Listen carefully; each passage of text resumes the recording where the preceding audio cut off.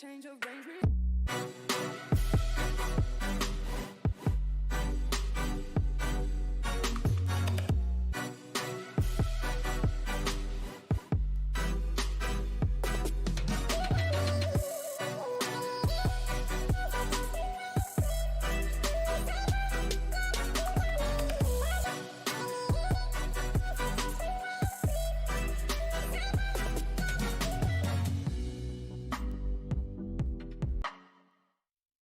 Every event is a part of esports history, full of memorable moments every fan wants to be a part of. Get your own unique piece of esports with WePlay collectibles. Here is the first collection: Storyline. Logo token, trophy token, story token.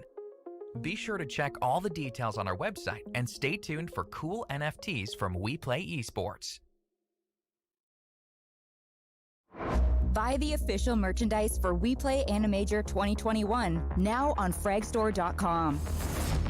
Hoodies, t-shirts, mouse pads, headrest pillows, and other souvenirs were released in the limited edition for the tournament. Hurry up and buy them on fragstore.com via the link in the description or chatbot.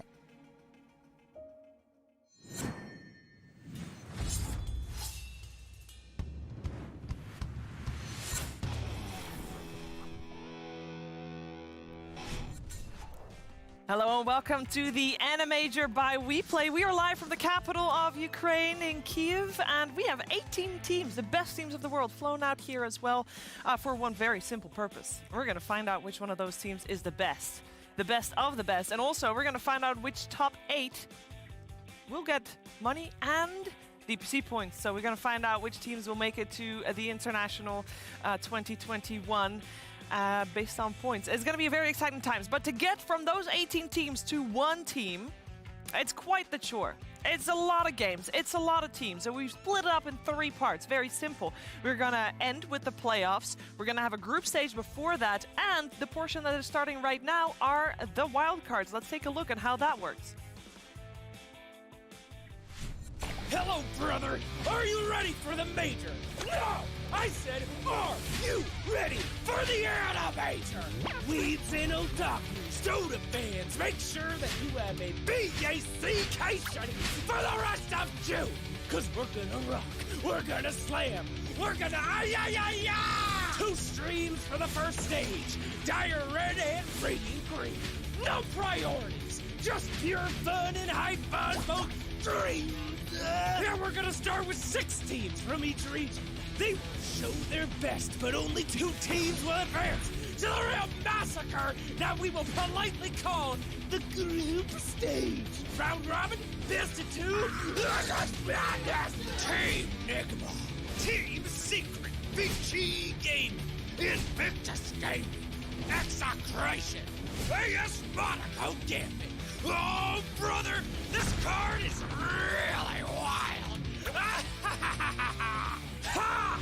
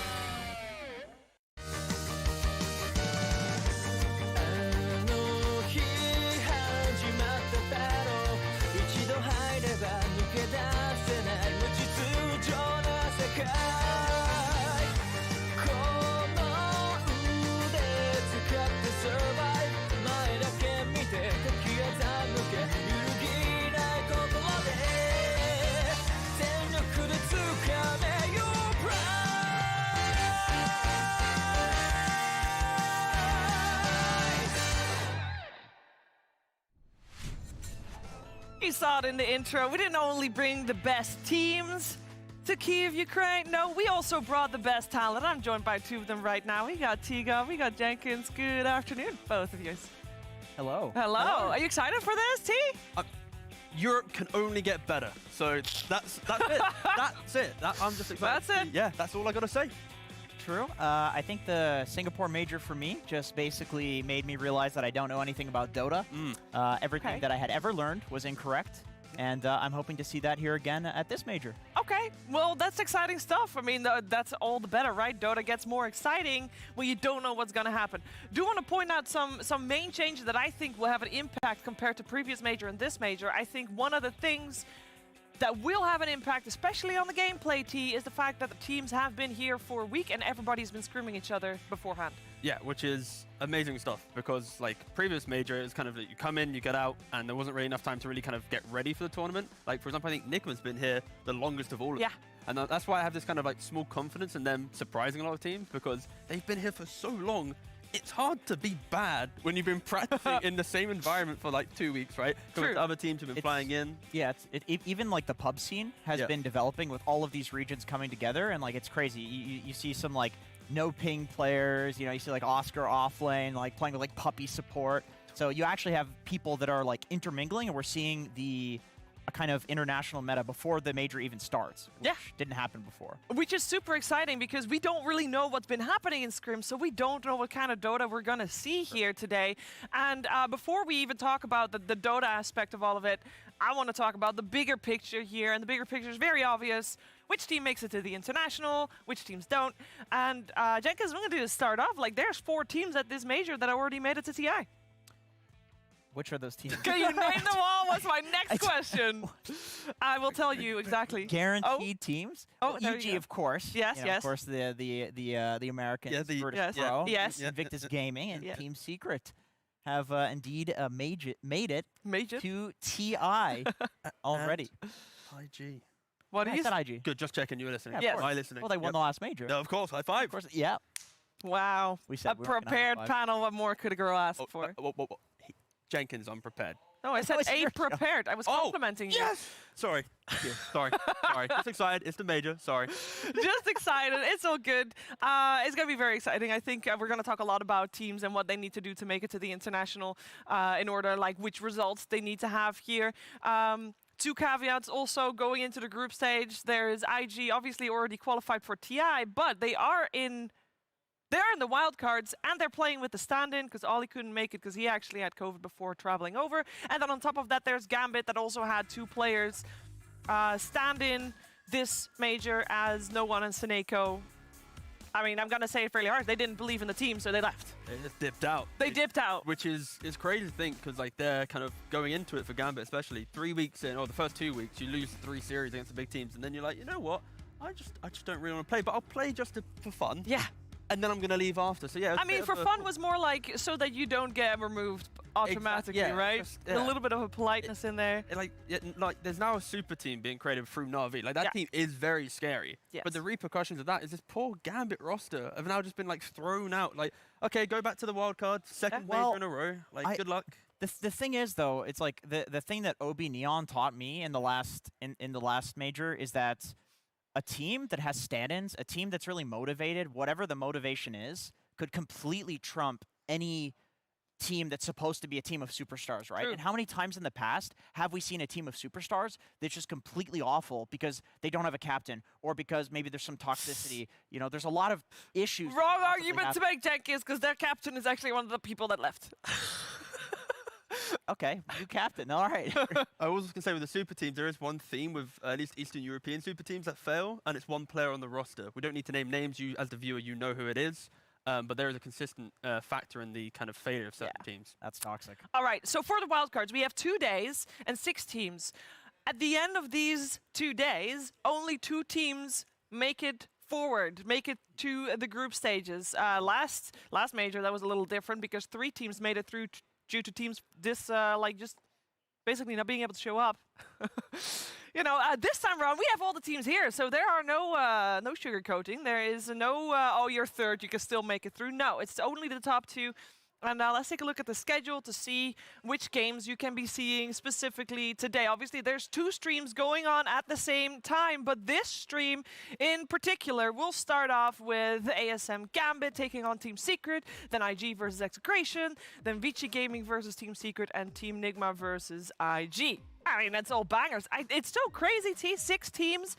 And if you just look at those 6 teams, that's a tournament on itself. I would watch that. Yeah, and the scary thing is, you've just already mentioned at the start, like 2 of the 6 teams, they're already at TI. Yeah. So this tournament for them is either they can be ruthless, destroy teams that have this hope and passion and desire to get to TI, yeah, and then they have to go through their qualifiers of their own region, or they're not going to try too hard, and then suddenly you have all these other teams getting that deep run that they need to get the points. So scary. So let's get this out of the way right now, Jenkins. 6 teams, which 2 make it through? Go. I would say Nigma and Vici. Nigma, Vici? Yeah. I can see that. So with Nigma, right, my reasoning behind them is that in the previous major, basically, I think they looked really weak without having. They had 2 5 positions. They didn't have an offlaner. Yeah, mind control was missing, yeah. Mind control is really important for that team, and this is also a team that has in prior tournaments just beaten absolutely brutally through lower brackets, and like this is a team that is known for going through the wild cards and then making it into the finals. The deep runs through the hardest route. Exactly. The true anime spirit. And I can't ignore that. It's like maybe that's just a little bit of bias, like enjoying watching this happen with this team and in the history of the team. But I trust Enigma now that they actually have a full roster of players that are in their correct roles. Yeah. Would you agree with those 2? Would you say Vici and Team Nigma will make it through? Yeah, for sure. So you don't have faith in IG, even like because they play with the stand-in, but they are still really good, and the stand-in is position 5, and Super is still pretty good too. I feel like you've already qualified to TI. So like you're going to be here, of course, you qualified just for fun, but you're not going to have that burning desire to really have to prove anything. So you might just be kind of a bit more casual. Again, competitive, but casual. It's these other teams like Nigma, they have to prove themselves. Yeah. Like, Nigma, they only need top 6. Like, True. Only top 6, but it still is an easy enough kind of passage. It's like winning wildcard, survive group stage, win 1 or 2 best of 3s, you're in a decent spot, you're in TI. I wanna touch on something though, because I think that you guys go for very safe picks. Vici Gaming also came through the wildcards last time, and the region as a whole, really good as well.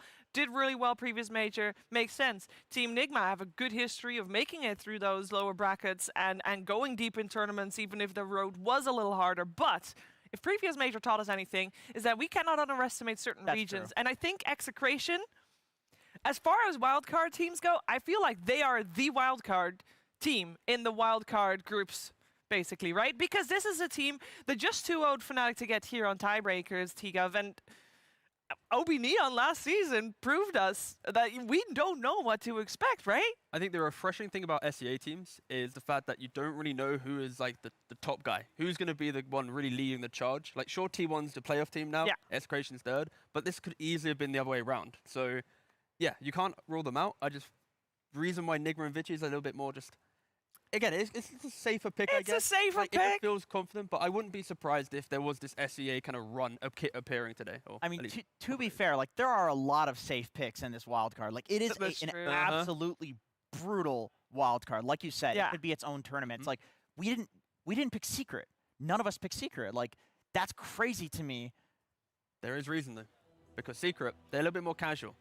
We done the DPC. Yep. They're very relaxed. So I think that's why I'm not really giving them that same level. I think they started... So for me, Team Secret this major is a big question mark. They started the DPC season really relaxed. They already made it to TI, right? They got the points.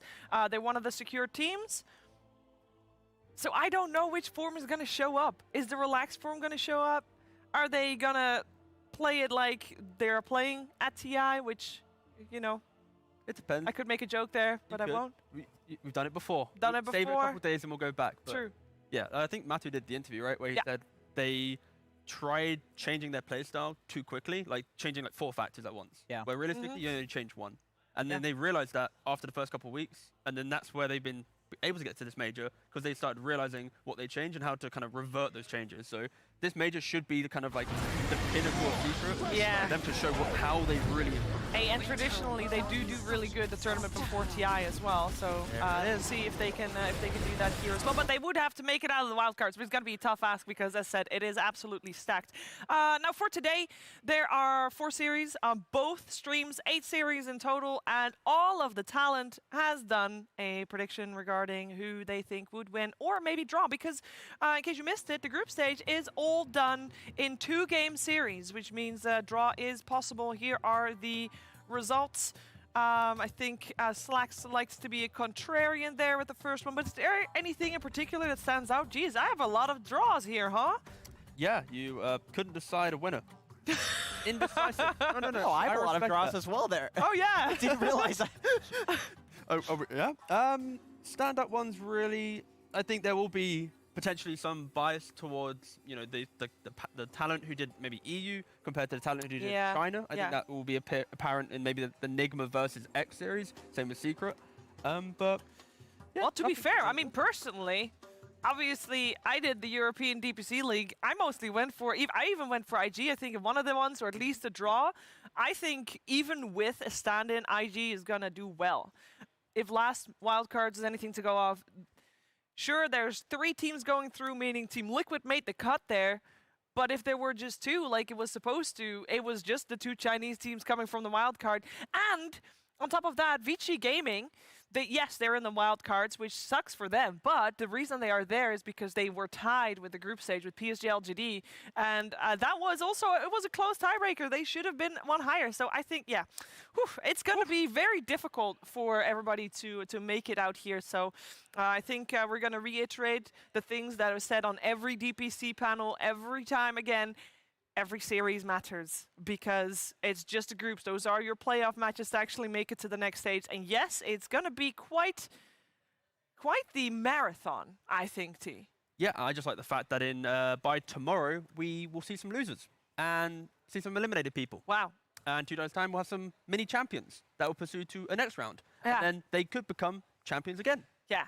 Or losers again. I like it. I mean, I really like it. I know this. This is the first year that we actually have a DPC. This is like a elite. Like this, yes. Yeah, like this. And I understand there are improvements to be made on it, but I'm absolutely loving it. Like I like the fact as a viewer that I watch a match and it actually matters. There's actually emotion involved with each match. So like I would rather this and have some things be like chaotic and hectic than to have things be super structured but no emotion involved, because this is so much more fun to watch. So what do you think of the fact that the DPC League, 6 weeks, all the teams playing then have got about a week or so to prepare for their opponents, and coming to this wild card is madness, it's mayhem, it's games all the time, and it's not just these wild cards, it's also group stage, which are, the group stage, again, compared to previous majors, is going to be 1 day longer, so maybe a little bit less of a madhouse.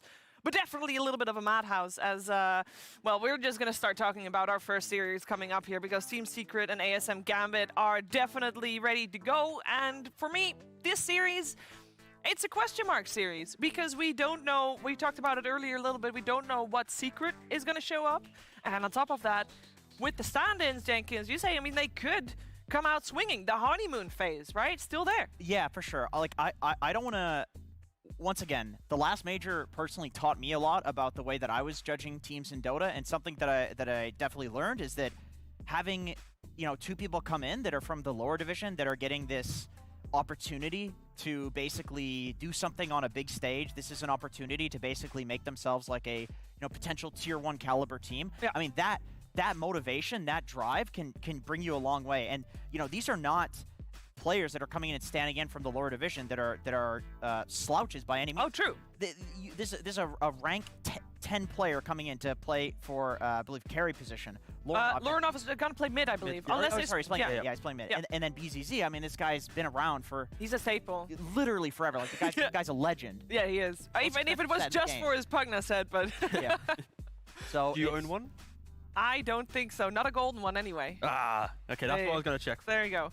But no, you're absolutely right, because what you want from a captain, obviously with Soneko leaving, what you want from a captain is someone that has been around, that has got that pedigree, right, to back him up. And BZZ definitely has been around for a very long time and has got that experience. And just for good order, just want to point out that if Gambit wants to make it to TI based on points, they need to come top 6 here at the major. So it's a long road ahead of them, and we're going to see if they can make a deep run here. I think this first series for them is going to be very telling how they do here, T.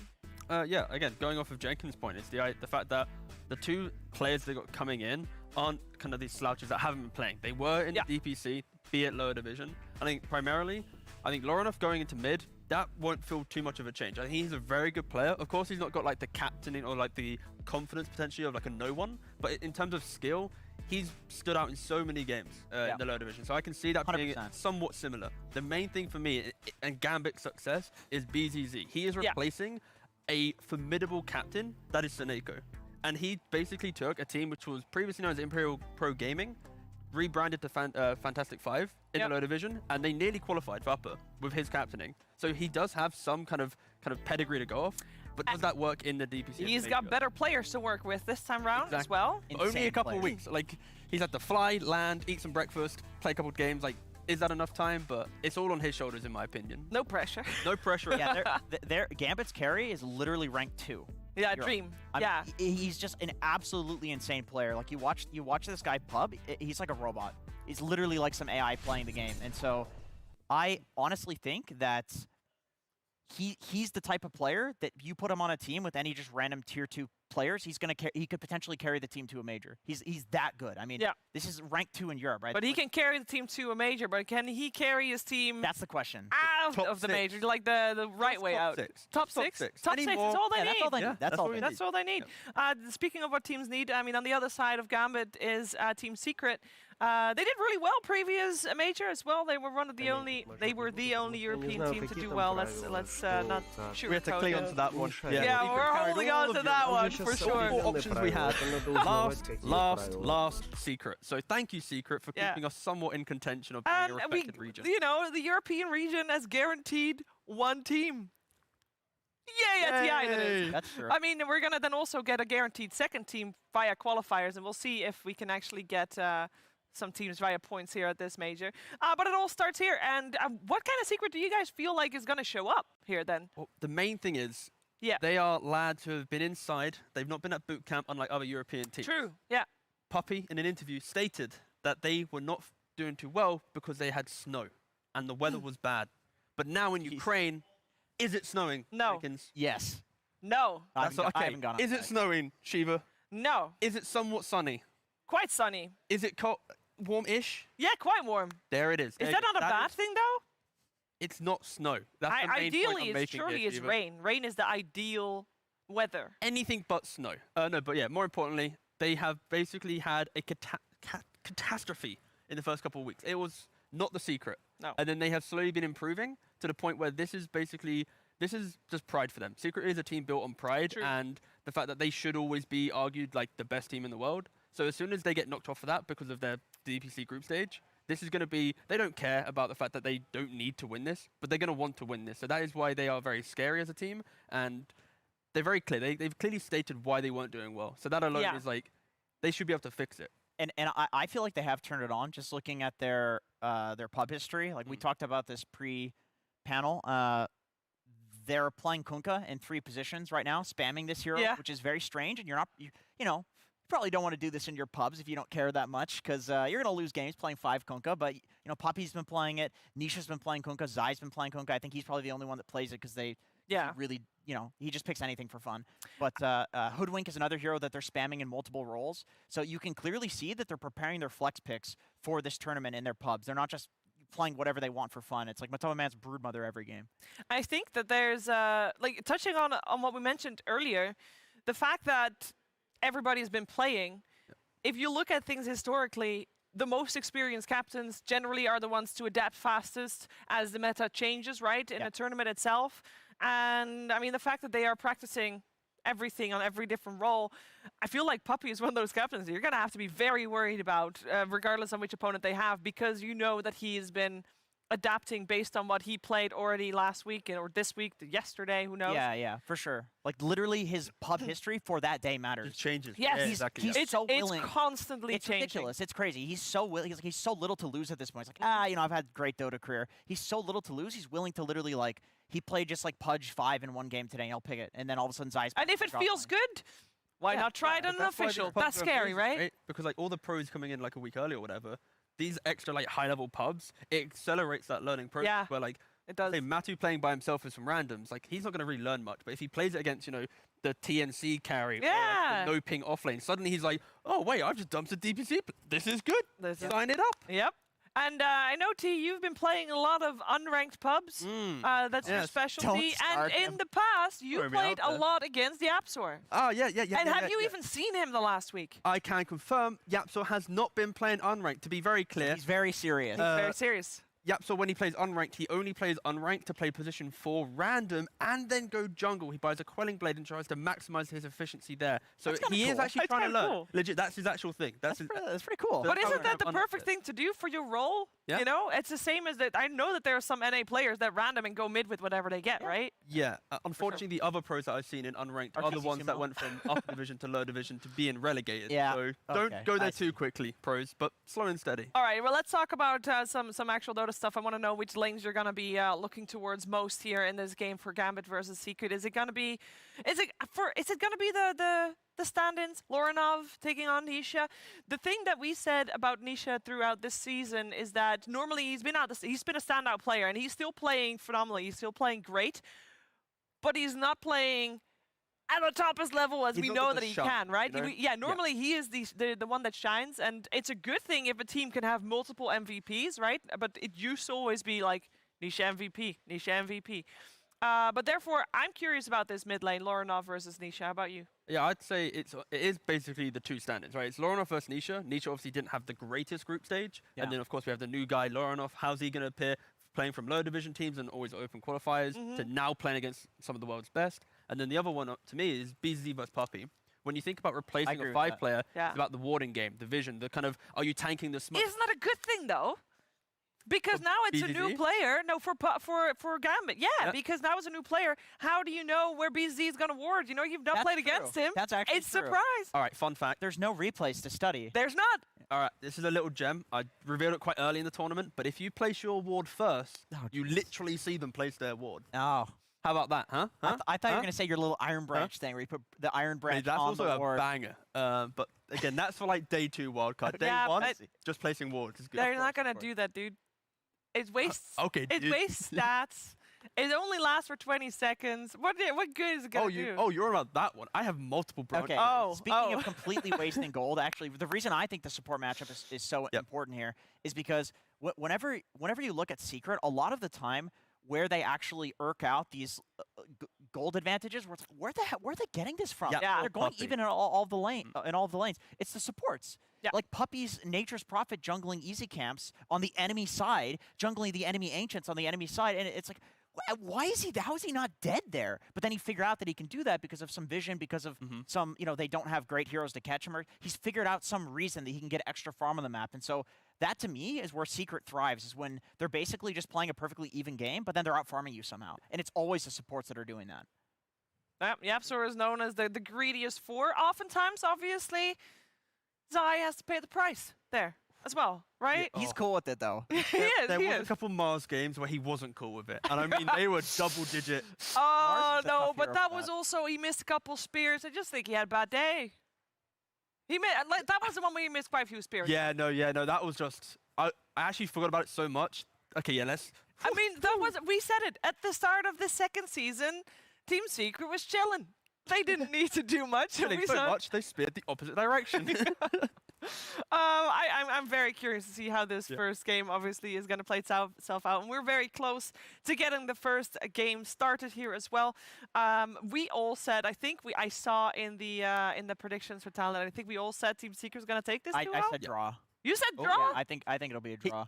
Jenkins respects the idea of the stand-in factor, that kind of X factor coming in. Yeah, so I think the chaos factor, and I think the fact that BZZ is kind of an old head, he's from Div 2. I feel like he's going to take this as an opportunity to come back, to claw back and be the tier 1 legend. He could do 2 things. He can do that, or he can play Pugna to highlight his set. He could do that. This is what I was literally saying that. I was like, yes, say it, go. He's probably making great commissions on that, selling 2 cents per set. Wait, can you still buy it in the store, though? Yeah, I don't think he gets commission on the golden one. Oh. I hope he does. No, but what if he's monopolized all golden BZZs and he's actually hoarding like 1,000? Maybe he has all of them and he's going to put them on the market one by one after playing this tournament. Each game. Yeah. Yeah. If you want it, you got to pay big. Exactly. But he has to do well with it. He can't lose. He can't like show, oh, I'm a 0-20 Pugner, buy my set. That doesn't work. No, you gotta win. You know or what? do Green well. Hero, Or not be the reason you lose, sorry. Very important. You know what green hero he is playing? Viper. Position He is playing Viper. 5 Viper. Too much Viper. And every single game. Well, okay, that is actually a green hero. Yeah, That's more of a normal one, though. So yeah. Okay. There's like, it's like Pugna and Viper are like toxic green heroes, you know? Like I guess Enchantress is kind of toxic. She's very In terms of gameplay, she's definitely like slapping toxic. you from a distance. Yeah, that's not pretty very, annoying. That's not very fun. No. Yeah, are we gonna see a big difference in terms of like just in terms of hero pool from the DPC leagues? There has been enough time since the DPC League where those that are in the wild card will be looking at themselves going, we shouldn't be here. We should have been group stage or playoffs. Yeah. But there will be a lot of self-reflection. And that's why I feel like there will be a disparity between what they played in groups to what they played now in the wild card. Or at least you'd hope so. Because clearly what they did then wasn't what was getting them to the top 2. So I'd hope there would be some changes. We have a draft in front of us. And this is great. We have Gambit on the Dire side, Team Secret on the Radiant side for this first game. I would imagine for the next game, it's going to get swapped around. And in terms of bans, we got a Templar Assassin ban, and the other bans are not Ancient Deparation. They are Ancient Deparation, but I don't know what that other one is because it's too small for me. So Which hey, hero? I'm getting the iPad That out is so I a can see Magnus this. for clarification for you. It's a Magnus? That's Oh yeah, now I see it. Okay. Yeah. Yeah, I did see that. That's they, a brood? That is Brood Wait. Mother. Is that a face? Upside down. That's phase. First phase, second pick brood. They just straight up go that with is it. so they have played Broodmother in the DPC League. They played it on Matu safe lane. Yeah. We know Zai, I believe, plays it as well, so there is some flexibility there if needed. And Matu can play it on different lanes as well if he really wants to. Yeah, Zai has been playing it in his pub, so of course, like I mentioned already. I can't believe they're just straight up first game of the major. Hey, it's Puppy though. No, if he was gonna try it at any game, this would be the What series. the- Yeah, this is great. We get to see what the answer is to this hero. You know, even with Pango is the answer. Yeah, and any wave clear does help for sure. I think the main reason why Secret's confident doing it in this style is because you have this Rubik, right?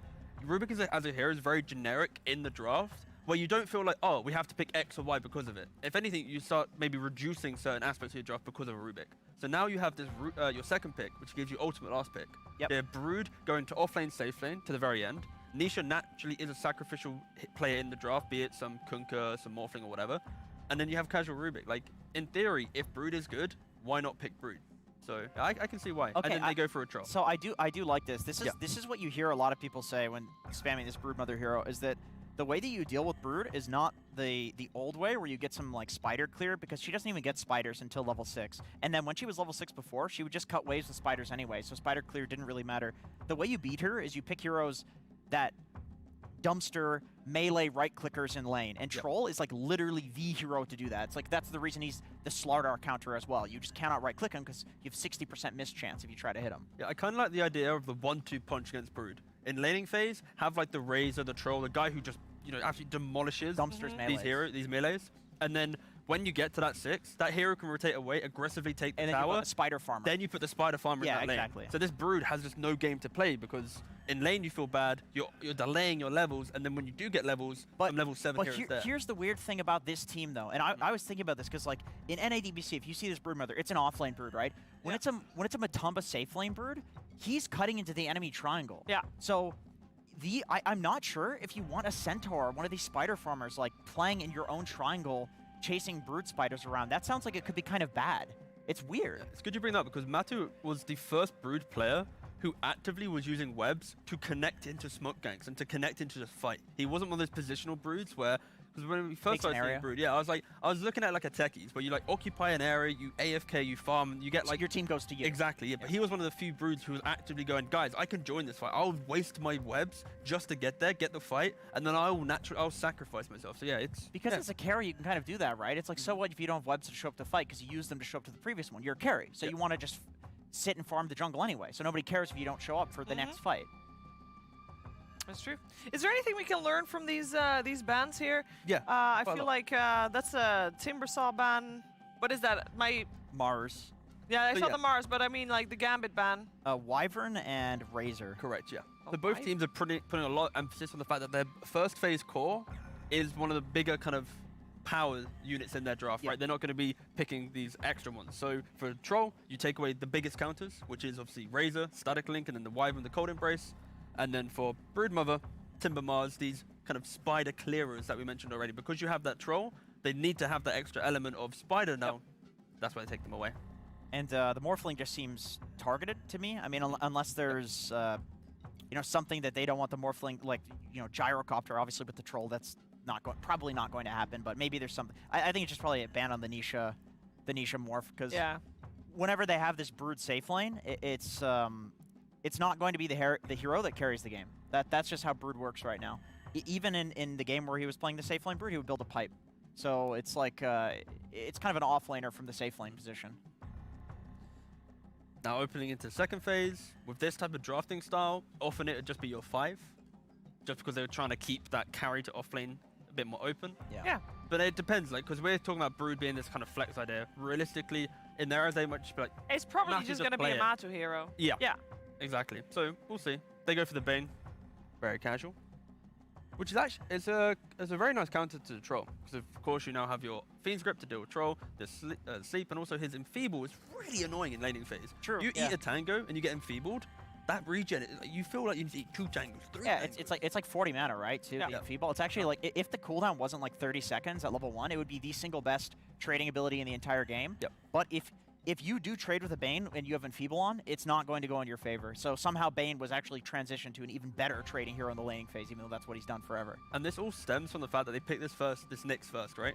Like, when you pick a Nyx, he doesn't really apply lane pressure. So it opens up for your support to be a bit stronger. It opens up for this Brood to be picked, because it's not as if they're going to have, like, a Mars Willow or a Timber Lion, which has a bit more potency to apply pressure. And that's why kind of Secret's draft, it might look a bit, like, greedier, I guess, or a bit more, like, left field, but it's all because of this Nyx opening. Ooh, Snapfire. Kind of forgot about her, because she used to be, she was in a lot of regions, first phase pick/ban material. Yeah, they're going to be able to go Roshan quite quickly, of course. And she's very, very sturdy. I feel like one of the things, if you're playing against Brood, you don't want to have the squishy supports that just straight up die to a bunch of spiders. Yeah, no, I agree. Snapfire's going to be pretty good here. It's also nice because she can kill the spiders. So, like, if you ever try to go on her, she can just cookie and blast the spiders. So you always have to be worried with Broodmother, like she's just gonna clear your entire army. Slark just uses his shard on the draft. We don't see anything right now. Yeah, are you guys still seeing it? No, we see nothing. No, because we don't see the draft at the moment at all. So we're just gonna talk about what we have seen so far. No, which draft are you liking more so far? I think I prefer the approach Secret has here. I like the fact that they are just going back for this Rubik for Yapzor. They have this Brood factor, and it's opening up for a big gotcha pick at the end. But Gambit, a team that has stand-ins, a team that needs to have less variables in their draft, is looking clean. You know, Snapfire, Nyx, Support Joe is easy to run. A Troll carry, easy to play into, especially if it's against this Brood. Like, they have simplicity on their side, where strategy is key. Go for that first Roshan, have good laning phase, get the Aegis, make sure this Brood feels like she can never rejoin a fight. It's looking good for, like, the recipe. I think it's the last pick of, like, some Trump hero too. Like, that's always possible where you just for Secret, right? Either. I think the overall last pick goes the way of Gambit, right? Because overall first pick was Brood. No, so it was Nyx first pick, then Rubik. So Secret has overall last pick, but the main point in second phase, Gambit has this ability to pick said hero like you're mentioning. It's so annoying to have a team be overall last pick and then they first phase Brood. So you have, you have this cheese hero that they pick, and then all of a sudden you're worried about another cheese hero that you have to counter. You have to cover so many bases, which is presumably a big reason why Gambit's draft is very well-rounded. Like, this is what you have to do when you don't have last pick, right? Is you deal with any potential BS coming out. Do we like the puck pickup? I know that in the European DPC, it was still pretty popular after all the nerfs, and then we saw, for example, in China, dominating region, puck was not there at all, T. It's an interesting pick for flexibility. You can still put the puck off lane in the mid. Like, they're keeping everything a little bit open with the Brood, the puck, and then this last pick. Guess the concern is simply they're picking puck into Nyx. So Nyx will always have a way to play the game now. Show off map, be ready to carapace the orb, wave clear, and then you have overwhelming damage with you. But it's very much, I think, Secret, less about matchups, but more about keeping their draft open. And they needed extra layers of team fight. When you have Bane, you have Rubik, you have Brood, you don't have a hero that really solidifies where multiple heroes are fighting. So that's where the puck really comes into play. It's like single target group fight, not like the AoE group fight. And that is the thing with the Nyx, is that when you pick this puck, it definitely makes it so that the Nyx is possibly more of a... You could run like the 4 Snapfire, get more farm on her, and then run a 5-position Nyx. Because like you said, the Nyx can have literally 0 items and still be incredibly effective in the game, which is nice. I like Gambit's lineup. You got the Tiny coming out as well. That's a Tiny, right? Yes. Yeah, correct. So this is Gambit's response of... I need glasses. my tablet stopped working. So would you... Actually, well, that's my then I couldn't see it. But no, they go for the Tiny as a response to the puck. Of course, Tiny v puck is naturally Tiny favored. Laning phase in the game, that explosive damage is really annoying for the puck to play into. But I guess the concern is when you pick a hero like this, it's very clear where Secret can flex it away. And if they want to put the puck away from the Tiny, we'll see. The bans will be very apparent here. What is that ban, actually? What is that ban? Oh, Medusa, of course. Okay. That's a Medusa. Yeah. That's a Which, honestly... I'm just so silly. I was like this. I was like, ready? I'm honestly surprised. Did she stone gaze you? But honestly, I'm surprised. I'm surprised that Medusa made it this far in the draft. Because I know that a lot of maybe it's because it's been getting picked a lot in pubs, and so people have naturally had to figure it out. And figure out how to play against it. There was the nerf, but I don't think it was super relevant. It was a little bit nerf on like the stun duration and like the talent. But yeah, it still feels like a really OP hero, and it's just one of those things that I think. It's probably been figured out and makes your draft a little too obvious. Like, everybody knows of this Medusa toxic hero from the last week of DPC. Even in NA, people were talking about it, copying the other regions. So it looks like on the side of Gambit for Afterlife, we're looking for an offlane hero. We have so many offlaners banned out with now the axe removed as well, which are still in for him. So, right? Yeah, that's a good question. There's not many. He's kind of been banned. He's removed from the game. He is actually. Like, in terms of offlaners, at the moment, we still... What do we want? Which bases do we want covered? We want a tanky one still? Yeah, they need a guy who can frontline for sure. They've got a lot of reinitiators and kind of vision-based heroes, and no one really walks up the high ground right now with confidence of applying... Centaurs. Said pressure. Centaur's still and they go for the Legion. Okay, there's the Shard Legion that we're mentioning off panel. Every single offlaner in this tournament, well, I shouldn't say every single, but the majority of offlaners in this tournament seem to be spamming this Shard Legion, and it's a lot less about the Blink duels with Blade Mail, and it's a lot more about the saving with Pipe and Solar with the Aghanim Shard. And the win rate's pretty good, I would say. The win rate's probably brought down by people going for the Blade Mail Blink build, to be honest. It could be even higher. That's a Jakiro. Right? That's an Ursa. What? If I can't see it from here. It's white and it's red. Secret, but luckily they the didn't monitor's pick not big enough for me. So it looks like Wait, how is that an Ursa? No, possibly offlane Brood? Offlane Brood, mid-puck, with a carry Ursa. The question here will be for the Ursa, is he going to go for the Diffusal style build that we've seen? I love that build. I got so confused. Very aggressive. Sorry, I can't see it. It's fine. But it's an Ursa, just to confirm, not a Jakiro. Not a Jakiro, thank you. So with the Ursa, it makes a lot more sense as well, but who is playing what? So it's going to be Matumba Man most likely on the Ursa, Zai on the Broodmother, but then with Nisha on the puck. That's kind of the core setup that I would assume. Unless they want to throw something left field, but that feels best. And it just puts them in a position of they need to play. They have to have such good laning phase, right? Like if their lanes go a bit awkward, Gambit's draft looks so clean in like a 40-minute situation. Like they're scaling beautifully this game. And the weird thing about this Troll versus Ursa late game is that now Troll with the Ags, you have the constant purge on the Ursa attack speed thing, his buffs. Like it's really tough. In that matchup for the Ursa. It used to be Ursa favored, but now it's super Troll favored. So both of you are kind of favoring Gambit's draft. Yeah, I kind of am. Yeah, they have like, nice mechanisms to deal with Bane as well, right? You got the Legion with his press the attack, and then you've got to have Deals with the Brood as well. Yeah, you got the Snapfire with the Gobble Up. You can literally eat the person getting gripped and then throw them away. Like there's a nice little cute plays Gambit can make. They've got a lot of options. But they need to play strong lanes to get there. Like their kind of scaling is their inability to move quickly around the map together. Like Legion is a farmer, Troll is a farmer, and then it kind of relies a lot on there's mid-tiny. Like we've seen it in the Eastern European region, GPK and others, or no one as well. Like they just pop off, and this is what Lorenough needs to do. This is the type of game when you're laning into a puck, you have a good time. And if you turn that into just 5-6 kills by 10 minutes, maybe 15 minutes, the rest of your team will rally behind you, and Secret won't have enough to deal with that pressure. So yeah, I feel Gambit, they have a nice draft to get a win in a game where they are kind of the underdogs. Yeah, we have, by the way, a remake of the lobby, so you're not missing anything of the game, don't worry.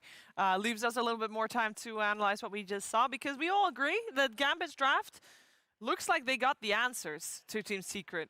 But at the same time, Jenkins, they're playing up against Team Secret.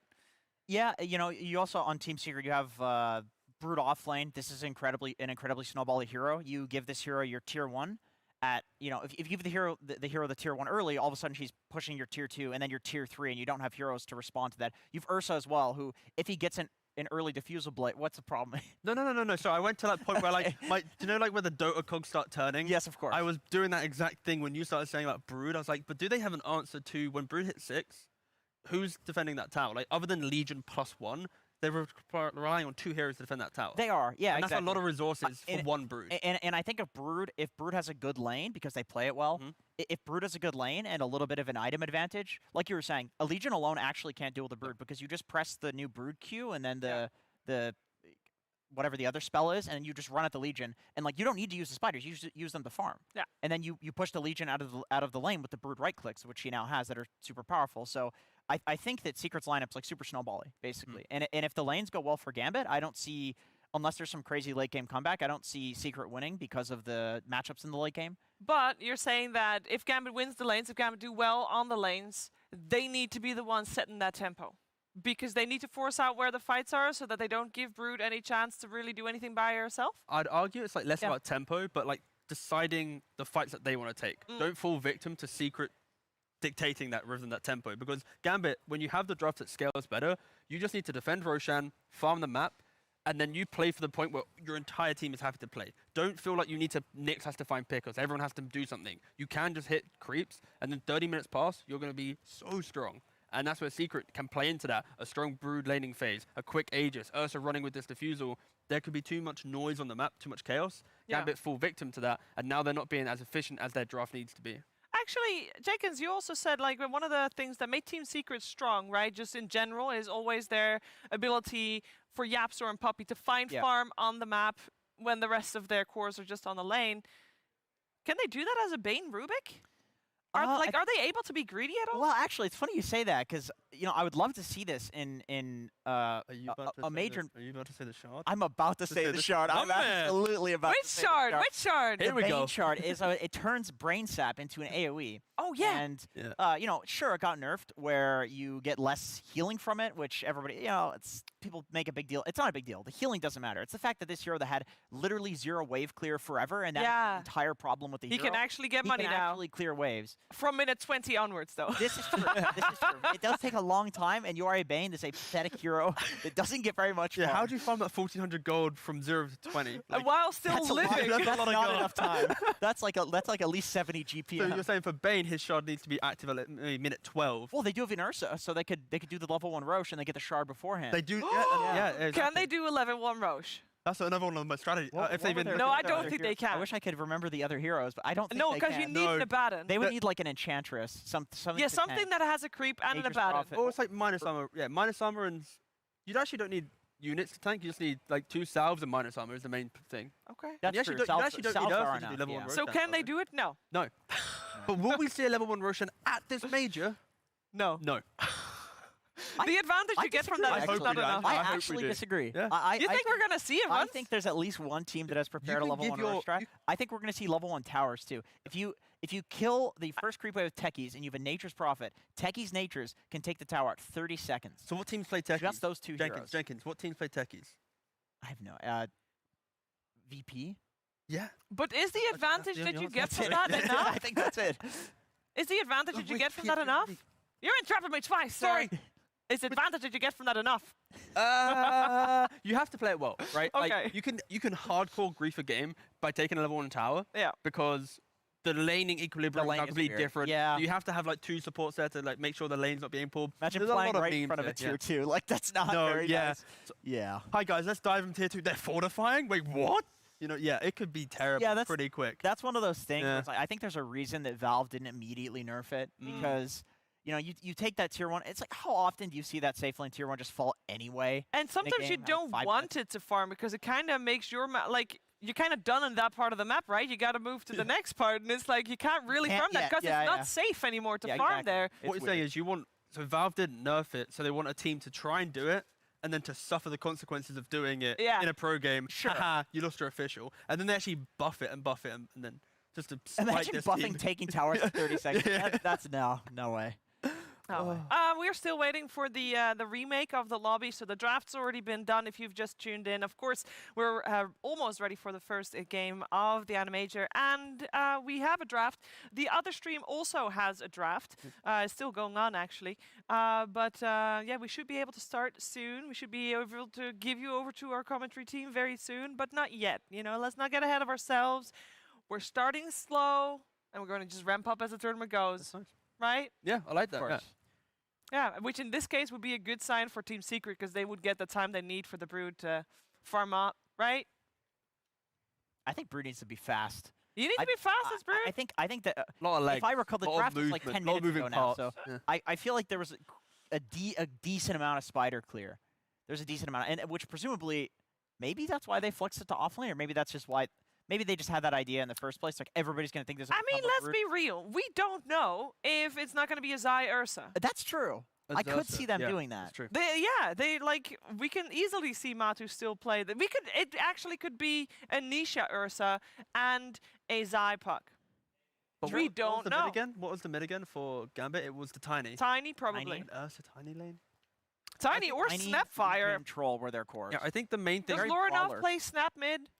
No, he's like the leaner, the TA, the voice, that kind of guy. I think the main thing for Secret is they did aggro tri-lane when, like, do you know when NA started? It is time. PG? So Team, maybe that happens as well. That's what it is time. It is time, finally, for our first game to get started. So get yourself ready to listen to the lovely voices of Cinderin and Sunsfan.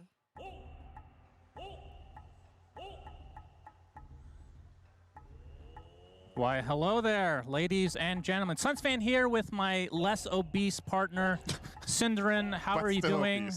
Well, less obese can mean a lot of things, so don't look too into it, my friend. You're looking very snapper yourself. How are you doing? I'm good. It's I was just asking you before this started, like, when is the last time we cast together? It's been 3.5 years since we have been at a LAN together, and that was a LAN that you ran. So. That's right. I had to force it upon you. It's probably for the best that people don't get to see this very often, honestly. I really didn't want to go, but you made me, and I regretted it every day. Yeah, you tell me that every day on the podcast. Really appreciate working with you every single time. Anyway, we have Secret versus Gambit here. Cinderman, of course, this is the... We call it a best of two. It's really just a two-game series because a best of is an odd number, but it just sounds better to say best of two. It's just easier. Yeah, we're just going to continue with that. What was your prediction for this series? Was it Secret 2-0? I don't remember. I think I flipped a coin, and then I just let that do the speaking for me. But we're going to see the Snapfire Cookie already used on Afterlife as Puppy gets a little stun action, but Matu's there to help ward off Afterlife. So the panel did talk about this briefly, but obviously Gambit has a couple of stand-ins, if you want to call them that, as Seneko and No One have switched teams for about the 20th time in the last 12 months. So there's a bit of a wild card here, no pun intended, since they are in the wild cards themselves as well. But what are you expecting from this team? It's just kind of like chaotic, as Jenkins was saying? I think people might be sleeping a little bit on Lorinov. I think this guy's really, really talented and very skilled. So I'm expecting a lot of him in this series. Haven't seen him too much on the big stage though, so we'll see when these games start mattering a lot if he's going to be able to stay on the level that we've seen in European pubs. He's a very snowbally player. He plays exceptionally well on heroes such as Tiny and Storm Spirit, and he got his Tiny in this game, and it's a good Tiny game. There's a lot of great targets. Like Jenkins pointed out, the matchup against Puck is good. Tiny has a lot of burst targets here. He can kill Rubik, he can kill Puck, he can kill the Bane, he can kill Spiderlings. There's just so many good things going his way. And BZZ, pretty much a veteran who I think maybe the least lucky player in the history of the game. I think he has been one game away from TI 3 times in a row and not made it. So he's hoping to change his fate this time. It's ironic because his set, you don't have to be lucky to get it because everyone gets it for free, right? So it works out in the end. So whose lineup? We haven't really talked about this too much, but we had the Brood offlane for Zai. Like, what do you think of these lineups together? There's not a whole lot of team fight for Secret, as the panel kind of brought up. Who do you favor, just on paper? Just overall, I like the Gambit draft a little bit better because I find it more well-rounded. Like they pointed out, there's a lot of ways of initiating fights. They have the save of the Legion Commander. They have multiple different stuns, ways of starting. They scale well. I think their core matchups are good. We've talked about Tiny. I think Troll has some good matchups here. He's good against both the Brood, and he can actually fight the Ursa because of the blind. It's a matchup that has the potential to go both ways depending on when spells get cast. Ursa can also purge off the Whirling Axis, not Wild Axis, that's another spell. We don't want to see Wild Axis Beastmaster Never again. It got nerfed enough that we might not see Jenkins brought this up, and I'm glad he did because I kind of brainwashed him during the NADPC to bring this up every time there's a Troll versus Ursa, but we don't really see this item as often anymore versus when it first came out, but the Ags on Troll is kind of crazy against Ursa, where you're just constantly blinding. It's like a 4-second cooldown on Whirling Axes, and you can obviously dispel his buffs as well. So, like, I don't know if we're going to see that this game. It's like probably a second item after your first farming. Like, I'm assuming a Battle Fury or something like that for the Brood. But, like, what do you think of, like, do you think not Battlefield, do you think Ags is actually, like, a legit thing? Or is it kind of a meme? I think it's good on Troll in some games. I don't know if it's worth it here in particular, just because, yeah, it's good against Ursa, but what about the rest? Do you really need to buy this item versus getting almost like a full Skadi, Sanjinyasha, other items that have a similar price range? I personally wouldn't recommend it, but I find that a lot of the times when I watch Troll players that their builds surprise me quite a lot. So I'm not sure if I have the correct read on the hero in general of how to build it when, but definitely, like, there are paths here for him. I don't think it's, like, clear-cut what he should buy. The biggest weakness I see for Troll in this game, like, traditionally, is the Bane matchup, which is really annoying, because, like, you have these two heavy single-target counters in both Nightmare and Fiend Script, but Gambit have a solution. They've pressed the attack, which can easily enable their Troll. And what a spell. You know, it's funny how often that spell has been buffed over the last 3. The hero is literally press the attack. The other 3 abilities are actually just whatever. You could random the other abilities, and she probably would be even more popular because you get the chance to get Ravage. So what you're saying, if you're playing AD, just first pick press the attack. I mean, press the attack with Shard is kind of ridiculous. It is very, very Second and a half immunity, pretty crazy. But yeah, I mean, they do have the Tiny like you talked about. I mean, in terms of the mid matchup, you talked about how this is Tiny favored. Are you talking about like early on? Because right now the CS is slightly in favor of Puck. Yep.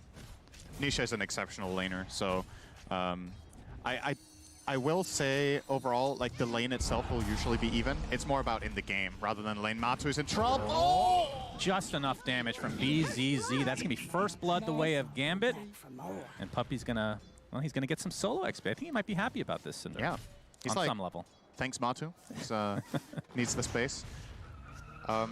Yeah, good start for Gambit overall in that lane. Obviously, the net worth is still pretty much neck and neck, but we're only 5 minutes in. And usually in this patch, I feel like the games will often have this... You will not see as often that one team gets a really big advantage in the first few minutes just because of the nature of like how the mid lane has changed with the water runes. It's more easy for a lot of heroes to break even that would usually be unfavored. And in the side lanes, I think pulling is more stabilized to the extent where both teams have a relatively easy way of countering it out. So a lot of the times these lanes will go like this. And what really defines the game is what happens in the following 5 to 10 minutes when power runes start coming out and when heroes reach level 6. Right. Well, Troll's having a pretty good time in terms of CS, though. 31-5 versus the Ursa 29-2. Basically a wash, but the panel kind of brought this up. It feels like Secret is this one team that it doesn't matter. Like, you'll look at the score and the other team will have an advantage, like even extreme advantage, like 10-2, but Secret is still out-farming them. Yeah. Like, what...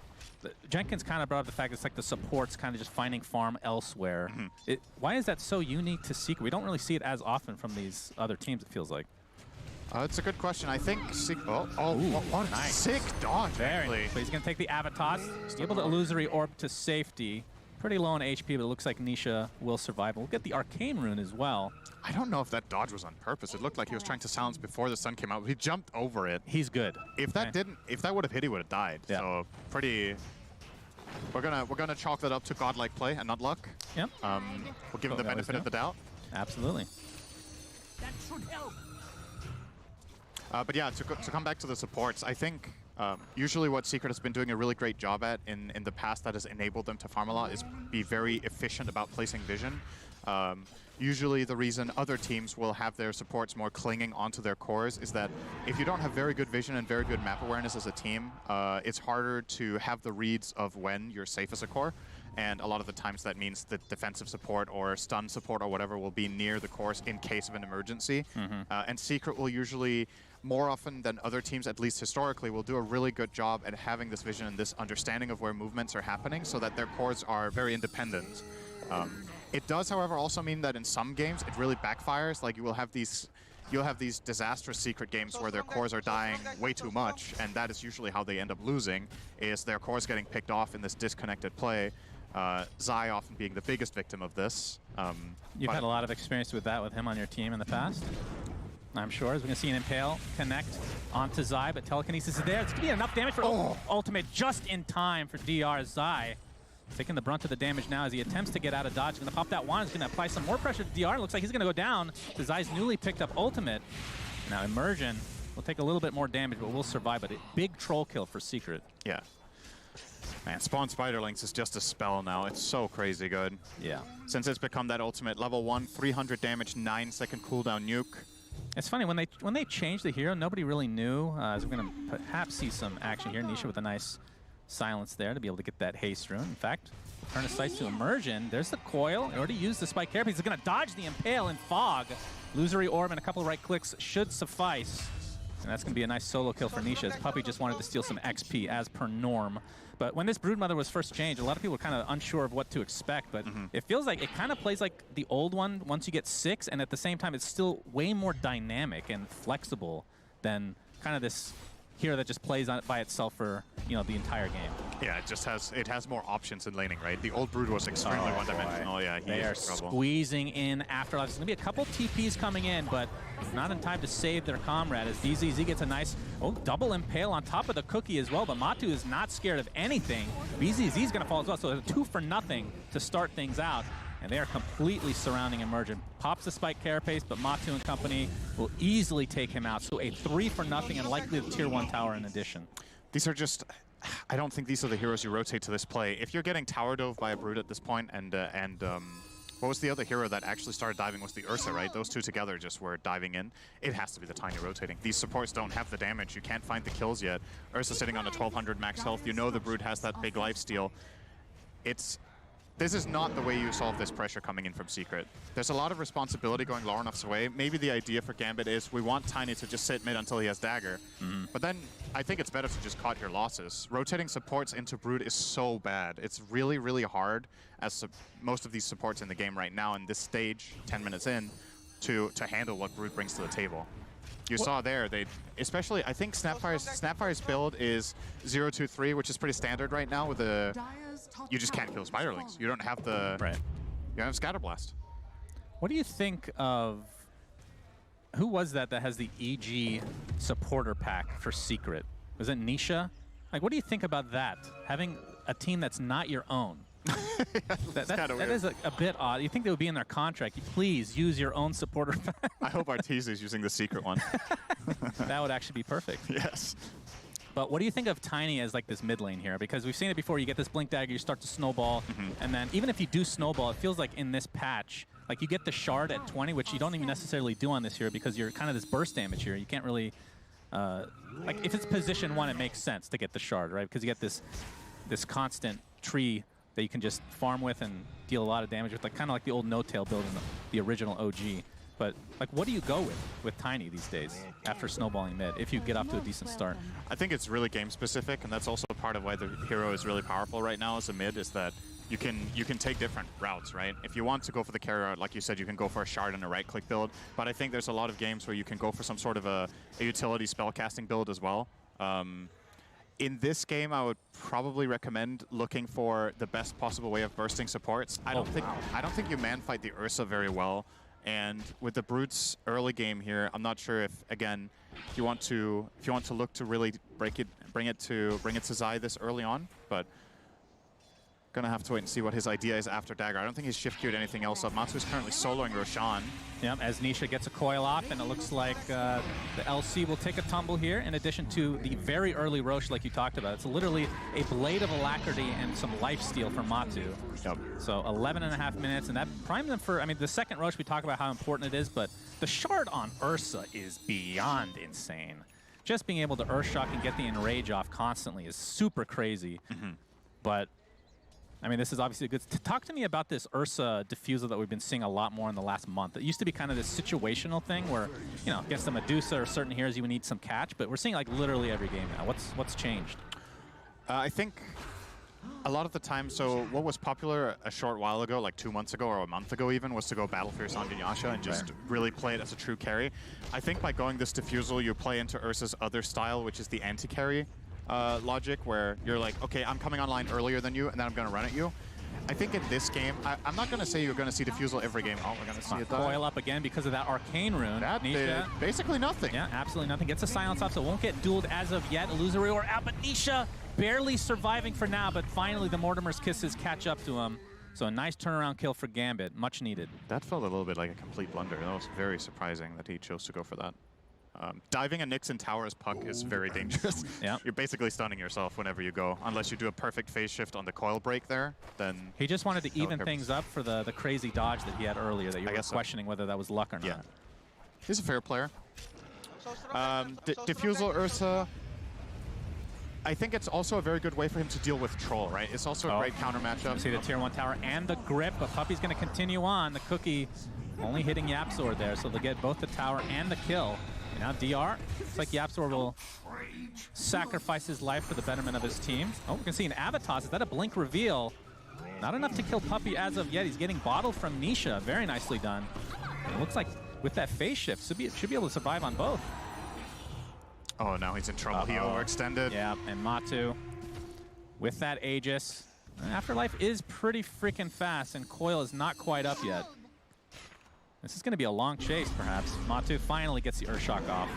And just a couple more right clicks, and down he goes. So 3K net worth lead for Secret right now. And this is exactly what they needed with this kind of line. We talked about how the team fight's not particularly amazing, but if they get off to a decent start where they can snowball, especially against a hero like Tiny that wants to snowball himself, it puts them in prime position to win this game. Man, every player on Gambit has a different supporter pack. I've seen Fnatic, I've seen OG. Where's the 4 Zoomers pack? I hear that one's pretty good. We're going to see a tier 1 or tier 2 tower taken out top now. This is not the early game that I was expecting. I was expecting Brute to probably be able to have a pretty good start, but Secret has really just completely destroyed the first 15 minutes. Tier 2 tower down, tier 1 tower mid down, Roche down, just recipe for running over a game. And the challenge now for Gambit is they need to find a way to group up so their heroes connect and fight together. Ideally, you want to find a kill on, I want to say, the Bane, Rubik, and the Puck. I think going on Brood is going to be too difficult. Brood has gone for a pretty standard build right now, which is to go pipe. You just make your spiders extremely strong. You're very tanky, hard to kill. And if you don't kill off Brood, you know you're fighting into that lifesteal. Yeah. And he's obviously going to protect his entire team as well very nicely with that pipe. So got to try to find these immediate bursts. I think if you just try to slow it down and farm here as Gambit, you're going to lose more and more of the map. You've already lost all of the top part. You know you're playing into an Aegis that is likely going to get used relatively soon by Secret as well to try to get something extra. So, yep, Immersion.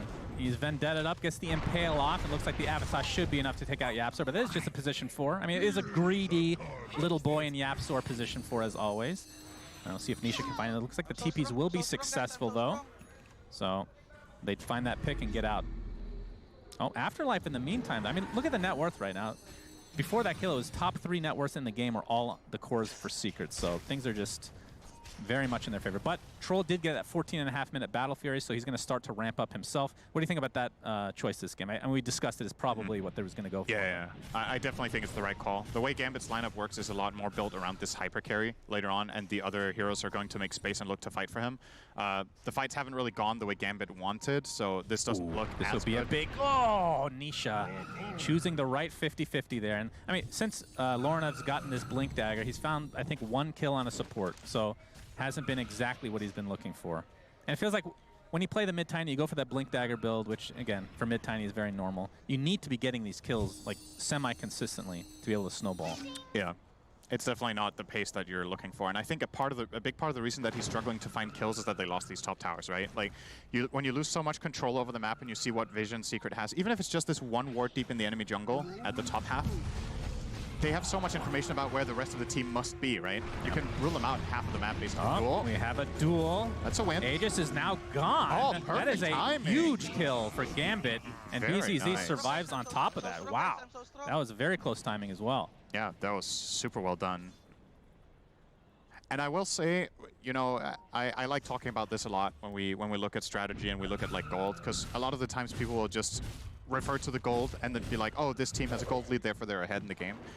It's very game specific how big a 4K gold lead is, right? True. Like, yeah, you have this 4K gold lead, but what is it going into? It's a Brood with Pipe. This will fall off against these heroes. Eventually, Troll and Tiny are going to pack a punch, right? It's really good right now, but are you converting it into something more meaningful going forward where you can truly contest this Troll? Because, like the panel talked about, you know, it's an Urza going Diffusal. He's going to get out-farmed by Troll with Battle Fury, right? So if you keep up the pace, you really need to keep map controlling.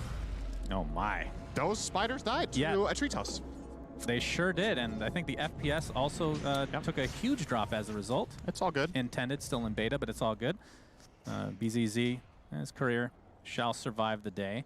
But yeah, you're right. I mean, it's not only net worth, but XP difference is also a stat that we don't really get to see all too often. From Immersion. Yes, by Carapace into the Avatos. Not enough for Nisha to die as of yet, but soon after he does. It's a 1-for-1 is in the back line. Zai was taking somebody out, and there's the Fiend's Grip onto Lorinov. That's going to be enough to take him out as well. And here we have the duel. It's not going to be enough to actually get a kill for Afterlife this time around. And the Nightmare into the double impale to follow. Matu just continuing to go ham. There's the telekinesis, and that's going to be another kill going the way of Secret. Almost a full team wipe after losing their puck, who didn't even use coil. That looked like there was going to be such a great fight for Gambit, but he got mana burned on Troll. He couldn't get ulti off. They got the catch on Tiny that there was no counter for. I guess press the attack must have been on cooldown. I think it's pretty important here for Afterlife to reserve this for Fiend's Grip, actually. It's the one solution that they really have. It's true. And Puppey, he managed to find himself in a great position. He doesn't have lens yet, but he was still able to get that full duration off. And not only that, but Yapsor setting everything up with the double impale that was stolen. Yes, very nice. I mean, this is something we just expect to see from Yapsor when he picks up his Rubik. For sure. And obviously this is a big part of what Brood does, right? You are, even though you do get this honestly great puck kill. Oh, goodbye, BZZ. He is very dead. That was a long range attack there from Matu. It was melee. Okay, that was a Monkey King melee right there. Diffusal gives 200 attack range. Oh, okay. That wasn't in the patch notes, but it makes sense now. That's why people pick it up, right? I see. Yeah. Just a hidden mechanic there. Beautiful. Yeah, there's been a couple of those in this patch so far. It's like a shard. Oh, it gives less cooldown on webs. Interesting. I did not know this. So yeah. Now Secret have a very, very comfortable lead. That was such a big moment for them. Basically a 5k gold advantage gained from that fight alone. And a really, really big part of it is just that you're fighting into Brood on Brood's territory, right? You found the puck kill, but Brood got to get the wraparound, get a quick kill, and the pipe did come into play quite a lot there for the team as well. So really crucial for Gambit. I think right now Afterlife has the Secret supporter pack. He's playing against them. Is this a mind game that we're playing here?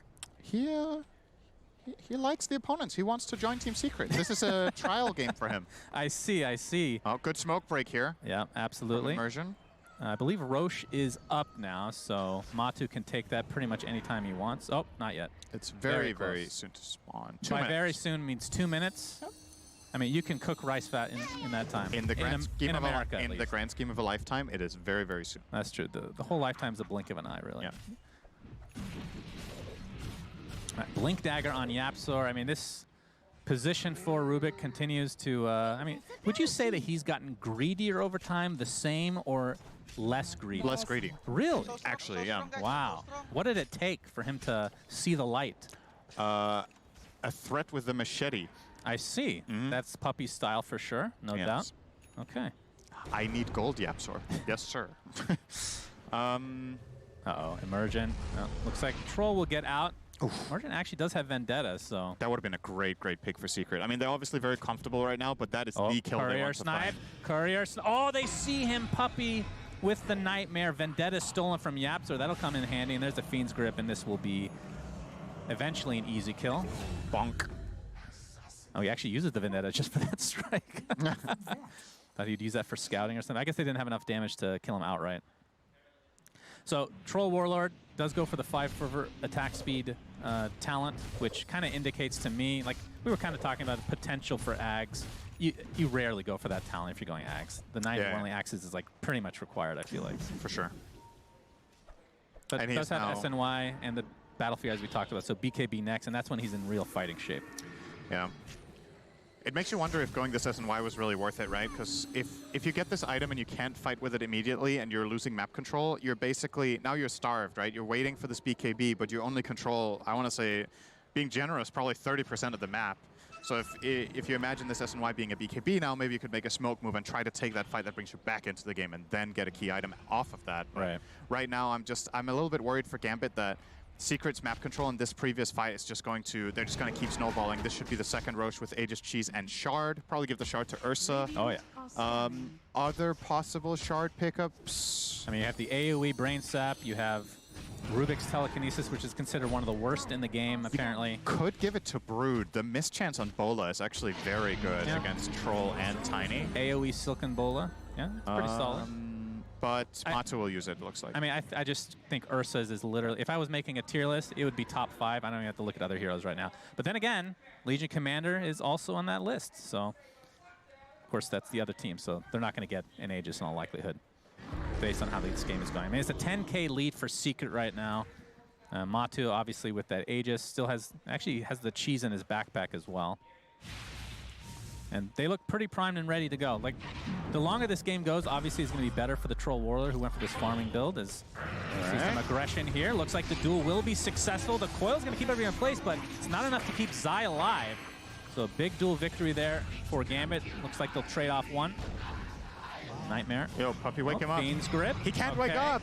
Yeah, he's still sleeping. Hibernating. Have heroes that can find it, right? They have the Nyx to scout and try to find the Brood in the jungle, and they have these burst heroes with the tiny Snapfire ults, but they just haven't managed until now. I mean, it's interesting because it was a first 2 pick Brood, right? So it's not like it was a surprise. And I've seen this in other DPC regions as well, where like, okay, they dare you to counter. If you counter it, then maybe you overdo it to some point, and then you have another weakness in your draft. If you're just going for the Brood, like, it's interesting how different this hero actually is based on all the changes that were made. It really does feel like when you think back to 20 minutes ago that what really set off Brood on this path was the 2 TPs top from the supports that he just got to eat under the tower. If that is a tiny TP, I think the entire trajectory of the game looks really different. So that is what is so challenging about playing against Brood right now, is that when the pressure kicks in, it's so fast and it's really hard. So you really, really need to find these correct moves. Brood can look really weak if it gets hit correctly, but the exact set of conditions that you need to meet and do it correctly, if you fail that once or twice, this is the kind of state that you can very easily find yourself in. So Secret being a very good aggressive team, they will know when to find these movements and play around their Brood, and they did it top. Dust actually does connect on Immersion, but looks like he's far enough away. I mean, I want to talk a little bit more about Lorinov on the Tiny. We kind of discussed the fact that this hero is Immersion, will be found, at least for the time being, but now out of vision. I mean, he's kind of tapered off, right? This hero, it feels like if you're not getting these kills, you start to really pay the consequences of picking this type of hero, which feels like there's only one way to gain traction in the early stages of the game before you can actually, you know, potentially turn into a carry type hero. As Snapfire, toast. Goodbye. Oh, they found Nyx too. Yeah, Nightmare keeps him in place. There's the Shard from Afterlife, but the Fiend's Grip to follow, and they're just going to have to sacrifice their little bug friend. And this will likely be a tier 2 tower as well. And Aegis still got a couple minutes to go, so. In all fairness, though, there are a lot of mid heroes that will look relatively weak when you lose the map that hard. Like, they lost so much map control so quickly, and they really needed. Oh my goodness, Matsu's relentless. Yeah, forces to press the attack. Good counterpunch. They don't have the best building hitters other than really Brood, who's typically kind of on her own. But they do have a major advantage right now. I mean, it's 10K net worth at 26 minutes. That's pretty freaking large. Looks like Matu's going for the old Basher next. Still has, I mean, it's the full BKB still, 9 seconds. I mean, if you look at his farm, like his items, they're not that impressive, right? But it doesn't really matter at this stage. I mean, Troll's out-farming everybody, technically speaking. We're just not feeling the impact yet. Still less than a minute to go on the Aegis. See if Gambit can time this again. Yeah, they do have that BKB timing of Troll, which really needs to pay off here with that 9-seconder. They will find an opening here. Yeah, Matu gets stunned with Spike Carapace. Cookie's going to keep Immersion alive for now. Matu very low on mana. He kind of wants to die here. He's going to pop the Enrage. And DR gets pressed the attack. Looks like he'll be safe for now into the high ground. The Spider's being farmed up in the meantime, but they'll find the Nyx Assassins, buy back into the game immediately. Lorna not able to take anybody out with the Avatos. We'll have to try to get out of dodge here. And now Troll getting chased by Matu. Press the attack again used to try to keep him alive. In the meantime, we're seeing yet another kill on the backside.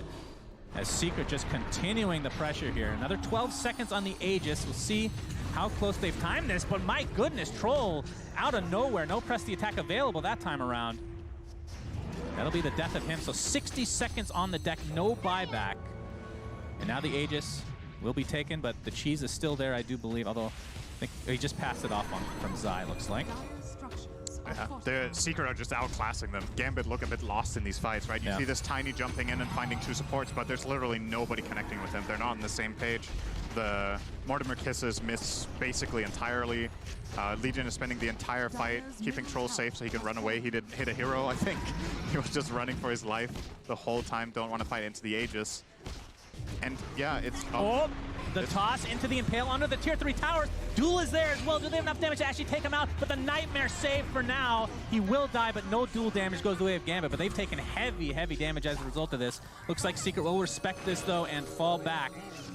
A nice Avatos combo there, getting him out of position. That's the kind of thing you would like to see from Gambit, right? That they really combine their spells. And it's obviously easier to do in your own base when you have a Tiny. But I've been missing that a little bit in their team fights, that it feels like, okay, Tiny is connecting with someone. Like you have a toss, you Mortimer Kisses on top of it. Maybe you find a duel, maybe you find a Nyx stun, whatever it is, so that you pile onto something and build some sort of an advantage in the beginning. Oh, that's a very easy kill in script. Easy peasy. That's true. We haven't really seen, like, Mortimer Kisses hasn't really had much of an effect because it feels like he needs to be up close to get the Snapfire Cookie for the save. But I think that's the wrong approach to take it. I think Cookie should not be considered his primary spell in this game. You have enough other stuns that your ulti is your primary contribution to the fight. Right. And the moment you go in to try to use Lil Shredder, I think you're just going to die to Brood. Like, it's a really annoying matchup for Snapfire to play because once the spiders are on top of you, you don't really have a solution. Usually Snapfire supports don't max out Scatterblast, so the spiders will just stay on you. You try to Cookie away, they're faster than you. You can't stun them because they're on top of you. You just very easily get swarmed. So I think the best way to play Snap here is put Solar Crest on your Troll, walk back, and press your ult. And then when the fight develops, maybe you can find a Cookie for bonus kills or for a save, but it's not going to work as your primary spell against these heroes. Yeah, and I feel like from a draft perspective, I mean, again, that's not the shard. On who? On Bane. Bane Elemental Shard. Don't get to see this all too often, so it's the AoE Brain Sap. I believe the AoE portion doesn't heal for full, and if I'm not mistaken, does it do full damage or is it less damage as well? Full damage. Oh, heals for a quarter though. Yeah, we're gonna see the Avatos. Not quite enough, but the duel should be there. It's finally a winner for Afterlife. This could be good for them. Potential big kill on Nisha. He's gonna get trolled here, as Troll actually popped his ult, and now that's gonna leave Nisha completely free to get out. But now the pressure is applied to Zai. Looks like he'll get away as Matu pops the BKB. Now Troll attempting to get out. Looks like Lorna might have to be, the Cookie will be used on him instead. And again, it just feels like this whole game, Gambit is on the retreat in their own base. They do survive though. Oh, I speak too soon here. Press the attack on Immersion with the Spike Carapace combination. There's the tree toss killing a bunch of spiders. All right. Well, they got out of it. Yeah, they sure did. Not sure if they're fully happy with that though. That looked like a potential opening on the puck, but Troll did not manage to get enough damage in there. They didn't have enough stuns left in the tank after the first kill on Puppy. But they do survive. And we do see the value of the BKBs, right? Like, that is definitely kills for Ursa if they don't pop these BKBs to run out. But obviously the duration dropping is something Secret are going to be very happy about. Makes their puck a lot better. And I do believe this Aghanims on puck should be underweight. No, he's not even going to buy that. That's kind of surprising. I feel like this is a really good Aghs game. He's going E-Blade. My good. I mean, that's obviously a great save against Duel and any target that Troll's going for. Yeah, I guess that makes sense. But yeah, it's still odd not to see the Aghs for all that BKB piercing ability, of course. When you're playing against a team that spends 90% of the fight running away, it's really good to have an item that counters running away. So That's true. I just think it's a great synergy with Ursa to have the Axe in particular, because he takes so much advantage of people being stunned, even if they're BKB'd. He just mauls them, right? Yeah. So that's a great carry to have on the side of an Axe coil. But you can definitely see the merit for E-Blade as well. I think both items are good in their own right. I think perhaps the way they're thinking is they're winning this game. The only way they can lose is some crazy duel on top of Snapfire ult where they just delete your hero. So E-Blade, in theory, counters that. Well, not the Snapfire ult. But then again, he hasn't been using his Snapfire ult all too effectively so far. Right. I guess their logic right now is the enemy team, it's only Troll that is really going to be an issue. Right. And we solved that guy with that item. But you have to be a little bit careful. Like, yeah, there's the Snapfire ult, but also if you E-Blade someone, tiny combo hurts. And oh, yeah. You give the Nyx a really strong mana burn. Like, let's say you E-Blade yourself as Puck, that mana burn hurts. It's like 800 damage. Yep, that's true. So, gotta be a little bit wary. I mean, if this game was going to go any later, which I'm not sure it will, Nullifier would be a great item for Troll to counter that as well. There's literally no counter to Nullifier. You ever think about, like, Linken's, I guess, is the only thing. It's actually crazy how much they've micro-buffed this item over BKB. time. Well, you use it before that. It doesn't take it off.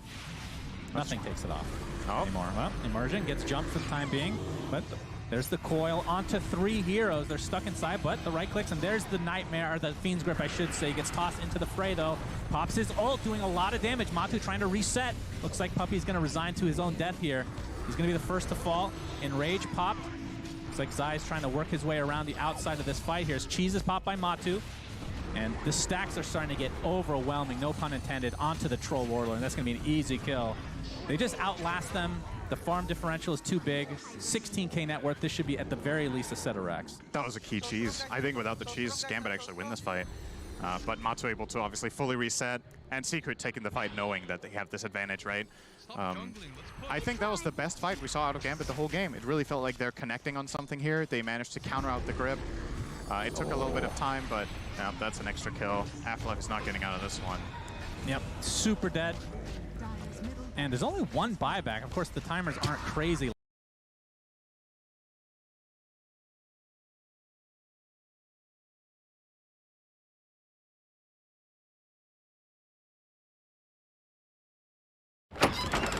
Oh, no, I thought I just ordered tacos. Nope. Ramen, Burgers? milk from the store, and... Cookies? Wow, me hungry. Here, I'll call some friends to help us eat. Yeah, that's a good idea. Get more from your neighborhood. Hey, yo, Grover. DoorDash. Oh, look, David. My delivery's here. You got your birdseed bread, your birdseed butter, And an 87-pound bag of birdseed. enjoy. Whoa. And that's just lunch. Get more from your neighborhood. DoorDash. ILCW has done a really good job. It's like he's playing a Beastmaster or the old Lycan with the Necro. Just providing the vision for the team has been crucial in some of these team fights. Yeah, it gives the openings for everybody. The Morphling, the Clockwork, even the Snapfire to launch some of those big globs of lava at people. But another situation where Nigma feel the need to fall back and push out their lanes and slowly meander their way across the river towards the objectives they want. While Vici Gaming... This is going to be a huge problem when they get the next set of items. From Doom, Refresher, he's getting there. Like, he needs the just 2,000 gold to finish it off. Shiva's Guard as well on top of it. So they're going to have Holy Trinity of the items, which I like to call against certain heroes, like a Morphling. You have Spirit Vessel, you have Shiva's Guard, and Faceless Void will have a Scotty. Yeah, it's perfect. I mean, we're getting to the point where Vici Gaming, they're in late game at this point, you know. We've got these huge items coming up for them. Yeah, scaling really, really well. Well, now Nigma starting to become more and more like that 4 protect 1 around Miracle's Morph. And he's moving forward again with these Wolves, RTW, scouting everything that Vici Gaming are up to. I would love to see a gem. Just gem getting picked up so they can smoke, not necessarily invest into sentries. They're waiting for Roach. They're waiting for this Aegis to expire, and it's gonna expire in the next 25 seconds. There's a hook shot in. They want to make the most of it, and they get it straight onto the Faceless Void. He's dead. Has a buyback ready if they want to pop it, because Old 11's going in deep, hunting with his Doom onto Mind Control. They kill off Poyo, and Mind Control drops as well, but RTW turns the Wolf, helping Miracle get that beyond godlike streak. PYW, he's got a good Magnetize going, but the double kill Morphling just slaughtering them. Vici Gaming. Aegis is gone in 5 seconds. Can they time it? He can get away with a roller cost. He's turned into a Spirit Waveform TPs, and he's out of there. Nigma move in, they strike. They get 3 buybacks off the back of that as well. That was such a big play, because Faceless Void, he felt secure. He felt secure. There are no silences whatsoever. I can get away with this item build. Suddenly, Orchid reveal from Lycan, and they managed to burst him down from 100 to a 0, forced 3 buybacks, and it's time for Nigma to go. Like, there's still a Chronosphere up, but I feel like if they win another fight, the game just ends, because they have enough damage with the Morphling. A Morphling could potentially even buy back. There's still tier 1 tower to TP to easily on a mid lane and just get back into the fight. Yeah, they're going to have pretty much everything, right? The Kisses are back. They'll have Shapeshift and Wall reasonably soon. And they are waiting in that mid lane spot to see if anybody comes to shove the wave, and it looks like the Wolf leading the charge. Again. They spot Poyoyo. They see the Faceless Void. He knows. Taiwan. There it is. GH catches him with a hook shot. Never mind. No follow-up. That was scary though for Vici. Style points. You know, we can get you if we want to, but we don't want to end the game here. Just poking the angry ogre, making sure they know who's boss.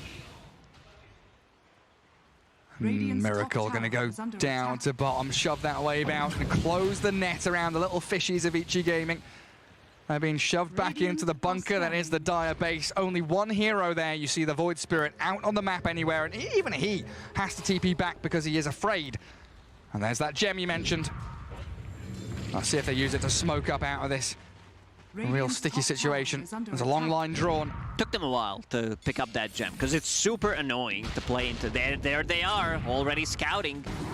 You don't necessarily need to deal damage with them. It's all about that reveal. Hello, little doggos. And then say goodbye. Now what's the... There's the move. Smoke time. We need to get these double dooms going. And PYW's been pretty good at finding these targets with his rolls, adding the Ink Swell from DY. As we do have that Infernal Blade Aghanim Shard, yeah, like the Observer's showing there, so even more potent percentage-based damage onto a hero like Morphling. I've been trying to think what the ILTW stands in this particular game. The best I could think of so far is I like the Thurn and then like Into, which is not there, Wolf. But yeah. I like the Wolf. I like the Wolf pretty much, yeah. Just stick with that Keep one, it man. simple, okay, Gary, thank you. You set it up. I'll do the proofreading, don't you worry. Very patient though from Nigma, isn't it? There's no need to rush, no need to go too headstrong into these situations. And Faceless Void, changing his mind, needs to get that defensive item going into BKB next. Understands if they silence me, it's been shown in the previous fight, I can just straight up die. Yeah, I mean, you mentioned it, right? He went to the Ashen Y, didn't go for Manta or BKB, so he doesn't have a Dispel. And I guess Satanic, not really something that's on the cards for the Faceless Void either. Satanic is also a Dispel, which, but it's a bit wonky to fit it into this kind of build. I think he also wanted to have something to defend against E-Blade, because if he gets Ethereal inside a Chrono, there's not going to be any damage. Still, they don't have any real damage. Well, they have 3 melee heroes and the 1 range hero, which actually does not deal damage inside a Chrono anyway. And you don't want to have to BKB to get rid of an E-Blade, do you? But we'll see what he gets up to. As Vici Gaming still not able to take down that mid-tier 1, 36 minutes in. They get some good vision down, and they are here, ready to make the jump onto whoever shows to push out that mid-catapult wave. It's ILTW, shows under the ward. Do they go for this, Lacoste? They will. Blink Stomp Doom, all 11's in. They make the jump onto it, and the Chrono catches Nigma. 3 heroes in the bubble, pants down Nigma. They're getting slaughtered there. Michael has to buy back. ILTW does it as well, and Snapfire will return to the battlefield. The vacuum wall, MC, he's in on top of all of them. Miracle's in trouble though. He's lost the majority of his Agi. He's had to shift straight to strength. Comes back in as the Faceless Void as the roll across, misses out on him. Spirit can't catch him. And Vici Gaming come out with a double kill. The Doom, he's in trouble. Still alive. They're still taking him down. Miracle, he's on Poyoyo. The finishing blow gets the godlike streak to continue. PYW's caught up there with a battery assault, and RTW, he's hunting for them. Bashes the Earth Spirit, gets caught up in the nice little remnant, but he's dead. 100 seconds. 3 buybacks by Nigma. This is something that I mentioned at the start of the series. It's gonna come down to that. You want to bait one of the big spells, like a Doom or a Chronosphere, instantly buyback, and try to win a fight 90 seconds without Faceless Void. How long on Roche? 45 seconds. So they need to go mid, like potentially get 2 sides. I don't think they can finish the game 80 seconds. We'll see Doom getting closer to that refresher. what he can do is, okay, he actually has enough money. That's it. Hookshot misses. We heard the sound. But yes, that was the fight where we were expecting Nigma to, you know, take out these heroes that don't have buyback. So really, it's a full minute still, Gary. They're gonna jump. Miracle's getting caught out here. They've got the refresher orb. Old 11 with the soul bind. He has no buyback. He's gonna die. Not He's gone for a money. minute and a half, and they've caught ILTW as well. War stomped him. Lycan's an absolute gunner. Oh, they did not respect that. What a play from 11. He actually gets enough money for refresher. Even if he didn't, I think he could potentially sell the Midas, get the gold, and just surprise them. Like, he surprised that Morphling. Morphling needs 800 gold for buyback. So next Roshan is up. Vici, they don't know that. It's very hard to have a good read whether he has or does not have enough money for that buyback. And they can go inside the pit once Faceless Void. Look at the lead now. 12k lead for Vici Gaming. I mean, this Nigma side, they really needed to push their advantage a little bit earlier on because Roshan is about to be scouted out by Vici. They move into the pit. 4 heroes alive. Void ready, like you say, in about 5 seconds. And there's still that minute window. Like, they can't might stop it. Try to go in, potentially like sacrifice one of the heroes and try to steal something. What's Roshan gonna drop? It's Cheese Ages plus a refresher. So potentially, Gary. Oh, how many? Potentially 4, but there's also a possibility that they add another one. Let's say you double doom someone with the Grimstroke ulti, so that's 2. One hero dies, and then it latches to another hero, and then you'd like doom him again. And then that's too much math going on there. Yeah, like right now they have 4. Maybe they give it to Faceless Void, because Faceless Void has enough mana to actually cast 2 Chronosphere. Before he was struggling as a hero, but now you build into these stats. You also get the stats on your own levels, so not bad, and getting closer to BKB. Yeah, he's nearly got that, you're right. That is absolutely huge for Vici. Dire's bottom tower is under attack. Doombringer up at the top of the net worth at 25k, overtaking, leapfrogging across Miracle's Morphling. And Nigma now the ones. He decided not to get Lincolns in the end, just went for the full Butterfly, has a Scotty, finds Spell Prism, and of course finds Illusion Escape on top of it. Perfect. Because it's just the thing. Ice Frog and Gaben, they love to give certain items to certain heroes. Personal gifts, here you go. There you go. What level's the Dagon on the Void Spirit? I saw he started picking up Dagons now. Oh, it's pretty high. It's actually Dagon 5. It's Dagon 5 already? Jeez. So what they want to do with Void Spirit, like all that damage amplification from Kaya Sanj, has also Enchanted Quiver, level 25, to simulate stuns for 2.5 seconds. So a lot of stuns, like Earth Spirit going in. You have Doom with also Shard upgrade, so that stun is increased by 0.6 seconds on top of it. You have a Vor Stomp. And this is it, like Doom, he's ready to go. This is what you've been waiting for. Like this, like, until this point, you weren't really playing a game. Like now the fun starts. Now you're suddenly an actual hero that you picked it for. My goodness. Yeah, late game hitting here. Real hard for Vici Gaming, getting into the groove of things. And they are smoking down south. It looks like Morphling was just in that bottom right-hand corner, the elbow of the map, hiding away in the trees. Vici Gaming won't be able to spot him out, as it looks like he has a Blink Dagger queued up on Miracle there.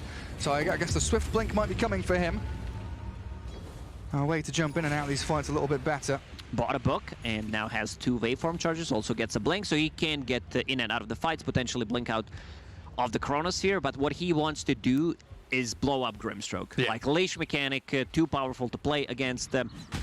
DY, not a single defensive item, just a Force Staff, could potentially make a big play with the Trickster Cloak that he's holding, just be invis in team fights. Right now, they have no gem on side of Nigma. Couple of sentries on Kuro, and that's it. Yeah, and all of these tier 2 towers, they've been waiting for Vici Gaming just to come and claim. It looks like reasonably free money if they can actually get on top of the towers down bottom and mid. But Nigma, they're making their move up top, trying to force Vici Gaming away from where they want to play and more into that top jungle area. if Vici Gaming can clean like 2 supports first, they are gonna win this fight so easily. Doom, at the moment, level 25, plus 2.4 seconds Infernal Blade damage. Nice. The more HP you get, the more damage it deals. So against Morphling, one of the best abilities in the game, percentage-based damage-wise. Anything is good. Superb. Oh, hello. Morphling. Where's he gone? Waveform's away. They're still rolling. PYW trying to give chase, but Miracle's into Earth Spirit mode. Time dilation. I don't think it quite caught him, and he's got the Manta to dispel it anyway. The old 11 Poyo. PYW have to give up on the chase for now. And that's given a bit of time here for Nigma to grab up some additional items. That BKB on Lycan has arrived, and it feels like they might want to go out smoke across the map themselves. Always having to address that top lane, though. Contending with the push from Nigma, which has just been shoving that top wave in consistently. It's something Vici Gaming have to keep in the back of their minds at all times. I love this build on Ori. Just all in. Oh, man, Does not have a single defensive item. Finds a Spell Prism, because why not? Why wouldn't you lower the cooldown on all of your abilities? Plus Dagon. Miracle. Oh, Poyo down to about 500 HP or so. But it's like we said at the end of the draft at the start of the game, isn't it? Vici Gaming, their draft is very much all in. Once they commit real hard for targets, for kills, and for team fights. So having the optimization that follows through on it feels really good. You know what, Gary? Backtrack talent, 20% now available on Faceless Void, so things could get tricky. Let's say you dodge full E-Blade damage. Thank you, Ice Frog. Like, I'm gonna go in and just win a game off that. Super powerful stuff. And they've got the double outpost again. Real strong presence on the map from Vici Gaming. And Radiant's vision right now, it is pretty much that top lane ward and one in their own triangle that's quite deep. So they don't see the smoke maneuver that Vici Gaming are pulling right now. Still a while for that next Roshan to spawn, around 3 minutes it looks like. But the potential to try and grab Miracle here. As the Aegis is reclaimed, DD Void Spirit front lines for his squad. They'll hold back with the smoke and don't jump just yet. A bit limited on tower damage for Vici Gaming. That's why they are respecting Nigma. The good jump they can have with the Clockwork and follow up, of course, with the Morphling. Yeah, and they're just dewarding everything. And we've got double wards now in that top jungle area. It looks like there's a bit of a catch on the Snapfire. A nice little freebie there for the Void Spirit. Ori with that DD still going. Kuro, thanks one for the team. And look, someone needs to be out there pushing waves. 500 gold he got for that kill. Wait, really? Because it was a solo kill. Solo kill by Ori, level 27, so he's gonna have other talents online on top of it. Already has mana regen plus the damage available. I saw an arcane blink for the Doombringer now as well, so... Lower the cooldown. Yeah. That's all what this is about. Has a quickening charm on top of it. 10.6 seconds on the Vorse Stomp. Infernal Blade, 3.5 seconds. The duration, 1.2. Yeah, for that Doom as well. I mean, real huge for Old 11. Miracle is lurking in the shadows, sends out the Illusionist's Cape Illusion. Well, it's immediately zapped by the Dagon of Ori. Making a stand there against Miracle. And it's still been a good job for this Morphling to get farm out on the map, which has been closing in around them for the past 10-15 minutes. But it honestly feels like this next team fight is it's just going to end the game one way or the other. People are going to run towards the buildings, and we still have buybacks. 9 out of the 10 heroes will have a buyback available soon. The only one who's not close is Mind Control on the Darkseer. Bought a full Lincoln Sphere. He buys the Scythe of Ice. He comes in, but Ori's out. They don't get the finish. That Kaya Sanj helping him to slip away from MC and Miracle. Miracle playing a different game, understands that they're in a spot where he needs to do Miracle stuff and decides to buy Hex on Morphling, something we don't see usual. No. Well, they've been struggling with that catch and kill, and it feels like GH Clockwork not able to really offer them that consistently. So the Scythe of Ice definitely helping out. There's been very good, patient, defensive play from Nigma when they know they're behind, they know they need something fantastic to come out of Miracle's Morphling. No Lotus Orbs on Nigma, just turn it back to Doom so he can get another Doom off, which could potentially be a pretty big deal, and just be able to remove the silences, remove the time dilation, Faceless Void, picked up the shard. There's so many memes stuff in game right now, like Clockwork with his shard, and now we have One Punch with the Darkseer, Faceless Void with the Rewind. I wish I had this rewind mechanic. Oh, yeah? When I say something stupid during the cast, I just go back, didn't say it. You've never said anything stupid, I don't think. Nope. Everybody just laughs at you. Oh, Morphling Illusions contended with by Ori. No problems there.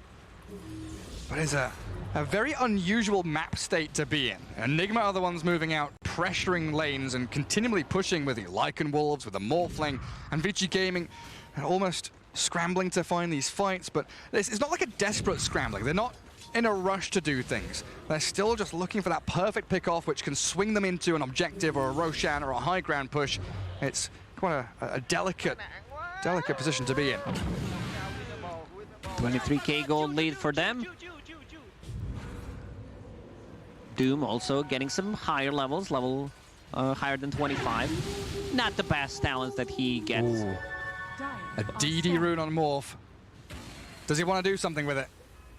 That's the question. Do you want to go out and play the map with this DD rune, look for a team fight, or do you want to sit back and farm a little bit more? Because you've got some big items coming out. LTW shape-shifted. Already Normal going punch. in. Gets the Wolves going. They've got a silence onto the Void Spirit now, but he's managed to get himself away and cheeses up. But the Chrono. Poyo's back onto ILTW, finding the Lycan, and it looks like they'll stab into the back lines. The Morphling side the buys, catches the Doombringer, but Poyo forces him back. Miracle, he's shoved into his own jungle. Vici Gaming come out strong, catch the Miracle Morph and zap him with a Dagon.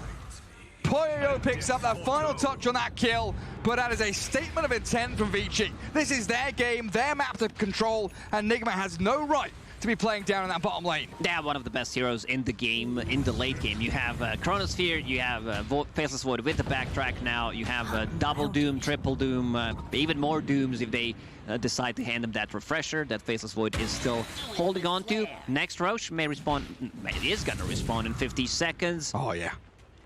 But they should poke, like they should try to poke something, see what happens. Find a bonus kill here maybe.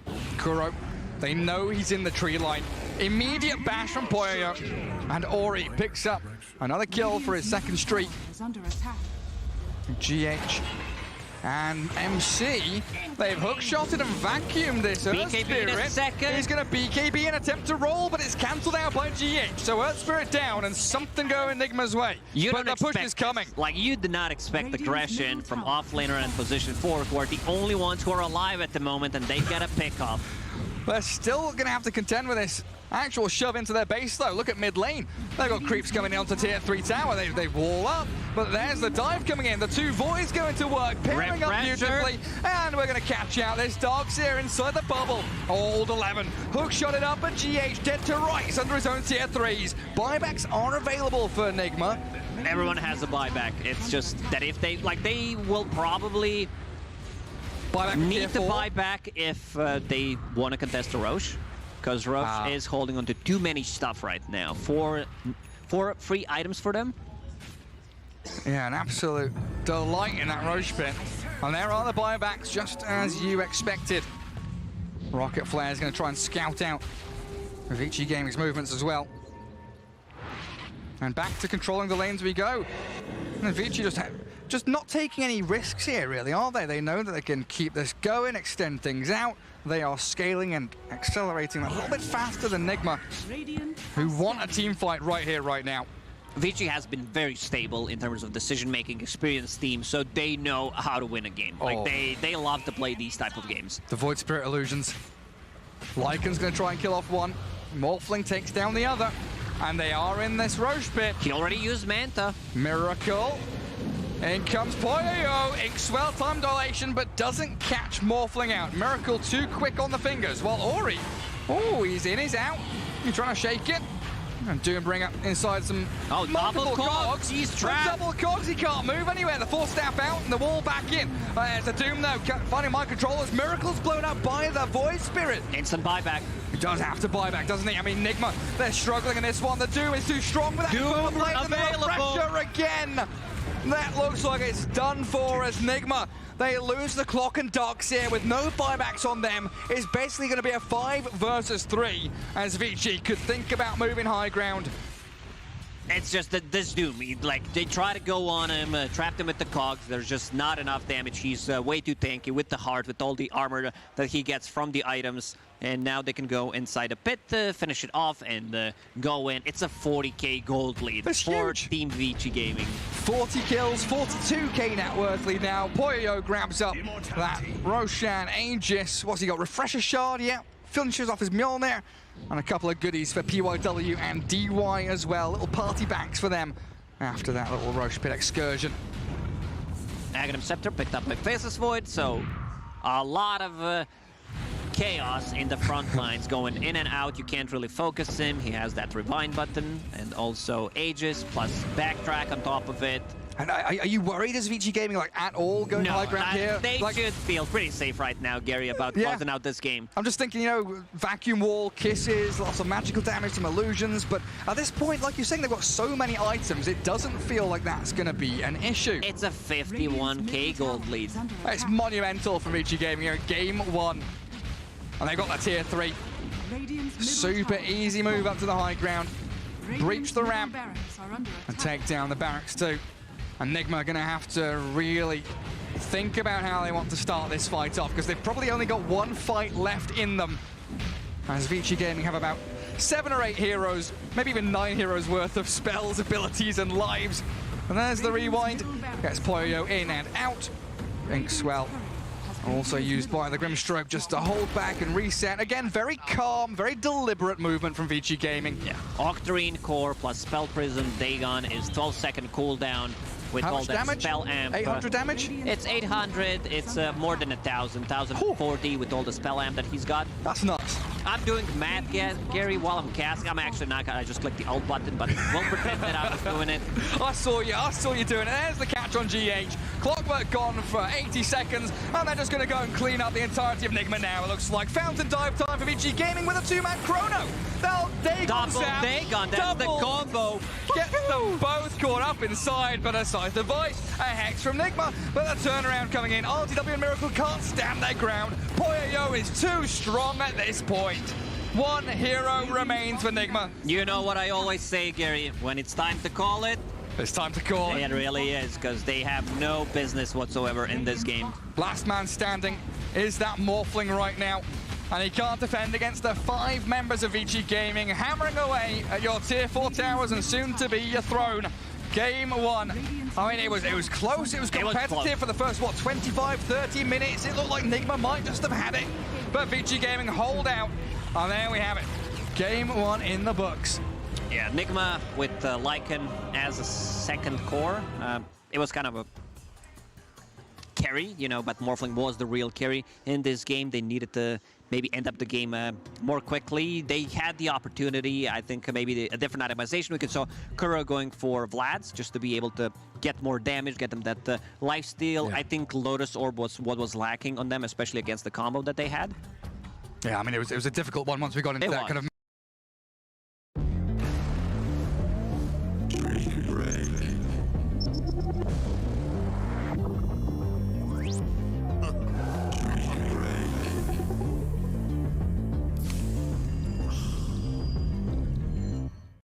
Они не такое переворачивали, поэтому здесь все было под их контролем, и карта получилась очень классной. Хочется Энигму отметить. Да, не удалось реализовать свой драфт, там свой... Так, вот это берем.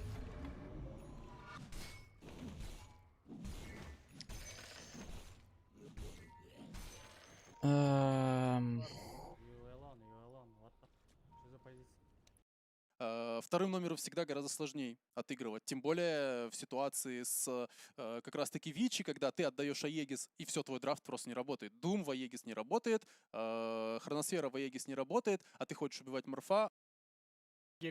И также он играл, вот, на ком еще у него там игры были, по-моему, из каких-то... ВК, Джаггер, PH, то же самое... Ну, да, классические коры, которые могут можем спокойно видеть. расчехлять. Урса, кстати, у него есть тоже. У Ларинова есть пуля Магнус медовый, есть Afterlife на Магнусе, не знаю, прям там... Я понимаю, ответственность на героя, особенно на мажоре, когда ты играешь, те же самые видосы Умника с Айсбергом, мы помнили, когда этого героя кому-то дают в ответственных матчах, там и правда сложно. Ручки трясутся, хочешь ждать постоянно какой-то хороший РП, и в один момент забиваешь, как вообще вся игра работает. Но, опять же, пока еще Наван играл за Гамбит, он показал супер универсального Магнуса мидового, на минуточку, через ауры, когда в команде имелась пашка, он собрал арканы, меку, блинк.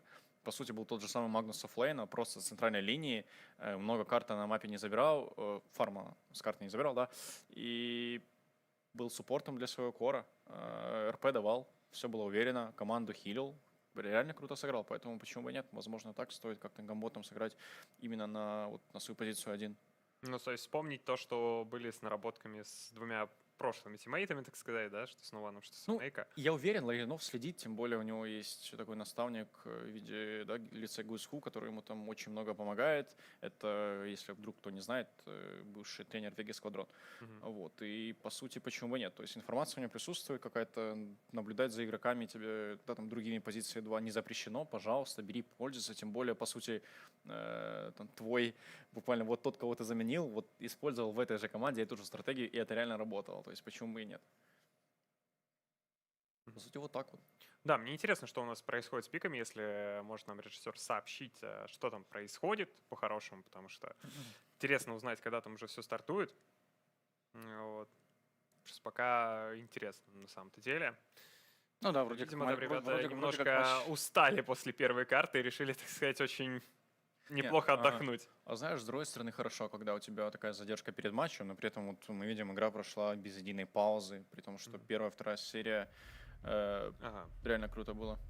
Появляются у нас пики в таком интересном, но все-таки аниме-формате, и команды АЭС Monaco Gambit берут себе Трента и Марфа. Ну, что скажете? Я даже наклонился просто рассмотреть, что за рисовка такая интересная.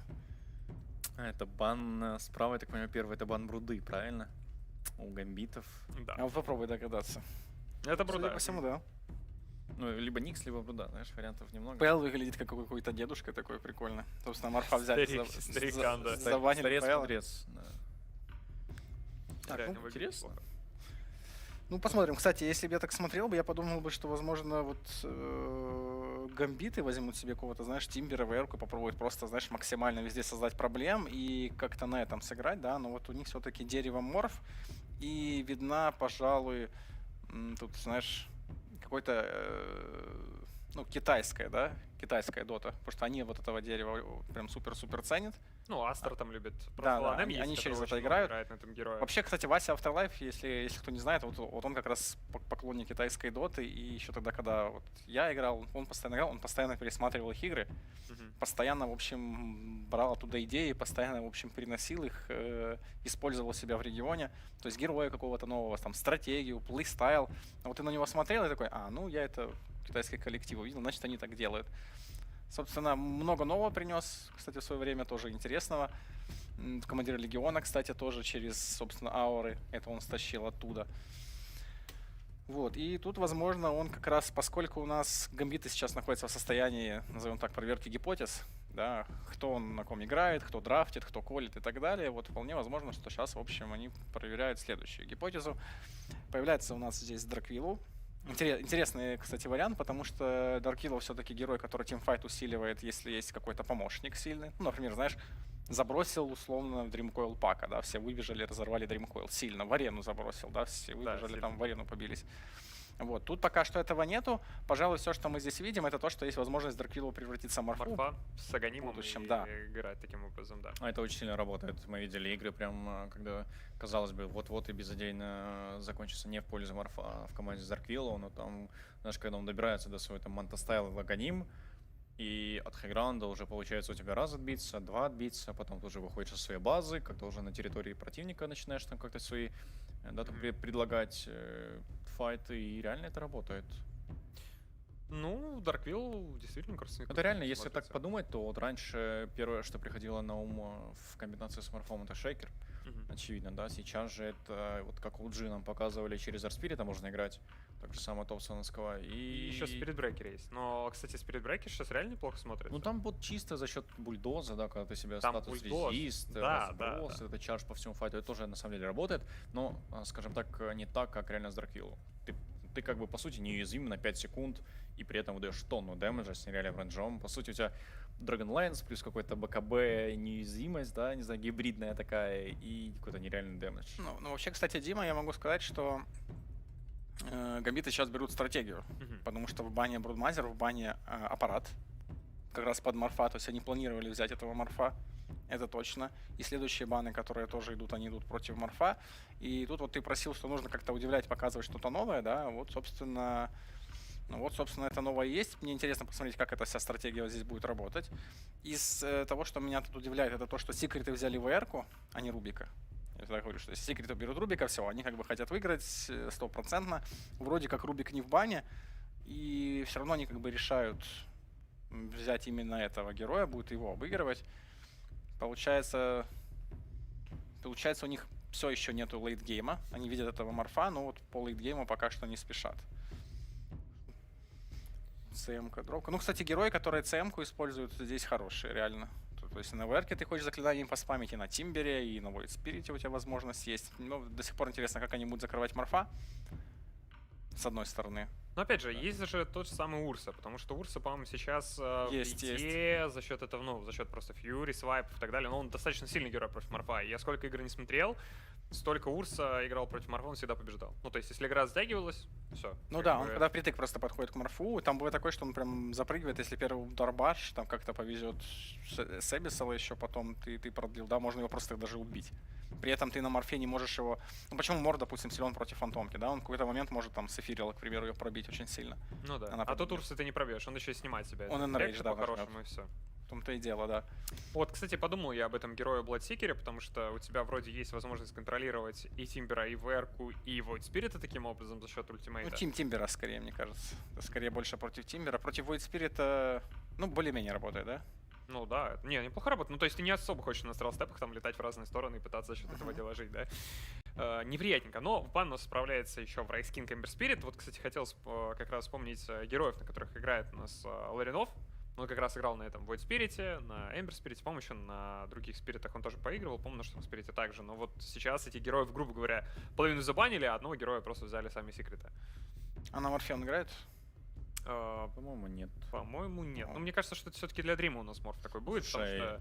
Учитывая подготовку секрет и глядя на последний бан на Эмбер, да, вот имеется в виду последние стадии, они плюс-минус понимают, что все-таки для Дрима морф это прям супер-ультра-сигнатурка, которая, ну, вряд ли захотят сейчас как-то что-то кардинально менять, с учетом замен, нету практики и так далее, переставлять этих морфов в мид, как-то сейчас условно там параллельно делают. Кстати, интересно, у нас когда Нованта играл-то, он играл на морфе, а не Дрим. Да? Да, не появлялся. Это было. Это да. Просто я тут, знаешь, еще задумался, Лина в бане. Вот Лину ты банишь именно когда минового морфа хочешь. Урсу, кстати, тоже забанили, здесь был хороший ответ и против Блудсикера. Возможно, Void остался у нас для секрет.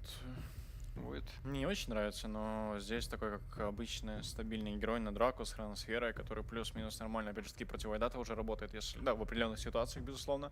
Особенно через этот билд, когда сейчас он билдит Маль, Саша Яшу в складе почти в каждой игре. То есть ничего особо выдумывать не надо. У тебя получается реально сильный, стабильный кор, который не так сильно страдает от раптуры. Да, есть там некоторые у него сейчас проблемы будут и с Трентом, и ДПИ, там, Сайленсом, да, Блурайта, но в целом можно как-то справляться будет. Хотел сказать, что контроль нужен для Monaco Gambit, потому что там в целом, кроме ЦМ-ки, каждый герой с эскейпом, а у них, ну, в целом контроль довольно нестабильный, если посмотреть. Но появляется Луна. Появляется Луна. И это стратегия. Это похоже все-таки Ларинов на Морфе и Дрим на Луне, да, то есть со времен Улан ничего не поменялось. Мид все-таки этого Морфа чаще отправляет, нежели как жадно не получилось, не знаю, тут только если, опять же, Монтастайл Аганим как-то так решают закрыться просто Медузой. Насколько я видел, если Медуза играет 1-1 против Кора, она побеждает. Если она играет 1-2, тут мы видим два полноценных реально Кора, это Морф под Виллоу, Луна есть. Она реально имеет шансы проигрывать. Но опять же, это секрет, не стоит забывать, потому что каким образом они могут ее раскачать. Эта Медуза в один момент может выйти очень-очень большой, и как бы придется, возможно, даже гамбитом защищаться от нее. Хотя, да, с Медузой ты обычно привык сам там у Ну, себя ты просто сидеть, привык фармить, качаться. ломать Да, кого-то, да. а потом Медузу выпускать просто и говоришь, ешь. Ну, всё тут с это Аганимом, возможно, решат пойти вперед, будут понимать то, что как раз таки против нас играют 2 кора, соответственно, вначале они не так сильны. Вот, понятное дело, на артефактах там пальцем куда в небо тыкни, скажи, там, кто тут, Морф, Луна, либо Медуза. И ты скажешь, ну, Морф, Луна, наверное. Типа, реально сильная комбинация, друг друга бафают, плюс Аганим, опять же таки, из Даркио. Ну, мне опять у Гамбит нравится, если честно. Будет многое зависеть от исполнения, опять же таки, того же Морфлинга, потому что конкуренция, опять же таки, если сравнивать визави, вот тот же Миракл сейчас играл на Морфе, вот мы видим его исполнение, и еще ни разу не видели, например, Лоринов на Морфе. Будет интересно за этим понаблюдать, а как мы знаем, когда еще был в команде No One, от этого, собственно, игра и строилась. Как он там нафармит, как он заколет, куда пойдут, где драку удачную примут и так далее. То есть все строится от пика силы самого персонажа. Ну, посмотрим. Ну, возможно, они заведут все-таки себя. Опять же, у нас там на роль капитана сейчас немножко поменялись позициями в Гамбит. То Immersion, возможно, на капитане, то, возможно, все-таки Afterlife какую-то руку помощи прикладывает или еще что-то. Друзья, все это дело надо смотреть. Вторая карта для Гамбит еще не потеряна. Она только начинается, и посмотрим, сравняют ли они счет против команды Secret прямо здесь, сейчас, вместе с Каспером и другом. Доброго времени суток всем, дорогие друзья! С вами вновь друг и Каспер. Возвращаемся на вторую карту. Первую Гамбит проиграли. Проиграли, в принципе, закономерно, потому что как начали Секрет душить соперника, так и не отпустили его вплоть до финала. Но мы видим, во что это вылилось. Это в итоге вылилось в First Ban Бруды, с ней уже наигрались, посмотрели. Вроде как, и по мнению наших экспертов в студии, и в целом, я думаю, таким незамыленным взглядом вырисовывается картина, что Морф плюс Луна против этого драфта, и Медузу можно перебить. И Морфами мы видели, как там в том же СНГ-дивизионе переигрывали Медузу. Медуза не такой герой, да, непобедимый. Все-таки можно с ним бороться. Плюс таланты немного поменяли. До 20-го левела она не такая лютая имба с Аганимом. Я жду, когда ты скажешь «но». Но, с другой стороны, команда Secret. И нельзя это никак списывать со счетов. Просто нам, когда показывали послематчевую статистику, там вот просто индивидуально какой-то шок. Ты смотришь сравнение пятерки Гамбит, Пупей. Понятно, там суммарный перефарм 30 чем-то тысяч, надо, мне кажется, делать срез вот в такой статье минуте, там, знаешь, на 15-й, вот где-то так. Когда понятно, что дальше было тяжело, было все очень плохо, но вот до 15 минуты, мне кажется, что в целом Гамбит неплохо себя показали. Они неплохо отстояли свои линии, потом понеслось. В этой игре макро, по идее, должно быть не такое бешеное, как с этой брудой, да, и тебе не надо будет бегать постоянно из одной части карты в другую для того, чтобы все это спасать. Так что, возможно, у Гамбит получится чуть лучше провести как раз уже вторую часть этой игры. Линии, ладно, линии они постоят. Посмотрим тоже, как будут против Медузы играть. Я неоднократно видел, сначала там некоторые команды давят эту Медузу, некоторые команды просто забивают, окей, мы потом перебьем. Вот в частности, Virtus.pro через Морфа, играя против Медузы, мы видели, что просто уверены в своем Морфе. Тут уже речь поднималась о том, что это суперсигнатурный герой для Дрима, мог бы быть, но в итоге мы понимаем, что Морф все-таки отправится в центр, Ларинов будет на нем играть, а Дриму взяли Луну, которую он тоже в течение сезона показывал. Так, ну давай, скажи, что тебе не понравилось, давай. Ну, были поражения, безусловно. Они нам проигрывали, когда должны были выигрывать. Поэтому, да, не такая не безоговорочная сигнатура, которая... Но, возможно, они выводы сделали из игры, и теперь этих ошибок не допустят. И сейчас прям... Ну, я хочу в это верить. Я просто хочу, чтобы Secret допускали ошибки. Я в целом хотел бы лучшей жизни для Гамбит на этом Wildcard. У Secret интересный был выбор кора, потому что появился Bloodseeker, и многие керри-персонажи, они должны двигаться по замесу для того, чтобы как-то наносить урон. Взяли, наверное, самого неподвижного героя в этой игре Dota 2. Появляется просто Медуза на керри-позицию, и ты такой, ну... Хорошо, будем вешать на кого-нибудь другого. На Тимбера, к примеру. Да, пожалуй. Вообще, Bloodseeker еще появился. Говорили о двух полноценных корах. Морф плюс Луна. Но не будем забывать, что в лейтгейме и Seeker выносит тоже колоссальный урон. Уже руками. Слушай, я вспоминаю Легионку вот из прошлой игры. И, знаешь, очень многие вещи... Мне кажется, это больше проявление слабости в какой-то мере. Поясню, что я имею в виду. Когда я вижу, как играет команда по умолчанию, одна считается слабее, чем вторая, очень часто эта команда, которая слабее, начинает играть в 4 суппортов плюс 1 тащера. И очень часто это плохо работает, потому что такая тактика, она требует невероятной слаженности и невероятной силы вашего керри. То есть он должен быть там на 4 головы выше. Но вы не можете этого сделать. И, следовательно, я такой сторонник мнения, что нужно больше индивидуализировать некоторые моменты, чтобы билды были более индивидуализированы, да, чтобы иногда подтянуть где-то на себя одеялко. Играть в команде — это хорошо, но против крутой команды, ну, обычным образом, мне кажется, победить будет, ну, невероятно трудно. Надо что-то изобретать. Ну, Пупей изобрел ЦМ-ку. И обзор ВР-очку видим. Да, сейчас, кстати, все тут под вардами бегают, и сразу вардик снимается. Пупей вообще такой набор героев на эту БО2 серию из 2012-го подъехал. ЦМ-ка, Бейн. Ну, где Гримстроуки, спрашивается, где Ораклы? В плане пула героев у нас, пожалуй, одни из самых консервативных команд на этом турнире. Ну, Секрет, пожалуй, нет, а вот Гамбит, да, у них в пуле за последних 3 месяца 60 там что-то с чем-то персонажей было, насколько я помню. А вот для сравнения там Execration или IG там под 90 с чем-то. Вот просто в 1,5 раза больше пул. И это все за тот же срок.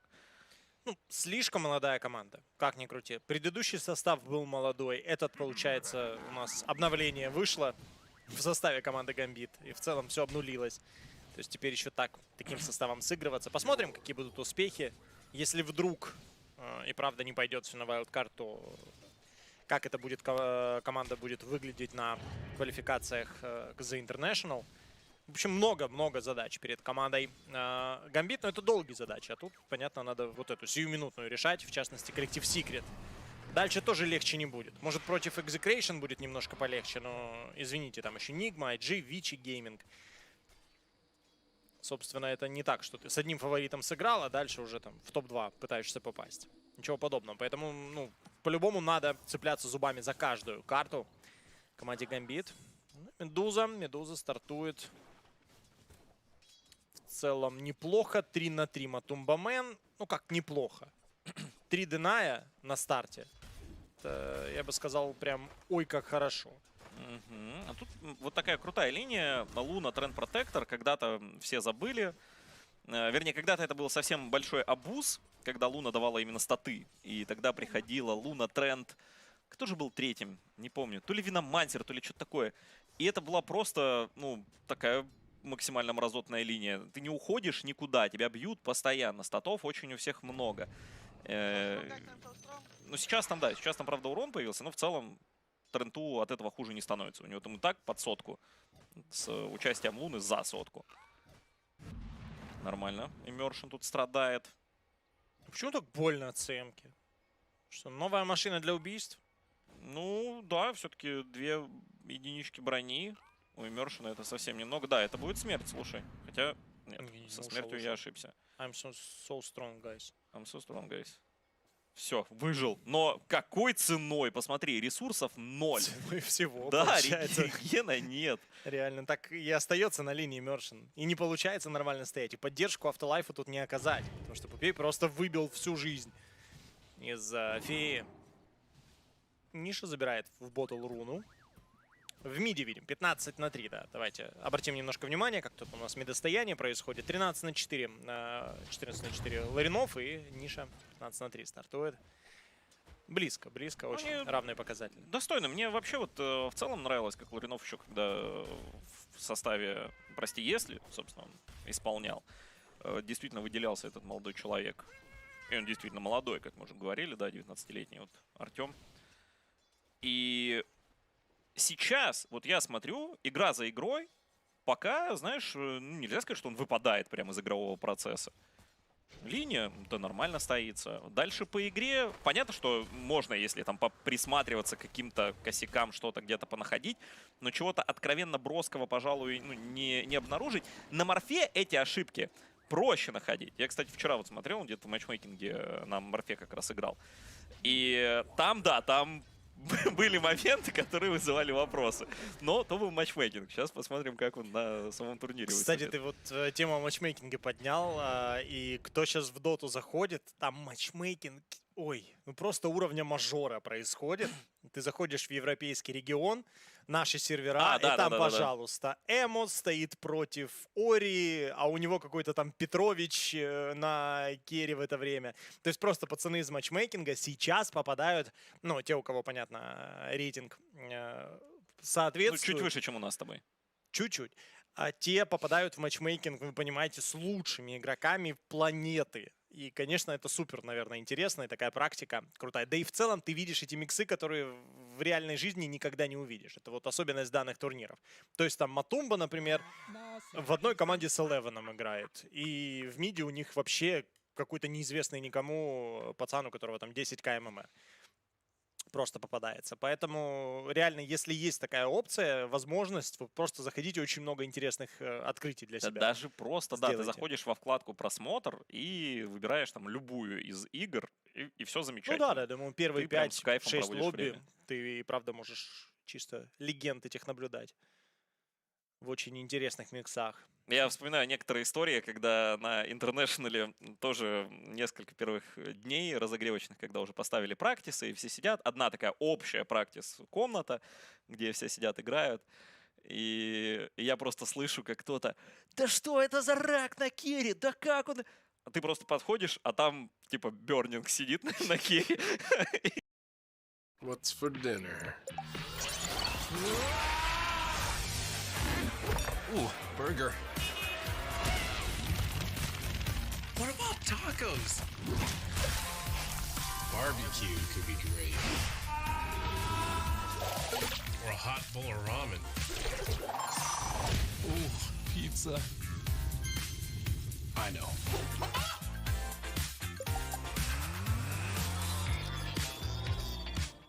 Quelling Blade. Like, the fact that literally any hero can buy Quelling Blade, which is cheaper and cheaper every patch at this point, can just start cutting trees, and you use tangos all the time. If Treant can't attack from the trees, he's just not a strong laner. He's slow. Sure, he has good damage, but you can't reach anyone. Right. Then what does it matter? And when you overall first pick it, you make yourself very susceptible to natural counters like the Timber Saw, right? Or something like Bat Rider. Or so I like Treant as a hero when it gets picked late, but the meta right now is often you pick your supports early. So right. Well, what do you think about the? I mean, in terms of the lineup itself, they're lacking stun big time, right? Right. You have Adaptive Strike, which technically is a stun. You have a mini stun on Lucent Beam, but everything else, for the most part, is just roots. Terrorize, I guess you can consider a pseudo stun, but no actual just set, single target stun or AoE stun that will help.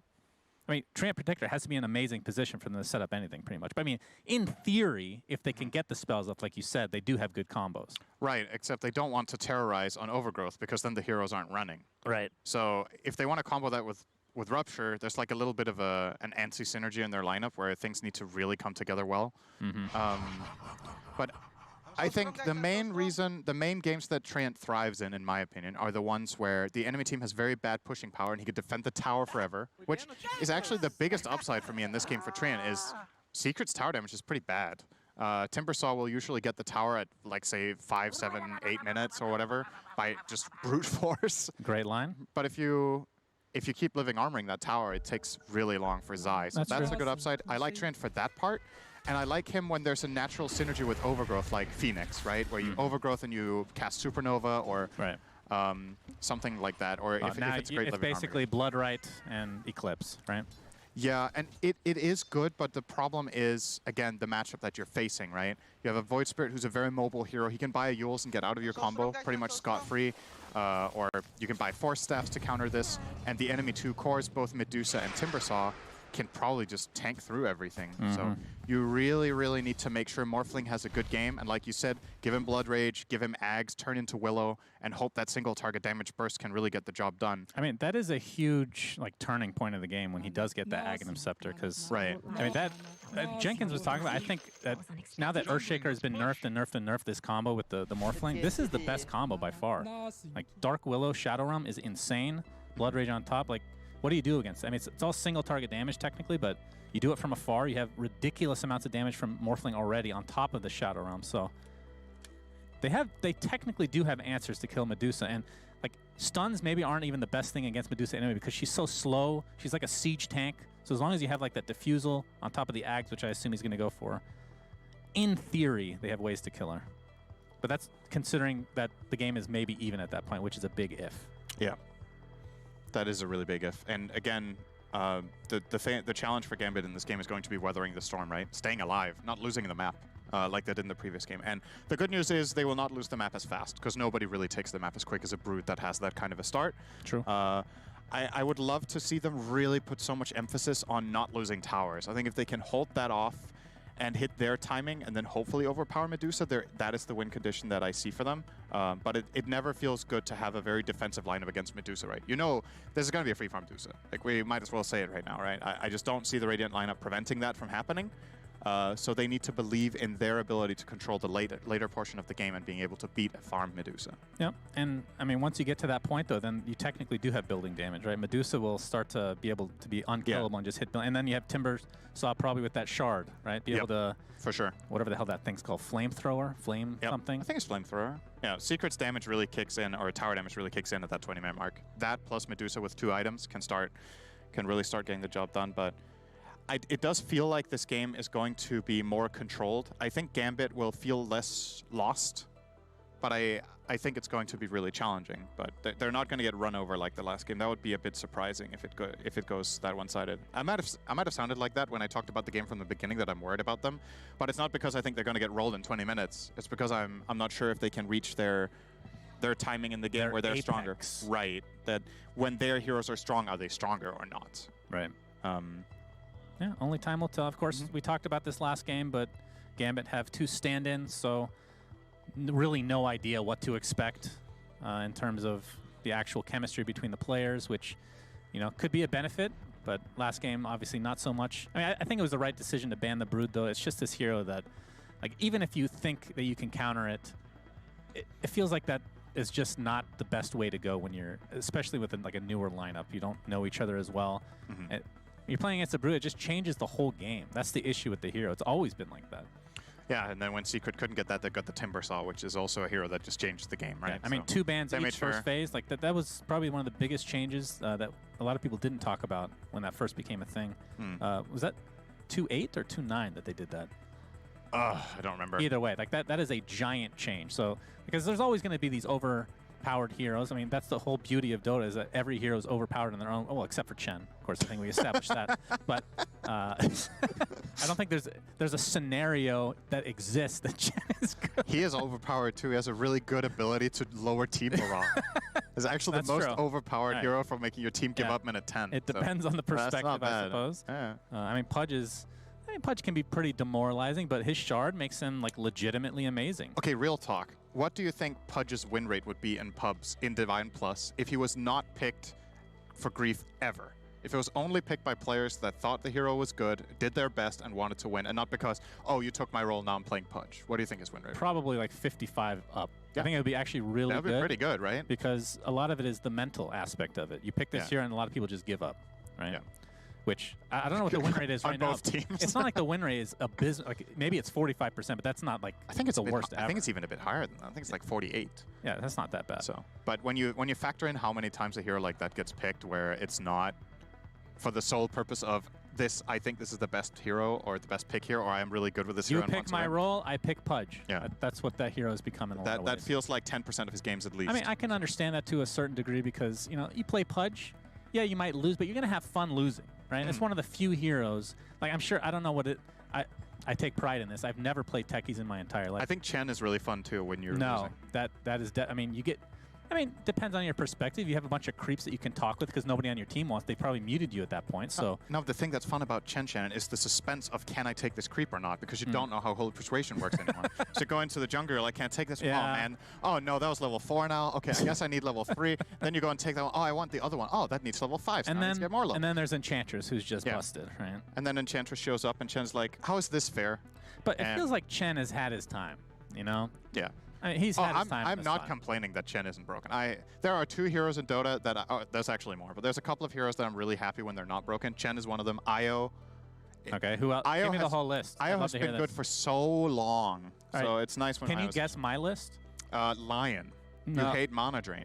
Okay, I mean, that's true, but I seem to win every game against Lions, so it doesn't really matter. Your list is Arc Warden, Tinker, Techies. Yep. Thank you. You're welcome. Arc Warden especially. I absolutely hate the hero. We're back into the game. Beautiful. What is that spray paint? My goodness. They added that's quite the blue border. Yep. Interesting. Okay. Looking at the CS right now, Luna 25-2 and Medusa 20-6. So Luna off to a pretty good start overall, pressuring Zai right now. Of course, Zai pretty freaking tanky now that he's level 3.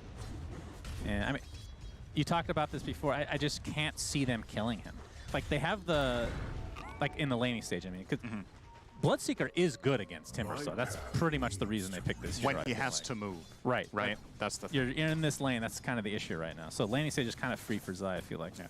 Similar to last game, though, the lanes are going relatively evenly, right? Nisha with a slight advantage in the mid lane once again, which I think similar to, it's pretty much the exact same as last game. They're both farming. Nisha has like a little minor advantage, but it's basically irrelevant.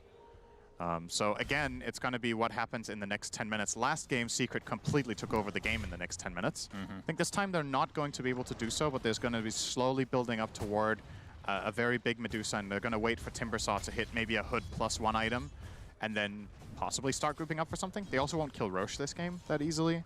There's definitely some things that Secret had last game that enable them to snowball that will not come into play here. I mean, it's just a different lineup, right? Yeah, it's very different. It's a safe lineup, but it's not something that's going to destroy you right away. Yeah. Medusa does need to get farmed, but there's really, like, it feels like a free game. Like, once they get into that triangle and she's able to take out these stacks, it's going to be a pretty freaking good game for Matu. Afterlife with the early urn available to go. Obviously going to be going for, I assume, Spirit Vessel for the Timbersaw at some point. Now, it's an option, yeah. What do you think of, like, when you buy an urn or a Spirit Vessel for Timbersaw, how early do you want it? Like, is it game dependent, or is it kind of like you just need to get it immediately? I actually am of the opinion that Spirit Vessel is often a trap, actually. Oh, let's see. Uh-oh. He's... Yeah, Leech Seed. So the thing about Spirit Vessel is that a lot of the heroes that you buy it against naturally want to buy an item that counters it, right? Like, let's say you buy Vessel against Timber. How long is your timing window? Timber wants... Or he gets Lotus. He wants Lotus or Euros in a lot of games. Oh, good kill on Puppy here. That will be first blood. Yep, Afterlife takes that for himself, and he's buffed up pretty nicely here. Matu getting chased under the tier 1. No, they're going to stop in their tracks. It looked promising, but Matu had Mana Shield level 1, which means he has 5,000 EHP. So almost got him, but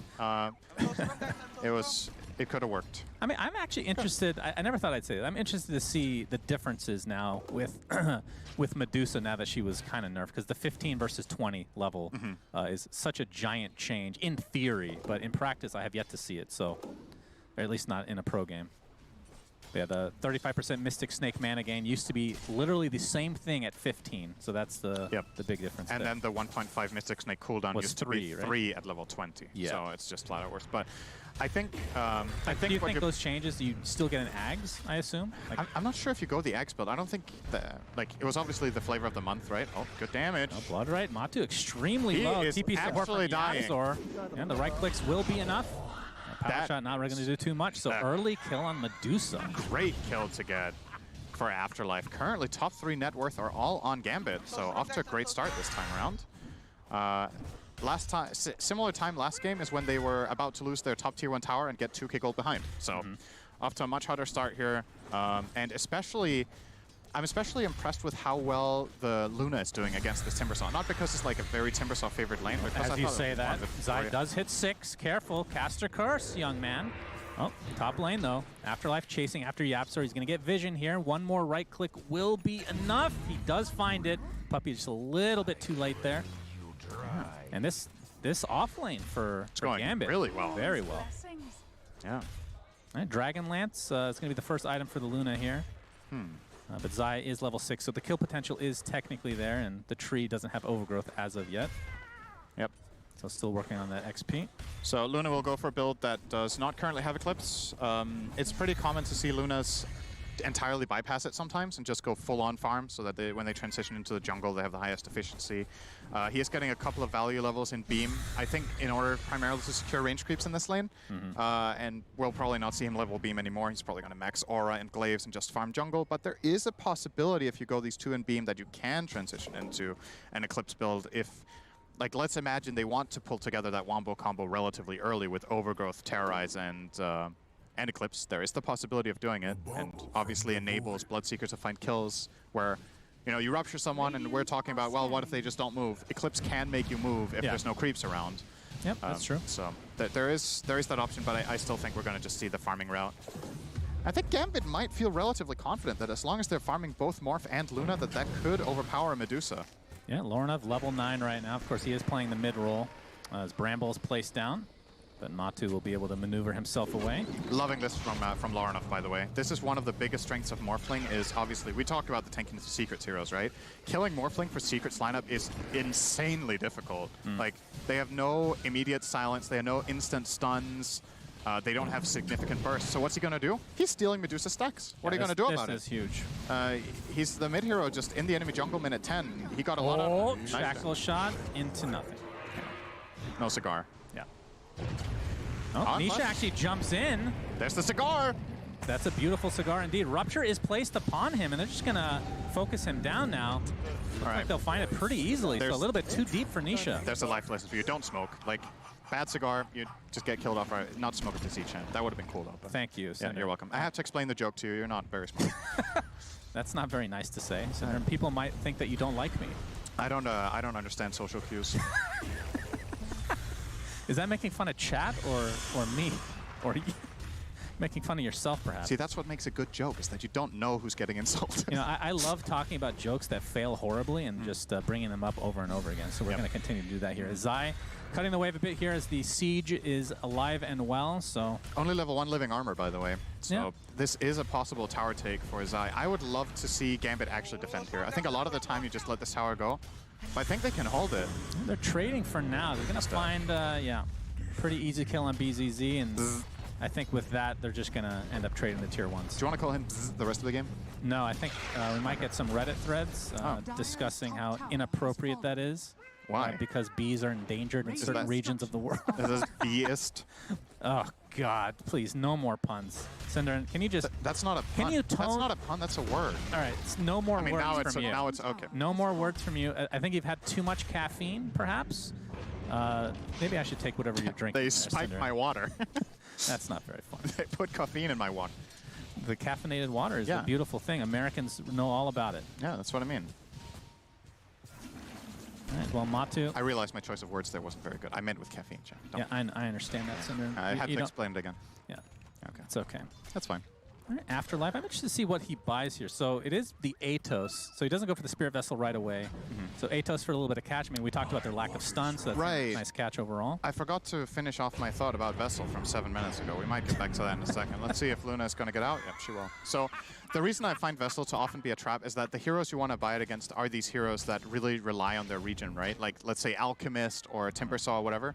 But most of these heroes actually have a built-in way or a desire to buy an item that counters Vessel anyway. Let's say Timbersaw, he wants to get Lotus or Yules. Alchemist has his ult that just dispels it, or he could buy the Shard as well nowadays. So there's different ways.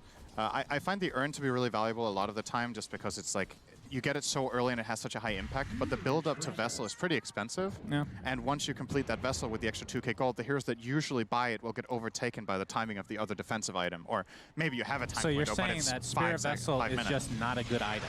I'm not saying that. That's what you're saying. I'm saying I feel like it gets bought, like, it used to be bought a lot and be really successful, but I think nowadays the timing window that you have with it feels a little bit too short to me. I see. Even against a hero like Morphling, right? Like, you love to buy Vessel in the past. What does Morphling do? He buys first item Manta. And he gets the Manta when you get the Vessel, and he doesn't feel bad about it because he's like, well, so what just you're bought a saying Vessel. is they need to revert their change of their reverted change with the passive component to the health minus region. I don't like the passive component. Is there anything that you do like, Cinderin? I like food. Okay, I'm glad. Good food. No, you're baiting me again. Just no more, please.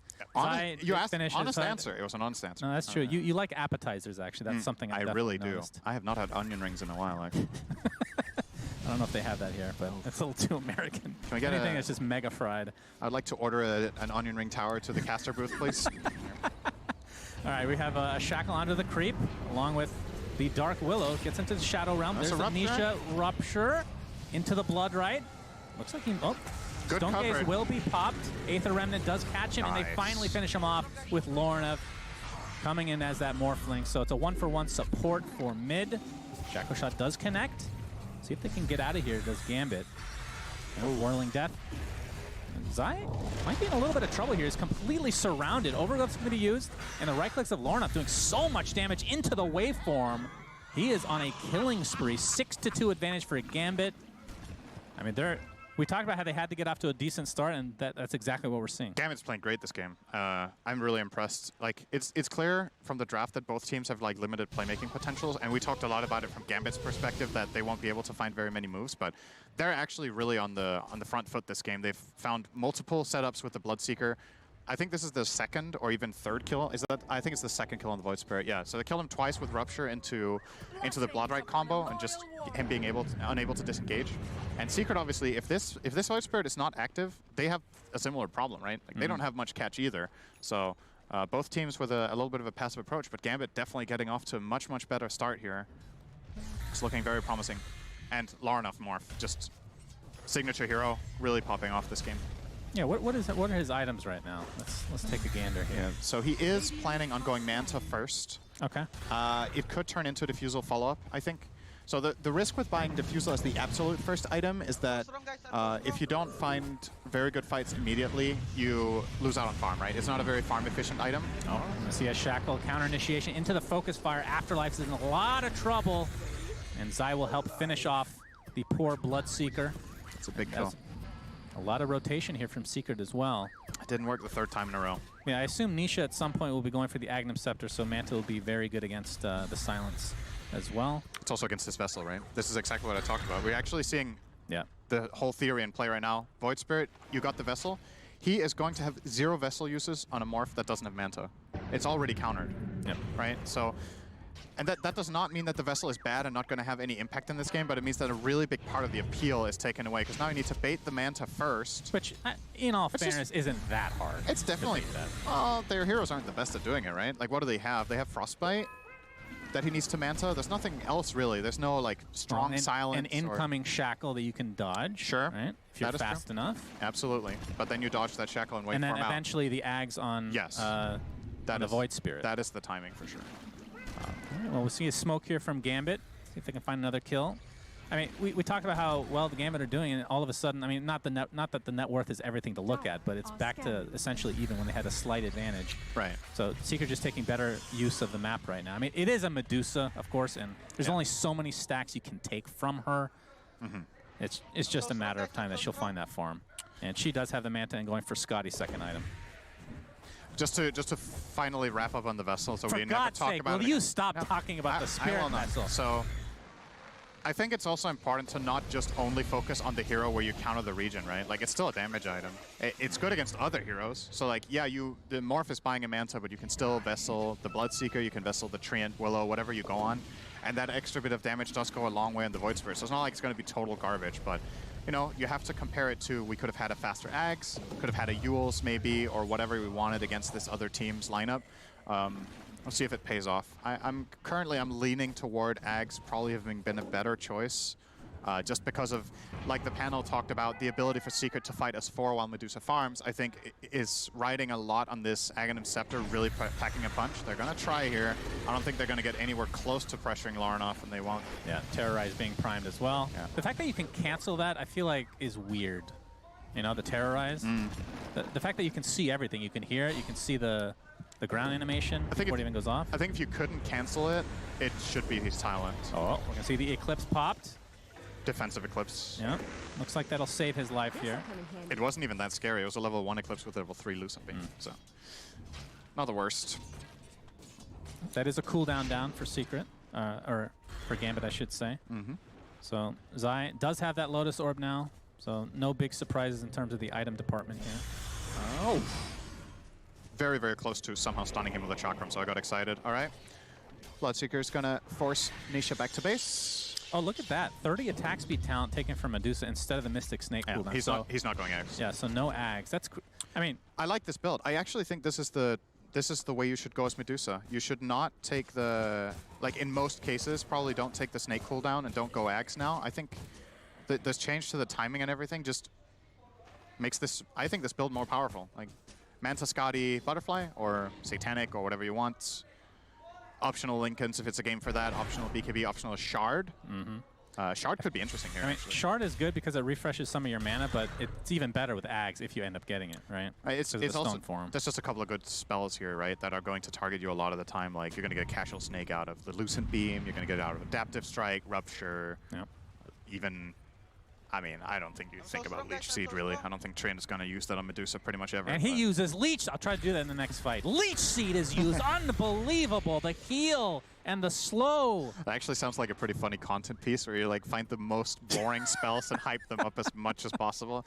Like instead of it's like an insane 5-man black hole. He uses a Tango. Unbelievable. Oh, could you imagine casting like that? I already do, kind of. Yeah. I just pick a random here and go with it. Oh, Lornov.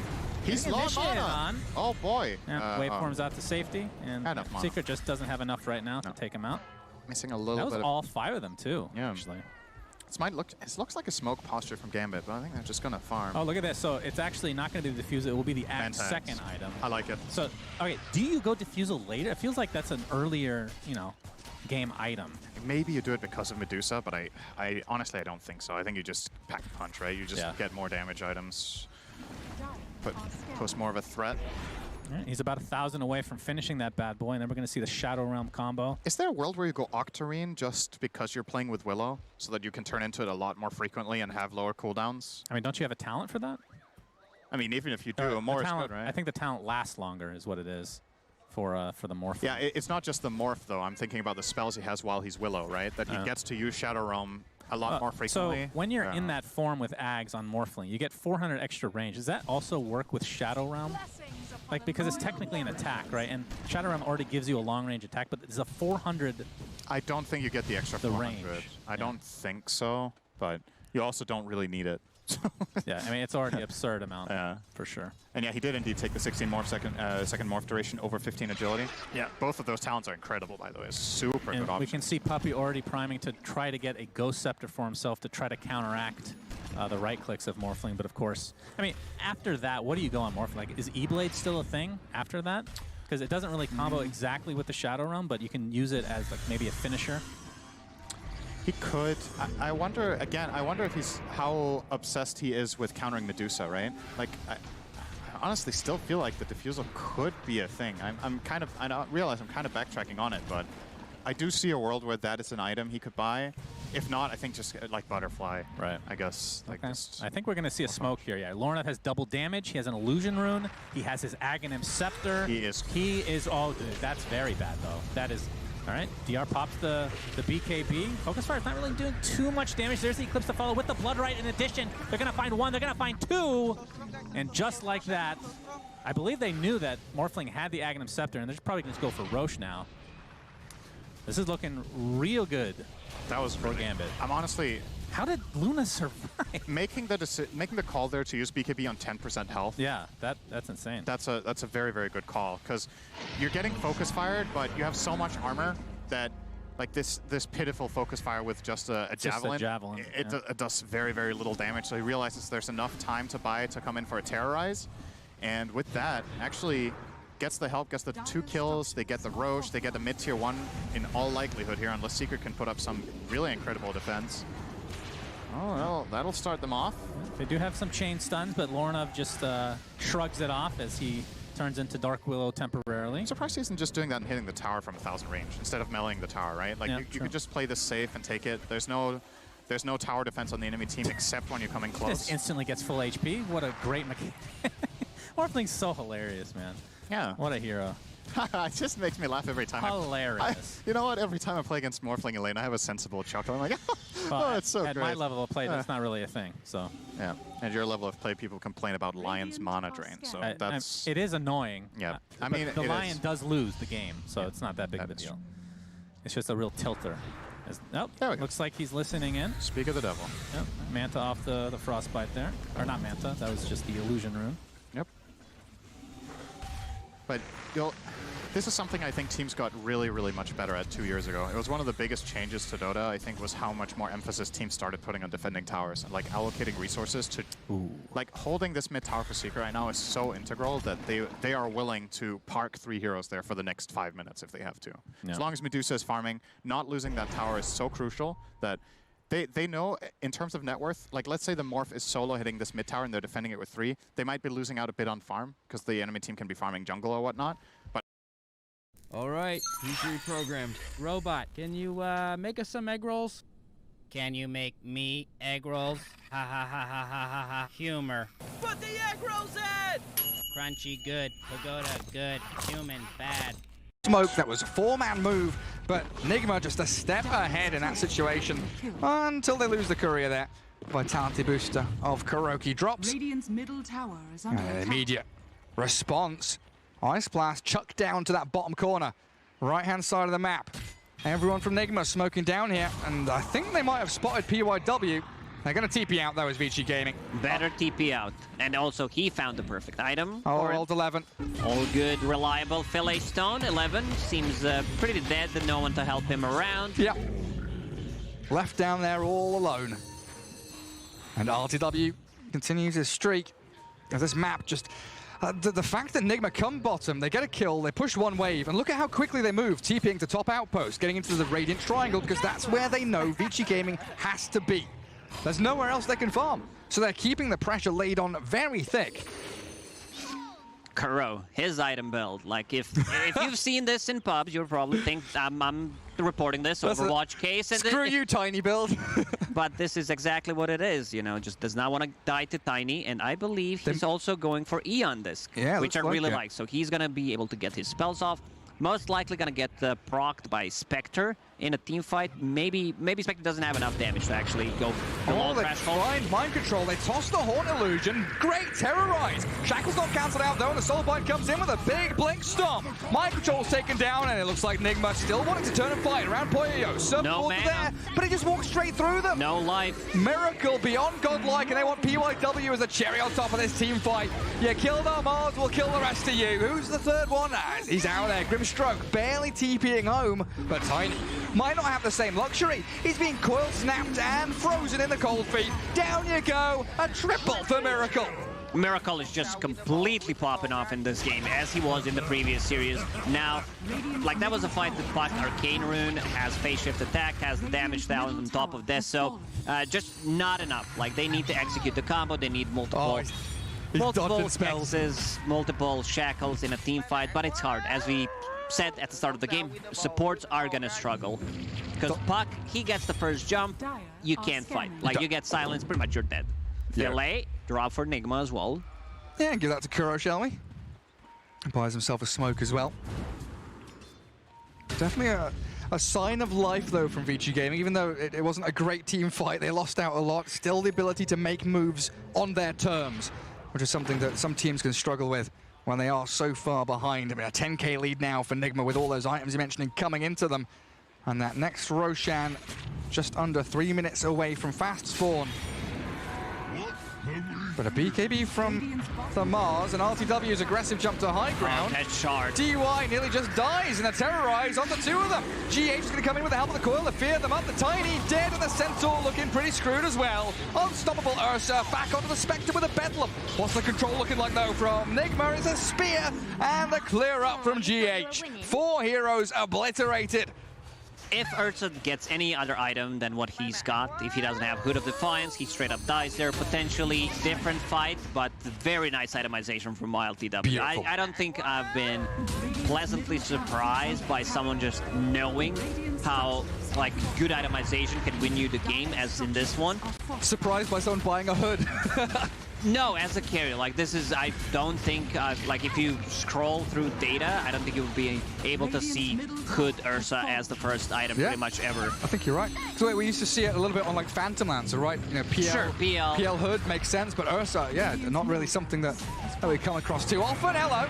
2-man stop, and then the Stampede to run away because they got the arena down. Ori's blinked in aggressively looking for Miracle. The Puck gonna manage to wing, rift off to the side, but not far enough. They got him. GH comes in with a Bedlam though, needs to turn it back on the Tiny, finish him up with mind control. PYW want RTW, and Vici Gaming hold their high ground to get 2 massive core kills. Mind control might even be the third one they grab. He's stuck down here, and Old 11 tracking back on the Mars. It's a good Ice Blast coming in, but I think MC's not going to manage to get up the staircase. Turned on and zapped by PYW, while Kuro can he hide? TPing, No. Stomp cancels it, Ancient Apparition, done for. Nigma, they got what they came for. They killed the melee barracks, the range barracks at 20 HP, so they can be taken down easily. Still, you know, they have a better late game. If this goes post the 35-40 minute mark, you know, considering the amount of the farm and the advantage that they got, might not be too good for Vici Gaming, but Spectre's getting farmed. Like, Spectre got that Manta style, so potentially next Roche, which could spawn in 35 seconds, can be taken. Spectre deals ton of damage. With Manta style, Shadow Shaman wards, maybe that's the sneaky play that they need. I was talking about the itemization. He wanted to get like Bash or Butterfly. I'm more of a Diffusal Blade fan, as already stated, where mana burn on not just the supports, it also gives you that extra slow potential. The damage output that you get from it is insanely high. So I like the Diffusal hero quite a lot. Yeah, against melee heroes, you know, Mars and Ursa, something that mana burn can really stack up and work against them quite quickly. And it looks like we do have the big circle drawn around the Roshan, which is just under a minute from spawning. Everybody going to start vying for that positioning around the Radiant Triangle, around that top rune spot. GH walking in, wanted to try and grab the bounty rune. Is he going to terrorize back onto World 11? Cursed Crown already used up, self-fuels to try and save himself and buy a bit of time as Mind Control. He arrives. Arena in, catching time. They're going to keep down, the buyback from Willow. Ice Blast lands onto Ori and Poyo kind of stuck in the arena too, but they've got the Stampede. Coil catches the Spectre. They want to focus down Poyo real bad. Spectre's gone. No buyback on her either. Nice spell casting there from Nigma. Do they not find overlapping spells. They found PYW. He's the king of the hill. Is he the king? I don't know, he looks like the Joker to me. He's a jester stuck up there. Yeah, great spell casting using Arena, not overlapping the coil, so Spectre can't move. And AA Blast were on point, once again hitting on the multiple heroes. Can't regen, like... And no buybacks. Radiant's top tower has fallen. And you've got Miracle BKB at this point. Coming up to high ground. Oh, that blink. Tiny slips away, but DY unfortunately doesn't have that ability. Tiny gonna get Yule's up. Serpent Walls are thrown in onto them, but that Tiny demolished by them. And again, no buybacks for Vici Gaming. So their entire base is open season for Nigma to pick off these buildings. Panel talked about how they don't have enough damage. This is why Miracle says, you know, I've got to get the damage. I'm going to be the tower damage. 25 damage talent plus the death. So phase shift attack on top of it. Now has a full BKB. Just some good stuff. He's been involved in 29 out of 35 kills. I think everyone is pretty happy seeing Miracle back on the mid lane. Oh, absolutely. It's just absolutely glorious to watch. And Vici now, what, 2 lanes of racks down. Try and reclaim any semblance of map control, de-ward out their base, maybe move towards the Roche pit. And they've got Haunt, and they should have the majority of their arsenal ready at their disposal to try and contest this. Vici take this fight. They smoke. They have a big item, Gary. Shadow Shaman with a BKB plus lens, he can go in, and if he does not get bashed by Ursa, it's not gonna stop. So they need to execute. Like, this could potentially be a big turnaround for Vici Gaming if they get there on time, which they won't. It's too slow. They can't get there, and they're scouted out by the wards. Attempted terrorize, and look at that! The BKB's popped down by PYW, only to die to the right clicks of the puck. Miracle has the reveal to take down DUI2. Both supports gone for around a minute, and a 5 versus 3 that Vici have to deal with. They also have a shard, they gave it to puck. So you can knock them back, snap the coil, look potentially. At Ursa. What? I thought Ursa was going to hunt the Tiny. I mean, Ori is farming quite dangerously down there. RTW, I think, was considering moving into Triangle to try and find him. Only 1 lane remains, though, now. Lacoste down bottom. Vici have 1 lane to defend, but Nigma only have 1 lane to attack into with the entire set of ultis and abilities that we've seen them utilize so very well. I just need a bit of vision. Just need to catch a glimpse of someone here. And both Ancient Apparition and Mars are ready to make that jump. Ancient Apparition can't die. 2 fluffy hats, 1 in the backpack. Eon Disc as well, sitting at 1800 HP at the moment. They're ready to go. They're ready to go on the high ground. Miracle just gets straight up damage. Right now has a Crystallis in the backpack. We'll swap that in once he uses the haste. Yeah, get himself a bit speedy and then get the damage going. Not going to bother defending bottom tier 2. Far too difficult in that real hilly terrain for Vici Gaming, so instead opting to push out top, hold mid, and defend with everything they've got down at bottom. They start with the X12 stop. Hold 11 just trying to chip away at LTW, put the fear into Nigma so they don't straight push high ground, but look at MC. He jumps up there. He whacks back the Tiny, and now LTW is in onto DY. Toss back the Ursa, but this Teddy Bear, he's not messing around now. They expect the Horn, but they lost the PYW shot. No buyback on it. Both supports are gone. Terrorize coming into the Spectre Illusions. I don't think they caught the real one. Miracle's going to have to jaunt away to the orb. Tiny wants it with a Centaur blink, but he gets the cheese off. Survives the onslaught, and now the arena bashing up onto that Tiny. RTW clears them up. This might be it, and they call it. They actually call it.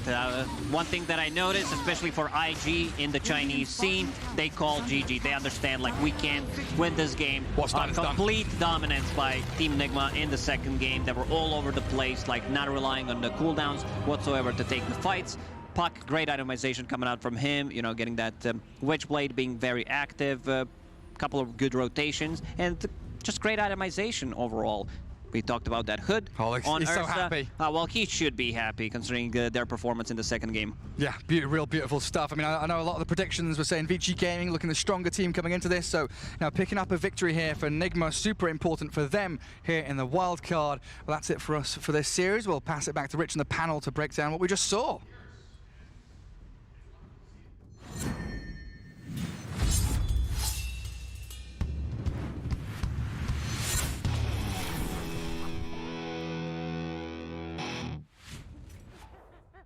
Yeah, the casters instantly mentioning how important they think that this is for Nigma to be able to take a victory here. And looking at them now compared to when they were starting the day, I think it's pretty evident that this is going to be a morale booster. And they got another series coming up right after this. They're going to be our next series. But let's talk about how they were able to do it. Obviously, a very different second game, not only by result, but what we saw in the draft and how we saw them play it out, Kyle. Miracle on a playmaker. 41 kills in, what, 30-something minutes? Like, that's the team I want to see play. It was the same during the DPC season where you'd see Nigma come out, they'd play fast, they'd get a win, and then they'd just slow everything down. This time they did it in the reverse order, but same results. Like, when this team gets that lead, when they have team fight, when they can actually battle and try to slay, that's when they look the strongest. Even the question marks that I had about being able to take objectives were raised at some points, especially they had such a net worth advantage, didn't really have an iron grip on the map. Spectre was able to get out every once in a while, get some farm, but I never really saw the dire half of the map after like 20 minutes. I don't think Radiant ever crossed the river at a certain point. That Ursa was just all over them. It was suffocating. And like Kyle said, I think that's when Nigma's in their element. Yeah, one of the really enjoyable things about having this series to actually kick off our day here in the wild card, obviously we're going to be watching a lot of best of twos, not only today, but over the next 2 days. And when we start off with this, we kind of get a taste of things to come. These are two of the teams that we're going to be putting under a microscope non-stop, two of the teams that you really expect to have that potential to maybe make it out of the wild card. And now we've gotten to look at both of them, and we've gotten to see a few different facets of these diamonds as well. So Kyle, we're going to take a look at game number 2, and let's try to peer a little bit more into that crystal ball and see what the future holds for us over the next 2 days. All right, well, if you can make anything like this, you can see Nigma just all in aggression, tons of team fight. I really like Miracle's build on the puck. It's kind of similar to how we'll see Lena's played. It's the same concept, at least. Early on in the game, strong laners, they control runes, they shove waves incredibly quickly, but they're able to itemize in these newer ways that actually mean that they're scaling, and specifically mid-game damage output is both mixed and very, very high. And you could see Miracle just pretty much dominating this game. ILTW, as you stated earlier, Tsunami with the diffuser build. This is definitely the way to be playing Ursa. Again, maybe it's an NA, EU thing, but we saw a ton of Battle Furies that always don't lose. Do it. Please never. Never. This diffusel's the name of the game, especially since Abyssal Blade got so heavily nerfed that you have no real way to stick on a target. And Battle Fury, sure, you can farm faster, but you shouldn't be picking Ursa to farm. You should be picking Ursa to do this, to make a Spectre feel never safe on the map, to make sure that you are not a cooldown dependent carry. Spectre, Haunt, super long cooldown. Centaur, nerfed in 7.29 did. Stampede, now 100-second cooldown. Meanwhile, Nigma are like, okay, do you have Dream Coil up? Great. You don't have that up? Do we have Arena up? Great. Do we have Ice Blast up? Of course, it's always up. That's how low of a cooldown that spell is. And Nigma just lived in Radiant's half of the map. And this is what I want for two teams that I consider to be ones that make it out of the wildcards. They better split the series. Indeed, and I like this too, because moving on, Rich has been pretty adamant. There's just so much Dota to be played over the next couple of days, and they're even Stevens. So now you look ahead. Nigma, they're going to play Gambit immediately following this. Gambit's still currently playing against Secret. I can hear Suns fan and Cinderin just yelling in the background. Obviously hype over there. I think Gambit was actually quite even around the 20-minute mark, so definitely won't be a slouch here. And if you look at this, again, top 2 out of 6, it's not going to be enough to be a 50% team in this wild card. You're going to need to win a couple of these series straight out if you want to advance to groups. Yeah, draws all around are just going to... I don't even think you'll be in contention for tiebreakers if you're just drawing all over the place. You're going to need 2-0 victories. And I don't remember what the original... So, Rich, you said that you and I differed on some predictions. Do you remember what you/Cinderin predicted for this series? I believe it was the 3rd series of the day. Oh, okay. Yeah. Was this one a draw for you? Did you have Nigma? Did you have Vici? Did Cinderin have? For this one, my pick... Your pick. Which was the same as Cinderin's, was Vici. Oh, okay. Yeah, thanks, Sind. but yeah, Sind definitely making my workload a little bit easier. I just said copy-paste whatever Sind does, and I should be able to make it through this. That's pretty much been my strategy for the past 3 years, and it's been working out. It's been working out pretty well.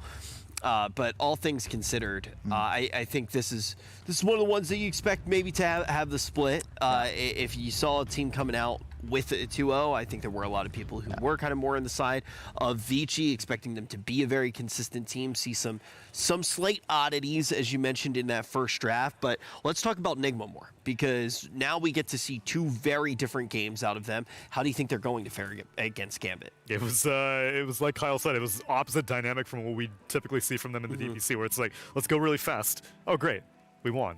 Now we can slow it down. No. Keep going fast. You're good at fast. Keep it fast.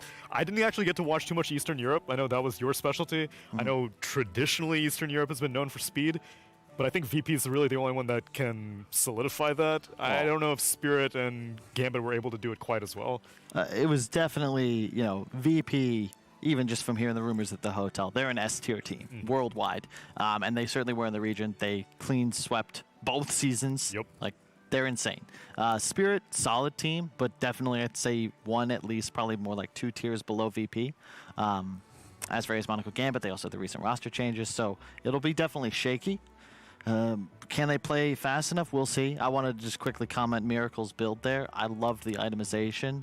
Witchblade, Deso, the early crit stick, a BKB, all these items, Blink, all below 4,000 gold. It allows him to pretty much power spike every 3 to 5 minutes, which I think is really key when you play these fast-paced heroes. And that's what I want to see him stay on. No more Morphlings.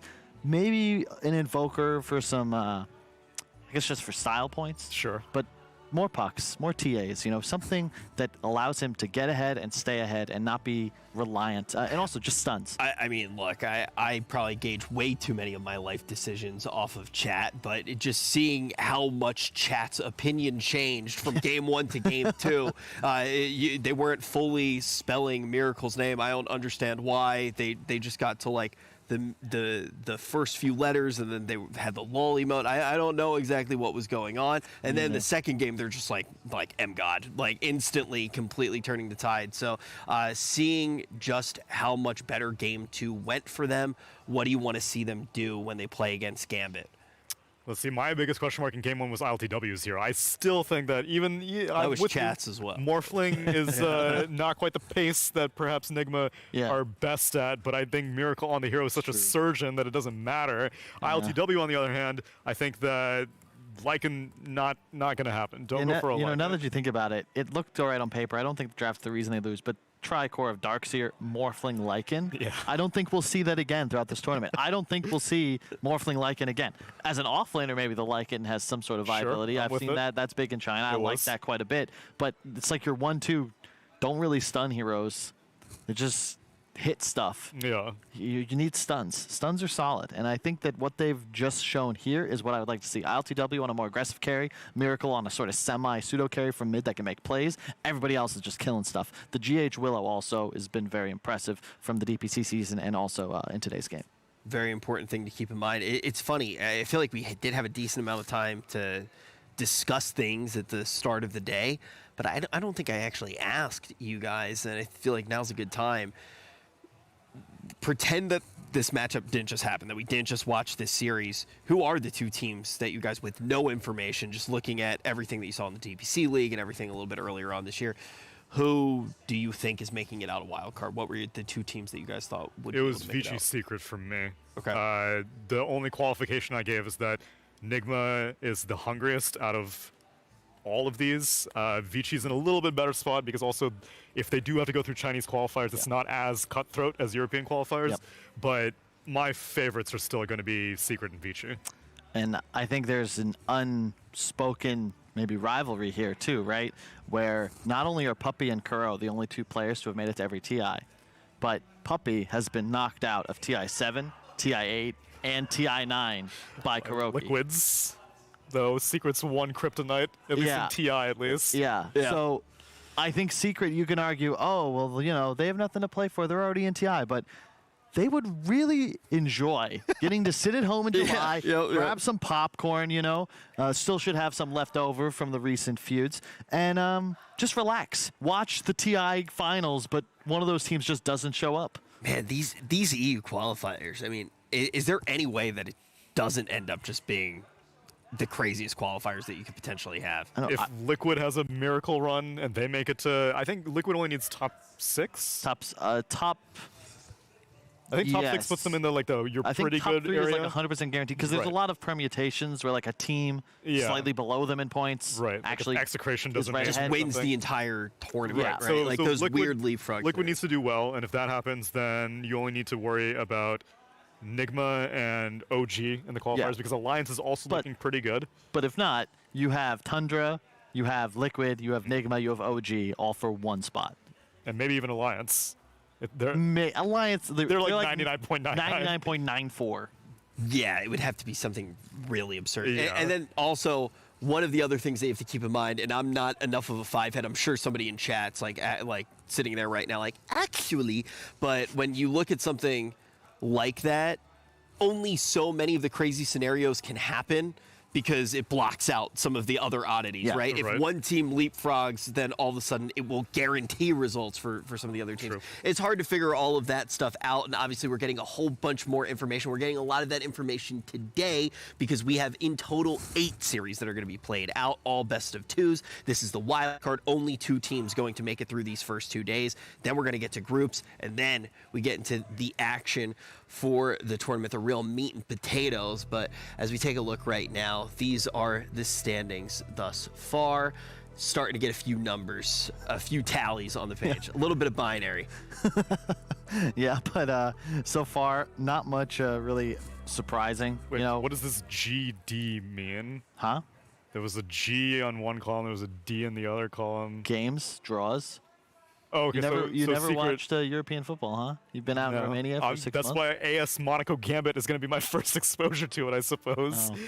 So, Secret 2-0'd, Gambit 0-2. Not yet. I actually don't know. We'll probably get confirmation. I hear them paneling down there. Oh, you do? Yeah. Did Secret 2-0? Well, they had a G. They had a 1 for their G.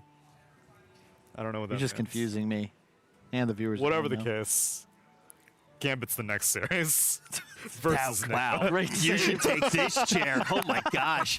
I'm practicing. I have absolutely no job security. You I come taught back me after well, a year. Rich. Now this guy's got all the transitions. This is scary. This is very scary. I'm a But free boy. I think that as we do look now, how clear is it going to be by the end of the day what you really expect to see? Because I'm trying to think about the one thing that I don't have in my head very clearly right now, I'll completely admit, just because I'm going to be sitting on this stream all day, Shiver's going to be sitting on the other stream. I'm not really sure which series are getting played out on her stream today. By the end of the day, how clear of an idea do you think we're going to have of the 2 teams that might actually make it through?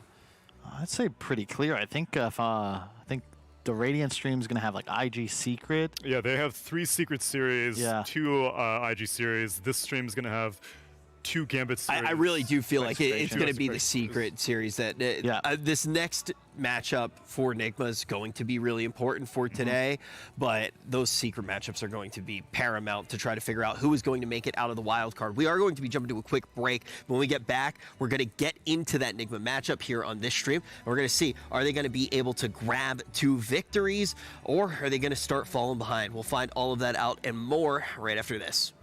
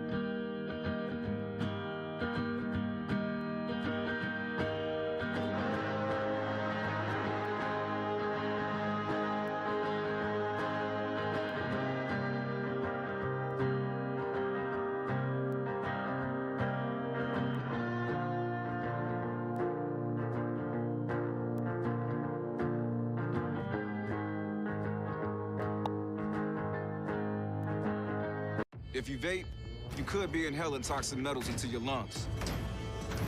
To show how scary that is, we made metal monsters. With special effects that show metal particles being inhaled. And music that would have made your heart race. But nothing is as scary as the facts. Vaping can deliver toxic metals like nickel and lead into your lungs. That's metal in your lungs. Tail slate. Oh no. Your camera's on. This is actually happening.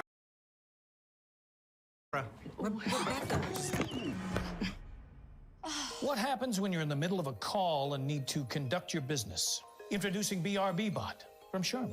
It creates a digital doppelganger to stand in for you on video calls and features a range of human reactions, such as laughing at your boss's terrible jokes, reacting to being told you're working all weekend, and much more. BRB Bot, just the latest way Charmin is innovating how you enjoy the go.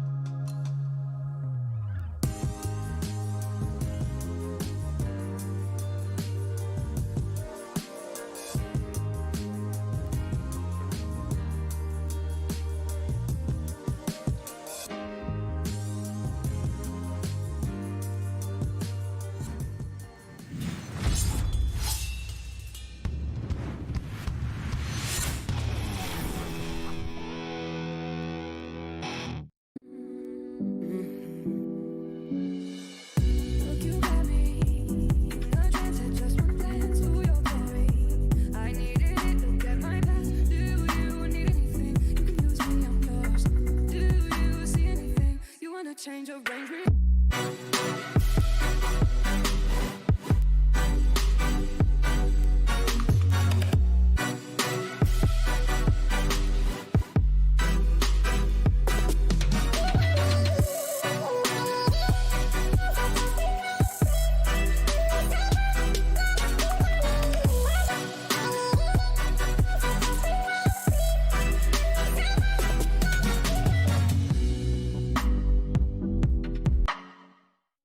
Every event is a part of esports history, full of memorable moments every fan wants to be a part of. Get your own unique piece of esports with WePlay collectibles. Here is the first collection, Storyline. Logo token, trophy token, story token. Be sure to check all the details on our website and stay tuned for cool NFTs from WePlay Esports. Buy the official merchandise for WePlay AniMajor 2021 now on fragstore.com.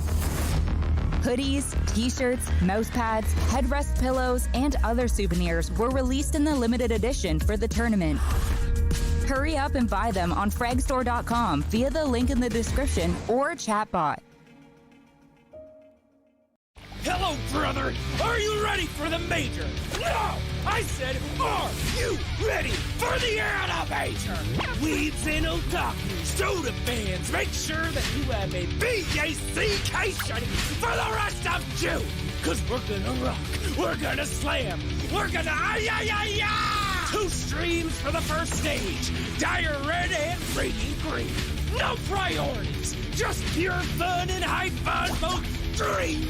And we're gonna start with 6 teams from each region. They will show their best, but only 2 teams will advance to the real massacre that we will politely call the group stage. Round robin, best of 2, madness. Team Nigma, Team Secret, Vici Gaming, Invictus Gaming, Execration, AS Monaco Gambit. Oh, brother, this card is really wild. Ha!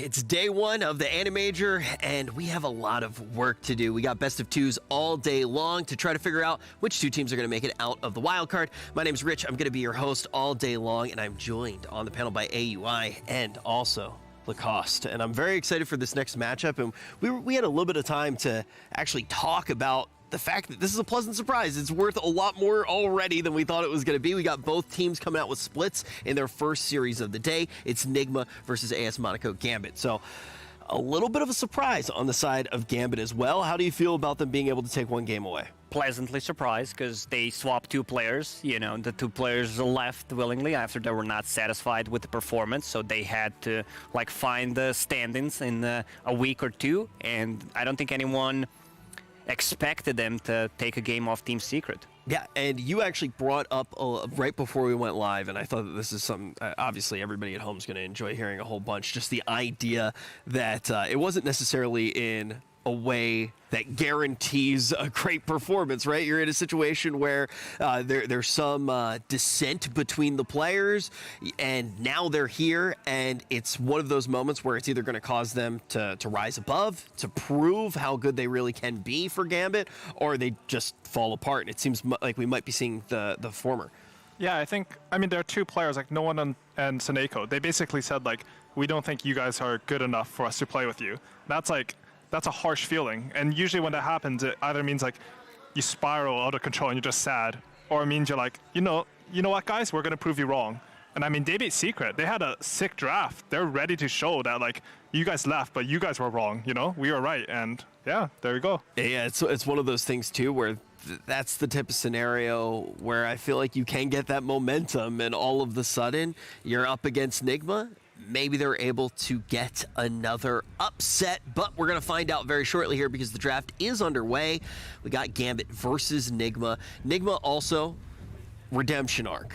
They're trying to get back into their fighting form that we already know and expect from them, and they're trying to be able to lock up a position in TI. They're able to take one. Do you think we're going to see them playing in the way that we saw them play in their second game? You know, after watching Gambit, the old Gambit, I would say, you know, this should be an easy one for Team Nigma, but after seeing what they've did to Team Secret in game number 2, this might be an interesting series, you know, because Team Nigma, they looked very clean against Vici Gaming. Vici Gaming up there, one of the best teams. I thought that's going to be the best series so far in the wild card, but maybe I was wrong, you know, because it was very one-sided, especially game 2. So we have to see what they have in store for this one.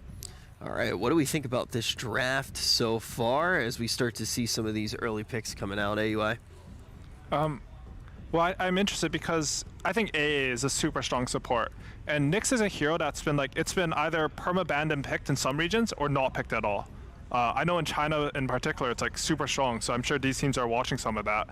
And usually against AA, you want these like sort of sneaky heroes that get on the back line. Nyx sort of does that. So right now, you know, some interesting ideas going into the draft. Something that I watched a lot of China. I worked at the Chinese region, so they open up mostly with like Nyx Assassin, either Nyx Assassin plus Slash, or if Nyx Assassin is banned out, 3 and plus Lash. Viper, strong laner, no matter what. So Nyx Assassin counters, my point is that he counters a lot of heroes because there's like uncontrollable damage going on, especially against the certain ones like Ember is pretty much not pickable. Same goes for Lash Track, so something that they might have in hand for them. Yeah, I think that's a good point too, because AA sort of does the same thing, right? Yeah. Like when you see AA, it's really hard to pick your carry. A lot of the heroes you want, like you can't pick these like Lunas, Gyrocopters, Morphlings, anything, basically any range carry, because if they burst you down with the AO, you don't get to play Dota. We've seen that in the previous series, where you have a Centaur who has a Hood, has a Vanguard, but he's not tanky. Same goes for Spectre. One AA blast, they keep you in the place. I was pleasantly surprised the way Nigma moved around the map. They picked the heroes who don't rely on any of the cooldowns. Great automation coming out from them, especially like the multiple fluffy hats, just not being able to be bursted down by Tiny in that particular game, so they're understanding what needs to be done is pretty top level, pretty top notch. Yeah. One of the things though that I think a lot of people were saying, definitely saying in the chat, was that they weren't loving the morph. How do you feel about seeing it again here as we enter the second best of 2? Oh, you asking me? Yeah.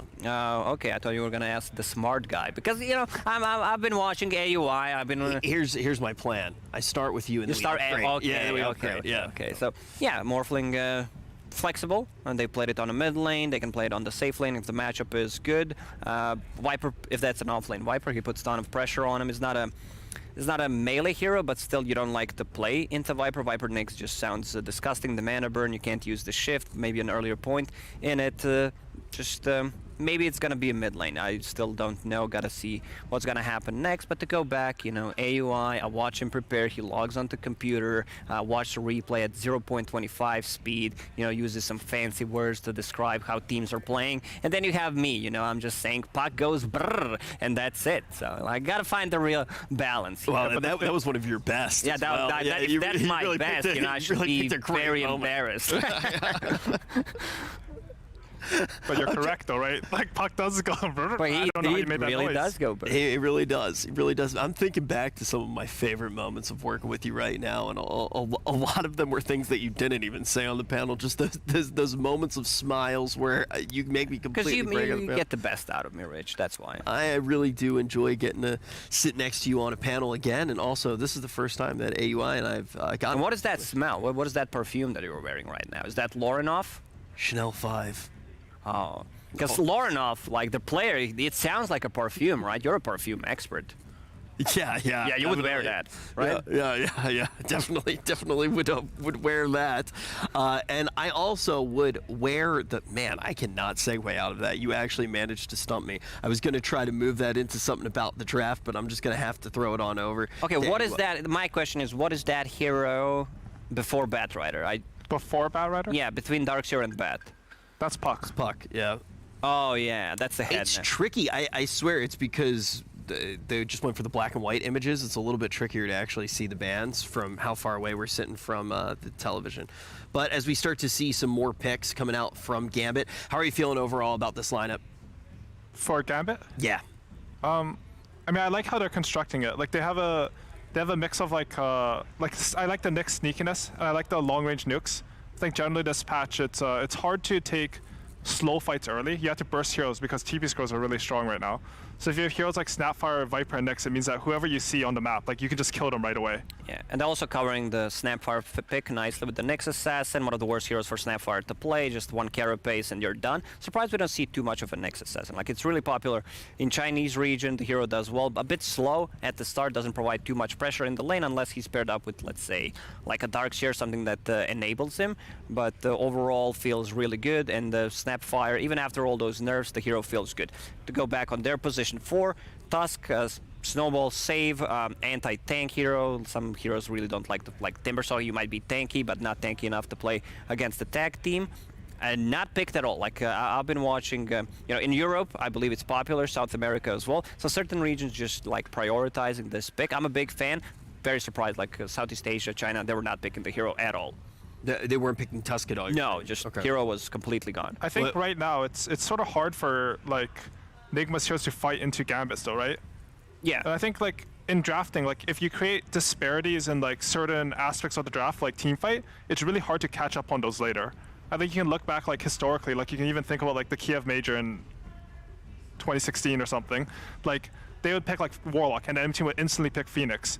And like right now, like if I see Snapfire, Nyx, Viper, and I have like these 3 non-team fighting heroes, like I don't know how I'm gonna recover from that. Great Storm game. Like they have not a pick. single stun. He can just jump over the shards. Like AA is pretty much the food for him. Same goes for Nyx Assassin. So their pick-off potential is off the charts in this game. I want to see some kind of silence, some kind of a stun, something that deals well with the Storm. This means Viper's offlane though, right? Yeah. So they have a Tuskar AA Morphling. I think they might look to try that hero. Yeah. It looks really vulnerable. Like I don't think Nyx can really pull waves. I like Dragonite as a response to Storm Spirit, but after they have Viper, not a big fan, so they're gonna save maybe the mid laner for the last. How do you like if it's a mid Morph against the Storm Spirit? I think Storm should outfarm him slightly, but Morph will be completely fine, and then Morph should have pressure on the tower. I think pressure on the tower, if you have a lineup with like sort of non-teaming supports, it means you have to play the map really fast because you can't take the same skirmish as you would in the mid game. So you want heroes that like when they see the enemy hero in lane, they'll kick him out and your creep wave will hit their tower. They don't have that one hero that just goes in and jumps Snapfire, which I really don't like. Something from far away, maybe like, you know, maybe Mars, but Snapfire can outrange the Mars, and you have a good front line that can keep them busy. Also, it's Mars into Storm Spirit. He can easily just jump out. I think like even though they pick Mars, I don't think they're looking to take like these straight teamfight engagements. They're gonna arena spear one guy. Maybe he'll get a Yule so he can be the catch for that Storm, as you mentioned. But they have like this AALT and this Morphling long range nuke. You know, you arena spear one guy, you burst him, and then you try to reset the fight. You have a lot of like the Tuskar reset. Your Morphling has waveform to reset. You can just use arena as like a way to trade out your spells. I think that is correct for like what heroes Gambit has, because Gambit, like, they have this Nyx Assassin, Viper, and Snapfire. Like, they have a lot of nukes. They're really strong in teamfights, but they're actually not that mobile.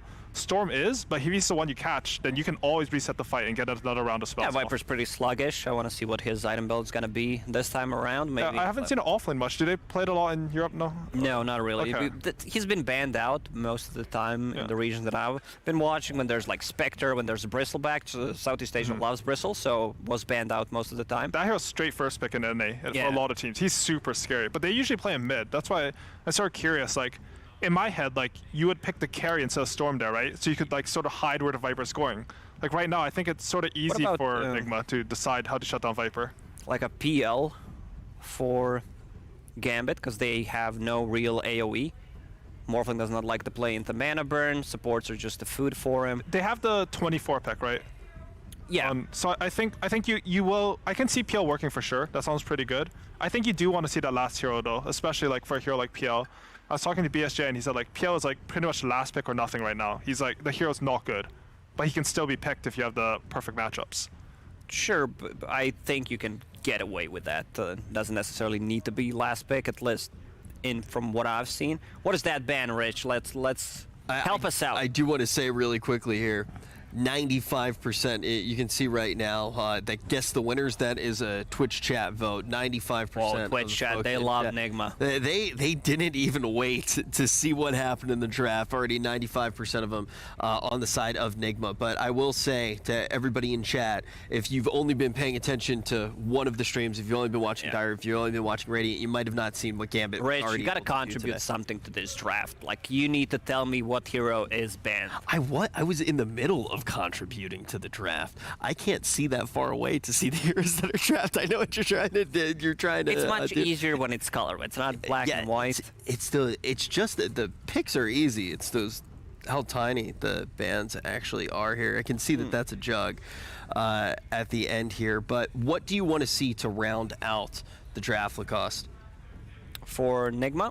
Yeah. I think they need a mid laner. I think it's okay to have Morph against the Viper. You mentioned the aggressive tri-lane possibility, something that comes to my mind every single time I see Tusk, one of the best heroes. It's going to be mid Morph, actually. Okay, so running that back again after what we saw in game 1. And now it's going to come down to Gambit. What are you looking out for here?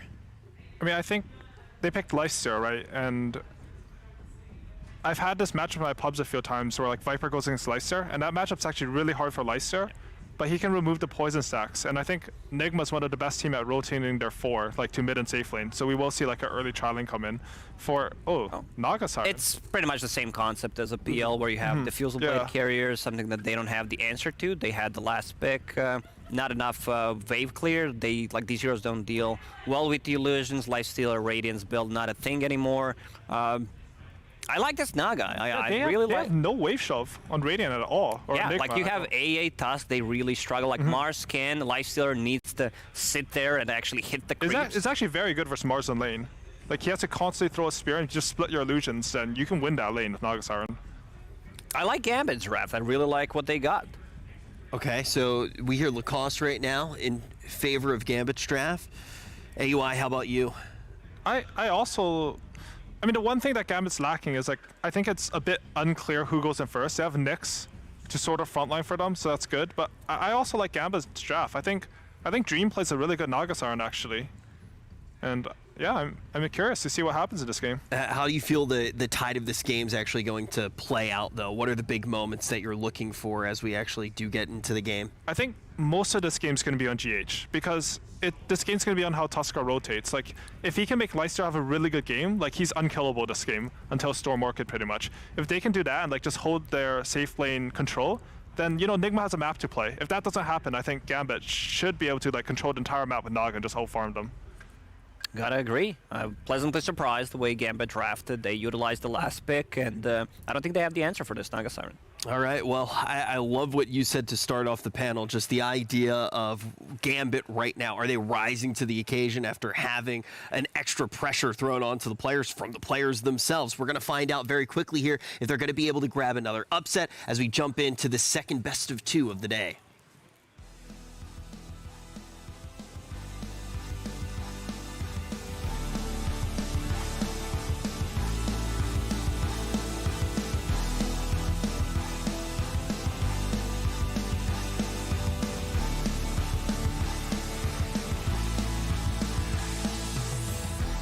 And here we are, Gambit up against Nigma. It seems like Nigma trying to replicate some of their victory against Vici Gaming with there's Mars, this Ancient Apparition, but the panel, and I know you were saying that you really like Gambit's draft and the way they can play the map.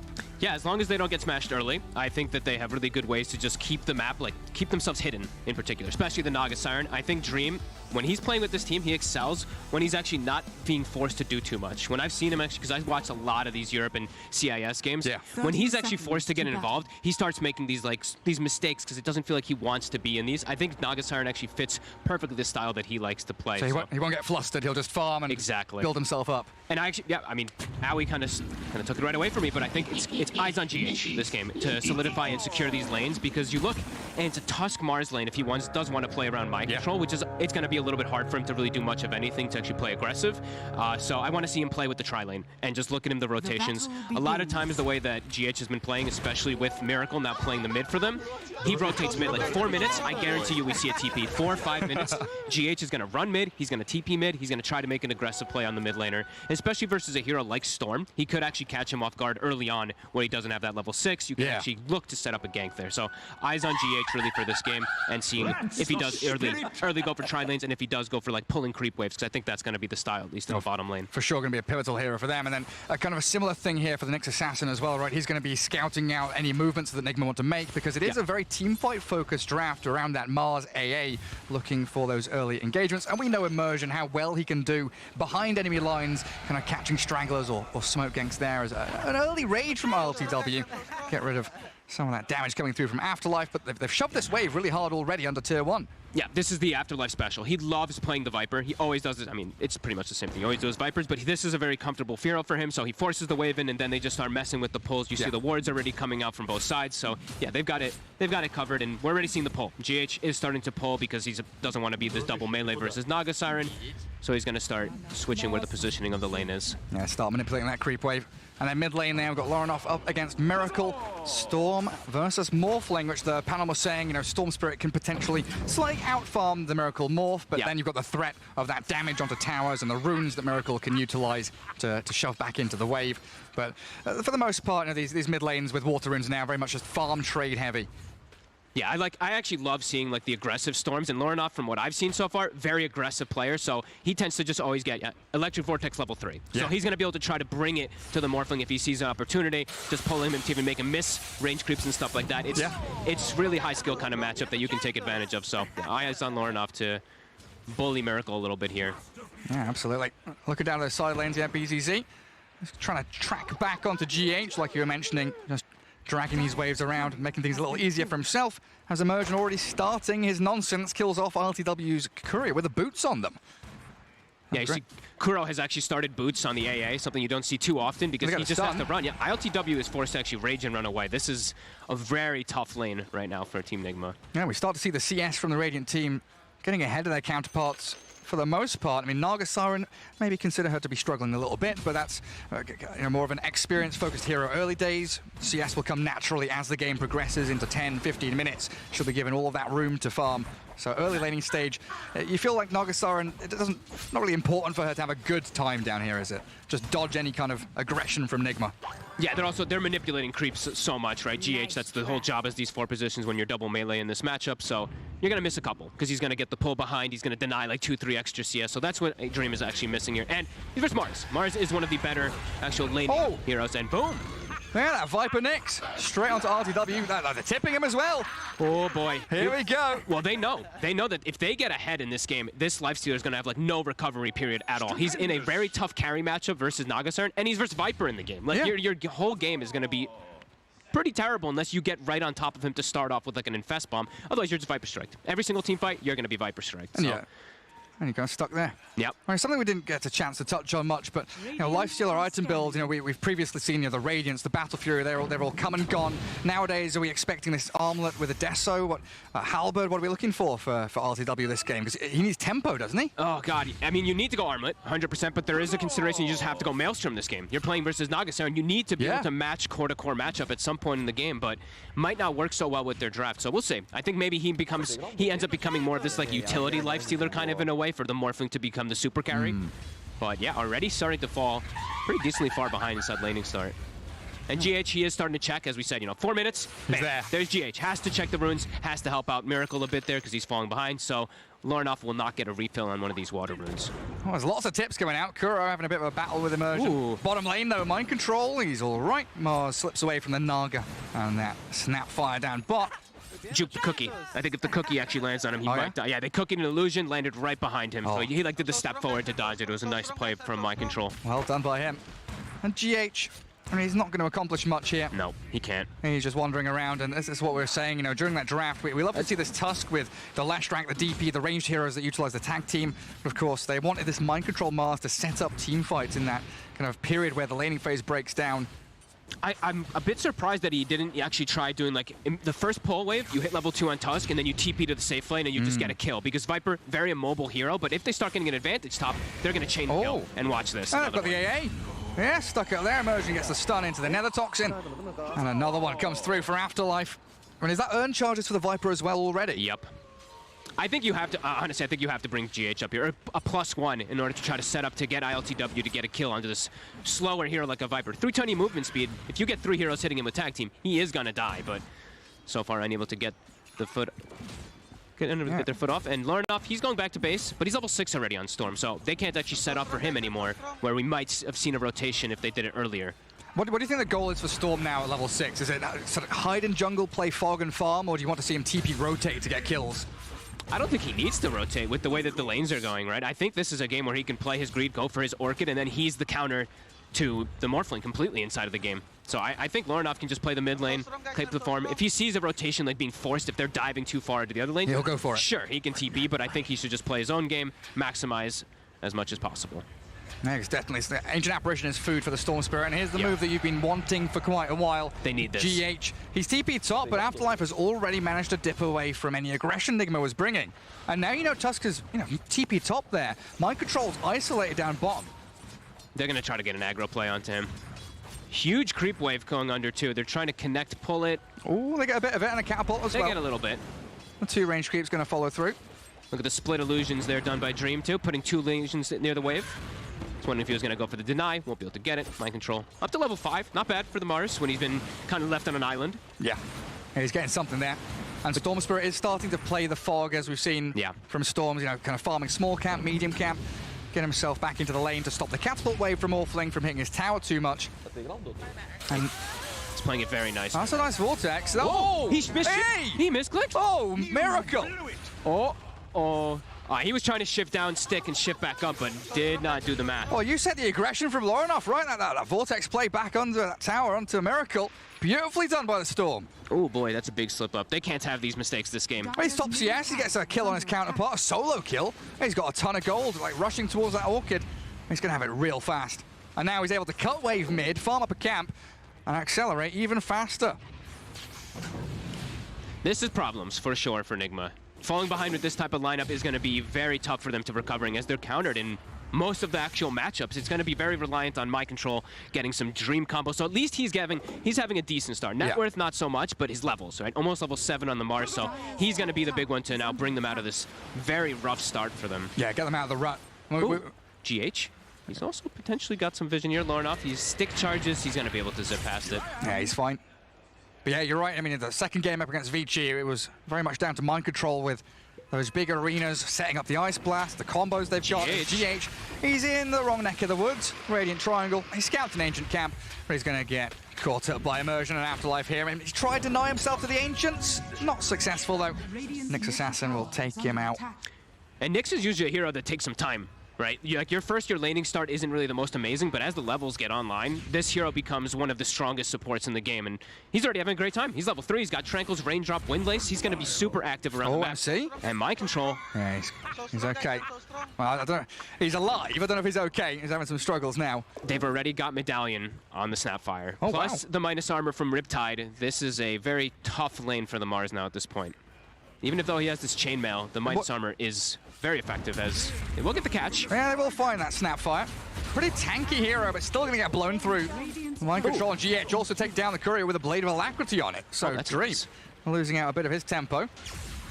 And Storm Spirit try and get a bit of revenge here. Good attempt on the shards by GH, but Storm always able to close the gap back onto him. Well, that's the first kill for Nigma, though. Yeah, up on the board. A bit of a morale boost, at least, for them. And they get the Courier. Courier is a nice thing, too. It's going to slow down that speed because the Naga Siren was getting pretty out of control. Yasha was on the horizon soon. Top. LTW rages away. Immersion thinking about that Impale, but holds it, knowing he's not going to get any real follow-through. Other thing about the Nyx in these type of matchups as well is Nyx, as we said, slow to start, but especially versus a hero like Lifestealer. Always Lifestealer has been like the king versus Nyx Assassin. You don't care about anything he does. You rage and just hit him, but Yeah, Immersion having a very good start here, 2-0-1, sapping experience. Especially if you're the one making the first move, right? If you're on the back foot against Lifesteal, you're having a rough time. You're making that first move against AA, against Morphling. This Nyx Assassin, once he hits level 6 especially, could find some pretty nifty openings onto some of these squishier targets. This could be a good move here from GH. If he's able to get on Afterlife, he's got the shards. Yeah, he's trying for it up top. Afterlife, the Viper dropping, 3 heroes surround him, and 9 minutes in, almost 10 minutes in, they get that tri-lane move onto the Viper at long last. They do grab the haste rune for Lauren off top, as Nyx Assassin is TP down towards bottom. Miracle's going to force a ball lightning back into that creep wave.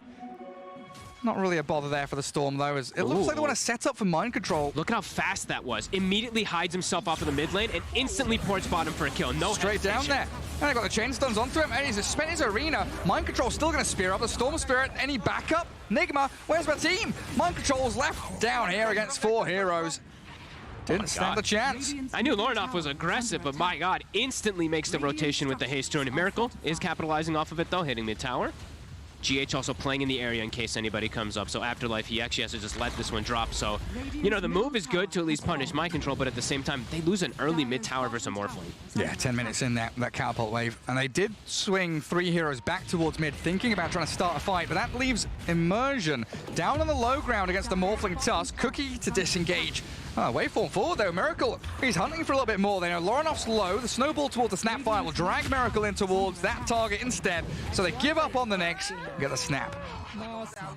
Great moves from GH. Sitting around mid, just literally being patient, waiting for somebody to show up there. And he knows that he is the kill hero with his team. They're going to give Kuroki the lane. Level 6, we see the AA blast. It's already going to the base. Is Lornoff going to get killed by it? No, he'll be okay. He'll be fine. A nice try. Good attempt. He'll delay his move out of the fountain a little bit. I mean, net worth-wise, looking like Morphling up at the top, Naga not too far behind. We've got a pretty tight grouping of heroes there. I think the surprising one for me is Lifesteal has managed to recover pretty tremendously out of that top lane. And he is just rushing Maelstrom. He's not even going to go for Armlet, so he's going to try to counteract the Naga Siren, Kuroki. Yeah, that's Immersion's level 6, right? Finds the AA, and he's got Urn Charges on him. Kuro, he's got the invest save. RTW races across with the phase boots and the turnaround from GH. Good carapace, but Nyx Assassin, he's done for up there. Nice team play coming out. They tip Kuro for baiting them in. Making the calls. I'm baiting TP top. We'll turn this. Help! It does mean now, you know, the kind of natural movement for the Naga Siren. Ditch bot lane, move up the top for the tier 1. Claim some objectives as Gambit. Are Nigma ready to fight this? Are they going to bring the Mars top to start a battle here? He can. There is a TP coming out from Viper down bottom already with the Storm too. Mind control might get caught off guard from this one here. Oh, he's not expecting it. No, he's not. Dream gets the tower top, the zip in onto bottom lane is that Mars being caught out. He could, my goodness. Thought he could do a bit more damage to that tower, but with that Nether Toxin and Storm's damage, substantial. It's such quick movements coming out Straight from them. smoke. Look, this instant smoke. I love the what is man? Gambit is on fire right now with the way that they're making these early aggressive moves, really recognizing the style that they want to play with this early advantage that they have on the Storm, just making Lornoff get very involved and just letting Dream do his own thing, right? Just let this Naga play his own game. Yeah, it feels like wherever Immersion is, there's action. Feels like the Nyx Assassin's the one making the go calls. Follow me, let's smoke, let's make these moves. Dream is left alone top though, which means Nigma snap into action onto him, and RTW out with a killing spree. Good move from Nigma. And now the smoke from Gambit is just going to be wasted. Immersion's going to be able to scout out some information. Oh, Miracle. Oh. He's shifting down. Can he get it? And what's Miracle at? 560. He's got a Fairy Fire. I don't know, man. Oh, he's being safe. He knows. Yeah. They're waiting for the zip, too. They see the Storm walking over. He's got the stun and the zip in. They've caught Miracle out. Got him. Chain stunned beautifully. Absolute perfection in from Gambit. And Storm, he's going to ball lightning himself away. So not even a chance to catch with a snowball or an arena. Can they get Immersion, though, for it, perhaps? I'll try. He's got Carapace and the arena there with a spear, but in come the kisses. The counter initiation from Gambit. They blow up the Tusk. Mind control. He's going to back himself up that ramp. Get to the safety of the staircase. But you need these arenas to be really landing and getting you kills right, because Mind control's the main guy. How much did he actually end up absorbing there? He absorbed the spear, he absorbed the damage from the punch. Just the Carapace alone absorbed pretty much everything there. If he didn't get it off at that exact moment, he's dead. They would at least get a return kill, but yeah, great Carapace from Immersion. Yeah, this is a beautiful Nyx game. Beautiful Nyx game for sure. And ILTW, as we said, he's recovered, but every single one of these Arena of Bloods that don't connect, that's kind of just going to slow down the pace completely from Nigma. They need to have these successful, because if you look at the side of Gambit, they're not nearly as cooldown reliant. That's a minute you're letting Naga farm, basically. Yeah. But they got the Naga. That is the important thing. Yeah. The Dream did get picked up before all that started, which was a very big one that Nigma did need. Now another tower. Yeah, Morphling down to bottom. He's got himself the ultimate orb. Just a recipe away from Manta now. Exactly. Lornoff already has his Orchid, so this is the timing here for Gambit to keep looking for plays, keep looking for any type of aggression. Nigma knows this. Look how they're sitting behind. GH and Kuroki at the ready to protect Miracle. Very, very defensive. Patiently wait behind your carry. Yep. And here comes Immersion again. Another go call. Follow me. I will lead you to kills and action. And he'll try and scout them out. He'll see GH. Do they have any sentries? There's no reveal. It's on the far right. Yeah, it's further off to that side, so they go on the Morphling straight away. It's pretty tanky and a great snowball. Ice Blast, turn around onto the Storm, blow him up. Ooh. The streak taken down. And Gambit not bringing the numbers this time. Immersion might even get cut apart here as the Mars angling towards him. Immersion's out. Just instant reaction from GH. If they maybe had stunned from the opener, you know, I think Immersion, he wanted to get that little bit of extra damage. If they just stunned, perhaps they actually can get the follow-up for the kill, but yeah, just too quick there from GH. And now Manta's done. So that was your big move to make with the Orchid. That was the window. Nigma can react, yep. And Kuroki being sneaky, getting deep wards down to see and be able to predict and, you know, prepare yourself for these Orchid movements, having the Tusk in particular sitting behind that Morphling. They'll see these moves coming now. Yeah, I mean, it very has much been smoke after smoke from Gambit, so if you can spot one of those out, vision and intel important for Nigma here, as they do ready themselves around that bottom rune spot. Afterlife with boots of travel. Yeah. Viper, super immobile hero. So you always want to be able to join to these fights, as you know the map's going to start getting kind of split up. Back onto the Nyx. They want to squish this bug and get the pest out of the game. They've blown up Immersion, but in comes the Storm. Looking for the Ancient Apparition. He's got heals. He's got saves from the Lifestealer. Kuro, he's barely dying, but it's taken Storm everything he's got to find the kill as BZZ. Taken out by RTW. And Nigma on the retreat now. A little Vortex onto the Tusk. GH under that damage from the Riptide and Nether Toxin. Now, 2 for 2, all things said and done. I mean, all the support's dead and all the cores running back to farm. Man, I love active Dota. Mind Control able to farm during the meantime. He's got his blink. It was spotted, though. I believe that this courier actually did see the... this ward saw the courier coming out with it, so they should be aware that he does have Blink Dagger for the next ones. But some good aggressive moves from Nigma. Being able to punch back with this Manta-style Morphling. They're getting the Lifestealer completely back in the game, as you were mentioning earlier. Had a tough start, but he's 4-1. His Infest saves have been pretty top-notch so far. Yeah, onto Kuroki every time as well, right? They're jumping the AA, you know that's your squishy target, the food for the Storm and the Nyx. So if RTW is ready and waiting for it, get straight into the Ancient Apparition. As BZZ, he's got a lot of work cut out for him as the position 5 this game against Kuro, and he's got a lot of de-warding to do. He's got to try and figure out what Nigma are up to. Sneaky wards too, as we mentioned earlier. The one that you put deep past that tower, that's one that almost never gets de-warded. And the sentry, it's not going to catch it, the one that they placed down there, so. Oh, hello! They find the next assassin under a sentry ward. Try to blow him up, and that's Morphling. Finding yet another kill.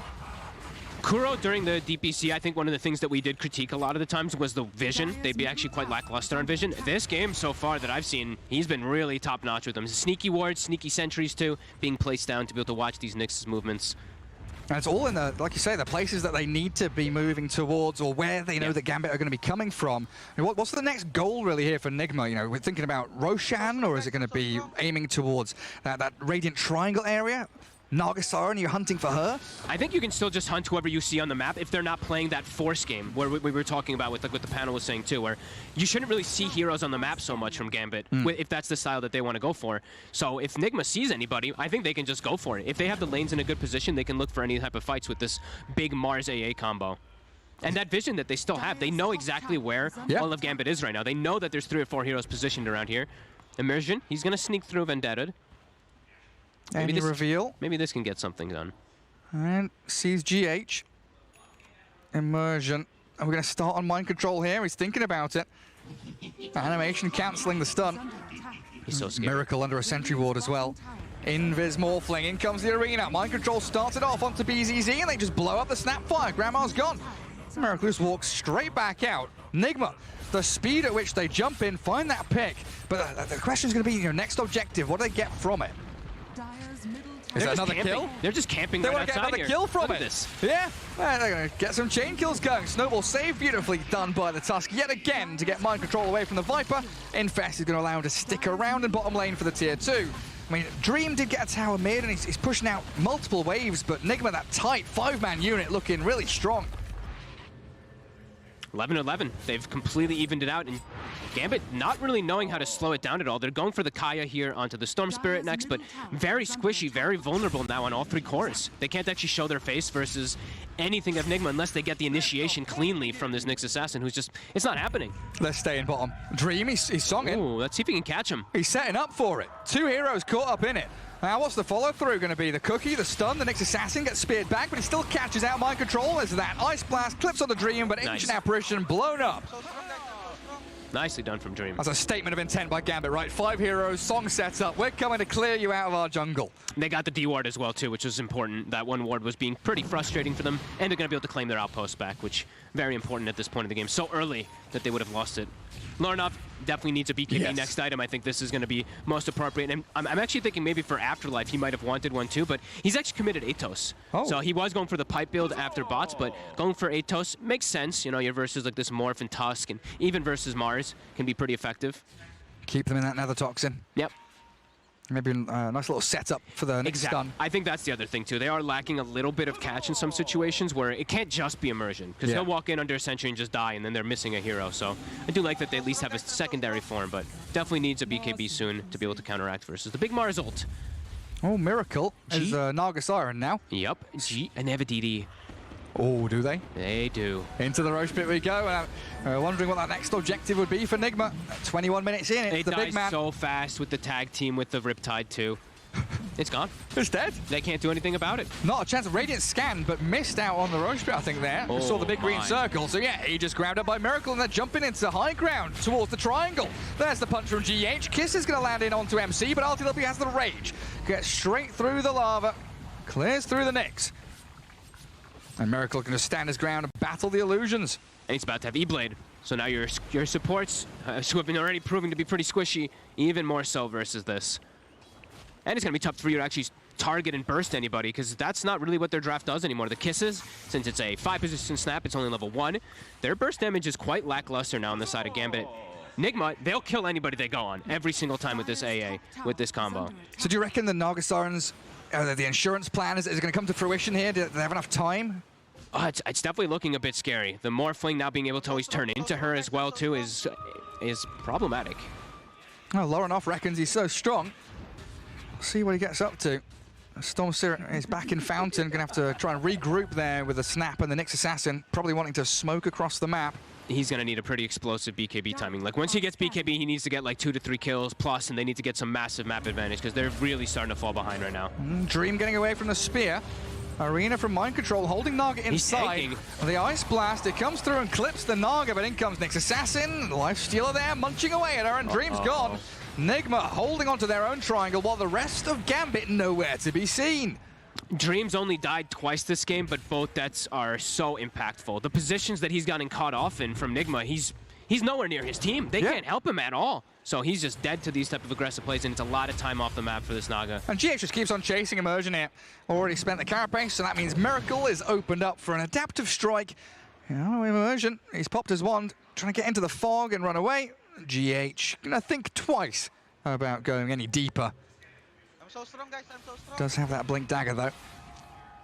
And do we have the Mjolnir? Looks like LTW is going the full counter build versus the Naga Siren, so really does feel that Nigma is in perfectly fine condition here. Only less than 1k gold behind, but that doesn't matter at all with the way that they've itemized, the way that they've played now too. This Morphling is by far the strongest hero on the map. And yeah, I think it's a lot of pressure now on Lornov.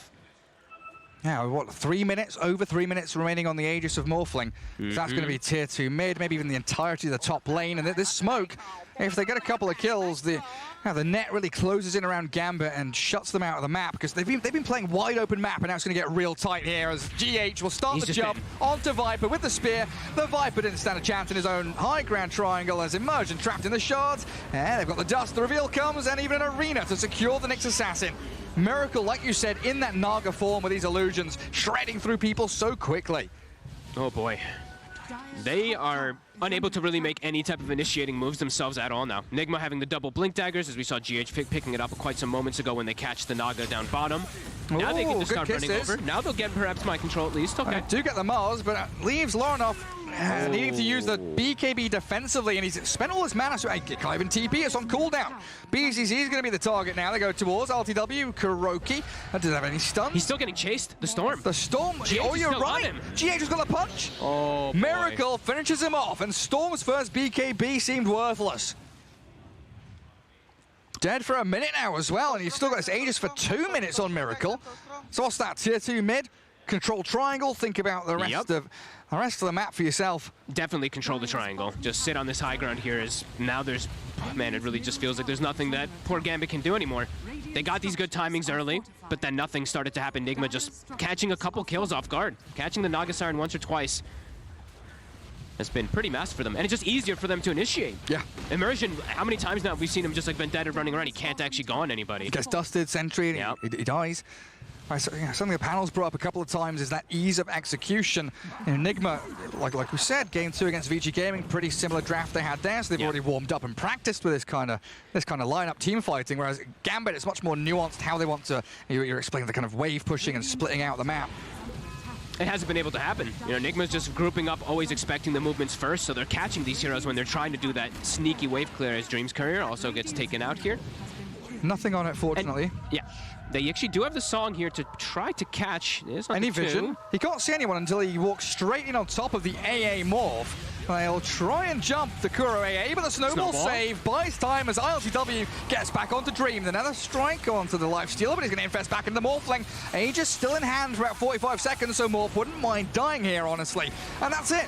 Gambit have nothing left in the tank. They've spent everything. They get no kills, and Nigma just going to full hard reset and go again. I can't believe they don't even get Kuroki. Again, just the double bailouts. I think the infest plus the snowballs time and time again. Nigma on point with these saves. And they don't have a good combo. This is the next point I actually was going to get to, is sometimes we see these Naga Sirens able to work so well because you have some like black hole, something like an egg on top or something like that. They have nothing. Their combo is pretty much just Nyx Assassin runs in and tries to stun. And then kisses on top, yeah. It's very delicate way they want to start these fights. And it really feels like they have 2 5 positions now at this point because of how slow Immersion's game has gotten. They have a level 11 Snapfire, level 11 Nyx Assassin who can't really contribute too much big into the team fights in comparison. And you were very clear when you talked about that Storm's BKB timing. Oh, hang on a second, Immersion's running forward again. They are desperately trying to start a fight wherever they can, but MC, BKB Spear, back onto the Nyx, and in comes the Ice Blast combo. Immersion, Carapace and Cookie. Get him a bit of distance away from Nigma. A turnaround from Gambit, maybe here onto Miracle. Ball lightning in, the arena comes, but Miracle's BKB'd up himself, turns into the Naga, they lose the Mars. Nyx buys back as well, but this Morphling, he's shredding him. There's not much Gambit can do against it. It's a good stun for Immersion, but the rest of them on the run. Dream has been left isolated yet again. Punched into the air, and GH brings it back down to the ground with a bang.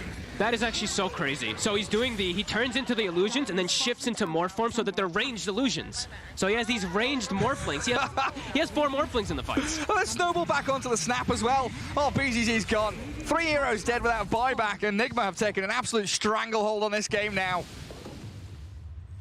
Did they even get it? Did they get at least 1 kill? They got the Mars. They got the Mars, but that's these BKBs just to get these 1 kills. This poor Storm Spirit can't actually get onto any. Too many saves. It really is too many different defensive aspects on the side of Nigma that they're using beautifully. They really are. These infest, these snowballs have been on point.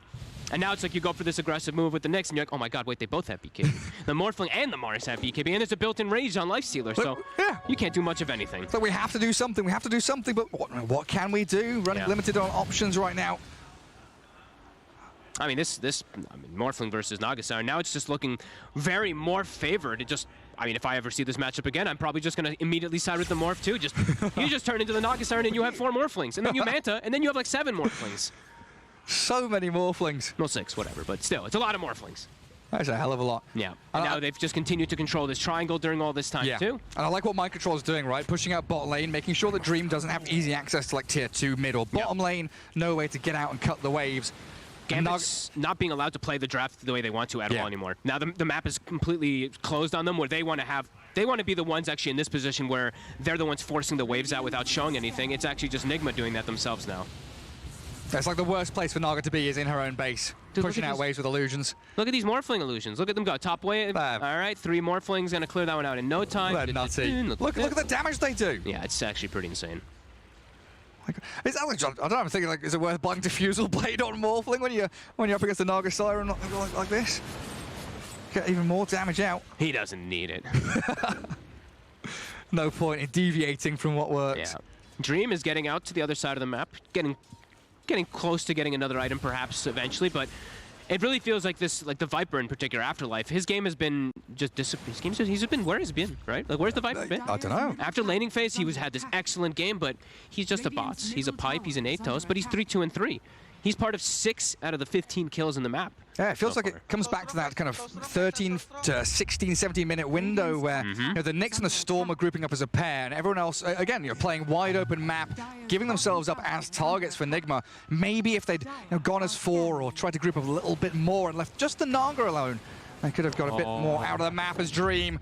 Does have a bit of backup here around her. Nyx Assassin can help out, but the Arena Spear, Ice Blast going in onto Dream. The Song of the Siren not going to help you. He's just dead.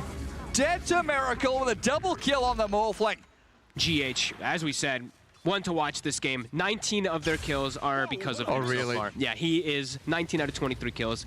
His Blink Dagger came super early too, and he literally has been reading the map perfectly so far this game. This Tusk on point, level 17, same level as his offlane Mars.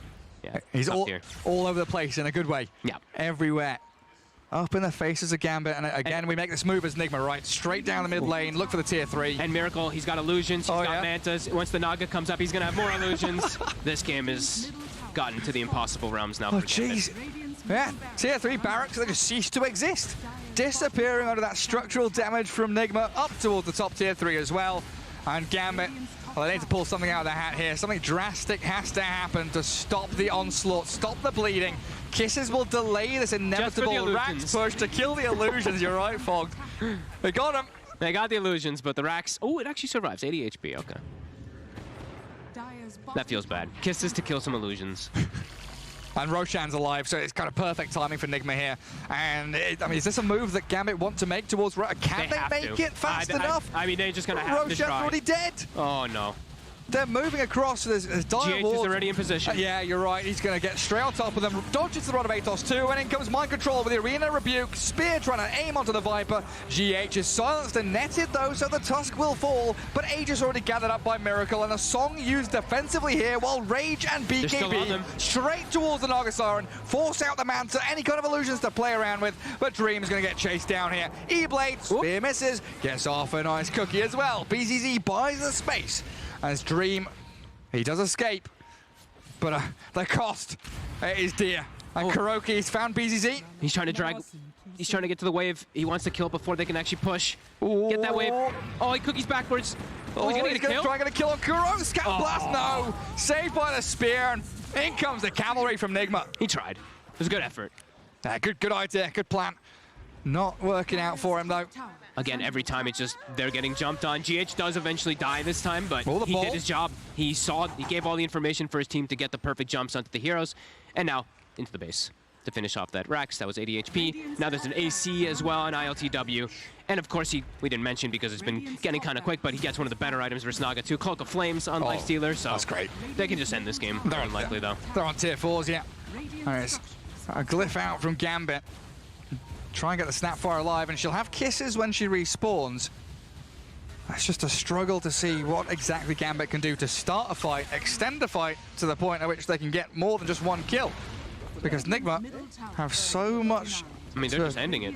They gotta do something. They're gonna try. I mean, Miracle just on your throne. He's killing the base. He's just killing the throne. I mean, there's no glyph. There's nothing to save it. That game's over. It's over. Nigma take game 1 against Gambit. I mean, it's a good draft from Gambit, good attempt, but Nigma with a momentum from that victory against Vici Gaming, really showing this Mars AA in particular. Yeah, the Mars AA and just the way that the Morph and the Tusk actually controlled the game was pretty beautiful. The read of the map is the biggest thing. I think the biggest moment for me really was that bottom fight where Orchid comes out for Storm. Manta's not finished on Morphling that. GH gets the snowball save. That kind of just sets the tempo, sets a huge opening for Nigma to pretty much just run away with the game. That plus catching Dream the one time, they shut down his entire net worth. So. Like top of Roshan, then back in the dire triangle here. He found Dream a couple of times. And you mentioned the Storm Spirit needed that Orchid timing and the BKB timing to net himself 2, 3, 4 kills off the back of it. Wasn't able to do so. I mean, their panel saying they like the draft from Gambit, so it's a good step forward. You know, it's just that the fact that Nigma seemed the stronger team in this series anyway. But yeah, what do we expect from Gambit and Nigma in game 2? The same kind of draft and aggression, or do you want to see Gambit speed things up a little bit? I felt like Gambit's aggression was actually really, really good this game. I think just some crucial timings got messed up, right? The Nyx Assassin not getting that stun to cover versus that Orchid timing. Dream also getting caught while they're making a smoke movement at the same time. There's just a couple things there that really crumbled and Nigma took advantage of. I think the panel's ready, so back to you, Rich. Yeah, and it comes down to some of those crucial timings is really what we heard from Fogged. And I kind of want to break down just a little bit more what we saw from these two teams, because it did look like that initial advantage that Gambit maybe had from the draft. They had a really solid draft. They start off really well, but ultimately Nigma finds some of the cracks in their plans. All of a sudden, they completely take over that game, Lacoste. Yeah, I think Dream... bit overextending a couple of times on Naga Siren, not playing with the team. Viper had a really good laning stage at the start. After the 10-minute mark, like Viper, nowhere to be seen. He just completely falls off. I think also lack of the defensive item on both of the supports. They didn't have any. They were trying to get a Force Staff. What they needed to do, like on paper, for what the lineup that they got is go in and out, because you have mana burn from the Diffusal Blade, you have mana burn from Nyx Assassin, both Life Stealer and the Morphling they don't like to play into. They needed to reset. They had the song, like the execution was also not on point multiple times. Naga Siren song into pretty much nothing. There's no real follow-up. They needed to get the quick in and out, maybe buy back on 4 and 5, because there's like nothing they can do. This Morphling was completely popping off once he gets that E-Blade. He had timing on Manta style to get rid of those silences. It's just that Gambit kind of crumbled in this game. I would still, like, after how the game was played, I still preferred their draft. Yeah, I think that's a very important thing to note. And as we look at some of these key moments in the game, you just heard it from Lacoste. You heard it from Fogged a little while ago as well. It really comes down to just a few of those openings that Gambit gives to Nigma. Nigma's able to take advantage of those mistakes and grab complete control of the game. Now, AUI, before we actually jumped into this game, you mentioned you wanted to really keep your eyes on GH. He was going to be someone that you were going to be paying attention to. What did you see from GH in this game? No, I think GH was one of the reasons why Nigma's draft ended up working really well. I mean, honestly, there are two things I think that I thought about the draft poorly. One was that I think this Viper ended up being really hard to itemize and play against the Mars and the AA. The combination of those two heroes, you can't really force that to reset the AA out because you're just in an arena. And you can't itemize how you want to with like a mechanism and like Glimmer and tank through the enemy team, because AA Blast just nullifies all of that. And on the other side, as you mentioned, like GH, he was just playing like a god. Every single time they tried to kill a key hero on Nigma, he was always there buying time. And I thought the fights were going to go where Nigma were the ones who would try to burst and reset. But because of the Tuskar, they were able to take like these slightly longer fights and get multiple rounds of spells off. He just made the game. I think Nigma's like general understanding what needs to be done has improved quite a lot. Like we see quite a lot of infest saves coming out from the Lifestealer when they try to go on a target. ILTW did it multiple times in a row. Just some beautiful stuff. Also the itemization. Once again, they're not going for anything greedy, just standard stuff. Like that's what they won them the game 2 against Vici Gaming, and one more time in this one, Lifestealer going for that Maelstrom / Mjolnir, upgraded more damage against the illusions. There's some good stuff from Team Nigma.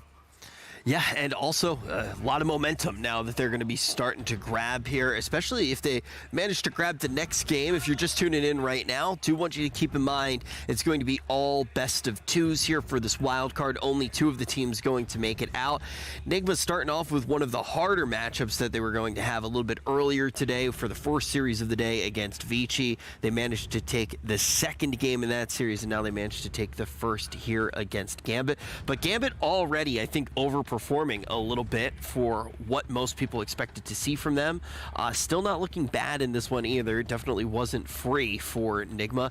What do you want to see as far as tweaks go, AUI, when we actually do get into the second game for Gambit? Well, I think Gambit's lineup, like in theory, it can be really good this game. But how you have to execute that line is basically like you have a lot more lane shove. Like it's a lineup I think Secret would win with because they're really good at like using their lane shove to control the map and get pickoffs and good team fights off that. The problem is that's something that you have to build up over time because like one of your players will shove a wave and that's reflecting your communication and teamwork that what this means for everyone in the game. They have to adjust their gameplay to that. Like they have 2 stand-ins and it's really hard to play like that. Yeah, just not enough time. Yeah, I would really like to see them just play a nice timing lineup. The game they won, you know, they had Morphling Willow. You get the Morphling Willow, you get Blood Rage, you go win the game. It worked really well. They're really good players. They can pull this off. They can compete with anyone. But high execution, it's hard right now. Yeah, you talk about some of those execution problems that you might run into, and ultimately, yeah, you have those 2 stand-ins. One of the things AUI that you brought up is like, okay, maybe these players have something to prove. Maybe they're going to get this resurgence, this honeymoon period, you know, all these things that sometimes happen early on in a tournament. But then you go up against Nigma when they're looking like this as well. I mean, one of the other things that I heard Fog talking about was just Kuro and Vision throughout the entirety of the game. Yeah, if we talk about Vision, what SA Gambit needed to do is jump this tusk, because he was the one just prolonging the team fight, so many snowball saves. Same goes for Infest. So they, like, you don't think about it that much, but Infest is actually an insane saving tool instead of just going in with the Infest bomb. And that's what they did. Like, they just prolonged the team fights. The save potential was there. GH was popping off. Overall, very satisfied, you know, coming into this tournament. Nigma looked shaky, but man, they look crisp. Even after losing game 1 against Vici Gaming, it was still a very competitive game. So, like, they have this momentum as well. So I'm not really worried for them coming into the game number 2. Yeah, it's starting to feel. If you can feel it. Yeah, if you're sitting here as a fan of them as well, which we know there are definitely a lot of fans watching. After that last vote, it was like 95% in favor of Team Nigma. Chat is super smart. If you have any questions about mechanics or anything, just type it in chat. You'll get 6 different answers. Just pick one. They'll all be correct. Yeah, problem. You're good. That's how I've learned everything that I know. I mean, just think about it this way: if every single person in chat has 1 IQ, the cumulative IQ is like 50,000. That's a lot of IQ. That's a lot of IQ. A little bit of NA math there. That was quick math. Yeah, that was very quick. That was very quick math indeed. I just added up 1 multiple times, and we might see another 1 get added right now to the scorecard here for Team Nigma as they go up against Gambit. Again, the question is, what's going to change in this second game? Let's talk a little bit more about some of the things that some of the patterns that we started to see coming out from Team Nigma now that we've seen 3 games from them in a row. Yeah, I think something important that Puppy talked about during the last major was hero pairings, how he tried to break up the certain hero pairings. I think for Team Nigma right now, what I'm seeing, and it's a small pattern, but AA plus something that can keep them in place. Mars 2 times in a row.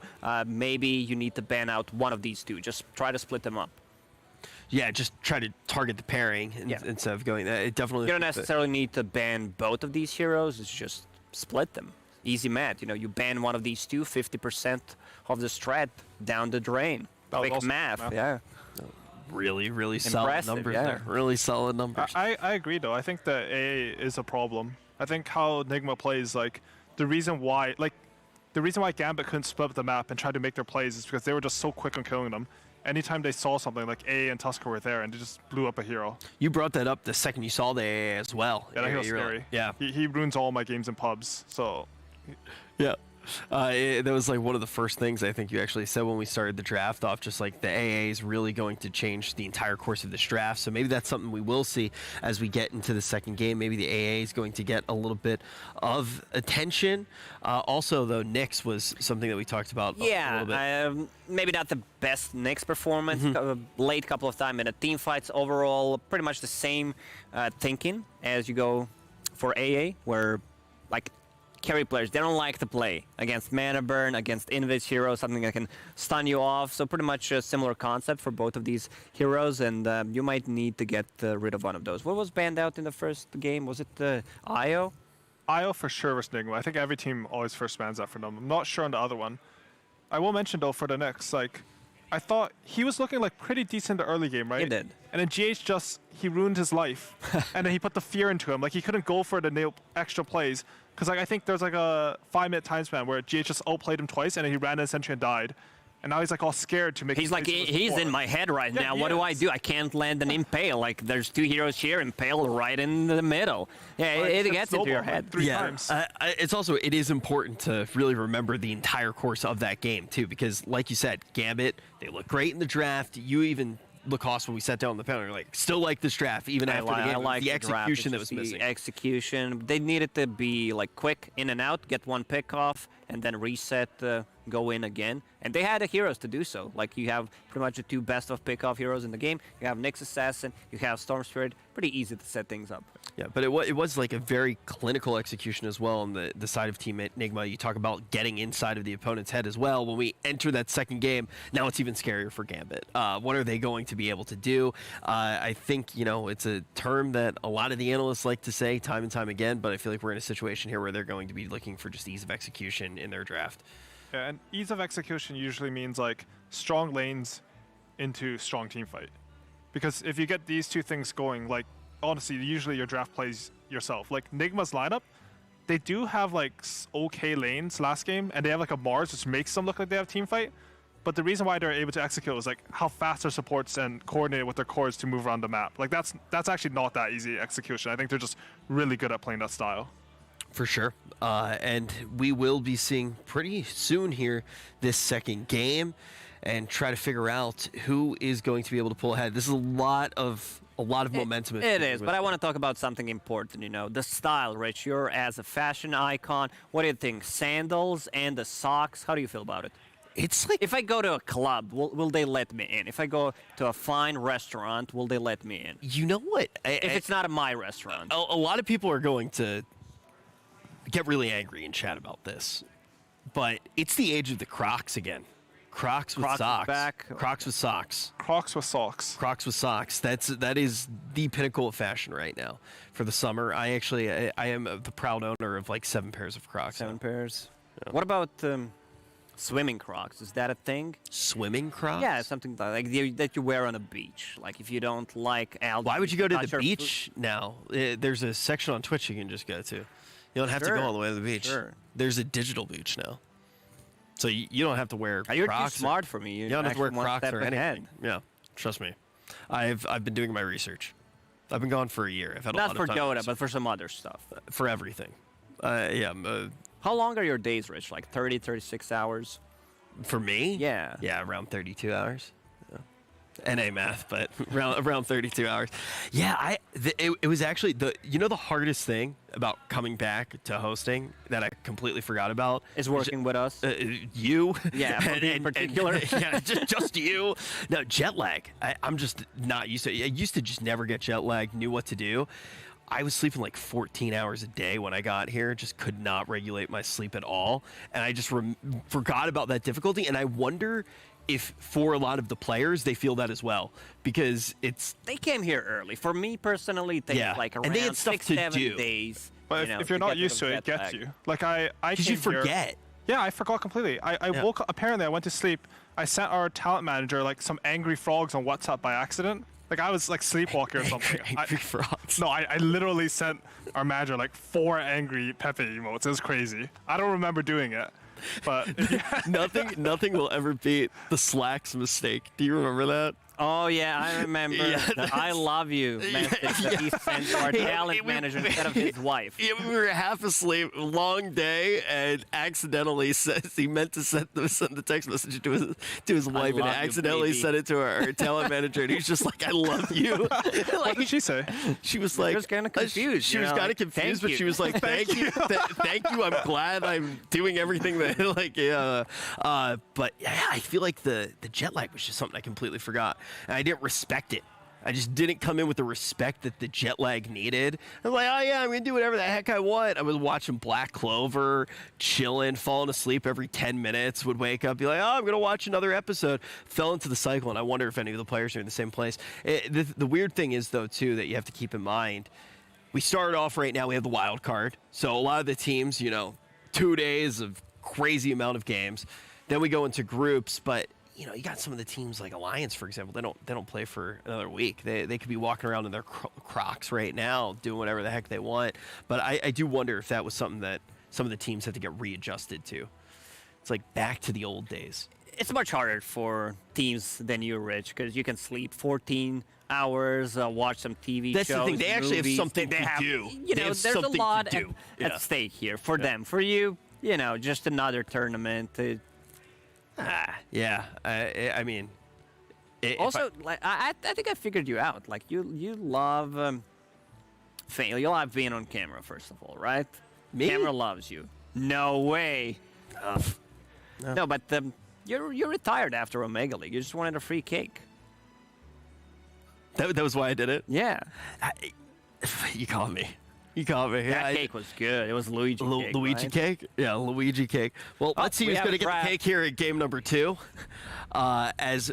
Okay, this is something that we've been talking a lot about the meta and all of the, I don't know how many of the teams you really had a chance to talk to, but... we had a couple of interviews in Southeast Asia, didn't do interviews with Chinese players, but one thing I noticed, and a lot of players from Southeast Asia confirmed, especially Cuckoo in one of his interviews, where he said, like, the offlane, you can be more greedy. You don't necessarily have to move early on. Like, you just want to stay in the lane as long as possible. Be greedy. One of the reasons, I don't know if that's a thing, AUI, but like, play carry from the offlane, like a CK. I don't know if that's a thing, as it's relatively popular in China and Southeast Asia. Yeah, I saw XXS playing it. It looked really good.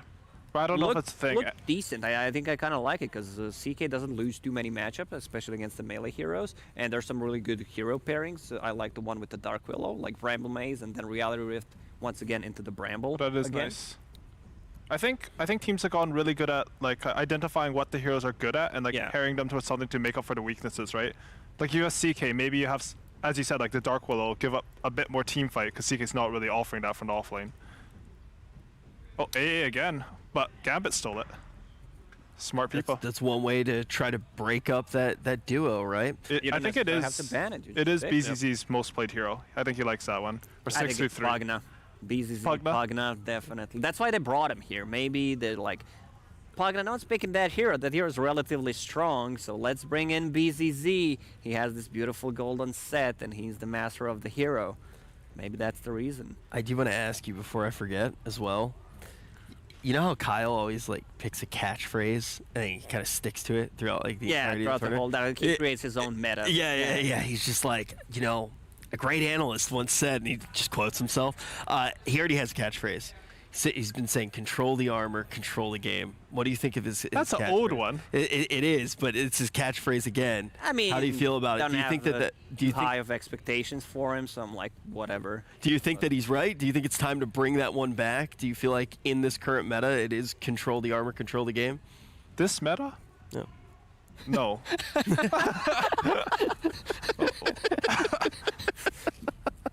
I just had to look at our casters. Fog laughed out loud, too loud. I can recognize that beautiful voice in the background. So yeah, well, we talked about the hero pairings. Once again, we see this Nyx Assassin, this time for Nigma, paired up with the Darkseer. Mind Control, the best Darkseer player in the world, and he enables Nyx Assassin to be more active, get the most out of the hero. We see also like TP rotations from Nyx Assassin once he gets possibly level 6, or just, okay, I love that. They banned both the mid carries commonly being played this patch by Nigma, like the TA and the Morphling. I think that's pretty interesting. Templar Assassin just feels so good. I've seen different builds on Templar Assassin, even skipping the Blink Dagger. I've seen, I believe, one safe lane Templar Assassin in Southeast Asia region, and it also looked pretty good. TA was what everybody across the board was talking to me about when I first got here. Yeah, you came here, teams like reached out to you. We better message Rich, give him like what we were playing. I think this hero's imbalanced. We got to give him something to talk about on panel. Everybody was helping me out. Yeah, catching up with everybody. You know, Jack pulled me aside. TA. Just kept talking about it, and we have definitely seen it get banned quite a bit. But you said, right off the bat, the second that you saw Gambit make their pick, you said that you loved it. What do you love about it? Did I say that? You did. I did. Okay, so, well, I mean, we discussed about both of these heroes after the first game with Nyx Assassin and Ancient Apparition, so it's very hard to, like, you can't even itemize against Ancient Apparition. Before, you could get a BKB. It goes through spell immunity in the last, 6 months, year, so nothing really to defend yourself, and they need some kind of a save. I would love to see a saving position 5 inside a Chronosphere. Maybe put Nyx. I don't think. Maybe they could potentially just play Nyx Assassin as a 5 on the offlane. I don't know if I force that race. Maybe Shadow Demon. That's what I'm getting. Like, just get a Shadow Demon, because the Shadow Demon like 5 doesn't feel too good. You still need some kind of a cast range. I mean, I like Oracle here. Bad. I don't know if they're gonna ban. Is that Oracle ban actually? Someone it's help Axe, isn't it? Oh, that's Puck. That's Puck. No, from Gambit. Sorry. Yeah, for Gambit. I think that's a Puck Doom ban. Wraith King. They're just covering the Faceless Void pick. Is that Wraith King? It is. All right, my bad. I think it should be Wraith King. I'm not sure if it is. That looks like Wraith King to me. I can't tell what's next to it besides the puck. Okay. On the left side. It's Wraith King. Makes sense, you know. Yeah, but what's it's a counter to Faceless Void. You don't care too much about the Chrono. What's next to the Wraith King, though? Well, that's a harder one. AOI, your turn. Sorry, I spent that entire time. Between IO and Wraith King. I like the. Oh, did you guess? I was gonna Clockwork. Okay. Okay. I think I was gonna say I like Oracle. He's cheated. He cheated. Your production instantly gave it. He played it off. One of us. I saw it with my eyes, guys. I think Oracle is really good for Nigma. They already have a lot of lane shove and darks here, and Nyx gives you a lot of control. Oracle actually does a decent amount of damage, and he's really good versus AA, because if you ulti someone who's AALT, the healing gets applied after the AALT. Worst case, even if you heal them a lot during AALT, they will just stay the same HP they were when you ulti them. It's a really good counter there. They can't, like, they would definitely love to pick either Oracle that's an Oracle or ban. Enchantress. They banned my idea. Enchantress on But then Nigma. you have Enchantress AA, which seems I think, super weak. Like, oh, you mean Enchantress for Gambit? For Gambit, yeah, because they don't have a dispel. I think they put themselves in a really bad spot. I think that can actually work. That's a good idea. Yeah, but it is a bit weird, right? Ench AA. Ench AA 2 support's very burst. Like, you can abuse that pretty much. Like, let's say you get mid tiny, just keep killing one of those two easily. Okay. I think right now for Gambit, they need something that helps them get on top of whatever Nigma heroes are going to come, right? Like, I think Faceless Void, you can't play him for Chrono. It's 160 seconds. And A, he really wants to pair, like last game, Nigma had the Mars and stuff, so they want like an offlaner and hopefully a 4 with a stun. Anytime you have like a lot of map threat, what it means is that the enemy team can also not push lanes as much. They'll have to rely on this Darkseer, because anytime you see someone, you just stun them and kill them with AOT. So I'd like to see that from the other two heroes. Okay, on the side of Team Nigma, dipping into that reserve time a little bit here. What are you expecting to actually see for their pick? I would love to see a save inside a Chronosphere. Like, you're putting yourself in a bad spot. If you don't get it, you still have a couple of options left in the pool, and then Faceless Void like they need to have another hero that just jumps you. You have a saving potential coming out from the Darkseer. Eventually, like if you get a mech before AA Blast or Nyx Assassin, just splitting the fight with the Carapace or a good stun. So I really wouldn't mind seeing the Shadow Demon. Okay, so still coming back to that Shadow Demon. Maybe Wyvern. I'm not a big fan of Wyvern in general. I think he's in a very bad spot, not enough damage, very cooldown dependent. That's a new hero, like this. Chen. And it's a Chen into AA.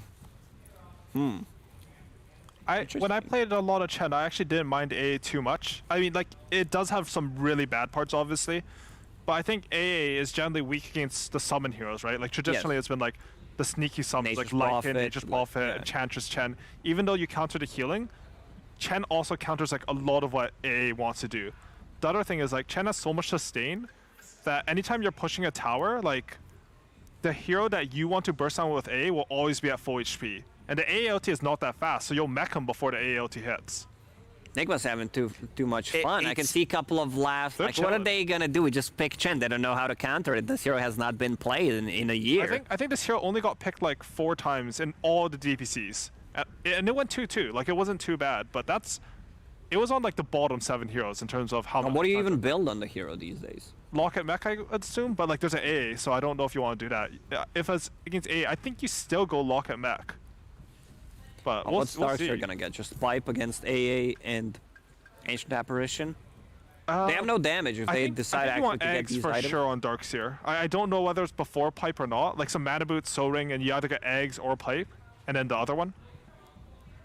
Dude, Nigma's draft is honestly wild. I'm just so fixated on the Chen pick because I thought this hero was unpickable right now, to be honest. Yeah, I mean, okay, this is Wild is a pretty good descriptor for what Team Nigma's putting together right now. Definitely unexpected. Seeing these 4 heroes being paired up together, they have a good combination, let's say. Do you think this is an Extra Invoker too? Because they just have like that Nyx? Yeah, just for the Sunstrike possibly. They still don't know the matchup. Okay, it's Lina. In general, I think Coswex is a bit better versus Lina, but it's not like Extra really loses a lane. Lina might just out-farm you a bit when she shoves the wave. I think... but with the Forge Spirit, you have like that extra damage that you need to secure a couple of CS. Yeah. They banned Lycan. When I first saw the new patch, like, and everything with Lycan, I thought, like, Necro, this hero is dead. Especially like they tried to get him some buffs. I wasn't really convinced, but after seeing him in action, I think the hero's pretty decent. After seeing him today, yeah. You like him? Okay. Nothing too spectacular, you know, like, yeah, Lycan is imbalanced, but feels okay. Like, feels 3 playable. out of 5. Yeah, feels playable, unlike good this game, right? Like, they would have to Chronosphere him every fight. He's really good versus, like, Lina, Ursprey, and AA, I think. Lina doesn't like anything that gets on top of her, even though Lina in general feels like good might be a bit weak in the mid game. Depends on the itemization. I'm a big fan of like Yule Scepter here, being able to save yourself, dispel things for darks here, get a BKB, potentially Boots of Travel, and then turn that into some kind of damage. Daedalus, Satanic. Travels, Yos, BKB. Yeah, that sounds really good. I think Immersion... PL there, right? Sorry? That's PL right there? there? That's PL, yeah. He looks good. Yeah. Fellow Cadman. I mean, honestly, the pictures look good. It's just like I've only stared at Dota things my entire life. I don't know anything else. I'm just blind, is honestly You what don't play it is. other games? Like, not well. Like, I don't know if you can say play. Like, I play CSGO, but, like, I'm running around. Yeah, like, I can't hit anyone. 15 minutes of CSGO, realized that's not for me, came back to Dota.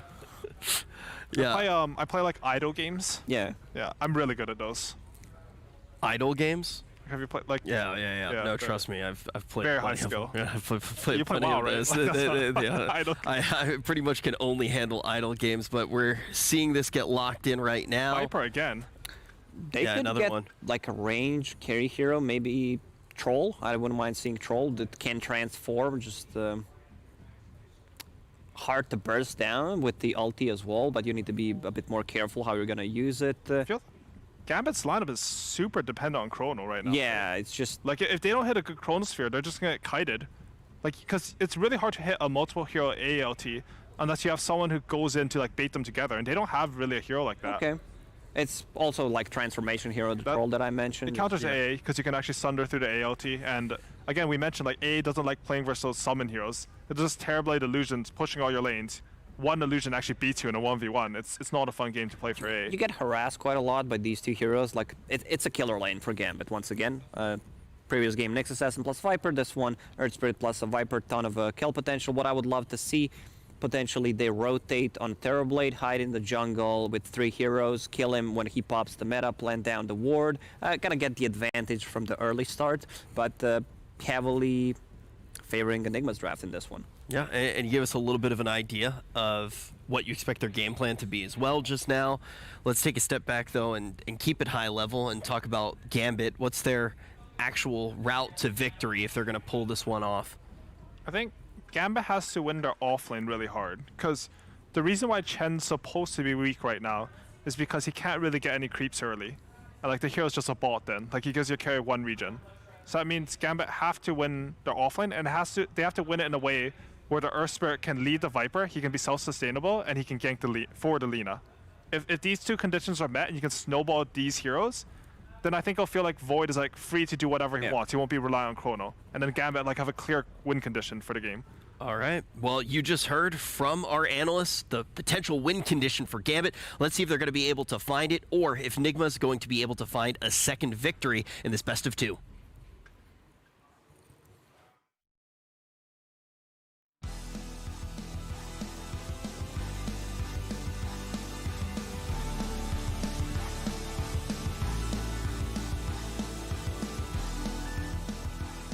Yeah, and here we are with game 2. Now, Fog, the draft as it developed for Nigma, I think is one we're going to be focusing on. A bit wild there, the Chen into the TB.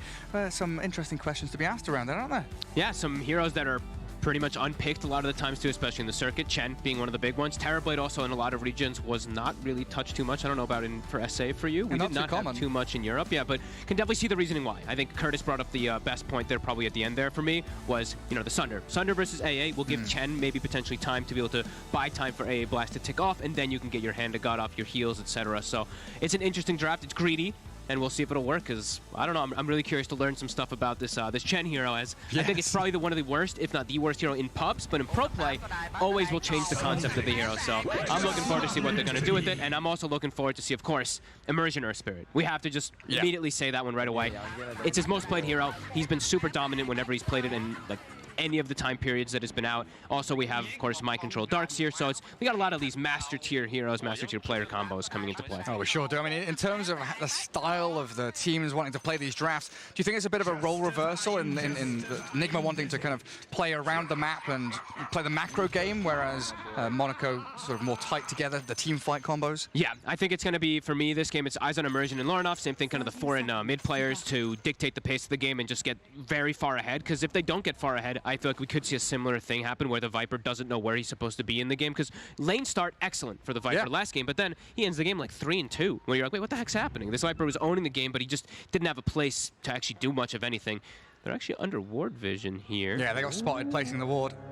Nigma knows exactly what's up. They can't punish it, though. Look at those level 1 heroes. Probably the worst level 1 heroes I think you could draft yourself with. Nyx, Chen, Invoker, TB. Like, no one does much of anything, so. We've got no stuns, we've got no nukes. We're just going to sit here and wait. Yeah, Kuro gets the D ward straight away.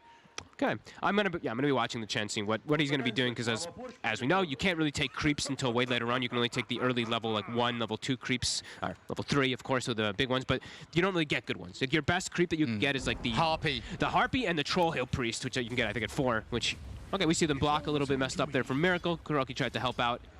Oh, he's going Crosswex as well. I mean, how do you feel about that in this game? Because I know Aoi said it's a bit better against the Lina in the laning stage, but it's not going to offer them that real big damage along with the Nyx and Darkseer, is it?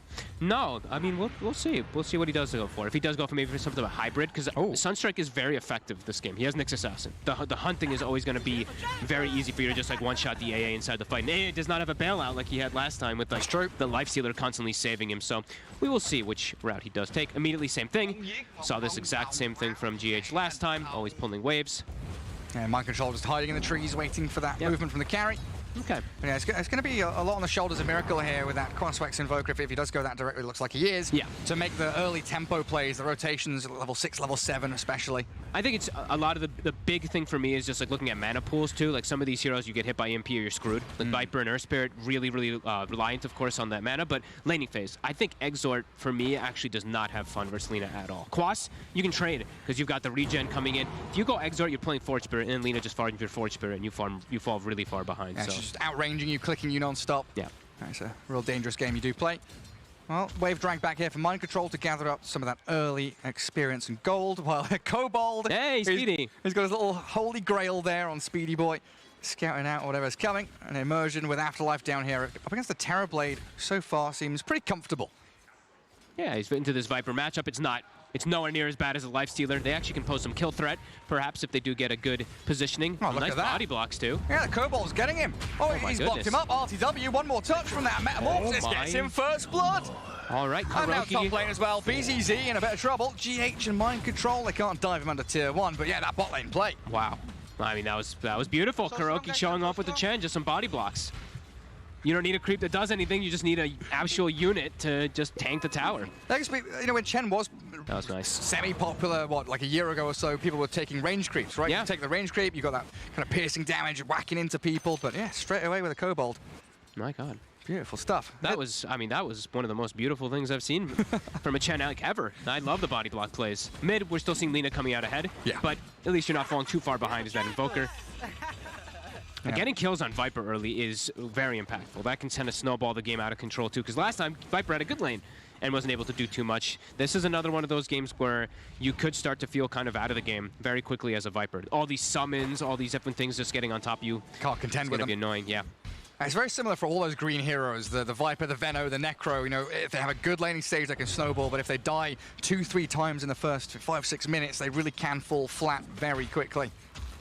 And Dream up top for now. farming away, 15-5, still looking pretty good in that laning stage for Gambit as they roll onto TB bottom. Penitence, nice little slow, a bit of turnaround from Mr. Cobalt again, but RTW has the poison stacks on him. Dead to the Viper. I'm so strong, guys, I'm so strong. Just before the urn gets delivered, so a little bit sad for Afterlife, but a great pickup nonetheless. Dude, they're aggressive with their tips too. Last game they were tipping ILTW all the time as well. Again, he dies once and they tip him again. They're trying to get under his skin. It does seem like it. Miracle, now about 10 CS behind. Lorinov putting that pressure on with the right clicks, brings out clarity. And 4-minute runes about to spawn, something that Invoker... He needs help. Yeah. He always needs help to be checking these 4-minute runes because he can't push the lane out. Lina, one of the best heroes in the game to be able to force lanes. Invoker, not so much at all. So they will have GH check the top rune. GH getting chased out a little bit from BZZ, but he's fine. Was that a bottle that was given to him by Darkseer, Yes. I guess, as well? Yep. Sharing that bottle over to refill it up, so very Love nicely that. done. Love that. Knowing that your Invoker's not going to be buying one. And then we have the Gambit boys. Yes, Monaco Gambit. Spotting out that mid lane, you know, EMP Tornado catching on to that Lina. As we do have a bit of a go in that mid spot. I like being able to see them. We see Kuroki, he does hit his level 3, so he's got his level 2 persuasion. He finds the mana burn creep. This is actually pretty effective too, this game, especially versus Viper. Bit limited on your mana pool. We see Afterlife, he's prepared for it though. Has double mango and urn, so we'll have a decent chunk there. Oh, that's a good stunt up. Up top. Dream doesn't have time walk, already spent his dilation as well, but it looks like with the boots and 12 1 charges, he'll be fine to tango up and get back into that lane yet again. But it's the contest of that stack and the pull that was most important there for Nigma. Make sure they keep Dream away from these creep waves as that wave gets towards their tier 1. As Kuro. He looks he's pretty tank dead. going up, but Orb of Venom, the poison attack's going to start coming real heavy onto him. Chen down in the river, isolated, all alone. Another good start out for Gambit coming into all these lanes. Does pull them a bit far away from the lane at the very least, so ILTW gets some free last hits without just getting poked constantly from that Viper. So he'll be happy for that Chen death at the least. Lorinov forced back to go to base again. Level 6 already online. And Miracle, he's farming up the double null into the urn. Okay, so definitely looking for that active movement around sort of 6.5, 7 minutes where he'll move into probably the top lane, right? That's where your action's going to be with Nyx and Darkseer. Force the Void out of lane and then maybe shift the TB up there to give him a bit of safe farm. Right, for now, a nice bit of calm for both sides, but that's favouring Gambit. You know, looking at the CS and the net worth, they are starting to ramp up. Miracle just going to pop out that EMP on Lorinov. Has enough sustain with his bottle charges, though. Hey, spawns bottom. Gambit gets a bit lucky getting this one, spawning down there instead of top. The RNG. Yep, RNG always coming into play. Lorinov has a nice stack. He can farm for himself on that small camp. Immersion already level 4, too. A nice start. Now, bottom, Afterlife does have to be careful. He's getting mana burned up from Kuro. There's actually the double mana burn coming out. Very frustrating. It was scouted, though. That's why Afterlife is running all the way across. They saw GH with the Observer Ward, which literally just expired. I don't know if they saw the smoke, but they'll walk into the Nyx nonetheless. And GH, he tries, but he's silenced up straight up by Immersion. Nice Does get the 2-man stun, very nicely done. And GH is slipping away, but a hasted Lina. Always going to close the gap for the Laguna Blade finish. So strong, guys, I'm so strong. Radiant are scanning. And this is now the time where Miracle needs to start moving. He's got his mind control though, the cold feet Chrono. They've got the bubble onto the Darkseer. He's a tanky fella, but if he gets some bashes going for Dream, they'll finish him off. Of course they do. They get the nice double bash toward the end there. Some nice movements coming out from Gambit. This early aggressive lineup again that they've drafted themselves. Just like last game, they did have this good early movement in the start of the game. So doing similar. And now LTW may be feeling a bit pressured. He might actually have to start going to jungle just as this Terrorblade, because whenever Lina's off map, it's very scary. So let's see what Miracle tries to do. He's going to start pushing the mid lane a little bit for some reaction over. I'm still curious about this Chen as well. What kind of item build, skill build? I hesitate to ask what you expect from it, because he's got Medallion, that's kind of normal. But 2 points, he's going to get gone on. Kuro, this Immersion diving in, Afterlife just pushes so much damage over time, especially with that urn, and gets himself a killing spree. This is annoying though. He might actually have to buy something like, I mean, he probably won't, but maybe something like mana boots, because these double mana burns, like he just did it again. Look, Afterlife's like, God, come on. He actually queues up mana boots. I was about to say, like, he's just getting triple mana burn. They have no mana bottom lane. He has an Earth Spirit with no mana. Yeah, he actually gets the mana boot, so he's going to be able to continue applying this pressure down here. And ILTW forced to jungle. Darkseer's lane a little bit complicated now too, with the Nyx Assassins not with him. So now GH, he's going to do the Ion Shell meme. He's just going to sit next to the creeps, get himself some levels, get that farm up for Mind Control. I was going to ask if that stack was going to be for LTW, but yeah, you're right. It's that next assassin. He needs levels. I think they need something to fix a bit of this early game for them because it's a very greedy draft that they put themselves in. So definitely need GH to have a bit of a better time to be able to make moves around with Miracle. Speaking of Miracle, he's going to get cold feeded. Yeah, he's stunned up. Chain disabled. It's a good carapace. Miracle, the Fairy Fire, that wand as well. It was a big wand and a great tornado holds them back. Gambit still moving forward as they find Kuro elsewhere on the map, but Lorinov going to miss out on the Dragon Slave. A good sidestep from the Invoker, and bottom lane, that's where the action was. The trade out there, Kuro for Immersion. And Nigma going to be happy with that, all things said and done. I mean, mid and bot lane going their way. Yep, and they also save ILTW's Metamorphosis. He didn't actually pop it there for the kill because of Mind Control rotating down at the early point and wall. Very nice. It does leave top lane open a little bit, though. It's always going to be hard for them to set onto Dream, unless Miracle makes the move up there, or unless he goes for something like an Orchid build, which he's not. They're going to have a pretty tough time actually killing Dream. It was an early Void pick as well.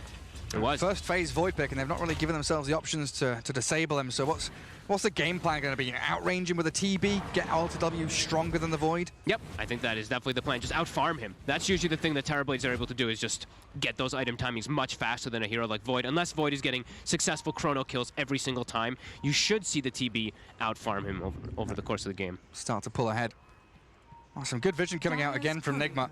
Guarding top triangle, watching for that bottom rune spot, and any entry points as Miracle. And yet again, chucks a few spells at Lorinov, chipping away at him and gets out of the range of the Light Strike Array.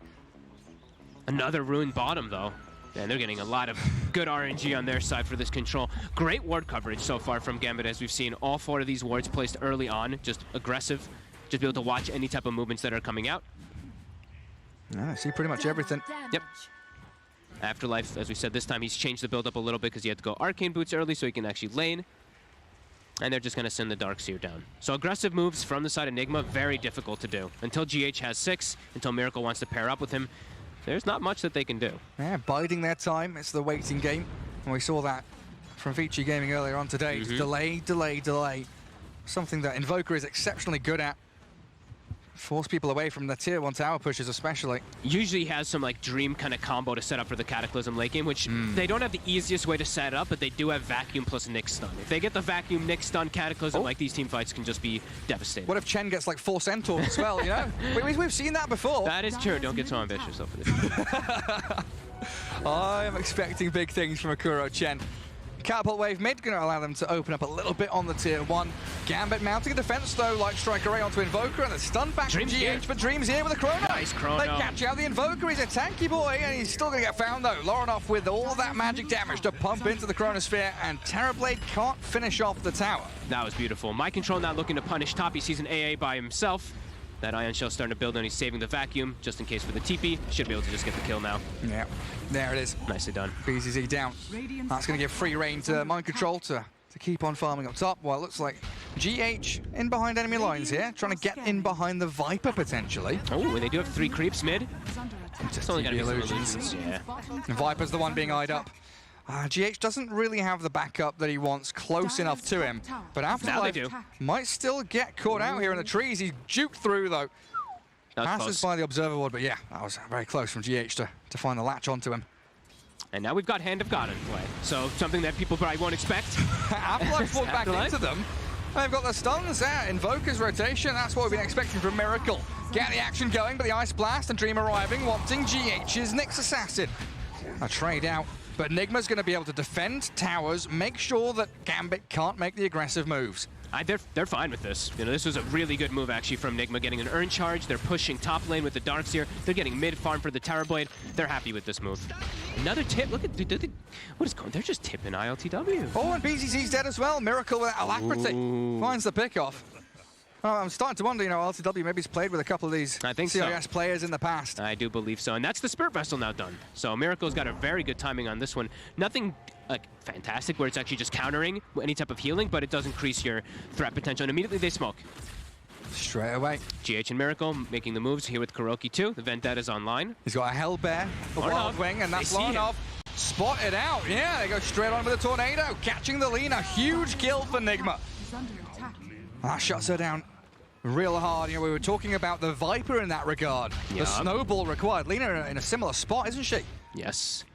And again, yeah, this is just the early aggression that we saw from Nigma last time, playing around this aggressive ward vision, taking over triangle very early on. Immersion showing himself bottom, actually just has to roll away.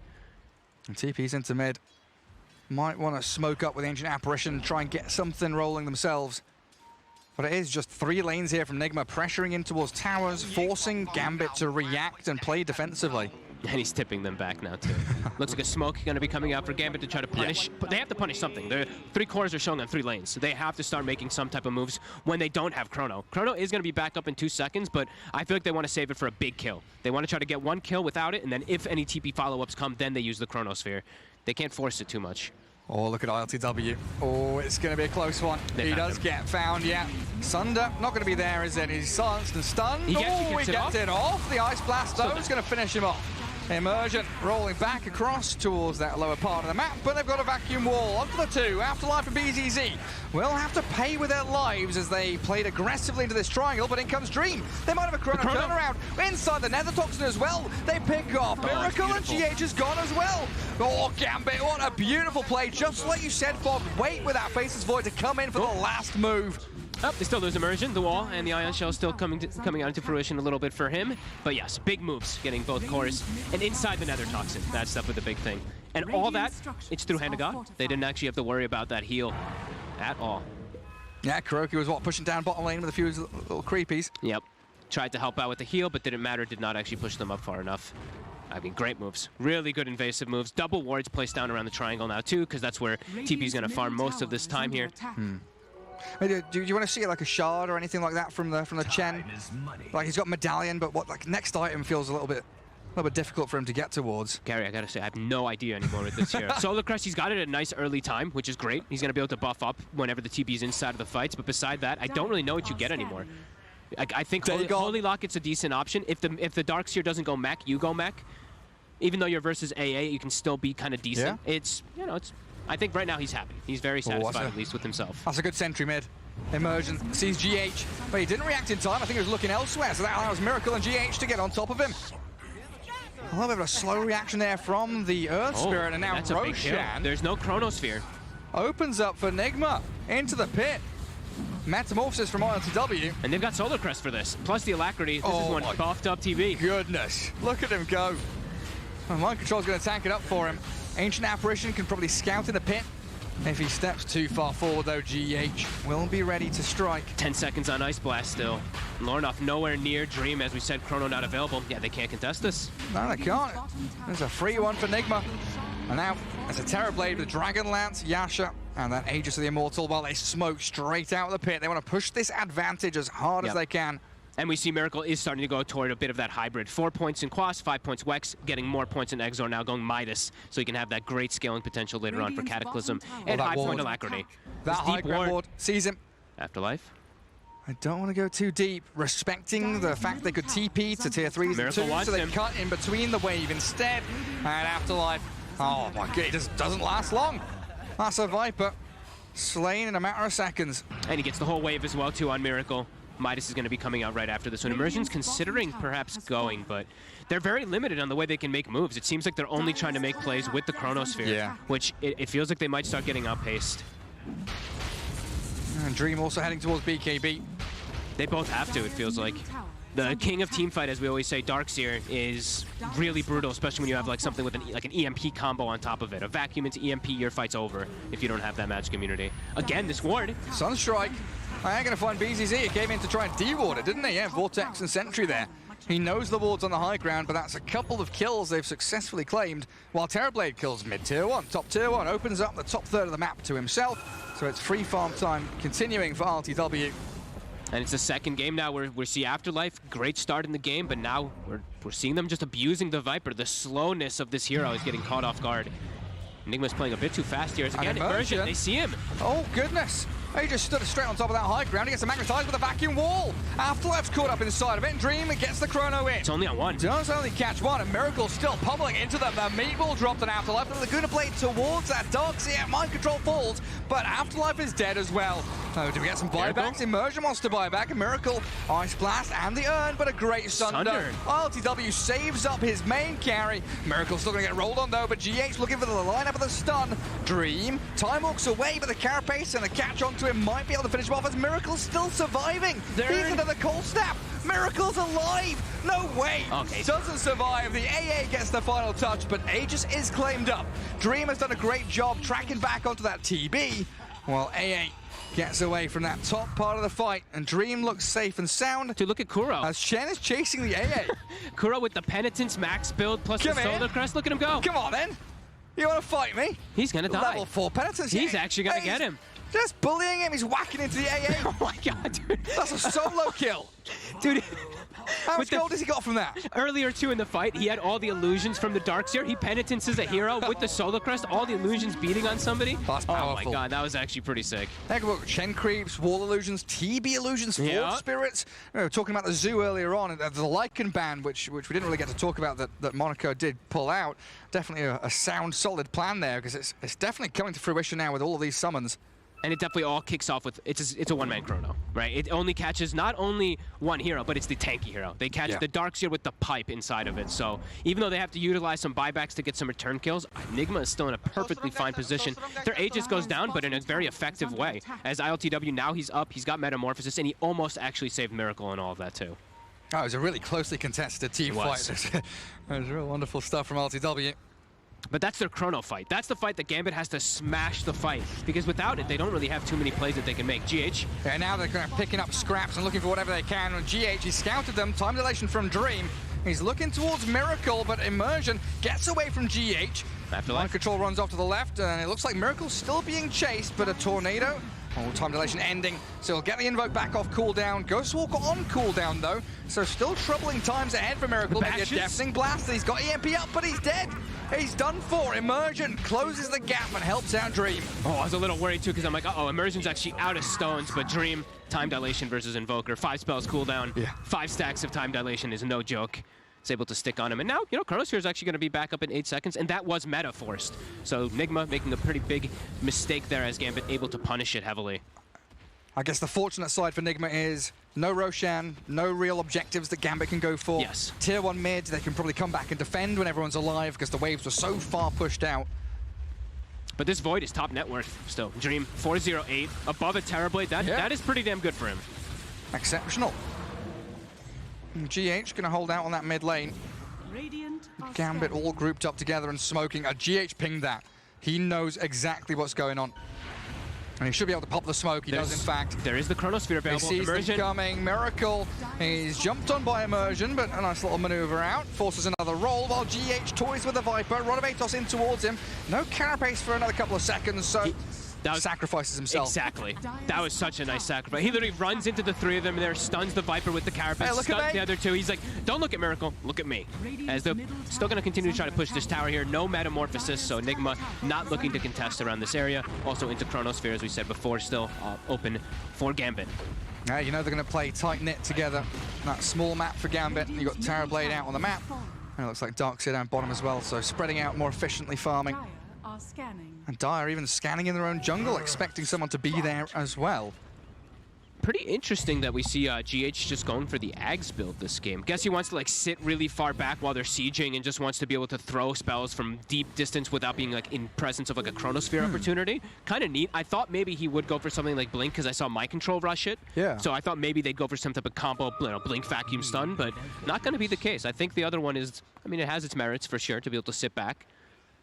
I guess the range on the stun with Aghanim Scepter increases, right? So you've got like a pseudo blink almost. That range gives you the mana burn as well too is pretty ridiculous. That ability as the game progresses gets absolutely insane. And we do know this is a pretty greedy draft. Even though there's a Chen, which is kind of like anti-greed, which is more of like an early game pressure hero, the other picks are like Darkseer, Terrorblade, Invoker. These heroes just continue to scale pretty ridiculously. As Dream spotted bottom, but he also sees GH with that Sentry Ward. So GH is going to be pushed away. Oh, they're so afraid. GH, usually a signal that there's more heroes behind him. Darkseer was just clearing out that wave. And Nigma continuing to take a hold of this map. So we have a pretty cool concept coming into play because we don't see Chen, right? But we did see an early pick Invoker. So he is queuing up the shard. I know you were talking to me about it. This is actually a save mechanic inside Chronosphere. Oh yeah, it is. So that is actually something pretty cool that we could see coming into play later on when Kuro does finish it. As they're actually, it looks like maybe they're even giving him some farm for it. Because, I mean, that could be huge, right? A Chronosphere only catches 1 or 2 heroes. If he's able to send them back to base, reset the fights, that could be pretty massive. So that's actually pretty cool. We'll see if that does actually end up happening. That could be really great. Yeah, he's going to have the 4 staff and that shard save. Yeah. I guess it's because they changed it around a bit with Kotal and the Chen, right? It literally sends you back to Fountain, doesn't it? Sends you back to Fountain, yeah. It's small cast range, so it's only 600. Okay. So it's actually not as much as usual. Sometimes you'll find, you know, like a telescope or something a little later on. They will help you out. So we will see if that does happen. It's like the old combo we used to see with Storm, like ball lightning out of base with that, with that on him, or the old Pudge hooks back in the Fountain. Oh, hello, Dream. They're all good stuns. And Sunstrike Meatball. He's a faceless void. Yeah, he's fine. He's fine on the time walk. Both health talents as well. We see the 9 strength and 300 HP talent, so he's just fine versus this aggression. He also has Pupil's Gift, so even more strength on top of all of it there to be tanky. 2,500 HP. Yeah. So let's see. They also can what? Who's actually ones who can potentially still go for Boots of Travel? I think it's just Miracle, because that's usually the way you want to do it, right? You send them back, they box right back into the fights. So timing's now coming out for Nigma. Ags is done on the Invoker too. So they are still in a strong moment here, but Dream, he is still keeping up net worth versus Terrorblade, which is huge as a Void. Oh, he is, yeah. Usually the TB, this is where we start to see, like when this game starts to slow down, the TB starts to pull ahead. But yeah, LTW, these 2 deaths definitely hurting him a bit. And the first hit Dream. bash. He finds the Nyx Assassin. Afterlife's there to help him out with a bit of stun and disable from that Atos. And Dream, that time, walks straight into the camp. Yep. Well, they're drawing the line across the Roshan. What's the timer on that? Over a minute? 1 minute 15, yep. Still a little bit of time to play around with here, then. If they can get a pick off in the next minute or so on the side of Gambit, they could be the ones that look to actually take it away from Nigma. Especially on like the Invoker, who just bought out all of his items, right? Yes, he did. I mean, buybacks now becoming increasingly important, especially on these support heroes. We're seeing a lot more defensive warding coming out from Nigma now. It's actually very defensive warding also from the side of Gambit, just waiting for that Rosh, it does feel like. Yeah, it's a pivotal moment. Oh, that is a rare talent I see right there. 40 attack speed on the Void. I'm not a big fan of this one normally, so we'll see. The time walk just works so well with the shard once you start getting it, once you get that advantage. But looks like he wants all-in damage for himself. We'll see if that ends up hurting him, because that time walk talent is busted. Once you get shard, it is so broken. You're jumping in and out over and over again. The distance as well that you get with the cooldown just starts to get pretty ridiculous. So we'll see if that does actually hurt Dream, because I actually see like almost no Voids take that attack speed talent anymore. Especially against the team you were mentioning, Nigma have struggles catching, right? Nyx Assassin, the vacuum, that's kind of it. Maybe Invoker Tornado can clip him. And look, 3 couriers flying overhead, a squadron of couriers there from Nigma, probably going to smoke together. TB Illusions looking to scout out into that dire jungle top side. And Gambit grouped up in that mid lane. So what they got? Invoker with Ags, they got Scotty on the Terrorblade, and it looks like Mind Control has an Aeon Disc at the ready to unlock if he sees an opportunity. And Mind Control putting out all the Ion Shells he can. He's got that Blink Dagger jump with GH stun, and they've seen a target bottom. Faceless Void already TPing out though. So Dream dodges away from all that danger coming his way. Much smoother game this time from Dream. Last game we saw him get caught twice as the Naga in some pretty precarious positions. This time, level 21, playing the map really smooth. And now is it there? Yeah, I was going to say, is it their time to smoke? You know, we see one smoke kind of fail. It's Rosh time. It's Rosh time, let's go. And Gambit, what? Do you want to see them go into Rosh or like into Radiant Triangle and fake the Roshan, hold out for a fight? I think they can start it. Dream can start to hit it at the very least, because he's got Mask of Madness. They ping it out. It's going to get scouted right away. I know exactly what's going on. Enigma, they've got a long trek across the map. They've got to migrate from the bottom lane up towards Roshan. It's going to be a close call. They'll see GH right away, too. They have the Warden Sentry outside. Yeah. They even see ILTW for a second. Rosh is dead. It's too late. They're still going to jump in with a 3-man vac. No, it only catches 2 in the BKBs. Afterlife and Dream able to turn back onto GH. Good Chrono as well. Laguna Blade takes out the Nyx Assassin. No buyback on him, and Nigma falling apart around the Rosh pit. Light Strike Array to deal with some of these illusions. Well, Nigma want immersion, but he can't be found, and Dream just rolling straight on in with the help of Immersion's Earth Spirit. Great Light Strike Array. Chen's a goner. A double kill for your Faceless Void after taking Roshan themselves. Such a good, I mean, it's such a perfect timing really for the smoke, for them to actually get into the pit. A move from Nigma sends them all the way to the opposite side, and they can't actually make it in time. And that was their timing that they went for too. That was the Scotty, that was the Invoker Eggs. They even popped the meta. ILTW now has no meta for the upcoming fight either. So it's going to give time for Chronosphere to come back up, and it's going to give time for Gambit to continue taking advantage of this map. Oh my god. Oh, the Glimmer. It's a good tornado. I don't know if it'll finish him. It will. Just about. I mean, is that Nigma losing track of the Roshan timer? I mean, they went down to bottom to find the Faceless Void, but it felt like they should have been there a little bit sooner. Just happens, Dream. He got it. I mean, it was just a great TP out. He read the movement. If he gets caught there, a completely different situation where maybe they just get the Rosh. Yeah, it's true. A good read by Gambit overall, for sure. Yeah. I'm starting to wonder now, a lot of these series going 1-1, what starts to happen if we've got a bunch of 1-1s in this wildcard? Redo everything. Let's go. Re-go. Best of twos again. Another round. It's starting to look like it might even go that way. I mean, Nigma taking Vici Gaming 1-1. So was it Secret against Gambit as well? Yeah. Oh, okay, have a cracking wildcard here for WePlay AniMajor. And it really is looking pretty tough now for Nigma to utilize the Chen at the maximum, right? They don't really have these great combos. They're going for Miracle. Gunning for him inside that jungle. They've got Dust Reveal. They do clip him there as the immersion goes deep. Time dilation from Dream. They've jumped onto ILTW, but that Terrorblade's pretty damn strong. Clears through the Earth Spirit, no problem. And Gambit reconsidering their actions, but they do Time Walk Rewind in there with an Ice Blast. Laguna Blade just gets demolished. No Sunder, no saves, no chance for ILTW. And Mind Control, he's on the run. Faceless Void can't keep tabs on him. And Gambit, they strike real hard. They know the heart of the jungle. They know there's no meta available, so the biggest team fight thing that they have to be worried about is just off the table. Even though they don't have Chrono, they have Aegis, they have Cheese, they have this huge power spike with them. They just chase forward. And Dream, nice plays there with his Time Walk for sure. The jump in, then the jump out, then resets back in with BKB, so no Sunder target. The poor TB is just standing there. He's just going to go and try and 1v3 them here. Sure. He's running straight at this Chen. He knows that Kuroki, potentially a freebie, the Ice Blast, the Yule setup.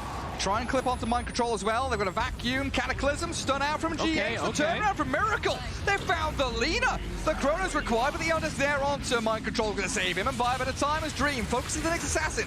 There's plenty of stuns coming though. Carapace, Cold Snap, chaining up onto the Faceless Void. Oh my. And Aegis is gone.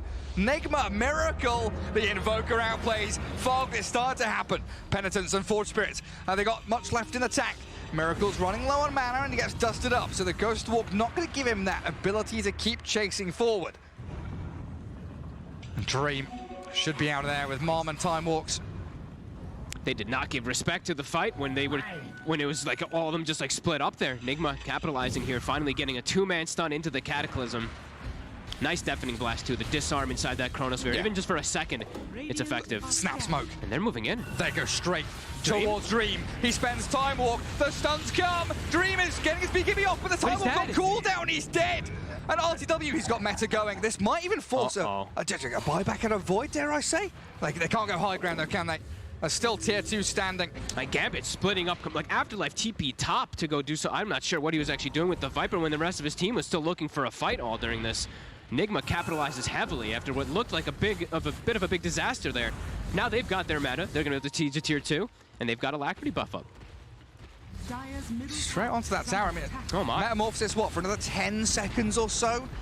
Do they push up to high ground here and just force the hand of Gambit to do something drastic? I think so, yeah. Catapult, Forge Spirits. Now the Toxin placed down on the ramp. Slows the advance of Nigma for now, just for a second, as Mind Control blinks and surges. He was looking for that. One kill could be what tips the scales for Nigma here to just end the game. Void still down for 30. Didn't have to use buyback yet, though. And Nigma going to have to give up on their plans of pushing. But, I mean, massive fight after what looked like they were going to get run over. Yeah. Full BKB now comes out for Miracle. Full item also for the Terrorblade. Everyone just got so much gold influx to them because of that pretty big slip up from Gambit splitting up. And Roshan negated, right? That second Aegis is meant to be able to get yourself tier 2s, maybe high ground push. But you look at the Radiant side of the map now. There's still every tower up top lane, tier 2 mid and bot lane. And Gambit might start to struggle to really close this one out. And 22 to 22. Slight net worth lead for Nigma. Again, back into the dead even game in terms of metrics. And I don't want to say it, but you know that Time Walk cooldown When he BKBs there, right. his time walk would have been back up, Gary. That would have probably saved him in that situation there. So you're spot on. It was 1 second. It was literally 1 second cooldown difference between the Void surviving or dying. They're still in an okay position. They still have very strong fight, especially when Chrono's up and they know meta's still down right now. They still could look to take some of them there, but they do have to be careful not to split up ever like that again. They cannot give these opportunities to Nigma when they had that type of lead. And GH burrowing, hiding under the ground, setting up for a TV to try and split push a little further in that top lane. Oh, he's just a nuisance too. I mean, 1 or 2 mana burns. Now that he's level 16, he's got max mana burn. 1 or 2 mana burns inside of these team fights is pretty ridiculous too. Like Lina, you got BKB, but if you don't use it right away, you get caught by a mana burn into a stun, into another mana burn, you're out of the fight. Yeah. So Gambit does still have to be a bit careful with the way they position themselves, need to get some of these Dream Chronos again, as he has a full butterfly now. So that's nice. A bit more survivability for him versus the Terror Void. And Lina getting pretty big as well. Yeah. MKB, BKB going back into Dragonlance, it looks like. Yeah, trying to pick that one up. Yeah, a bit interesting how Dream went for just his own build. He just went for his own aggressive build rather than looking at the, I guess, the Elven Tunic in particular from that Terrorblade, plus the evasion talent. Could see these misses coming into play for sure. Sure, he's got a lot of attack speed because he has the talent and Butterfly, but there's more evasion now on ILTW. Well, a roll up to high ground. Immersion yet again leading the charge. He has the gem too, so he wants to be the one in the front versus that Nyx. Looks like Kuroki's Chen has already managed to get away from that dangerous area. And he's got the shard now too on the Chen, important to point out. He Very did die nice. on the courier earlier, but... And Dire Vision still up on that high ground. A Miracle getting rolled towards. He's speedy. Speedy Invoker, yeah. He's got BKB too, so he's a lot safer in a lot of these fights. And look at GH. He's so emboldened by his axe pickup. He walks straight in towards them. The send back from the Chen. Oh, it's not going to be in time though. Now the Miracle gets the BKB off, but the physical damage shreds through the Invoker, and he's dead for 70. What's our time? 35 seconds till we find out that Roche. But their lanes, look at the lanes though from Gambit. They have to actually go back to top, back to bottom to push them out. So they get this nice kill from this Chronosphere, the nice 2 kills, but can't actually turn it into anything else just yet. Yeah, they're on the back foot still. I mean, what, TB illusions, Chen creeps, ion shells, everything making life difficult for Gambit. Let's find out that Roche. 10 seconds, they have the illusion already in there. There's a casual Mango on the floor. And GH again back into his position up towards top. Make sure that whoever shows up there is pestered and annoyed. He can still set up with Cataclysm pretty easily too, whenever the Invoker does respawn. 1 minute 20 for Roshan. Okay. A decent spawn time there. Everyone should be alive. It's what, 1 minute 20 you said, right? So 80. Okay, so it's Chronosphere is pretty much going to be back up as soon as that Roche comes out. So maybe a pretty fortunate timing there for Gambit that it's not super fast. And it looks like both teams, they know that Roche could be up. They want to start smoking, find these team fights, especially for Gambit to set the lanes where they want them across the river. And Nigma just going to be holding their position now around the Roche pit. Radiant side just loves that triangle. Juicy smoke from Nigma coming out. They've got meta. They know that Dream is a little bit out in the open. Yeah, no Chronosphere, and they have meta of their own, so they should feel pretty strong inside of the fight.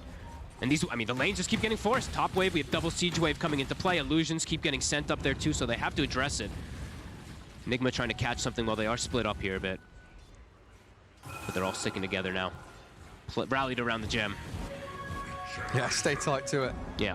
Play around this one ward vision was one ward that they do have on the high ground right now. Alacrity talent is taken now finally from it Miracle. We see most of these Invokers, of course, skip the rest of them because they're not that great. TV is going to be a happy chappy. It is pretty strong. 129 bonus attack speed and damage for an already monstrous TB. What did he end up buying on that TV now? RTW. He's just got MKB. MKB. Yeah. He's got the Elven Tunic already built in for that evasion from earlier. So I saw at one point, I don't know if you saw it, he had Diffusal Blade queued up for a second. I saw him do that one of their games, but they were playing versus Medusa. Medusa, yeah. Yeah. I mean, it's extremely effective damage item on agility heroes, as the damage is 100% of what you mana burn, especially with like illusion heroes too now. It's even it's different, but it's kind of just better than it was before. So, but not this game. It doesn't have a place. Yeah, because he finished off the Scardy instead of it. Looks like he just gave up on the idea. Needs to be a little bit more tanky so it doesn't just get burst.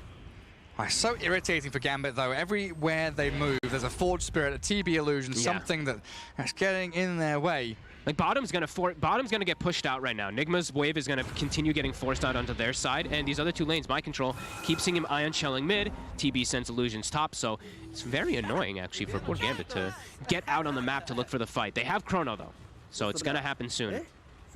And they potentially do have the gold. They actually do have the gold right now for the Void, and if I'm not mistaken, it looks like they were trying to give Dream level 25. Yeah, they're all moving away from his XP, so nearly backtrack available for Dream too, so pretty big.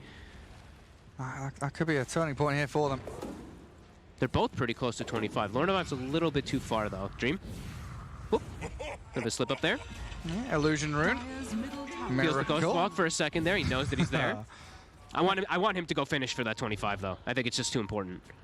Like Yeah, he's just about to have the backtrack. There's nowhere to farm though. Look, the TB Illusion's cleared out his triangle. Everywhere else in his own jungle's gone. Give him the mid. Give him mid and play behind him. Yeah, this is the play. This is good. You can't go bottom, right? It's too far away from Roche Pit. You're just going to be handing over Roshan to Nigma. No, this is good. Sit behind him in the mid. But, geez, TB Illusions, Ion Shells. And Ion Shells. Oh, they're really Illusions. Pissing him off. Yeah. Miracle also, now we did find Timeless Relic. So damage, so good. Damage is going to be ridiculous with all of his spells, but also we have to factor in the disarm. The disarm from the Deafening Blast also increases the duration. Yeah, the duration plus your cold snaps and everything. It's going to be very strong. Can mess you up though. I've seen a lot of times with these tornado lift times, you're just like, wait, this lasts forever now. So does have to be a bit careful there. So you're hoping for them to have status resistance at that point. Yeah. Let's go, just drop quicker, please. Which he does. You know, he does have S and Ys. That's true. On a Satanic now as well. Yeah. So we hit 25, get the Satanic going. What other items did we see picked up? Lornoff, he got himself a leveler. I believe the TB swapped the Elven Tunic for the leveler too. And Lornoff, he's also almost hitting his 25, so that attack range plus his Dragon Lines, he's going to be able to just keep a distance and actually hit back the Terrorblade, perhaps, from that distance. How are we looking on buybacks here? I mean, Chen, Invoker, Earth Spirit, the three with them. Lina will have hers soon. Not many. Really, not many at all. It's going to be incredibly important for some of these heroes to buy back and get towards the Roche Pit again, because that's definitely where the fight's going to start kicking off as the Void time walks straight into the pit. Thinks about starting it. Nigma are in the vicinity. He does do it at full HP, but just has to be a little careful of this pesky GH. He's pinging. He knows that he's there, so does have to be a little cautious. They're actually going to smoke and look for the wrap. It's caught, though. The scan actually sees him. Oh, and GH is going to get an abandon soon. He's been sat by the Roche Pit for a good 2-3 minutes, just burrowed in the ground.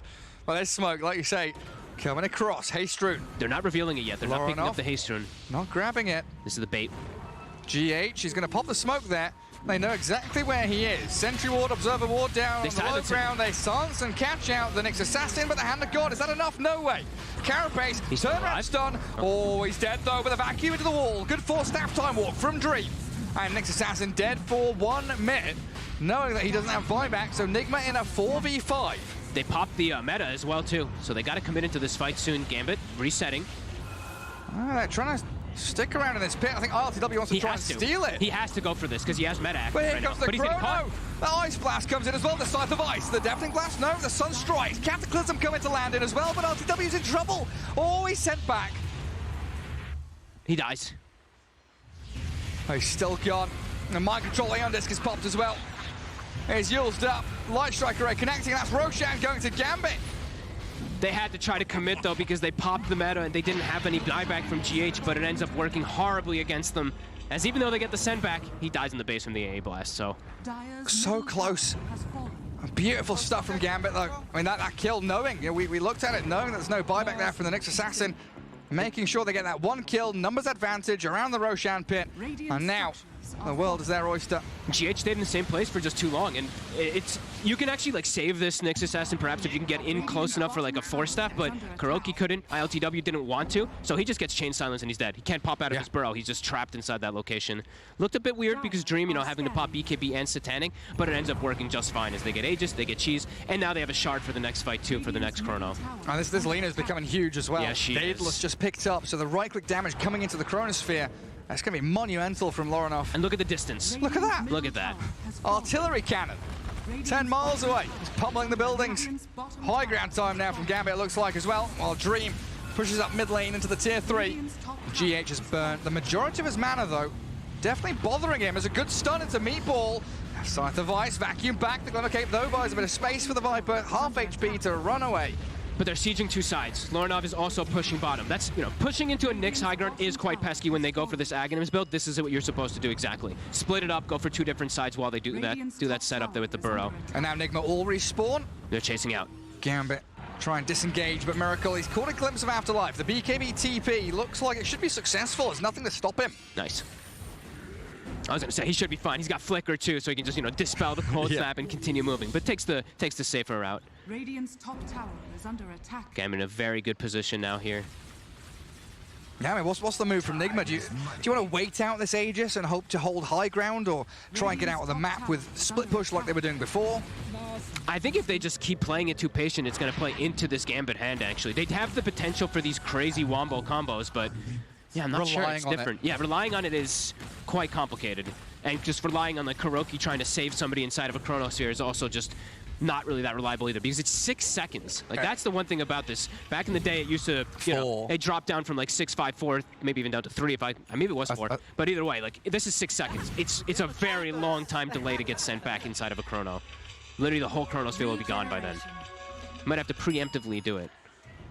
Yeah, use it on someone, run them in, force out a couple of spells, and then kind of do that guerrilla tactics back and forth, kite them out. It just feels very complicated for the win conditions now for Nigma inside of these team fights. They need some miraculous connections with every single spell.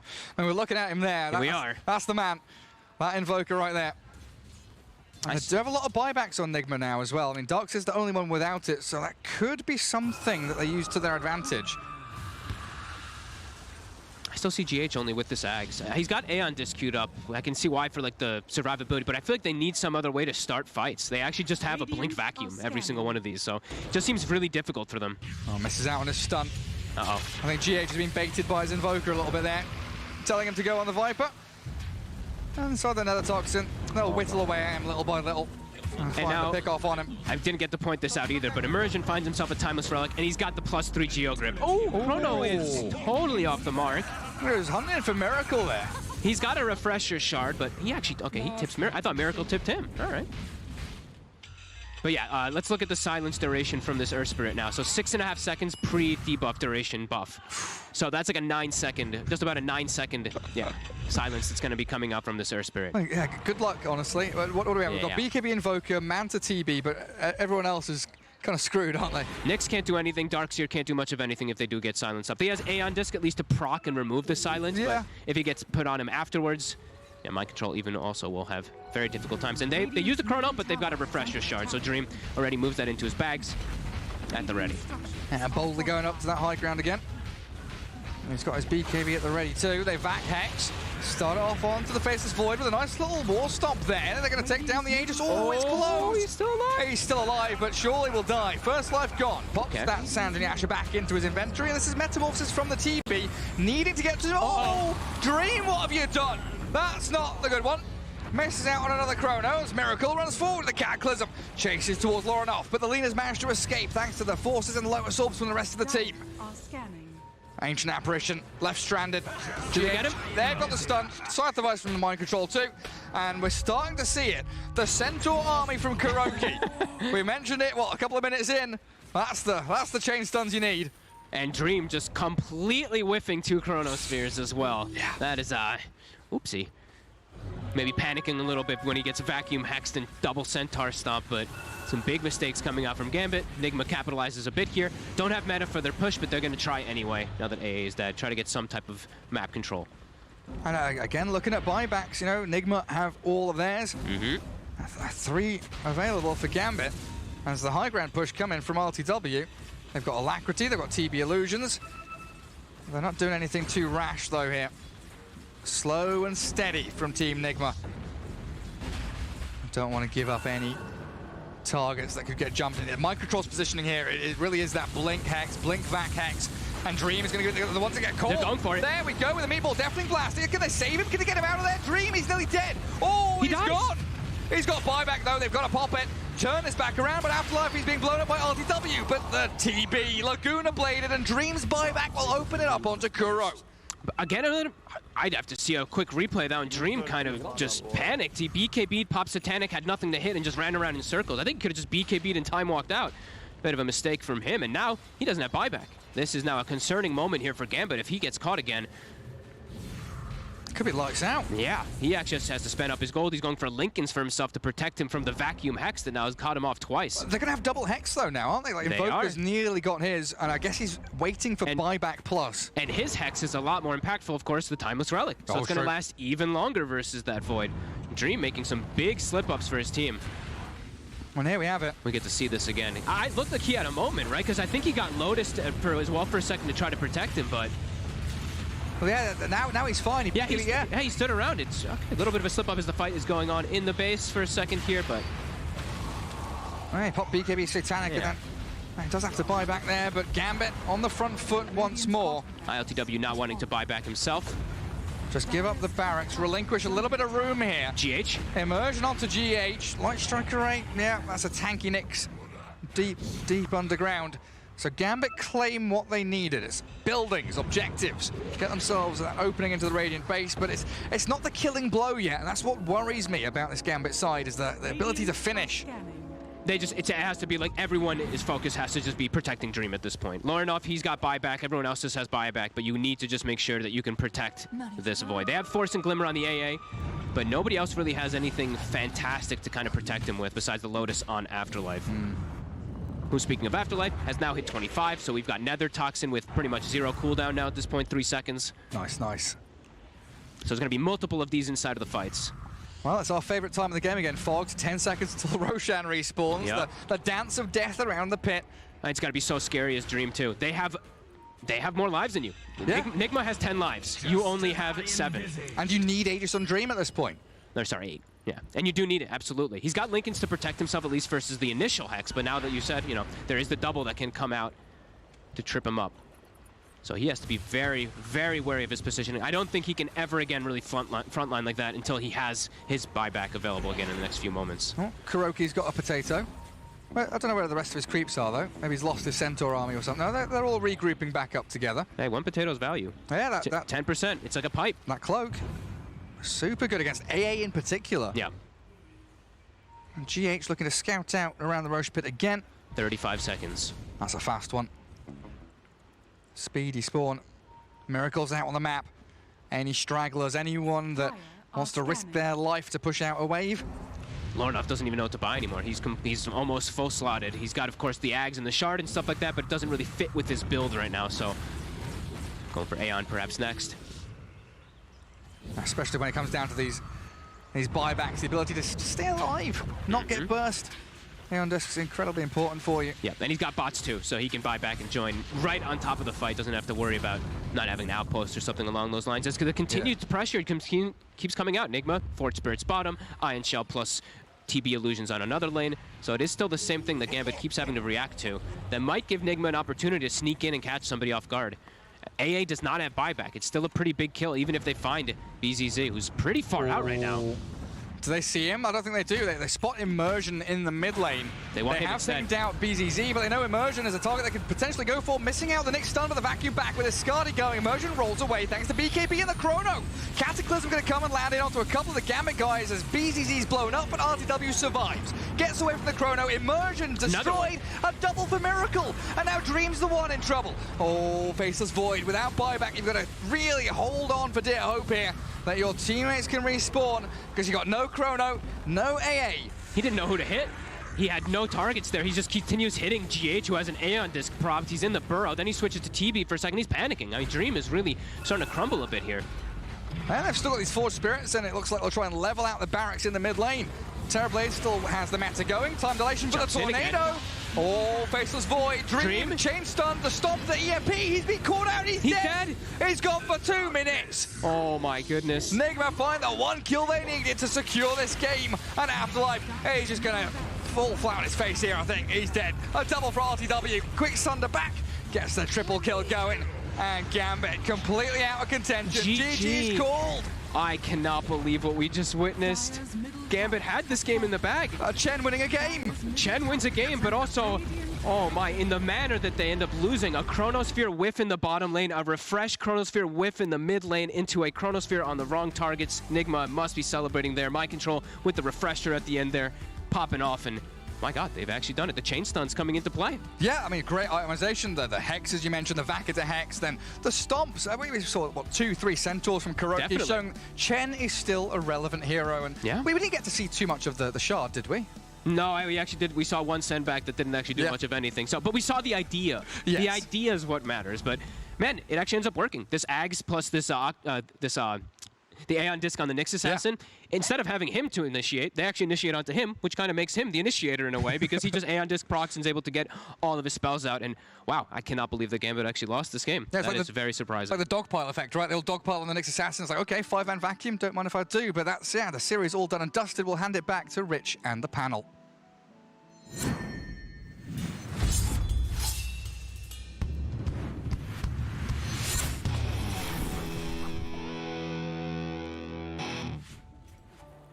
Look, I'm the host. It's just my job to ask questions. Sure. I don't usually actually do the analysis myself, but that was all Chen.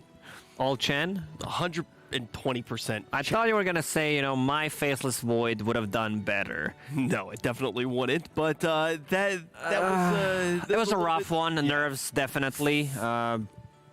Like whiffing out, like for the Aegis he's using on the bottom lane, Kronos here starts hitting 3 different heroes, then goes back, doesn't have a time walk down, has attack speed. Instead of it, dies, and then when he has a refresher, whiffs a Chrono, refresh, just to do it one more time. That was a nightmare for Dream, I would say.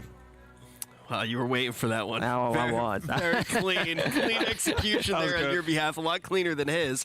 But when we actually do look at that game, it's going to change a lot here, because we were in a situation where we were seeing all these best of 2s becoming draws. It was 1 and 1 and 1 and 1. This is finally a chance for Nigma early on in the day to pull ahead. I forget, though, I was talking to you a little bit earlier about the schedule. Do they have another one today? Or Nigma? Yeah. They play IG in the 4th slot. Okay, so they are going to have one more series here today. It's not going to be on this stream, but I'm sure all of you guys right now are probably watching in the, I forget what they're called, where you get to watch squad stream. Yeah, in the squad stream right now. So you can hop back and forth between those matches as we start to see all of these best of 2s for the wild card. But this is big for Nigma. Now they're going to actually be able to slightly pull ahead, and that's going to be 3 W's for them today. But let's look at some of the key moments. I know when we started this one off, AY, you were really saying it was all going to be about the off lane. That was how it started out. That was definitely the initial story. We're looking a lot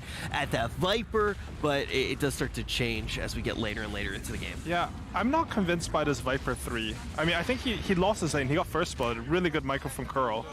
And although Dream had a shaky end to the game, I think his early game was actually really good. Like, he was coming to fights even without Chrono, contributing to his team. He had really good Chrono all the way up into the point where he just breaks. There was like one moment after picking up the Aegis at the bottom. I think he breaks. Like, you can feel that something's just off. Yeah, after that, like, doesn't know who to hit inside a Chrono multiple times. Just one of those feels bad moment. I think coming here, winning a game off Team Secret, losing 2 of your players, but you get the this full team range of emotions, still playing right? better than I expected. You know, with 2 stand-ins, they're doing much better in my book.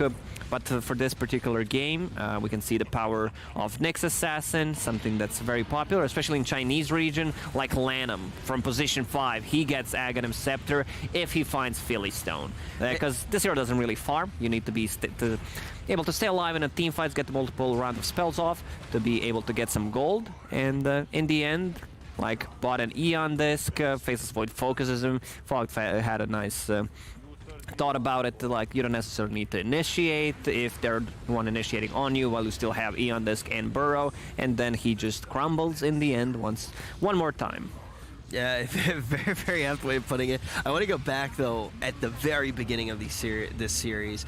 AUI, you brought up the idea of Gambit with the situation that they were in. Obviously, 2 stand-ins, but that idea of players on the team being like, you're just not good enough to play with. And they get here, and it's like, okay, we got something to prove. And it's a double-edged sword. I think that they did prove a lot when they played against Secret earlier in the day. Does that pressure just mount up on you, though, once you're able to be like, okay, we proved something. Now we need to go bigger again. Was it a double-edged sword in your mind that can cause somebody to crumble like that? What do you think the actual psychology of the players was? I think it's, like, for me, I wouldn't really feel like we proved anything after just beating Secret. I think, like, that game should make them feel like we are capable of beating these teams. And, like, even this series, like, they lost 2-0, but it's not like the games were stomps, right? Like, they were in these games, they were winning these games. And I want to say, like, when you're two stand-ins, the thing that develops the latest on teams generally is communication. Because you haven't played that many games together, your comms are not crisp. It leads to, like, these sorts of mistakes with the chronospheres. Like, micro mistakes are generally not isolated things. Like, you're not, like, people are talking, right, giving information. Sometimes information's wrong or it's distracting, you're not used to the comms, and you miss a spell. It happens. But I'm saying, like, it's related to them having stand-ins. Yeah, well, let's change our focus really quickly here because I just got word. We're actually going to get to talk to the victors here. We have Slacks right now with Team Nigma for a quick interview. Hello there. Thank you so much, Rich. Hello. Doing a nice, safe COVID interview with our boy Mind Control. Sir, what an incredible series. Woo, that was looking pretty saucy on Game 2. How you feeling after that? Feeling pretty good, pretty hyped up for the next games, and amazing. Yes. Long day today. 2 games, 2 series. Was that a little harder than you expected? A little bit easier than expected, actually, but I think the next games will be harder a bit. So let's see.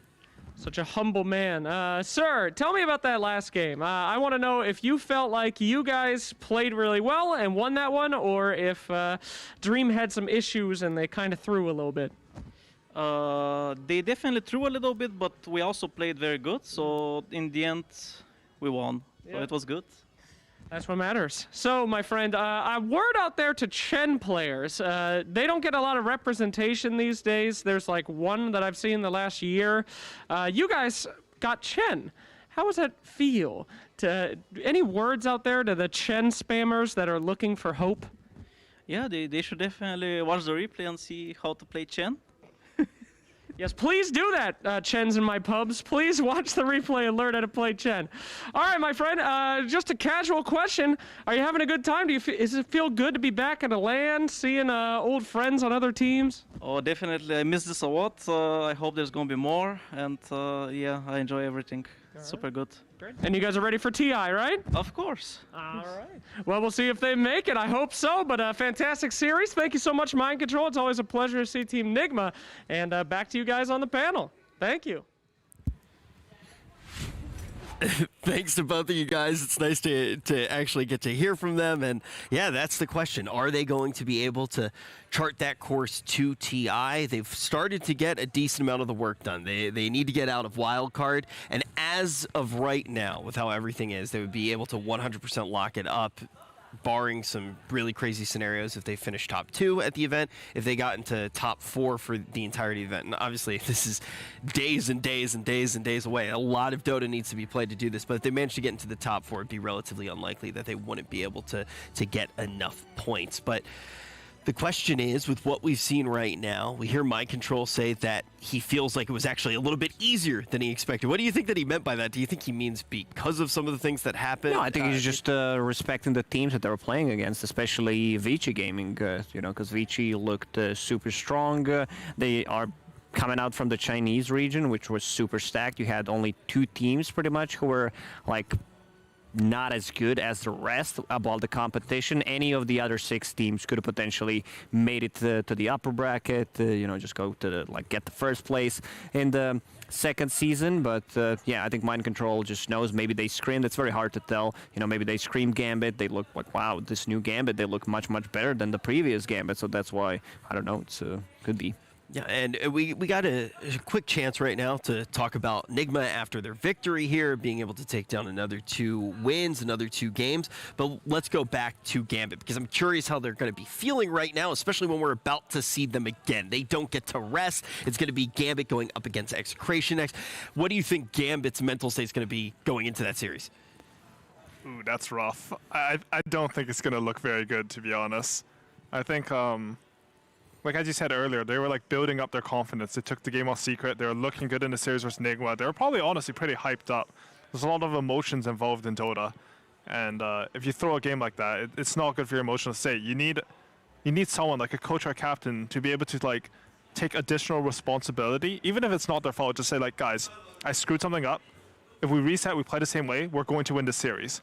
And they're a new team. Like I don't know if they have that. I hope they do. Hopefully they find some way to mentally take a quick break, which is exactly what we're going to do. We'll be right back after this.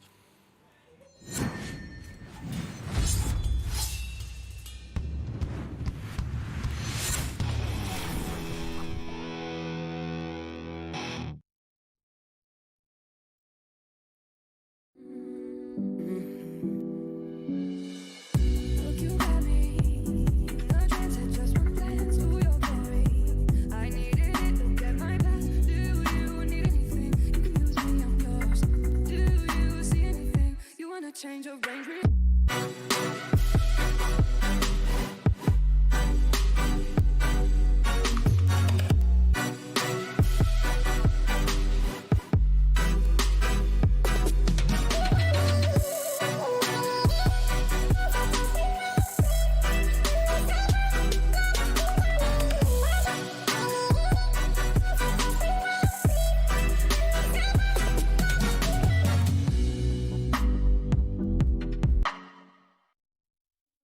Every event is a part of esports history, full of memorable moments every fan wants to be a part of. Get your own unique piece of esports with WePlay collectibles. Here is the first collection, Storyline. Logo token, trophy token, story token. Be sure to check all the details on our website and stay tuned for cool NFTs from WePlay Esports. Buy the official merchandise for WePlay AniMajor 2021 now on Fragstore.com. Hoodies, t-shirts, mouse pads, headrest pillows, and other souvenirs were released in the limited edition for the tournament. Hurry up and buy them on Fragstore.com via the link in the description or chatbot.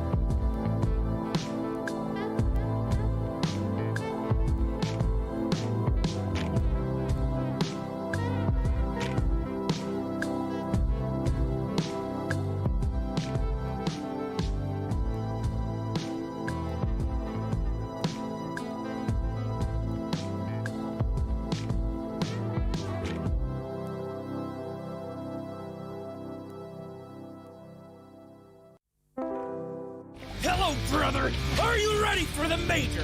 No! I said, are you ready for the AniMajor?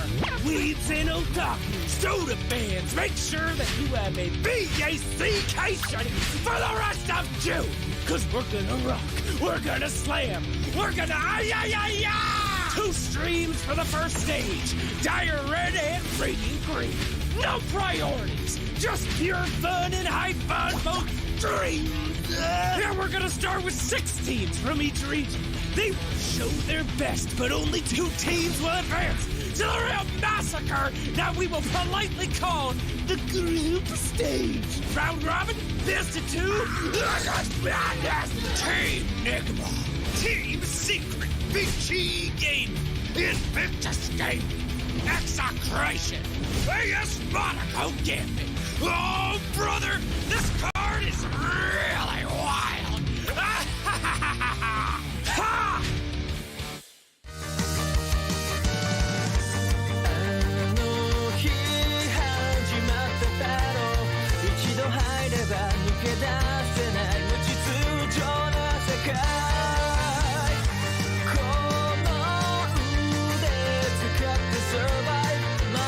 全力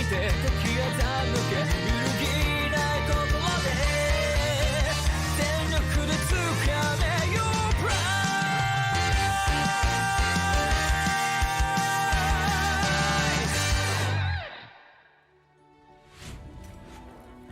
We're about halfway through the day, and we're going to be seeing Gambit play yet again.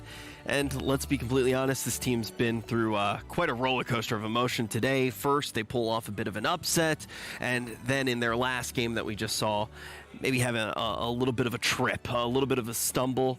And I can totally sympathize with the roller coaster of emotions that this team has been going through, Tsunami. And I'm disappointed. If they managed to get the split, then we would have had nothing but tiebreakers. I don't know how much you've been paying attention to the old Radiant stream here. Yeah. It's been 1-1s everywhere. Yeah, this was the first thing to break that pattern. But let's talk a little bit more about, I'm thinking about the fact that we might just have every single infinite tiebreakers. That's what I'm hoping for. Fingers crossed. We might have it go down. But before we talk about that, Jenkins, I haven't actually gotten to chat with you much today about the field of play. What do you think about this matchup? What do you think about Gambit versus Execration? Well, you know, I think Execration has some very interesting players. I think people probably viewed both of these teams as an underdog. And after some of the showings today, I think that it looks like it's a repeat of the Singapore Major. You can't really view any team as an underdog, as an overdog. You're always going to be wrong because... An overdog. People have different motivations and so forth. All just middle dogs. Yeah, exactly. So just dogs. Just dogs. Who knows with this one? I think personally, I liked what I saw with Gambit. They look really strong, even though they have 2 stand-ins. They seem to fit really nicely. And Execration, you know, they're all right. Okay. All right, they're my specialty. I was covering Southeast Asia. Where did he find this guy? He's a genius. Yeah. Sharpest mind in all of North America. What a camera away. One of the things that I was on Twitter. I was just taking cute pictures of me with my cat ears. Of course, yeah, I saw that. And I actually saw a tweet from Loda that was very similar to what you were saying. He basically was like, you know, it's a good sign for the scene when the wild card. You could just take the wild card matchups, and it would basically be a tier 1 tournament. And it really does feel like that after what we've seen today. But I'm going to go back to the roller coaster of emotion that Gambit's probably gone through today, just to try to extrapolate what might happen in this next series. I also have gone through a roller coaster of emotion today. Have you? Yeah, I mean, I was very excited to come back. So I started off, you know, going up on the roller coaster, very, very excited. Yeah. Then I found out that Edward cat ears. A little bit upset. Even higher? No, I got upset. Even higher. And then I realized I liked it. Yif. We're back going up again. The question is that the trajectory that Gambit's going to have? Do you think that they're going to go back up on the roller coaster after having a crushing defeat, Jenkins? I think so. I think Nigma's not a team that... I think losing to that team is... You know, I don't want to say expected, but I think that's the sort of fashion of how it happened, though, right? It happens. So you go back to game number 1, and it's like they make some small mistakes, and those errors are just completely exploited by Nigma, which is fine. I feel like that's something that you expect. But then in the second game, it's not really small errors. It's a dream getting torn apart. I'm picking up what you're putting down. These types of group stage situations, wild cards, whatever, it's all about stamina oftentimes. This is now going to be the 5th game that Gambit has played in a row. We still don't really know how much they've practiced with BZZ and Lorenov, so some of it, I'm sure, is them finding their chemistry against other international opponents. I'm sure they were scrimming. All the teams have been here for like the past week or so, getting opportunities to play each other in the hotel, but I can definitely see that in that last game, they were kind of losing a little bit of their energy. Those whiffed chronos were definitely one of those like, oh, you hate to see it type situations. Yeah, Lacoste brought it up as well, too. Before the whiffed chronos, there were some omens of doom. There were some portenses of bad things happening. I think there was a chrono that did connect and not sure who to hit in the chrono, and then all of a sudden, you whiff the 2 chronos and it's a big Nani the fuck moment. And now we're in a situation here where they instantly have to play again. They're going to be going up against Execration, and the question is, are we going to see their best play, or are we going to see them really coming off of that defeat, not being able to rally? I think AUI brought up such an interesting mental state that they might have. One of the things that we've always talked about across esports is the idea of that honeymoon period when you have a new team together, and AUI kind of framed it almost like a honeymoon period that they could be going through because they have something to prove. The reason that they are in the position in the first place where they don't have a roster that they've practiced with very much, and I think we maybe saw that earlier in the day, but I'm not sure if that's going to be something that bears fruit at this point. But let's talk about Execration just a little bit more. Execration has not been on this stream yet. Obviously, we've gotten to see a good deal of Gambit. We haven't gotten to see a lot of Execration. Tsunami, what do you think of this squad? They just ran a very similar lineup to what Gambit did. They had a Faceless Void and a Lina as well, except they had the Invoker on their team. So that made it a little bit more realistic for them to get that win versus Invictus Gaming. And them splitting versus IG, I think for a lot of people they would find that surprising, but while I was covering Southeast Asia, they said that they were scrimming Chinese teams. Nearly every Southeast Asian team that I spoke to said that we're scrimming our own region and we're also scrimming China. And so they're importing a lot of strategies, they're getting a lot of practice from the strongest region in Dota, and I wouldn't be surprised if IG and Execration have played unofficial matches off stream before. So them splitting, I'm impressed, and I consider them my favorites going into this series against Gambit. As a longtime weeb, of course, the ban images have made me decide that anime's stupid.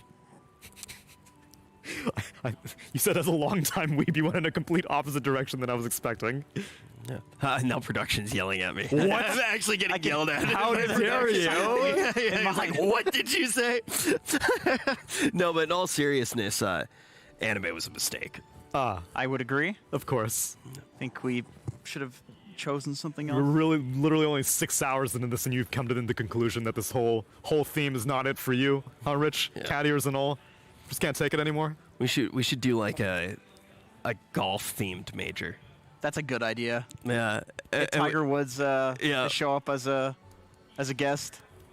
Yeah, that'd be really cool. Yeah. Oh man, like great play. But I think we can actually give a little bit of a golf clap right now to the drafts. I think we can jump in at this point. I'm pretty sure that's what production told me as they were yelling at me for making fun of anime. I only hear some sweet violin music in the background. He's telling me to beg for the drafts now. They're that mad at me. Please, production, could we see the drafts? Oh, there we go. Thank you very much. I'm sorry I besmirched anime for a second there. But we are already, we have 2 bands. In the vein of these awesome bands, what's the second band from Gambit, Jenkins? I see a Doom band. That looks like Magnus. Okay, Mag band. His big horn is... I see a little something, yeah. And then it's Templar Assassin and Mars band by Execration. Yeah, there's a protrusion there. Do you think he can even see around it? That's a good question. It's like right in his line of sight. He's a very skill-based hero, too. So I know, being right? able to see in front of him. Do you ever accidentally look at your nose? Oh, like be conscious and then you can't stop looking at your nose? You've just caused like 50,000 people to do that right now. It's like you are now manually breathing. Yeah, it's like, oh no. There's a lot of these. I apologize. Yeah, I feel like that's got to be the existence, though. Oh my God, stop. You're actually freaking me out, Tsunami. That was a little bit much for me. But we're going to see a Nyx get locked in. We've seen a whole bunch of this recently today. I do want to mention we have first pick. Broodmother. Again. Wow.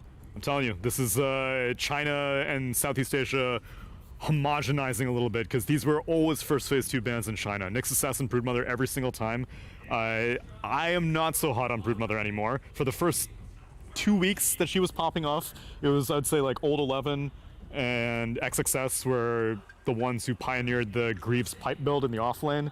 It was hot for like 2 weeks, then I think she kind of got a little figured out. It's still the same case where Broodmother will generally win the lane and then lose the game, and now she's gotten nerfed. Insatiable Hunger is what, like 40% now at level 1, and yeah, it used to be 70%? It's definitely bad at level 1. Yeah. That's without a doubt. My thing with this Broodmother hero is that anytime you theory craft some counter to it, there's always some element of Broodmother that counters that counter that's so annoying. It's like there's nothing that truly is just like you pick this hero and all of a sudden Broodmother doesn't exist anymore. Whereas before it was like you pick a Timbersaw, all of a sudden Broodmother feels awful, right? But now you pick a Timbersaw, all of a sudden she's doing this like crazy nuke damage. You build that sort of build, or you go for this Greaves build, and you're countering a hero that's just a utility hero. So that's my issue with the Brood in terms But that sounds like a good thing.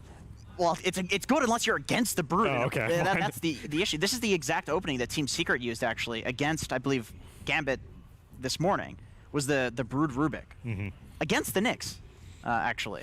Yeah, and it's like one of those things though with the wild card.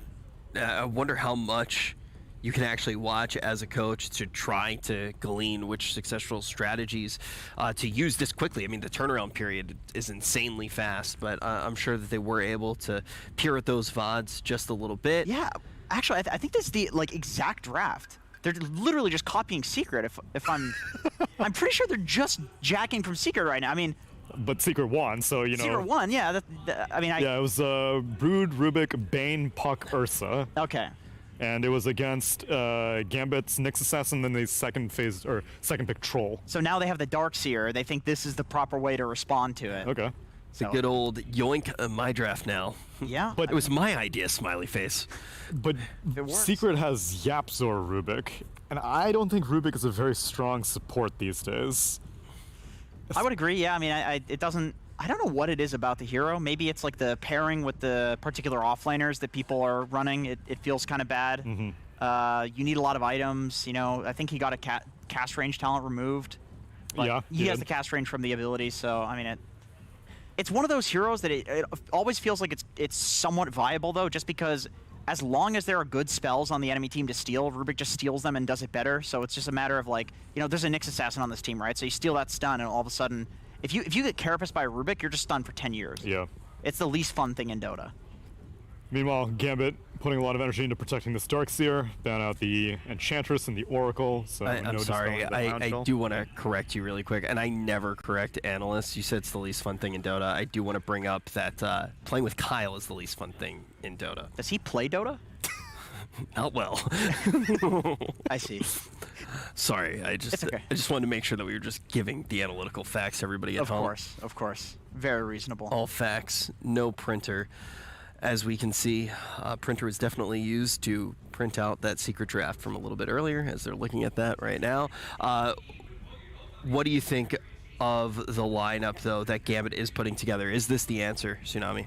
Let's see. So they already have their lane partners in the off lane. Your answers for Broodmother are short and small. We saw OG attempt Sven in their tiebreaker against Tundra, or no, against Liquid, and that didn't go well. So Sven's not really that big of an answer to Broodmother. Bristleback, I think, is good and gets banned. What else you got against a Broodmother? Safe lane. I seriously think you just sack it.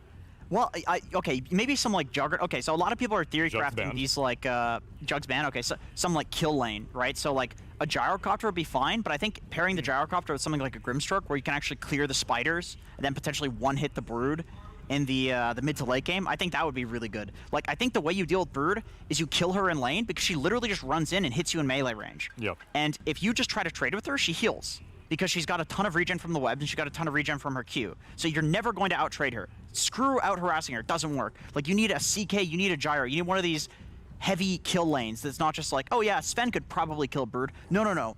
Double down. Go something that's even better at killing the Brood, because otherwise you're going to try to kill her, she's going to come back full HP, and then she's going to get level 6, and all of a sudden you have a Brood problem. I'm on board with the Grimstroke idea. I think most of the nuke damage comes from the supports. The carries can contribute a little bit. CK is a good proposal, which CK is getting banned a lot, I saw in the first couple of series. And Execration pick up a Disruptor, annoying for Darkseer to have to deal with the Glimpse. Yeah, that's like an old counter, because even just with the little bubble that he puts on the ground, you surge, you can't run through it, right? So it's like, and then if you do run through it, you just glimpse back. All right, what boxes are still needed to be checked here for Gambit, Tsunami? Okay, so I think Grimstroke's still good. It gives Rubik quite a few spells. I don't think there's anything that Rubik doesn't like getting from Grimstroke, so that's always pleasant.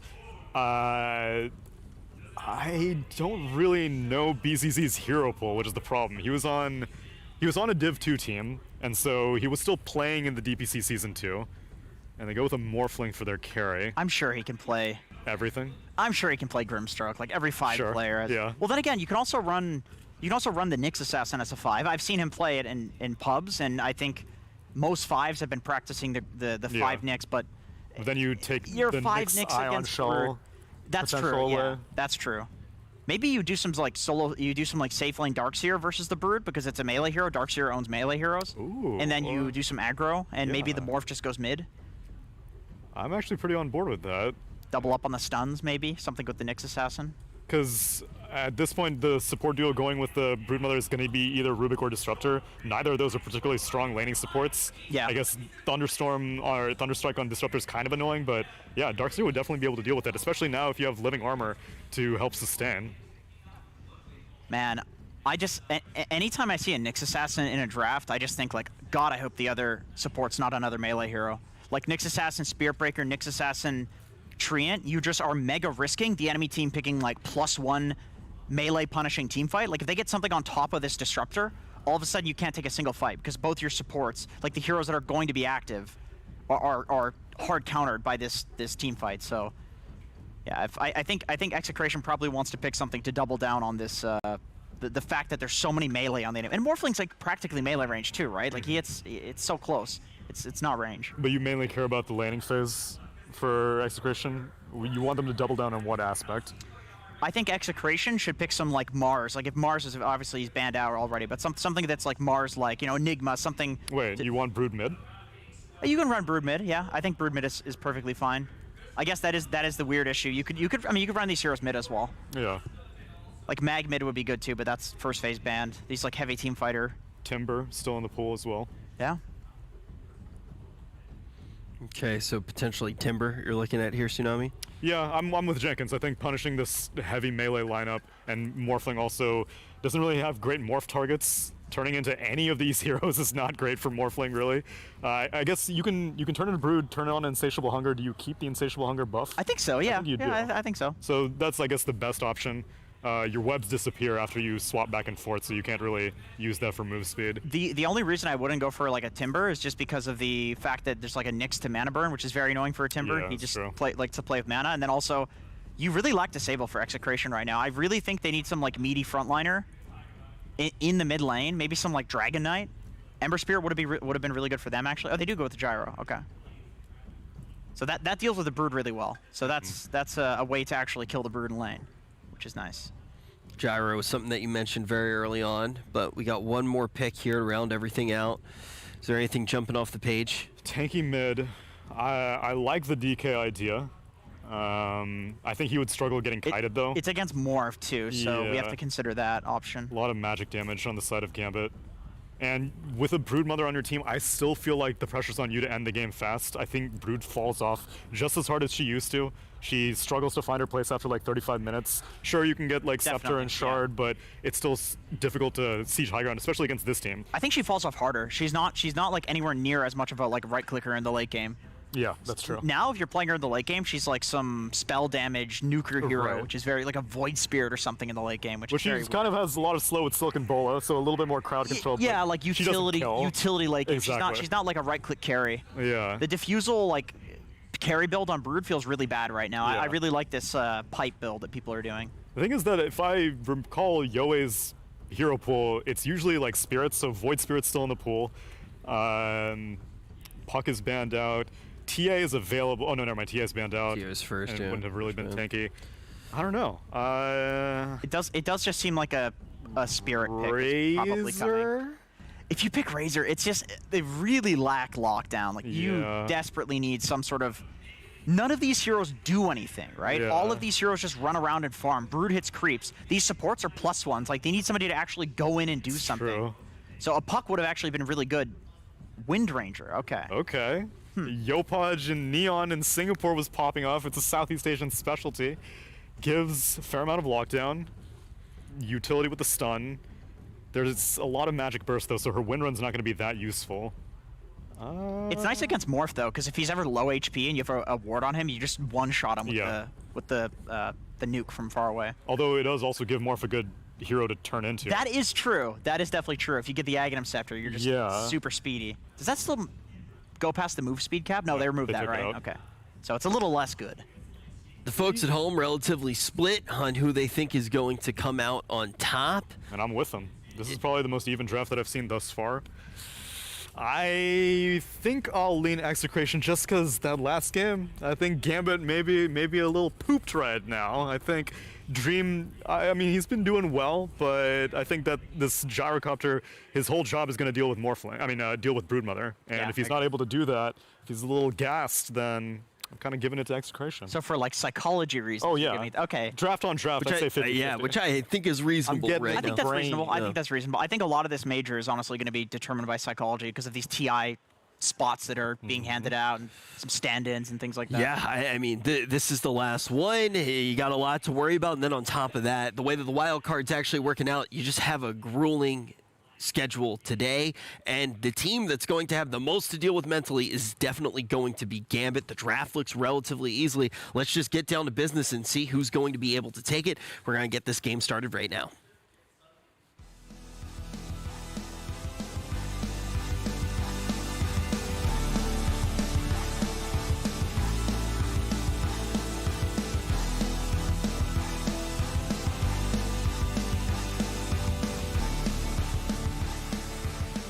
Here we are, Lacoste. Execration up against Gambit. Like the panel was saying, getting into the heads of some of the players. Dream had a bit of a blunder in his previous series. So let's see if he can pick things up. The draft-wise looks pretty good for Gambit, right? Yeah, I'm kind of favoring Gambit's draft, to be honest, because they gave him a hero that he can't really mess up with. It's not a Faceless Void. The Gyrocopter can't really...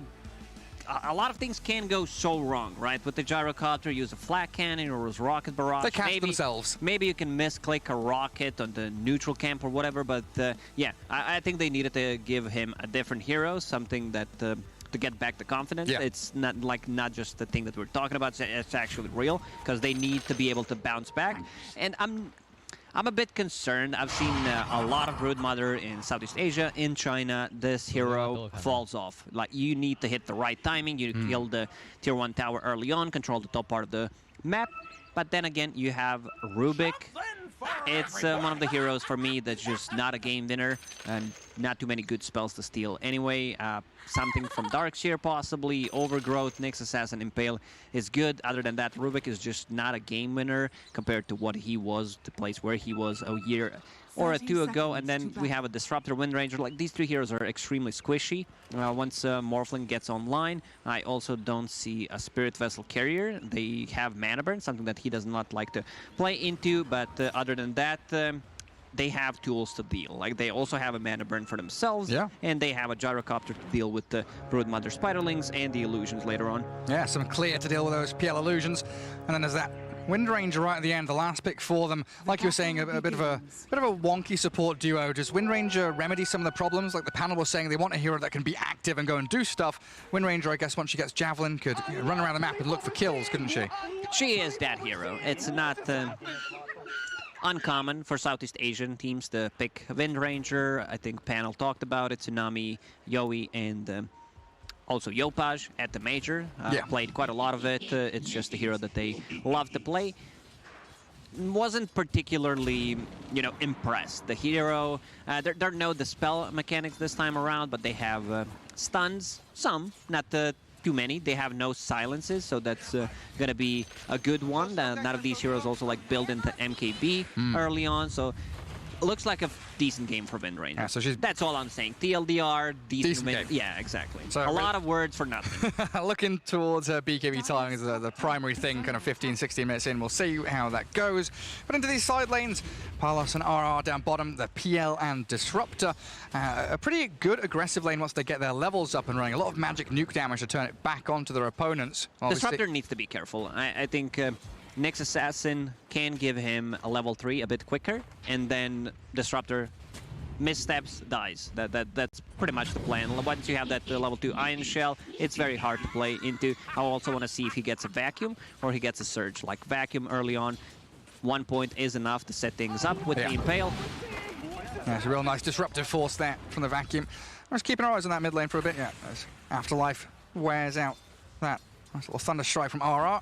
They've got a wave coming in towards that Dire Tower as well, so just going to try and chip away at the PL while the salve is going over on the Darks here. But so far, Immersion not doing any wave dragging, no manipulation of the creeps. They are playing the lane as those two heroes together just to try and keep that pressure on in the lane itself. Oh, Rubik, that's a good little snipe. Takes out the stick and the wand recipe too. So far, Execration on the bottom lane is playing pretty much perfectly, pushing out the waves, allowing them to use the courier so they can snipe it as well, something that you need to be very careful about, especially at the early levels. Courier's not moving at all, pretty much the Crystal Maiden movement speed. And then pushing out the waves, Phantom Lancer getting the most CS then at the moment, so doing a very good job. And now Immersion is trying to bully back RR. Not too much he can do there. He's still looking to wrap in behind and maybe try and contest the next creep wave coming in, but like you say, exceptional job by Execration just to control that PL's lane as they have been doing. It looks like a similar thing going on up top, right? Gyrocopter's there at top of the CS himself. Rubik, got a courier snipe. He's trying to get back and block the pull cap, so he is making sure Treant isn't that complete nuisance in the lane and giving Broodmother as much experience as possible. A very aggressive skill build from Treant Protector in this one. Going for Nature's Grasp and the Leech Seed. Kinetic Field from RR is going to try and hold them back. It looks like he'll just about die. Tipped over the edge by that Immersion touch. Yeah, and first blood spilled.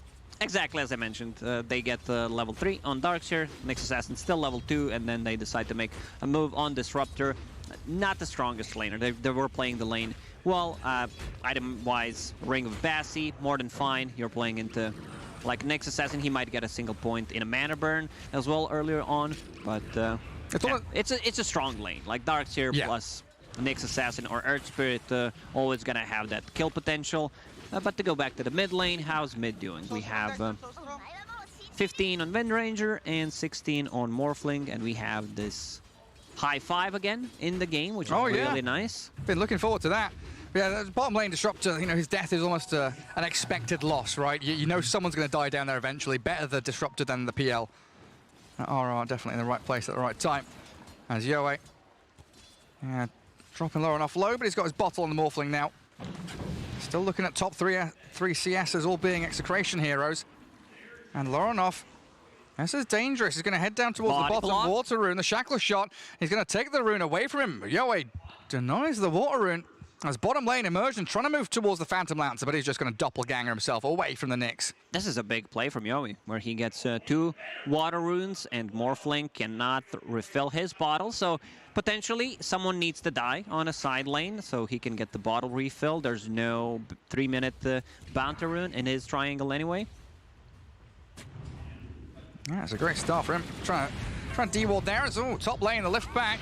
There's no spiders or anything from Nico here. He's still level 4, so doesn't really have that immense pressure that the Broodmother can bring later on. You cannot fight into this. BZZ 2 points in Leech Seed. The amount of HP that you get back is a bit too high.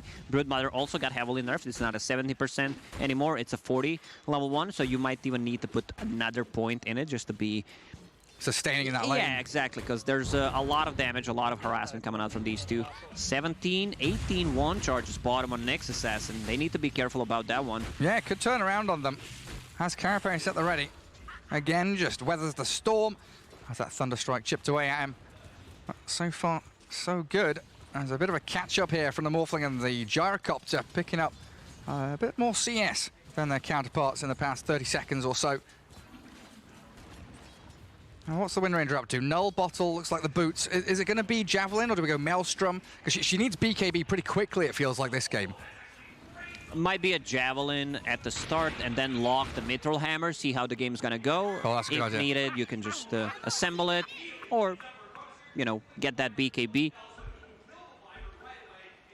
Oh, a quick little pause. Back underway. I see the Gyrocopter, 2,600 net worth for him. Broodmother with this early Orb of Corrosion, and another Blightstone queued up, looking towards a lot of minus armor for Nico. It doesn't work. Last time I tested it, I was like playing, yeah, when, what was it, 729? I tried it on Tusk, it does not work. That's sad. Let's see if he's gonna go for it, if he commits. Yeah, we'll find out exactly what goes on there. Here Good we go. D-ward in mid from Yoic. Might be 300 gold down the drain, 150 if you have to sell it. Oh, he bought it, yeah? He bought it. Oh, committing for it. Oh, securing that catapult bottom with a stun. Palos, nice little sidestep, drops the shoulder, jukes away from it. Okay, he bought a full medallion, so we're okay. Oh, we're good. We're good there. Yeah, that's fine then. So now he's going to have that orb plus medallion. Well, he's going to hit level 6 pretty soon as well. You know, Rubik has been moving away from the lane to give that experience to the Brood. So when the Spiderlings come, you know, Gyrocopter sure has the spill damage from Flak and Rocket Barrage, but if there's a swarm of them, I don't think you've got enough to deal with it. My problem with this lane is Rubik is not a hero that can just roam around. He's not a Tusk, he's not a Clockwork, not an Earth Spirit. Can't really make stuff happen, especially against a Morphling. Like, it's very hard to kill him, so he either needs to stay in the lane. Similar concept to, let's say, Timbersaw offlane. You want to give him a lot more experience where he gets that levels and gets more efficient early on. Same goes for the Broodmother. You want her to hit level 6, have that Spiderlings. I just combined one word, Gary. It's okay. It's okay. It's just a major, no big deal. And then they can push the tower, like just to be able to evade the jungle. I want to see Living Armor. I want to see BZZ maxing out the Living Armor now, getting a point in Overgrowth, of course, on level 6, and then just getting more points in it to be able to give him some more fun on mid lane, potentially a save. Wind Ranger already tried to go once for him, but without a Javelin, there's just not enough damage.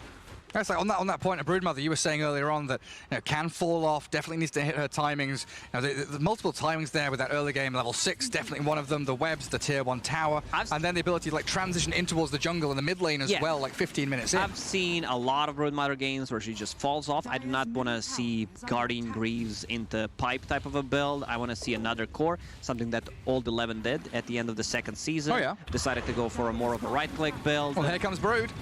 Gets the insatiable hunger and the run forward. Spiderlings have all pretty much died though. And like you were saying, Rubik doesn't have that gap close, so can't get on top of Dream. Turn back with a homing missile, and that Nature's Grasp right on top of the Broodmother. Down goes Nico. BDZ might be in a bit of trouble as well. A spot bother for the Rubik. Chasing forward. That Gyrocopter. He should be yeah, you're right. But he doesn't use them. Keyboard not working. Didn't click it. Well, it's not really a misclick, it's just a non-click. He's not pressed his buttons. Happens to me all the time. Oh, maybe he's saving them for the next fight. Well, that's the aggression, from the Broodmother, not paying off for Execration and handing over 2 kills to that top lane for Gambit. Oh man, he has full Mithril Hammer. 9 minutes in on a Gyrocopter. Yeah, on top of Magic Wand plus the Power Treads. Yoey. Off turns into the Wind Ranger. They're trying to bait this and look for the lift, but there's the Strength Shift back in from the Morphling. He'll be perfectly fine to back up to his tier 1 tower. And Rubik shows up, does nothing as expected. This hero is just so weak compared to like where he was before. Other heroes got buffed, he got nerfed. The timing had to be perfect. You could see they were waiting for like a shift down or the ability to catch him pre-strength shift with the lift and maybe kill him off. But that window was so small, BDZ couldn't really get the job done. And there's now a little bit of room top for Nico's Broodmother. Start amassing this Spiderling army. Chip away at the tier 1. Also farm through the jungle and cut the waves. But it's against the Treant. I'll get on top of BZZ. Minus armor from that. Oh, that medallion, look at him go! He gets burst down by the spiders. There's a good call down, a flat cannon, and a ton of gold for the Gyro in return. It's still okay. They're keeping the tier 1 tower alive. That's what matters. Tower full HP. They brought Nyx Assassin top, so not too much done, but Darkseer doesn't care too much about it. Feels very safe, has infused raindrop going into Vanguard next. I love that. Might even upgrade it against the Phantom Lancer, against the Broodmother. I wouldn't mind seeing a Crimson Guard here. Yeah, get that nice little bit of damage block. And neutral items coming out. Possessed Mask Morphling, that is a super desirable item for him. Yeah, it's a must-have. Like 100% drop rate for Morphling players. Yeah, every game. Honestly, every game I see it. Always there, and Lorinov very gladly takes it. Immersion up top, trying to contend with not only Spiderlings and Brood, but also Yoei's rotation.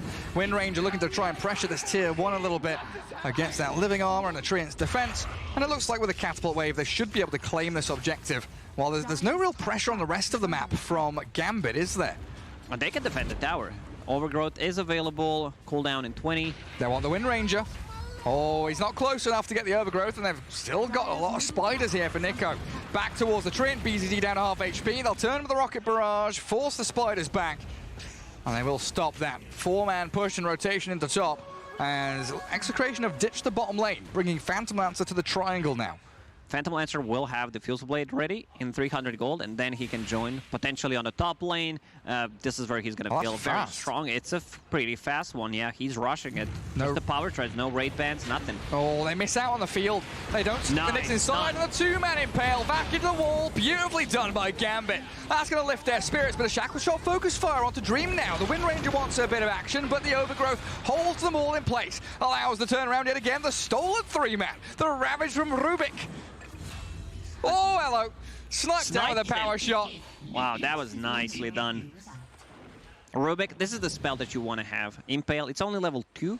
I like that Nyx Assassin is putting more points in a carapace, just lower the cooldown, because it scales really well. Just the duration and the cooldown, of course. 5 per level. Jeez. Lorinov down to within an inch of his life, but he turns back onto this Wind Ranger. She's got Wind Run yet again. And Morphling still giving chase, misses out on the waveform. They'd have to strike the strength button. There's an invis rune there for the Wind Ranger, and they turn. The chain of stuns, the Morphling. Can he shift? He can quickly. Under the Thunder Strike, he's slowed a little bit. They do have the glimpse back. You're right, Lacoste. Drag him into the waiting arms of the rest of Execration. And now Lorinov, he's out of gas. He's got no backup. There's no team to save him. No one actually TP'd to save him. Surprising. Support, immersion. Now that I clicked on him, has a TP ready. Maybe wasn't available at the time. I don't see the reason why he would not TP to save him. Nowhere to be seen. He's now going to Vendetta up, though. Nyx Assassin under a sentry ward. I'm not sure if the creep wave spotted him, but I feel like Execration going to have a pretty good idea of where he's heading. And Yoei at about half HP, guarded up by RR, and another sentry's there. So yeah, they knew exactly where the Nyx was maneuvering. Now this has allowed them to take that top tower. Now Broodmother's map completely open. This is the real sweet spot for the Brood to get things rolling. She is going for the pipe build, Lacoste. She is. Gonna mitigate a lot of those magical damage. Will allow them to team fight more efficiently. I want to see how it ends up. You know, you get that Guardian Greaves, Nyx Assassin, back. Yeah, good stun. Allows Afterlife to grab up the kill as well. I mean, I'm not totally against it, don't get me wrong. I've seen Broodmothers doing really well with that pipe. They come online quickly, you hit the timing, 20 to 30 minute mark, you feel very good just providing so much to the team. Pipe tanks up the spiders, that's what matters. They don't have that much magic damage anyway. Yeah. But what you need to be careful about is the flak cannon. And now after finishing the Maelstrom, going into BKB on this gyrocopter. So no axe. Yeah, there are no steroids for a gyrocopter in this game. They need to build items, like they need a solar crest potentially. The only thing that they can buff him up is living armor. That's really not what you want to have, but okay. Well, yeah, I think you're right. In the Broodmother build, you've also got to... Oh, hang on a second. This smoke from Execration could be huge onto the Morphling. Lorinov, do you have fast enough fingers? He does. Strength shifting. He's in the stack storm. They've got the catch, but they don't have the kill, I don't believe. The stun from Rubik, the focus fire coming, but Lorinov turns. He's fine. Beautifully done as he survives, and they get back onto the Wind Ranger, blowing through Yoei. It's always tricky to gank Morph. If he's fast enough with the fingers, overgrowth, they're just gonna get an extra kill. Sniped with out. that, Lorinov actually snipes him when he turns into Wind Ranger. And doesn't even need to go back to base to heal. Has that Morbid Mask, Possessed Mask story that you talked about, plus the Living Armor from Treant. Yeah. Rune spawning in the triangle might pick it up. And he's perfectly fine, and it allows the rest of the team now to rotate as they did react to that triangle play. They glimpse the Nyx back into the Phantom Lancer though, and Palos with that Diffusal Blade starting to think that he is strong enough to cause a bit of chaos in these battles. But again, it comes down to the timing we need here from the Wind Ranger BKB and the fact that Rubik Disruptor, not really the heroes that you want to be, first point of contact in a fight. They don't roll in, they don't gap close. Yeah, these are not heroes that go in. Someone needs to go in for them. So when Ranger gets the BKB, it's going to be much easier. Or they need to play in the lane with the Broodmother. Well, yeah, the point about the Broodmother, right, is that the build with the Pipe and the Greaves, you're kind of playing as that team fight utility hero, whereas Broodmother, as a Spiderling maneuver, wants to be out pushing lanes and farming away. So it's a difficult tightrope act to walk across, whether or not you want to be with your team as 5 or if you do want to be split pushing. I think you might be hitting the nail on the head there. If they play into the Broodmother lane, it solves that problem exactly. No one will come and try to gank Broodmother. You just don't get the gold back. There's also potentially that you waste the smoke, can't kill her, too tanky, goes through the webs. So they need to play with the Broodmother. Put some pressure on tier 2 tower on the top lane. Yeah, keep that pressure up there. Try and get onto the tier 2. I mean, RR, BDZ, they are still in that top jungle area. Well, this opens up the rest of the map for Gambit. Bottom lane being farmed out completely by Lorinoff. The triangle's cleared by Dream's Gyro. And it's this dual core with, you're saying that, Emergent. Shackle shot not going to catch him. Dusted, but too late. Spiderling's almost all cleared through, and a great carapace to stop the power shot from hitting him. Hard to kill. Just maxed out carapace, 10-second cooldown. And they'll get the turn on RR. Find him instead. Or did he try and glimpse the illusion? Yeah, killed an illusion, immediately respawns. Kinetic field comes, but all too little too late. They still managed to kill Immersion. Long distance snipe, power shot plus Fade Bolt will do the trick. And now Spike Carapace stolen. You would ideally want to have Impale, but there are some uncontrollable damage. Is that a shackle shot and an illusion? That's not ideal, but they'll snipe the courier regardless as BCC's dragged to the low ground with the vacuum up. Rubik sent skywards the stolen vacuum though, and the shackle shot latching onto both of them allows Yoey to get the focus fire, but he's overgrowthed up. Shackle shot landing again, he's got them caught up inside, and BDZ's going to TP home. Afterlife, he might be able to turn with Immersion and Dream here arriving, but Yoey sprints away with the wind run, and Immersion's left isolated by the rest of his squad. Afterlife arriving again, Iron Shell's coming, and the adaptive strike the shackle shot. Yoey, he turns it back onto him once more. Morphling can't get anything done, and Immersion needs the surge to save him. Power shot again, him! He gets him! Man, Yoey has been on point with those power shots. And now they've got Dream stuck. Thunderstrike with the kinetic field, he has to BKB! BKB wasted! Essence Ring still available. Living Armor as well. So he will live, but a great trade for Execration. That's exactly what they need to do. Play a bit more aggressively. Broodmother still taking the top part of the map, controlling the jungle. Pipe done. Keeping it locked for now, so I guess you get the double barrier. Use your hood, then use your pipe. We'll see if he gets full utilization out of that little trick. But farming incredibly well. Still a little bit behind the Darkseer though, the counterpart there is Pos 3. Around 8,000 net worth. As mid lane, Static Storm, they know there's no BKB on Gyro. The focus fire and that nuke from the Broodmother clears up the Gyrocopter. Courier sniped and a glimpse back on Afterlife. Darkseer dragged in, he's got a vacuum and a wall. Catches out a couple, but that Impale only onto one, and the pipe saves them all. Nico keeps the Spiderlings alive while BZZ overgrowth in 2 seconds. Kinetic field will trap Lorinoff and Afterlife inside. Immersion can't move either, and the Phantom Lancer shreds through the tree, and hey, he's done for. I do get a bit of trade onto RR there. Afterlife Illusions causing a little bit of chaos. But Execration with that kill on Gyrocopter, so meaningful for them. Yoey once again, landing a great shackle, followed up by a Static Storm. Morphling, what is he getting? He's getting Butterfly next. Very interesting. Even though you're against Maelstrom Wind Ranger, yeah? Oh. I guess against the Phantom Lance, that's going to help out pretty nicely. And PL not a hero that likes to buy MKB. I think he's going to change. He also, just shotgun is too good against the supports. If you want to, tank up, you can get Scotty. And you can wait out the Wind Ranger's BKB, and she's so squishy, blow her up every fight. If you bide your time. Now we might start to see the strength of these two supports. Disruptor and Rubik roaming towards the Morphling, but they won't find Lorinoff. And he does buy the Talisman of Evasion, so he's going to Butterfly. Could be just a casual Talisman. I don't know if this is like a good build. Good build early on. Having a 25-minute Firefly sounds good, but you're still rather squishy. They can burst you down. Like your effective HP isn't that great without more strength, without more HP. Sentry Vacuum, stun, good Static Storm field. Two of them stuck inside, and the Shackle Shot there towards the Darkseer. They do blow through BDZ, but the Phantom Lance is starting to arrive with his illusions. They'll keep back Gambit, but the Morphling's moved in aggressively onto Yoe. Adaptive Strike there, not going to finish him off, so Wind Ranger fine. And the pressure continues and mounts on that mid-tier 1 tower as Gambit bring the numbers. Force the buyback from the Rubik, and now the Doppelganger away by the PL. The tower's down. That's what they came for, and that's what they'll claim.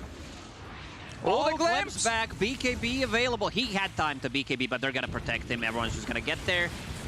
Not far for him, so that means that the Nico will take the tier 2 tower on the top lane. So now Gambit have to change their plan. Move Gyro down to bottom lane, it looks like. Try and protect him down there instead, but Nico, no tier 2 means Outpost belongs to the Broodmother, and that's going to be a really difficult objective to reclaim at any point against Brood. We mentioned the Darkseer item build in this game, like no shenanigans. I love that people are staying away from Aghanim Scepter Rush.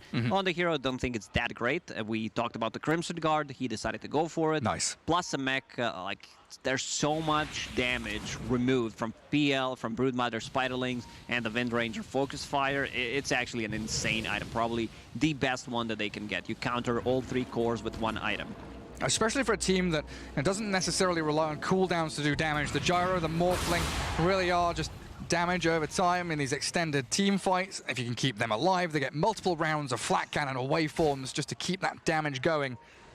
A really good item build, like you say, from the Darkseer.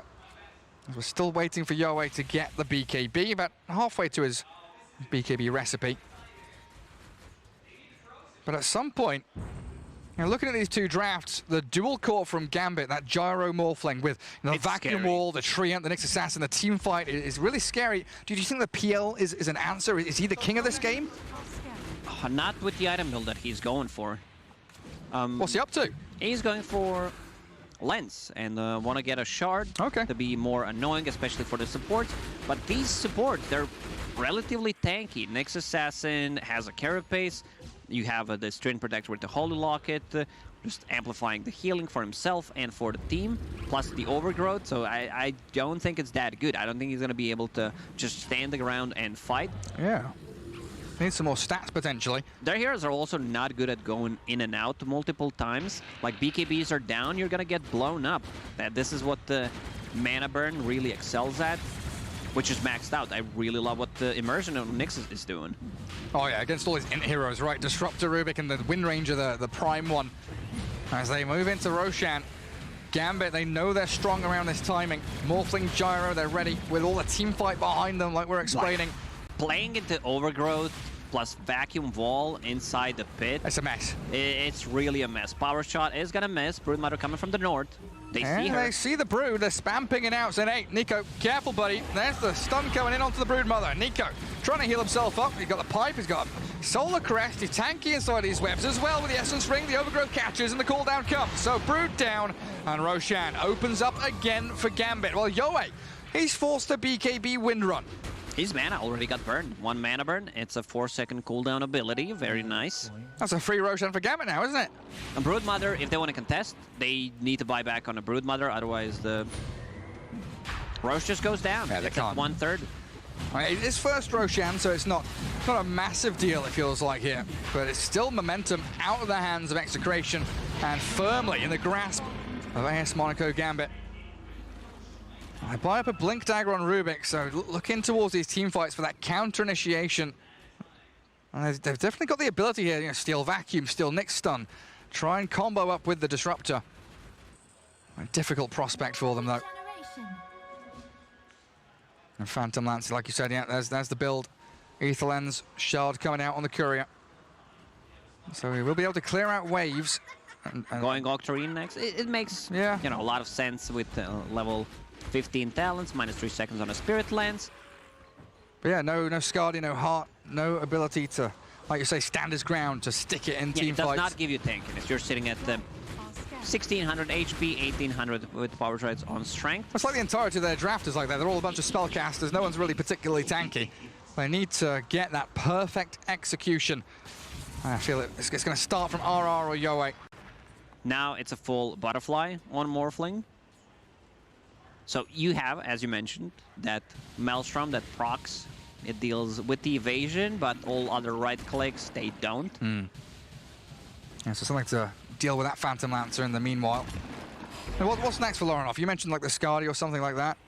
Does he consider BKB in this game? I might need to. When you're not right now, because he's in a good spot, holding the Aegis, sitting at 400 gold. We'll have to see. You know, if he dies like straight away, I think BKB is kind of a must, so you don't get your mana burn. Well, Afterlife pops the smoke on Disruptor, so another failed move. Execration get a bit of a high ground ward going. Try and look towards that mid-tier 2 and the dire triangle area. Now it's going to be much easier to execute the combo. Immersion, Nyx Assassin, went for a Blink Dagger after just finishing off the Fluffy Hat. Finishing it off? It's an expensive item, Gary. He's going to sew it himself, put all the components together. And he's going to lead the charge here with Afterlife, surging the Morphling.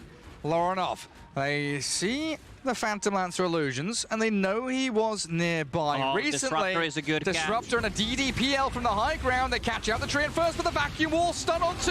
They're going to blow through RR. The Stack Storm comes out, but a little bit too late as they've already destroyed the Wind Ranger. Yoei's gone with no buyback in Gambit.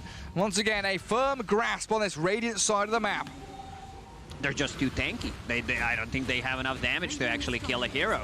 No, that mid-game had to go much better for Execration for them to really levy themselves some kind of momentum, and so far, it's just been Gambit all the way. Now, this first Roshan, SA just going to claim them up some tier 2s. They will have to address the Broodmother problem back in their base. Oh, stolen mana burn. He's probably going to pay with his life for that one. Yeah, pay for his insolence. No more stealing my spells. He's got a Carapace. I don't know. No. BDZ's done. Seems like it's the mana burn patch again. I remember Medusa when she was stealing mana plus the Nyx Assassin. You get both of these. PL. He's going on a one-man mission here. Manta Star's away from the overgrowth. The glimpse on to the Nyx Assassin, it looks like, but he's out. He's blinked away. Immersion's perfectly fine, and they're going to try and surge BZZ out of the grasp of that Phantom Lancer. Doppelganging forward, but can't latch onto a target. That's Crimson Guard doing God's work. They just don't have enough damage. Love the build on Afterlife. We're going to go into Guardian Greaves, which will replenish some of the mana, give them more tankiness, and now aiming up for a Blink Dagger. So even better execution of the combo. They caught the Gyrocopter, who's also going into Butterfly. Phantom Lancer's going to close the gap on him, though. And Dream has the BKB. There's a nice one from Yoei, too. Trying to turn back onto Dream as the BKB is about to wear out. A little power shot towards the Treant as well. Execration, they're edging forward. They want to continue this battle, knowing that there are a number of cooldowns that Gambit no longer have at their disposal. And Morphling shackle shot in, but still holding on to Aegis for about a minute. Yeah, waveforming forward. Wind Ranger getting caught out with no BKB. There's the shackle shot from Laurenov. He got mad. He got shackled so many times. Will turn into Wind Ranger most of the time. And another one. Laurenov goes max agi, and Immersion's there with the chain stuns. One after the other. They all fall to pieces. Aegis will be reclaimed in 30 seconds, going into MKB next. He's going full greed on this Morphling. He's going big right-click build, and they're going to find RR here. Yeah. Can't escape.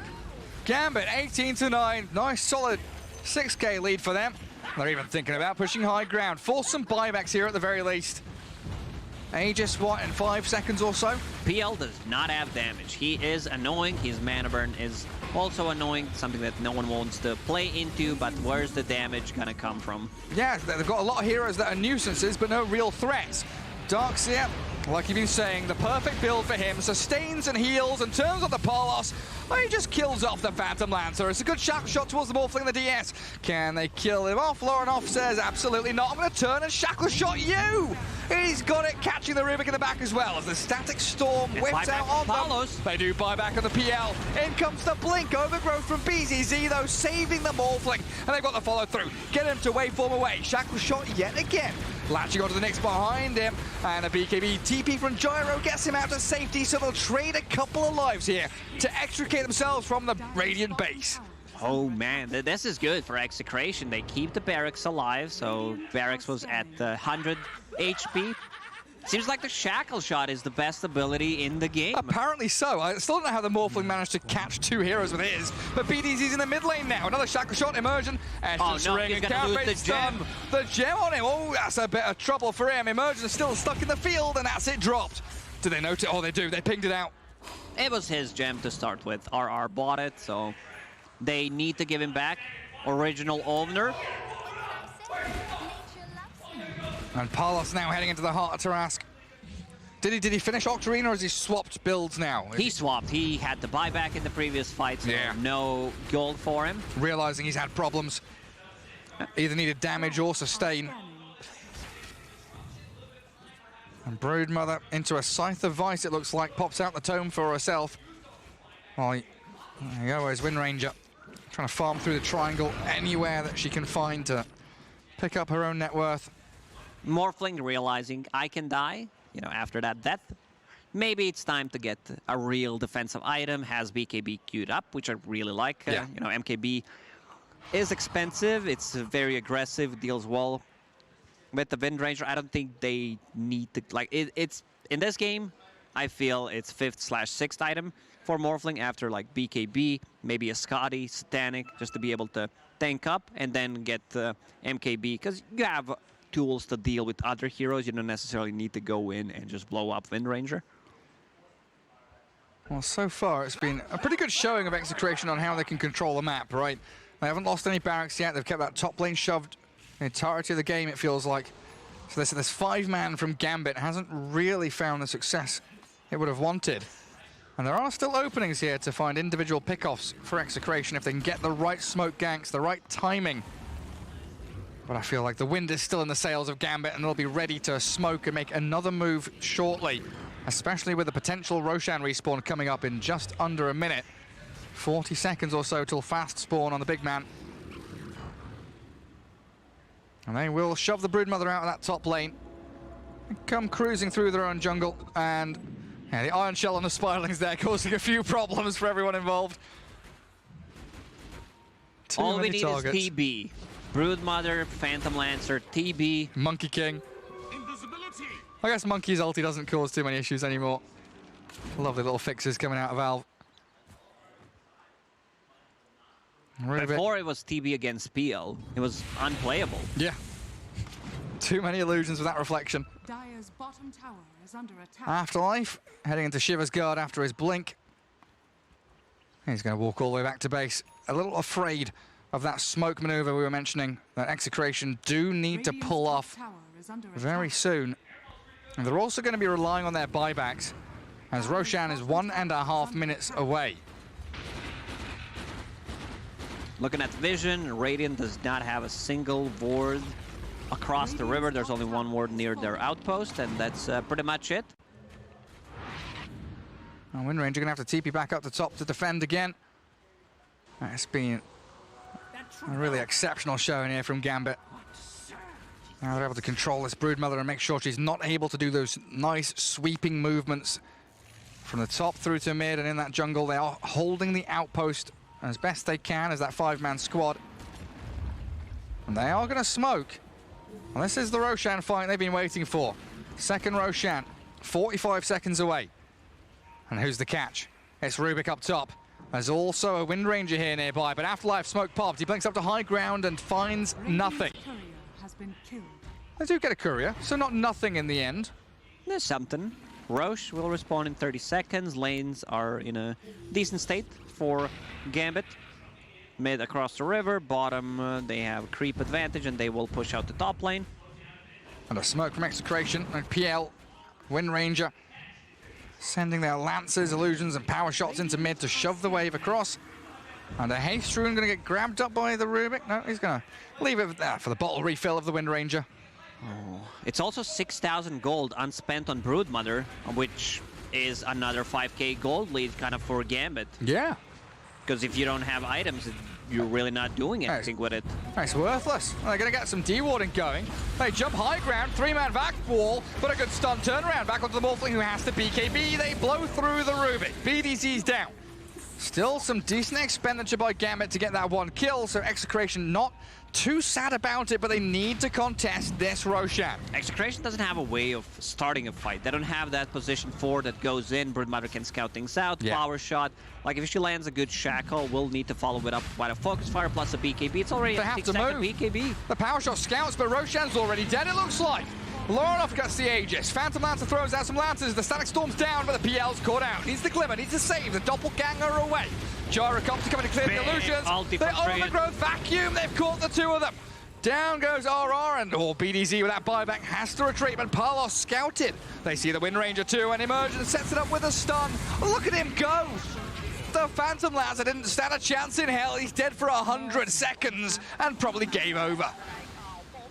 Phantom Lancer's just not dealing enough damage. He kind of got baited by this build, which is okay in certain situations. I don't think this was the situation playing into 2 Agi cores. You need to be able to match up against them. Supports are tanky enough. Like, you are annoying, but you don't deal enough damage. And this build from Darkseer not allowing them to actually get any kills. Guardian Greaves keeping them alive, living armor plus a Crimson Guard, and they're gonna go for the finish. Yeah, they're going for tier 4s and Throne. They know he doesn't have buyback. They've timed it. It's still on cooldown for 2 minutes. So that means there's no Phantom Lancer, no damage, no nuisance, and they're just going to go for tier 4s and Throne. It's a shackle shot, sure, but Afterlife, he's got so much heal and sustain. He's fine there with a living armor on top of him as well, and Lorenov is just pummeling the Throne. Well, this is what we call zoning abilities, Gary. Zoning wall, zoning cooldown. BDZ's in, but the game is over. I call the GG. Gambit take game 1. And this is a big win for them. You know, Dream after the performance on Void in for sure. Game number 2. Now he gets pretty much a perfect game. I believe he died only 1 time on the Gyrocopter, get his confidence up, and he delivered. Like, they gave him the hero that he really shines on. Not a big, like, Rubik, man, I don't know how many times I've said it during the last season. This hero just straight up loses the game. Lackluster. Really, really lackluster, yeah. And especially when we were looking at that draft thinking Wind Ranger needs to pop off, Rubik needs to get some 6 steals and pop off, Disruptor needs to get these ganks going. So much had to go right for Execration, and the mid-game, it just didn't. It's very hard with a lineup like this where you have Wind Ranger as a core who's relatively squishy, you have 2 supports who pretty much do the same job, and then you have a Broodmother on top of it. You're reliant on your Phantom Lancer, really pretty much. And picking the whole team up. Went for different items. Yeah, well, we can pass it back to the panel to break down game 1.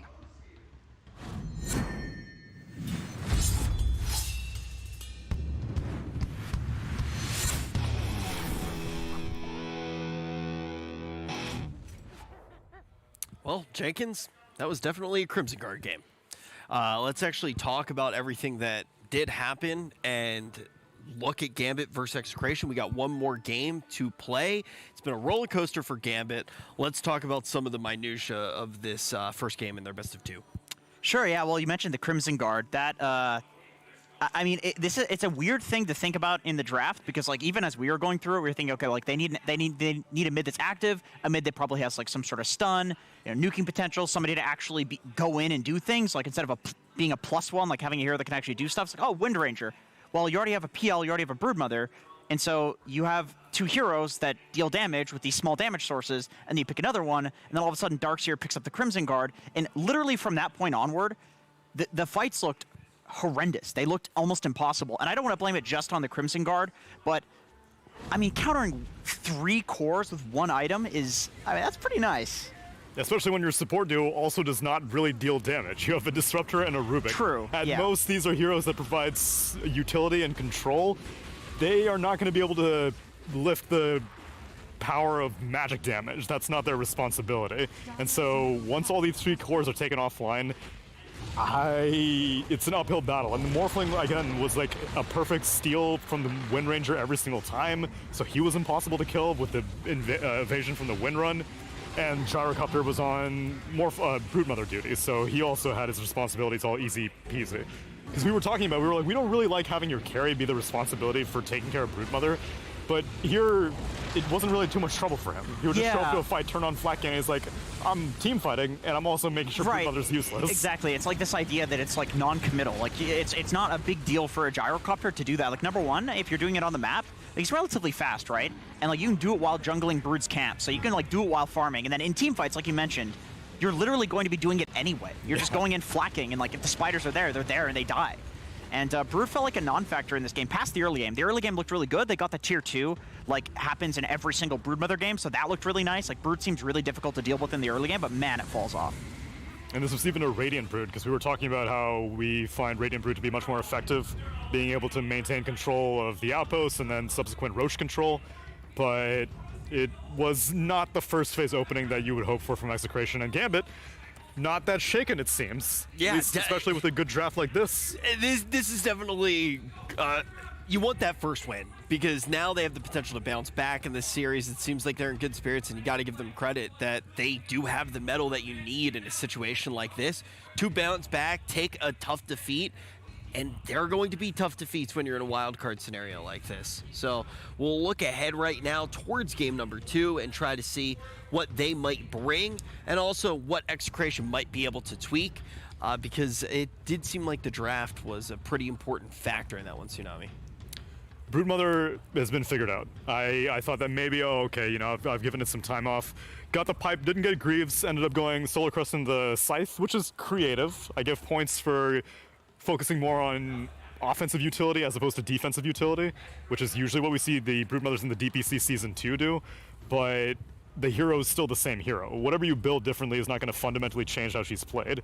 Maybe she'll do a little bit more damage, maybe she'll do a little bit more crowd control, maybe she keeps your team alive a little bit longer, but ultimately she is never going to right-click people. Yeah, you're in a situation where you're just trying to make up for the weaknesses, and yeah, Right. you might be able to patch one of the holes up, but at the end of the day, you're still in a ship that's not meant to sail in waters of that depth. But as we jump into the next series, is there anything in particular that you're really looking for, that you're really hoping that some of these teams will be able to change? I feel like if you look at this Gambit team and you just look at the games that they're winning and looking incredibly good in, Lornoff on Morphling is in like every single one of them where they just look completely stunning. And I look at this guy's pubs, I watch a few of his pubs, like he is god tier on Morphling. It's one of those performances where it's hard to believe that he's that good on any more than at least like, or at most like 2 other heroes. Because he's that good. We saw the Dark Willow plus Morphling combo. He was like dodging in and out of stuns and like, you know, morphing back and forth, like hitting the right heroes in the fights, like not getting caught by anything.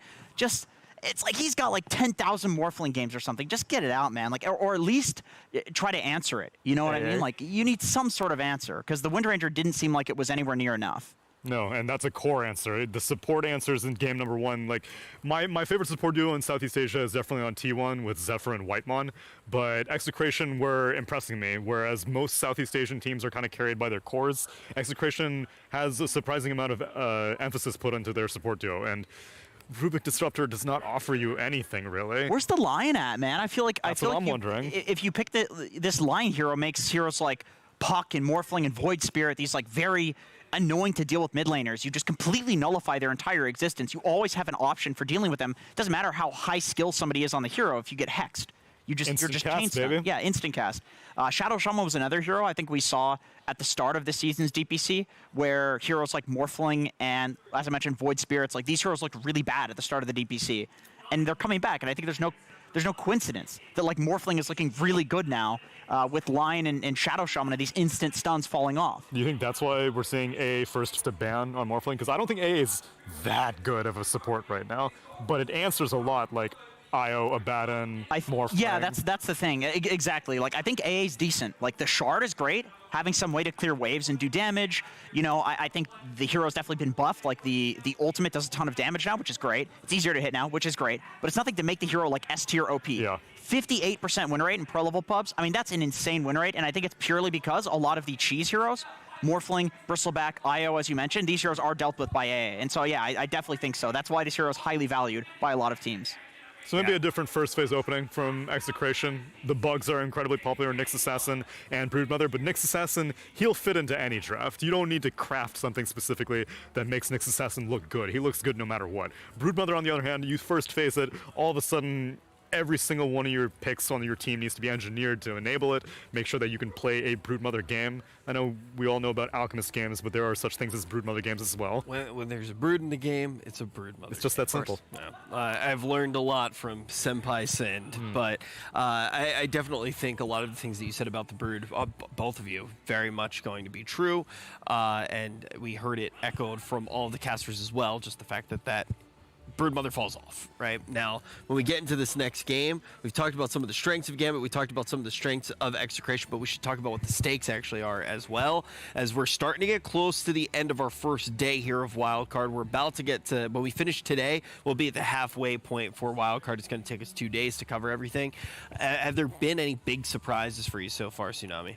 Yeah, I don't know if they can hear it in the distance on stream B, but you can hear Capitalist losing his mind over a Vici secret game right now. China's not looking as unstoppable as I would have been led to believe. It was my region I covered. I went to bat for them. They're looking good. They're not just looking like overwhelmingly dominant, though.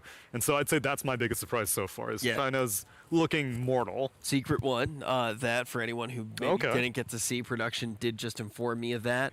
But yeah, I honestly, I feel like anytime we come into an event like this and all of the folks are completely like, okay, yeah, it's all about China. This is the reason to watch. That region never overperforms. Hence Europe at Singapore. I wonder what that is. I've always wondered what it is. I don't think that we'll ever be able to just find the answer straight up. But do you think a lot of it is when there is a region that seems to be that good that it just gets answered? Like there's just that much more focus on those teams? I think with China, T-Gov actually had a really interesting theory on that. He said something along the lines of, I think it was T-Gov. Maybe I'm just quoting somebody else and they're going to be very mad at me. It was probably me. Maybe it was you. Yeah, it was very intelligent. So maybe it wasn't T-Gov.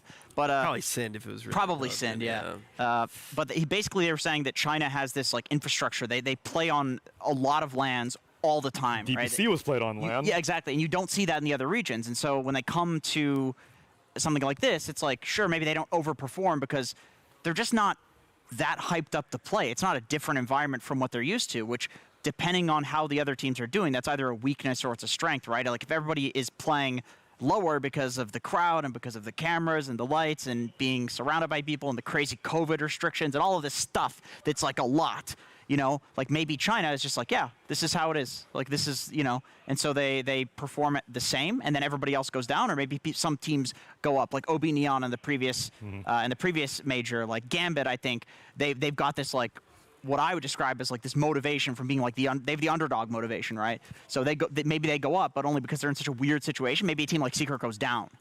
So you think it's a consistency thing? I think so. China might just be in an area where practice how you play.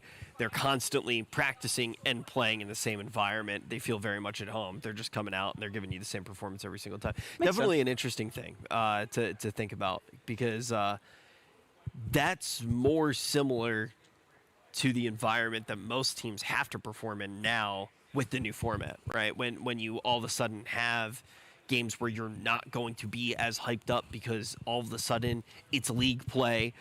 It's harder to figure out what those stakes actually are. You got to show up. You have to play no matter what. And sometimes I feel like the teams, you know, they can't get that I'm trying to even think what it is, but the wind in their sails. The adrenaline. Like, wow, I'm at an event. They can't necessarily get it for league play. And I think that's why we find some of the teams in the situations that they're in right now. And China could just be fatigued also, because in addition to playing the DPC on LAN, they have iLeague going on concurrently with all their DPC seasons. So like they're doing their league play, and then they're also doing other LANs in between. And we, on the DPC coverage, generally don't put too much stake in iLeague performances. Like random teams will be winning with off-meta heroes. It seems like iLeague is more experimentation, but 5 months of back-to-back play can be grueling. And all of the Chinese teams that showed up in Season 1 and Major 1 did the same in Season 2 and Major 2, which is also true for Europe. So I imagine all these top regions are feeling a little bit winded after all this, but Gambit didn't really do that well in Singapore, and now they have 2 different players. Execration didn't even show up at Singapore, so they're happy to be playing international opponents. It's a change of pace for them. Yeah. Yeah, for sure. A lot to prove indeed. And Gambit, I mean, you talk about some of these teams being winded. You do almost feel like that's kind of the reps in the gym that you need to be the boss of the gym when you show up to something like this, because this is a day where you are very to the test, just back to back to back to back to back games, and then you got to wake up the next day and you got to do it again. So I feel like some of these squads that are used to that environment do have the upper hand here, but Gambit very quickly has proven that they have the mental strength that you need to bounce back from a crushing defeat. Yeah, I mean, these playoff jabronis, they don't necessarily win just because they get the double elimination all the way up in the upper bracket. We saw in Singapore, sometimes you just bomb out 2 series back-to-back. You don't get that practice of wildcard where you get to play 10 different games. You're just cruising along, you're waiting, you're keeping your eye on it, and then you show up, first game, everyone's been playing like 10 games before you. You lose, then you're like, oh god, we have like no time to experiment. We have no time to find out our team chemistry. So yeah, you have no time to really mentally wrestle with those ideas to figure out what does work best for you. But we're going to be jumping into the draft right now. We'll have to see what ideas they can actually pull out of their minds here, and we already talked about some of the things that we didn't love in the openers, Jenkins. So for anybody who's just tuning in right now, what are some of the things that you want to see change in these early picks? I think if you are going to be picking the Broodmother first phase, this is a hero where it's like there's a lot of mixed opinions on this back in the green room. It's like some people are like, oh, Broodmother is better with the right-click build. That was Lacoste that said that, actually. Yeah, Lacoste. You say that Broodmother's better with this pipe build. People are saying Broodmother falls off. Broodmother's been figured out. I actually disagree with you on that, but it's funny because like it's just one of these heroes that it's so polarizing right now, and so I think that one thing that's worth talking about is just that the draft was kind of just jacked from Team Secret. I mean, there's no coincidence that they just picked the exact same draft, and maybe later on when they pick different heroes and the Ursa, for example, not getting picked up. I think that's an important element to it, where if you're playing this Radiant Broodmother, you want to take over the enemy jungle, you have to have some way of taking Roshan. That seems to be a big portion to what made that work for Team Secret. So I think basically what I'm saying is if you pick Broodmother, have something that you're trying to accomplish with this hero's early game lead that it's going to get. Have some reason that you care about taking that tier 2 and taking over the enemy jungle. I would also say banning out the Morphling is not okay. They ban out the Brood. I see. They just get it out. I think that's smart. How often do you think just doing the old copy pasta on another team's draft after you've seen it work against a squad actually bears fruit? Well, like Jenkins said, the important part of the copy pasta with the Broodmother strat that Secret ran is they had an Ursa. And in this game, Execration, or in game 1, Execration had a Phantom Lancer. Those are 2 wildly different heroes. And so once upon a time, Broodmother's claim to fame was like, I'm going to make an ocean of space for my 1 position. I'm going to constantly be bringing heroes to my lane. I'm going to make the enemy team have to spend so much time trying to deal with me that my carry is just going to sit back and relax. Not really the case anymore. Now you want a carry to be all like, okay, good, you've made like 15 minutes of space for me, and you've built like a Solar Crest or Pipe or something to keep me alive. Now I'm going to go to your lane and we're going to kill everyone then together. You play with the Brood, exactly, which a PL doesn't exactly want that. It's different, and I don't blame them for not understanding that. It's really hard to break down and understand this hero. It feels completely different than the previous Broodmother. It's like we've talked about, every single counter that deals with the hero, Broodmother also deals with in some specific way. She has way different timings than before, and so I understand. It's funny, like Gambit just beat Broodmother, and still they say like, all right, we're so done with this hero. Just like get it out. We're sick of dealing with it, because it's the only thing that makes them look awful, other than Nigma, of course. It is one of those things, though, when sometimes you go to copy pasta the draft, and it's the same as you're sitting there trying to spam something, and you accidentally go a little bit too far. Yeah, you get the username. Don't include the username. You don't include the username when you do the copy pasta. This secret.puppy Broodmother, and they were like, oh wait, whoops.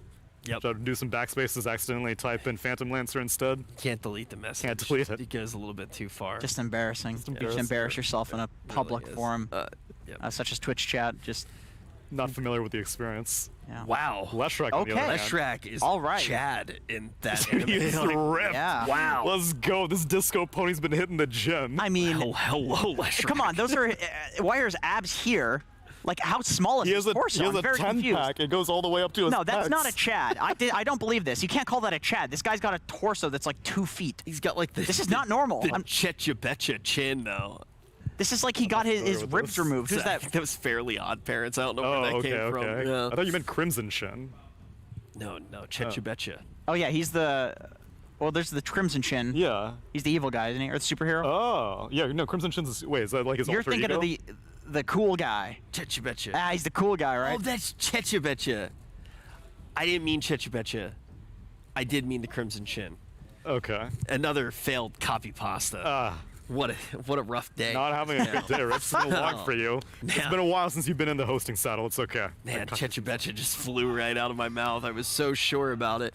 Speaking of being sure, how sure do you think they are about the Ench here? Very different start to their draft on the side of Gambit.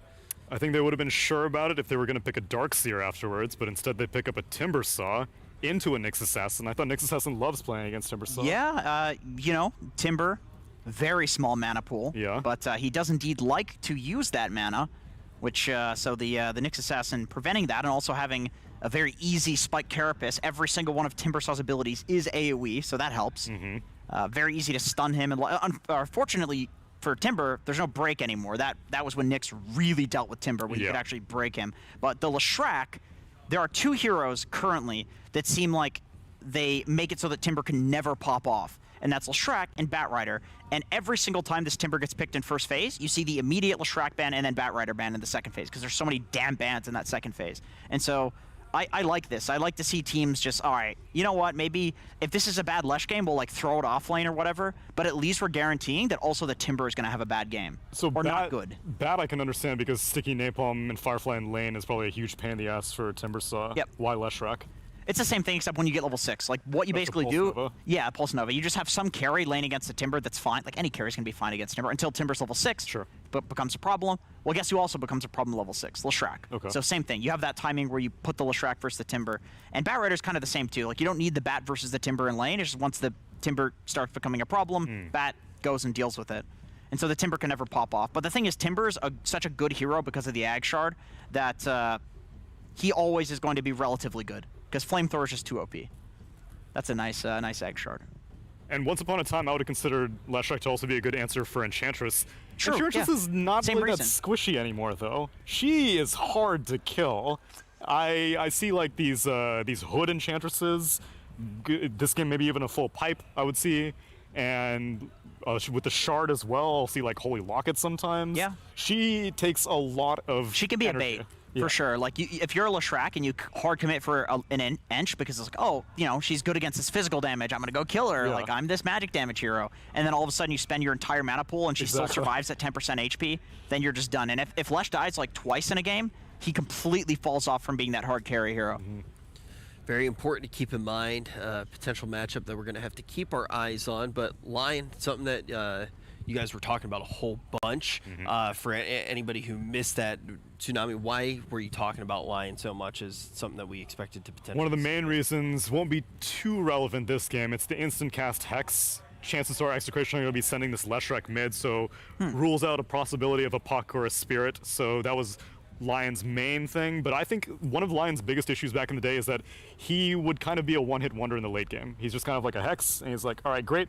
I'm going to sit back, wait a little bit. Finger doesn't do very much damage. I did my job. Yeah, I did my job. I provided instant control. Now he's getting HP from Fingers. He has a shard that gives him spell immunity. He has a level 20 talent that he can drain into allies. Yeah. His scaling is like 1,000 times better than it used to be, and he's just a good laner. Yeah, overall. he has a 1 second downtime on magic immunity. Yeah. Like, basically permanent magic immunity while sucking 3 people. I mean, it's absolutely insane. And actually, one of the things in the late game that I think is kind of underrated is mana drain. Like, you have these heroes that become impossible to kill. Oh my god, they do so much damage in the late game. With no mana, heroes don't do anything. There's very few heroes that actually do things in the late game without mana. And it's like a 40% slow or something like that. Yeah, it's a good slow. It's a good slow. Really strong. Yep. And it's a dispel for him. He doesn't even need to channel like the full immunity. He's just like, okay, great, you slowed me, I'm going to take it That's true, off. yeah, that is true. So Lion, I think, is probably going to be on the come up. We saw Shaman in the first series. I think Shaman, his thing is that he can push a little bit better than Lion. Well, a lot better than Lion. But I think Lion's just more all-purpose. Yeah, better scaling, for sure, online, I think. And Execration, looking like they're going to lean heavy into team fight. They got Against a Warlock Nyx. Leshrac. Wow, they go with the Storm against Nyx. So yeah, I can definitely understand this hero against. You see this Warlock come out, and immediately you need a backline assassin. That's actually some language that I heard PPD use on NADBC. I thought it was awesome. Like the difference between an initiator, who's a hero that jumps in, and then an assassin, where this is a hero that in the actual fight, you can jump one of the backliners. So it's like an initiator, but after the fight actually starts, which is kind of cool. And okay, they just go with the instant anti-mage pick because it's super good against the Timbersaw. Because and the Storm. Yeah, and then the Storm. So that's actually a really solid pick. But I don't know if AIM's that good of a hero in general, though, is the thing. Yeah, and this lane's going to be kind of rough, because I guess it'll be Enchantress Timber versus an AM, so that's a lot of pure damage that Counterspell's not going to help you with. No targeted spells, I guess, really. Enchant kind of counts, but not really. That's a tough lane, but it is nightmare situation for Storm Spirit, though.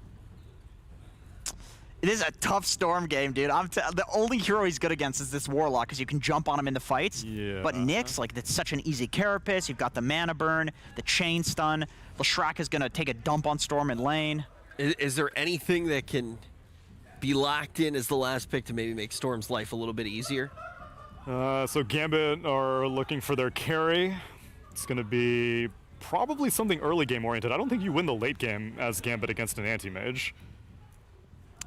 I think that would, maybe you could, like, if you go with some PA, you know, some hero that completely obliterates the anti-mage in the late game, that could work. PA versus Leshrac, though? That's the thing, is like when you have the Lesh AM in the late game, like they cover a lot of bases, at least in the late game. Like these heroes are a little weird to pick together because they both kind of take up a lot of space in the early game, but if you do get to the late game, like Lesh and AM carry in a totally polar opposite way. So that does suck for a PA. So what's a dream hero in this situation then? They ban out the Jug, Terrorblade's out, Morphling's out, and then the Gambit bans. Faceless Void is banned. What's the ban in between AA and Faceless Void? I think that's Tidehunter. No, Tidehunter's to the left of Faceless Void. I have no idea what that is. I'm gonna be totally honest here. I think it's Ursa. Some sort of demonic thing. Okay, I mean, I'm down for an Ursa ban. Sure. I think it's Ursa. Okay. Execration, they need their offlaner, so hence the Viper and the Tide bans. Is Mars banned? Mars is still in. Okay, Mars seems like a very obvious choice right now. It's good lockdown for the Storm. You have the Mars Warlock combination. Mars plus Leshrac just locking people into this pit for the Mars for the Leshrac to do a ton of damage. Like, it just seems too good.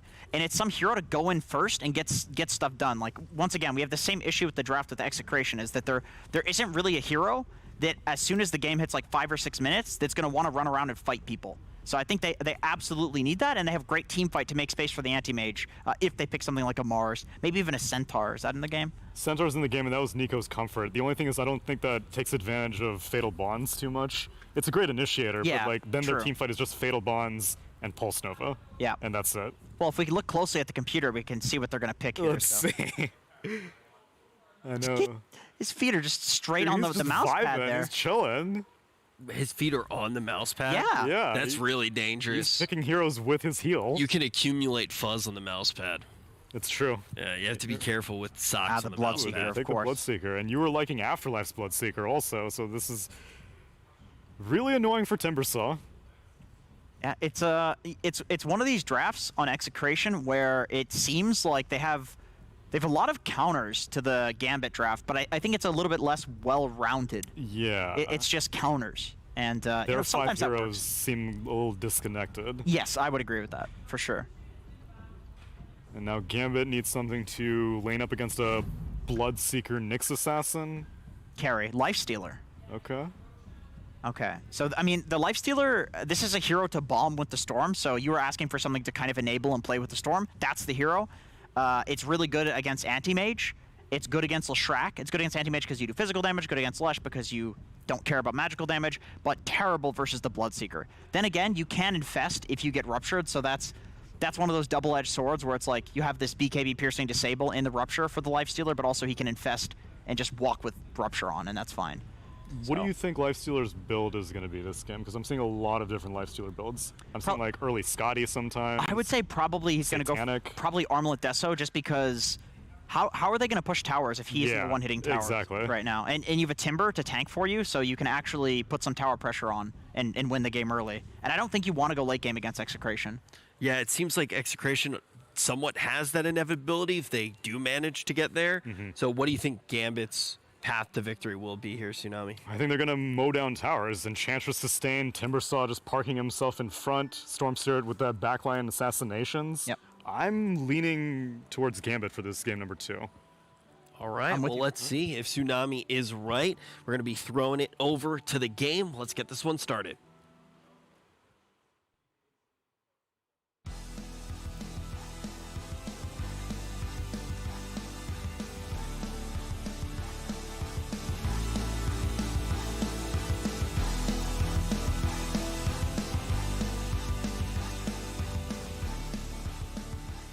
So Lacoste, here we've got the Lifestealer bombs. They need to hit their timings and a ticking time bomb in the anti-mage on the other side. Which way are you leaning for these two drafts? I'm leaning towards, let me just check, Execration. They have anti-mage plus Leshrac. What I want to see from Gambit is aggressive tri-lane against AM and just leave Timbersaw alone in one of the lanes. You know, put some more pressure on AM. Just try to shut him down. If that doesn't happen, I'm a bit worried. You know, they don't have any team fight whatsoever. Enchantress plus Lion, they're strong laners. They have a Timbersaw, but AM, 2 items can easily just take over the game, especially against the Storm Spirit. Eventually, you're going to need to get a Lincoln Sphere because you might kill your own team, something that you don't want to do unless you're griefing. But so then we're relying on these Storm Spirit timings around his items, the Lifestealer Infest bombs to try and catch out individual targets with the Lion and the help that they have there. Kind of use the Timbersaw as bait, potentially, to get themselves out of that laning stage. This is a pretty popular support duo, mostly in Southeast Asia. I see that CIS also loves it with the Enchantress plus Alliance. So let me just check what they're doing. If they're planning on tri-laning Gary, or if they just want to play it normal. All right, get ourselves into game 2 here. It's best of 2, as it looks like for now. BZZ wandering up towards top with the Lion there as well, but this is more indicative of them potentially securing those bounty runes early on, and they've left the Lifestealer alone down bottom for now. Maybe they showed him bottom on purpose, so they think, you know, Lifestealer's bottom, no aggressive tri-lanes. I love Enchantress Lion, I love Tuscan, potentially aggressive tri-lanes, so let's see what they decide to go for. Someone's drawing on a mini-map, it's Brown. And that Lifestealer is moving. Dream, like you said, made that swing from bottom lane back in towards mid. Might even consider sniping out this little bounty rune at the bottom spot. And he's waiting down there. We might get 3 for Gambit. He runs up towards RR, and Bloodright is going to zone him away. And Dream misses out on it, so just going to be the... Oh, it's not a 2 for 2. Look at that little sneak out from BDZ. Grabs the 3rd one for Execration. The reason why I wanted to see an aggressive tri-lane is you get your mana burn as a Timbersaw, then you really don't put any pressure on the AM. It's also anti-mage plus Warlock, which means that he's going to be full HP, can afford to blink in aggressively, burn your mana, and then the lane is kind of done. Of course, he's going to buy that Soul Ring. Anti-mage also, like, you burn Lion, he might get the mana drain back. Warlock starting with very interesting build, just getting the Fatal Bonds level 1. Yeah, connecting on the full creep wave and 2 heroes. Shove the wave, try and get level 2 a bit faster, put that pressure on. Palos taking a bit of damage there from the Whirling Death, level 1 out of Afterlife, as he does lose his courier in the meanwhile also. Lion has his work cut out for him, like you said, the sustain from RR's Warlock here, definitely difficult to deal with, especially when he gets that, with the points up in the Shadow Word. He blocked a small camp, RR will be able to deward that immediately. Very nicely done. So they'll be able to drag that wave back and reset it. Anti-mage can get healed up when they hit level 2, which is pretty shortly. And like you mentioned, they've burnt through Afterlife's mana pool. He's got nothing left. He's half HP. So he's looking a little worse for wear up in that top lane. A good start for Execration there. We can take a peek into some of these other lanes because mid, that Storm Spirit, 10-3 up against the Leshrac, who is at 2-0 Lacoste. Storm Spirit gets level 3 faster and start playing aggressively, has his bottle coming up to him, rune spawning in 15 seconds. Yaoi just needs 1 extra CS to get that bottle. Is that what we expect though? Such a drastic difference in CS between the 2 mid laners. 7 last hits difference there. Lauren having a cracking start. It shouldn't be that bad. It's just that Leshrac misplayed it. He gave him level 3 faster. Storm Spirit. I was focusing on top, but I can only imagine what happened. To go back to the bottom lane, talk a bit about it. BZZ finally gets a creep, stun on a lifestealer, gets a point in rage, something that you don't want to get early on, especially when you play against the 2 melee heroes.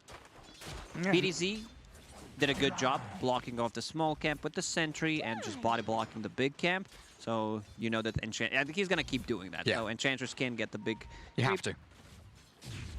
Make sure Ench doesn't get that momentum from the early laning stage. I see Storm just continuing that race forward, doubling up on the CS of the Leshrac. Water runes are coming as well, so he'll be able to refill his bottle. Well, maybe you also need some water, Gary, huh? Yeah, absolutely do. Pick up that water rune. Get the water rune, reset my throat. Down bottom, Nico being run at. Ench can't quite get the body blocks there onto the Bloodseeker, so he'll tango back up. And there's that top lane, Palos.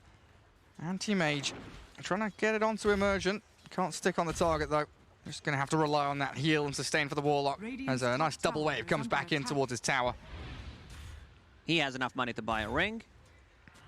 Courier not there, also lane pushing, so that means that he's not going to be able to get it anytime soon. And Fatal Bonds are messing up his last hits under tower a little bit there as well, annoyingly enough for Palos. We'll see what he gets up to and where he picks up that ring of health. Warlock has healing salve, that's what you need to have as a position 5. Just bring some regen for your carry. Lifestealer on the bottom lane. CSing nicely, 16 CS, 14 on a Bloodseeker, going Mana Boots first item. Not sure I like it. Mana Boots got a buff in terms of gold. Yeah, it's how much cheaper. you need to spend it, but Rush, so what is it? I don't think it's needed. You know, just bring a Mango, bring possibly a Clarity. Maybe your position 4 gets a Bassi.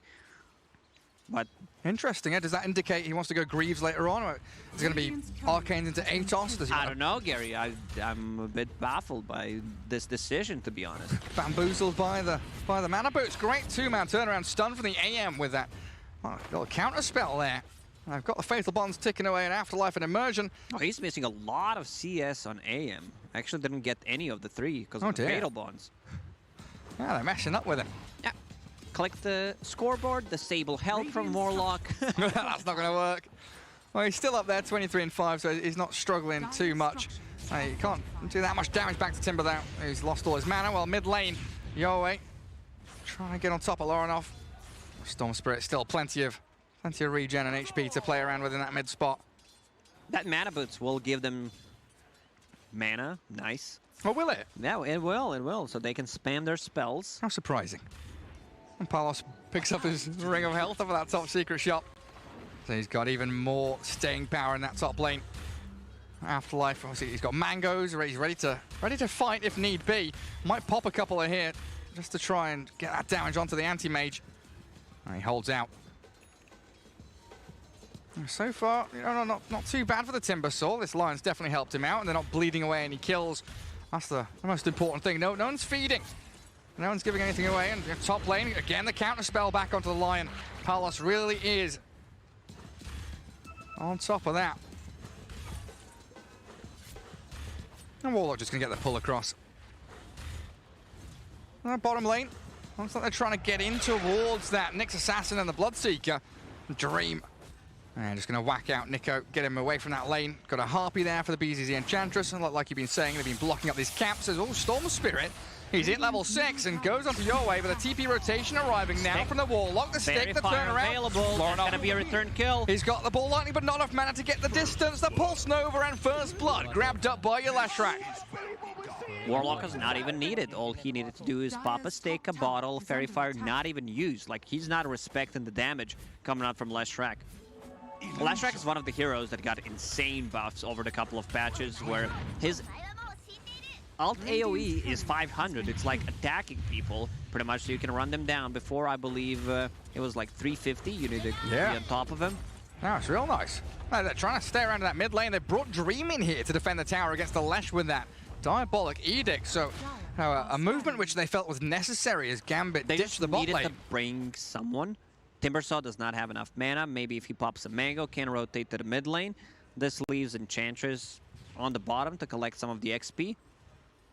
And now Dream's got that long walk back down towards bottom lane. At least he's got the phase boot, so he will wobble himself down back to that tier 1 area.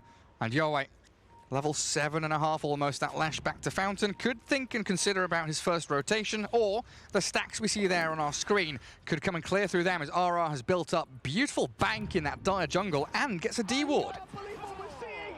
Oh, that rotation from Yowie got scouted. Timbersaw popping the mango. He needs another one. Oh, gets burned. There's the mana burn and the void. Nice stun from Yowie as well, clear through Afterlife, while Storm Spirit is stealing a couple of those stacks that the Warlock had been picking up. That was very costly, that he popped 2 mangoes, died, and now Lashrak can go for a rune, can try to invade enemy triangle, see if there are any stacks there. Also, free bounty, why not take it? Oh, thank you very much. And this is very scary, right? We were talking about how the late game, the panel was mentioning this Execration side dragging the game out, look incredibly good with this AM, the Nyx, the Lashrak up against this Radiant team. Oh, Voronov does not find the rune. Oh, yeah, sad. go back to your talk, Gary. I'll answer the question. Nico, he's TPing home. Yeah, when does Gambit really want to try and hit their stride? Is it around a Storm item timing, the Armlet Lifestealer? What's the game plan? Problem is Timber is getting shut down. He's not gonna feel comfortable playing into Lash because it's mixed damage. It's mixed magical and physical damage. Yeah.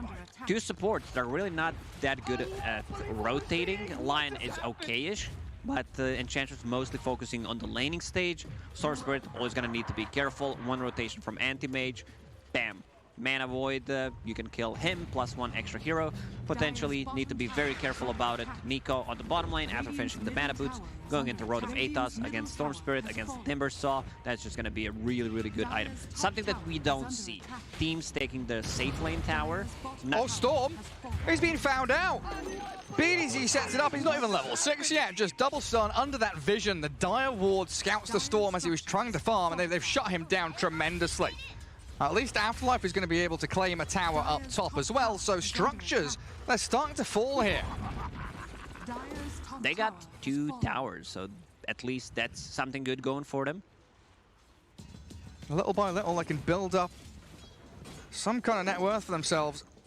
And Lifesteal is going to have a pretty good timing on his item build anyway. And Armlet potentially back into a bit more damage. The S&Y could be coming out for him. Anti-Mage can't farm the jungle. The jungle is stacked, so he can't clear those camps. Needs to be in the lane. Lashrak, one of the better heroes to just overall clear creeps around the outpost. I think that needs to be fixed in the next patch, where Dire has a much bigger advantage in terms of that. Like, you can farm those 2 camps easily, and exactly what Lashrak does. Yeah. He's there and we'll farm it. The proximity of those camps. So nice for Medusa, for Lashrak, for Gyro, all these heroes. Clear through them at ease, and that's going to put him over 5,000 net worth, like 5.2k. So he's going to be sitting on that Yule Scepter now, 10 minutes in. He'll have it about 10:30. And this is a good time for him to go and smoke around with the Nyx Assassin, who's also hit level 6. So he'll have Vendetta to scout, start things off, and Yowie can look for these early pickoffs. And Storm Spirit is an ideal candidate to go and grab because, like we've been saying, they need the Storm Lifestealer to get the ball rolling. As Emergent, he'll chain stun the Lashrak, but he's going to get found here by the AM and the Nyx Assassin. Lion will hand over his life to Palos. Ooh, and they want to give kill to Palos, but it's going to take away what? He's going to live. Lion's going to juke away from this one. I mean, BDZ, there's the stun, takes the kill away from AM, but a bit of miscommunication coming through from Execration, maybe. And this allows a bit of time now for Gambit to get into mid lane. Catapult wave, shove into the tier 1. And Nico forced to stand his ground and defend it. A wrap around from Yowie though. Voronov can ball lightning. He doesn't get it off in time. Yule's in a split earth. They're going to catch the Storm Spirit out with a chain stuns, perfectly timed. And Voronov, it felt like he should have seen that one coming. He faked Warlock ulti just to show that they're not there. We're not trying to kill you. And they actually do it. Now, Yule Scepter done on Lashrak. Storm Spirit, he's not going to have a game. No. I see his item build. He decided to go for Kaya, thinking about a BKB. Oh. No matter what you get at this point, like, it's just not going to feel good. You need something that gives you mana. I wouldn't mind the Orchid Rush into BKB. Into Linken's possibly, but you know, this is something that he can only dream of in this game because things are really not going well for him. It's one of those difficult spots where you commit to the treads and you're thinking, wait, if I'd not gone treads and Orchid rushed, maybe I would be in a better position. It's just too many counters. He had a good start. Now Leshrac rushing that Yule Scepter. Great setup for either him or Nyx Assassin playing into AM, who has Battle Fury finished. 12 minutes in, no boots, has a band of Elven Skin, so pretty damn good timing. Yeah, and we're looking at these towers fall. You know, you mentioned the two side lanes going down early. Lauren off bottom, turnaround stun with a Finger of Death and Yoe. Destroyed by Immersion, baiting out the Lorinov Storm and guarding him with his life. But in come the Fatal Bonds and the Golem. Great rock dropped onto the Storm Spirit. He's silenced up as well, so he's going to get taken down by the Bloodseeker. RR picks up the final touch as Immersion under this tower. He's ruptured up, and the Golem just whacks him into the ground. It's a double for the Warlock. Unfortunately for them, Leshrac died, but they got a cleanup crew. Afterlife. There should be a good kill on Warlock. He wants RR, but it's a carapace from BDZ, and the stun out will hold that Timbersaw back. Yeah, the fact that this Storm Spirit now is being dumpstered pretty hard by Execration means you're going to be missing out on those Lifestealer Infest bombs. Timbersaw didn't have a terrific start to his game, so he's not applying that same amount of pressure out on the map as a target for them to go on. And AM, he's freely farming. Execration draft is well-rounded. They have good early game, they have counters to the enemy heroes. You're never going to feel comfortable against Rupture. As a Lifestealer, as a Timbersaw, you have this mixed damage coming up from left. Oh no. See ya. BZZ shredded. Half a second. BZZ. Second kill still. It's not like I'm counting, but you know, this is the second one that I noticed. What's his item going to be then? If he's grabbed up a couple of kills, what's he buying on that next assassin? I see a Yule Scepter queued up, already has that staff. I also wouldn't mind seeing a Force Staff, just to be able to push people out of the trouble. You get the value out of it, especially against the Lifestealer, Storm Spirit jump. Kaya done on Storm, going into BKB, definitely needs a defensive item. Like, they don't have the best Roche-taking lineup, so he can't get away with that. You know, maybe pick up the Aegis, then go for a different item build. It's just not going to happen this game. It's very much a right here, right now. We need to start transitioning ourselves into team fight shape. Infest bomb available if they want to go for it, but I feel like teams and players got better at using Infest. It's not all about that bomb, it's more about the save that you get from the Infest. Oh yeah, using it in a team fight. We saw it in that series where now RTW was jumping into Kuroki's Ancient Apparition to save him from any ganks. Now Radiant's scanning, but it's just on the very edge of Anti-Mage where he was farming, and he's cleared the triangle. So he gets away from Immersion, makes sure that there's no jump onto the AM. You have a win condition for Execration. You don't need to go greedy with the items. Leshrac not going Boots of Travel, which I really like. Just wants to be able to fight with the team. Sanj, like Kaya Sanj is okay. So BKB is also okay. I prefer Kaya and Sanj in this situation. But yeah, Boots of Travel would be relatively greedy considering you have AM in the team. So you got that covered. You also have a relatively good scaling hero coming out from the offlane with the Bloodseeker. And you've got to know that the way back into this from Gambit is with those Lifestealer bombs, so if you play as 5, you're not susceptible to being jumped. Group up together and stick and play together around that top tier 1. That should be a simple, systematic maneuver here from Execration, and that's how they've got to play. No need to be rushing around doing anything crazy, just play your heroes, cast your spells, move around the map as a solid unit, and force Gambit to be the ones to react to you. Anti-Mage going for Manta style. I would prefer if this is SNY more than Manta. I've seen that quite often. Okay. Follows. Because he has nothing to dispel. They make the jump.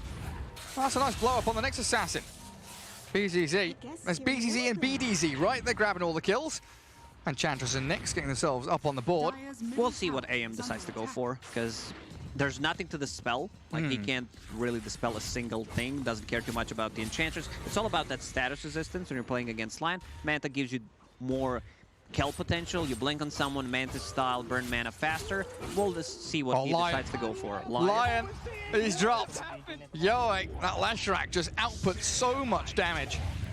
Yoe has been, I think, the shining star. Shining star pretty much in the Season 2. For Southeast Asia region. For Season 1, it was Yopaj, and Yoe, he is just doing a lot of things in this game. After horrible start, you said Storm Spirit had double his CS. Yeah. And now he's back in the action. He's sitting at 1,500 gold on top of him. Yeah, he is. Yeah. Nice little lead down to catch onto mid lane. Afterlife going to try and chain away.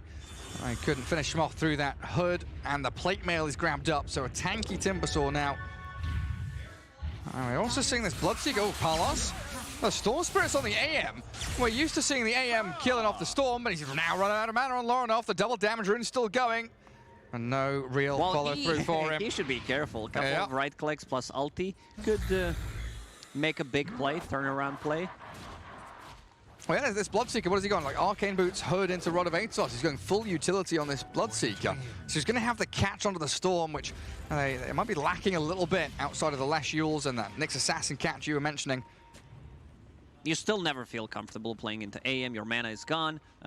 If he doesn't die, can easily just blink in and get the big mana void. Decides to go for the Manta style in the end. I'm a big fan of Warlock saving 2,000 gold as well. He's got Hand of Midas, Gary. Yeah. Is it time? That's what I was wondering, man. I was looking at him thinking, oh, I know this situation all too well. Warlock, one of my favorite heroes. I've been here multiple times. Like Solar, guys, do we need Solar Crest? I don't really want to Solar Crest my anti-mage. I want Hand of Midas. But what if you get Hand of Midas into Solar Crest? You get it not faster, but then you get like another item. The acceleration is there. I might even be thinking about like Midas into the Aghanim Shard. Get that nice Shadow Word going. And the Shadow Word talent's real nice as well. So much heal and sustain from your Warlock. As Execration take the bottom portion of the map now, jungle all controlled up, even scanning Roshan to make sure that Gambit aren't sneaking into that pit for an Aegis. Well, it's a pretty balanced, even game though, 8 kill difference, but Gambit are keeping competitive in terms of net worth. Lifestealer's up there, nearly at the anti-mage's level, and they do move into Roche after the scan was used. So maybe unexpected here, as Execration completely out of position and no way for them to really contest this. They don't know this is happening at the moment, so it's gonna be good. A Storm Spirit needs to get it. Storm Spirit needs to pick it up. The best Aegis carrier in the game. Give that to Lorinoff, absolutely. BZZ gonna move out of the pit, see if he can spot anyone coming, but no. Execration unaware of that Aegis being taken, and now it is dead even in terms of net worth, but Aegis advantage for Gambit. Gary, I know these mid players. Do you think he's gonna switch to Kaya Sanj? Because he is holding on to Aegis. Just simple. On the Storm? On the Storm. Simple yes or no. What about Bloodstone? No. He needs to upgrade the Ogre Axe. Oh, I see, sorry. BKB or Kaya Sanj. No, he's going to go BKB. I trust Lorinoff to make the rational decision. That's rational, but knowing Dota players, I think he might go for it. Let's see if he gets a kill. It looks like he will be able to grab Nico there, and the golem dropped on their heads, though, but the Finger of Death finishes off the Bloodseeker as the AM jumps in, takes out the Aegis immediately. Dream in a spot of bother now, turns onto Yoei. They've got a lot of damage, the physical shred through. Lashrak down and out, as Storm Spirit will ball lightning off to the side towards Warlock, but Gambit able to reset here potentially, but under the stun, Bloodbright, get the Dream, Lifestealer, catch him with Palos, Anti-Mage clears through him, but Storm makes the secondary jump. Nice heal, sustain coming through for the AM as Afterlife holds his ground, and Nico, let's see if he can chase this one. He misses out the Timber Chain. AM wants back in. They'll find their 4th kill. It's actually a 5-man wipe, including that Aegis, as Execration needed 2 heroes and 1 buyback. Like, imagine if Flashrack used his abilities in that fight with the Fatal Bonds. Storm Spirit just dies immediately, and you lost the Aegis. You can't afford to get Kaya and Sanj. You need to get that BKB. Yeah, absolutely. Desperate need of that BKB.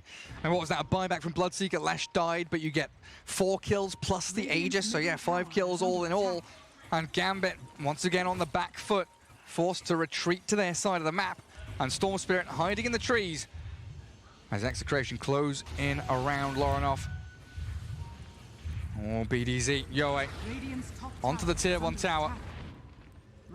Let's see if they can spot out the Storm or any of these other Radiant heroes coming in. Storm makes a little half jump forward. BZZ front lines a little bit, but it's Execration retreating once more. Back to their triangle, gather up the safe farm on the map. They should feel very confident going into mid and late game with their lineup. Lashrak scales well, Anti-Mage doesn't necessarily need to be strong and carry the carry matchup. They can deal with him later on. Just be able to blow up Storm Spirit and the supports, and then go back in and finish off the Lifestealer. AM gets complete free time down bottom now. Basher done. There's no real great way to catch him right now. And Lifestealer's coming down here to take out an Observer Ward, clear out the remnants of that lane remaining. And Radiant do catch a glimpse of someone with their scan around the Arcane Rune top. BZZ attempts to deny, but BDZ is there to grab it. I gotta be careful with the Bs and the Ds. I do. Bs and Zs everywhere. Oh, kills off a neutral creep. Nice little vendetta. And just in general, we gotta take Save better... the Bs. Yeah, exactly. Not necessarily Gary B, but the important Bs. The important Gary. Bs. Well, I don't make any honey, do I? So I'm absolutely useless. Save the bees. Something I've been watching a lot of is the people that go around like taking a swarm of bees, putting it into a new home, finding the queen, gathering them up. It's very therapeutic. And, like, that's all cool unless you're allergic to bees. Oh, you're yeah. Like, oh, no. Don't get stung. That's some nasty stuff. AM? Wasps, Basher. on the other hand, not a fan of them. Not a fan. They're not bees. They're really not contributing anything to society whatsoever. Radiant's top tower Evil, evil little things. Well, there's the tower. Third time lucky. Execration take that tier 1 top. And they are playing very patiently. Again, it's just that group up, stay together, make sure that no one is an obvious target for the Storm Infest bombs, and it forces Gambit to go out hunting and looking for a big team fight. There's a lot of scribbling on the map there, Lacoste. It feels like they're a little bit confused about where they want to go. Very artistic team overall. Just, you know, while they're playing Dota, they're drawing some stuff on the minimap. A bit of cubism, a little bit of impressionism going. From our very own Picasso's here on Gambit. BDZ Vendetta, so he'll be able to scout any smokes coming from the right-hand side. And Execration playing the fog and the tree lines. This is a nice little spread. High ground ward, the Tinker ward on the left side. And BDZ, he'll see Afterlife. Doesn't want to really kick things off on the Timber Saw. And Leshrac, the turnaround, they blow through Afterlife almost immediately. Nice fuels up as well as Loronov's BKB spent into the Golem. They get the big stun in. They'll take him down. Oh, it's a beautiful catch onto Dream as well. The Lifestealer and Timber Saw shredded in an instant. And Yowie still alive. They save the Leshrac, keep that magical damage going. A triple kill into that final touch onto Storm Spirit, and Gambit left without a hope or a prayer. Big play from Yowie. He is waiting. He gets a stun on Timbersaw. There's a 5-man. They're going to wipe them off the face of the map. And Ultra from Yowie comes through again. That's another one. Yeah, he's holding on to Yule Scepter. Storm Spirit tries to jump him, understand that he is going for him. Yule Scepter while Pulse Noah plus Edict is running. He needs to back off while still healing the damage.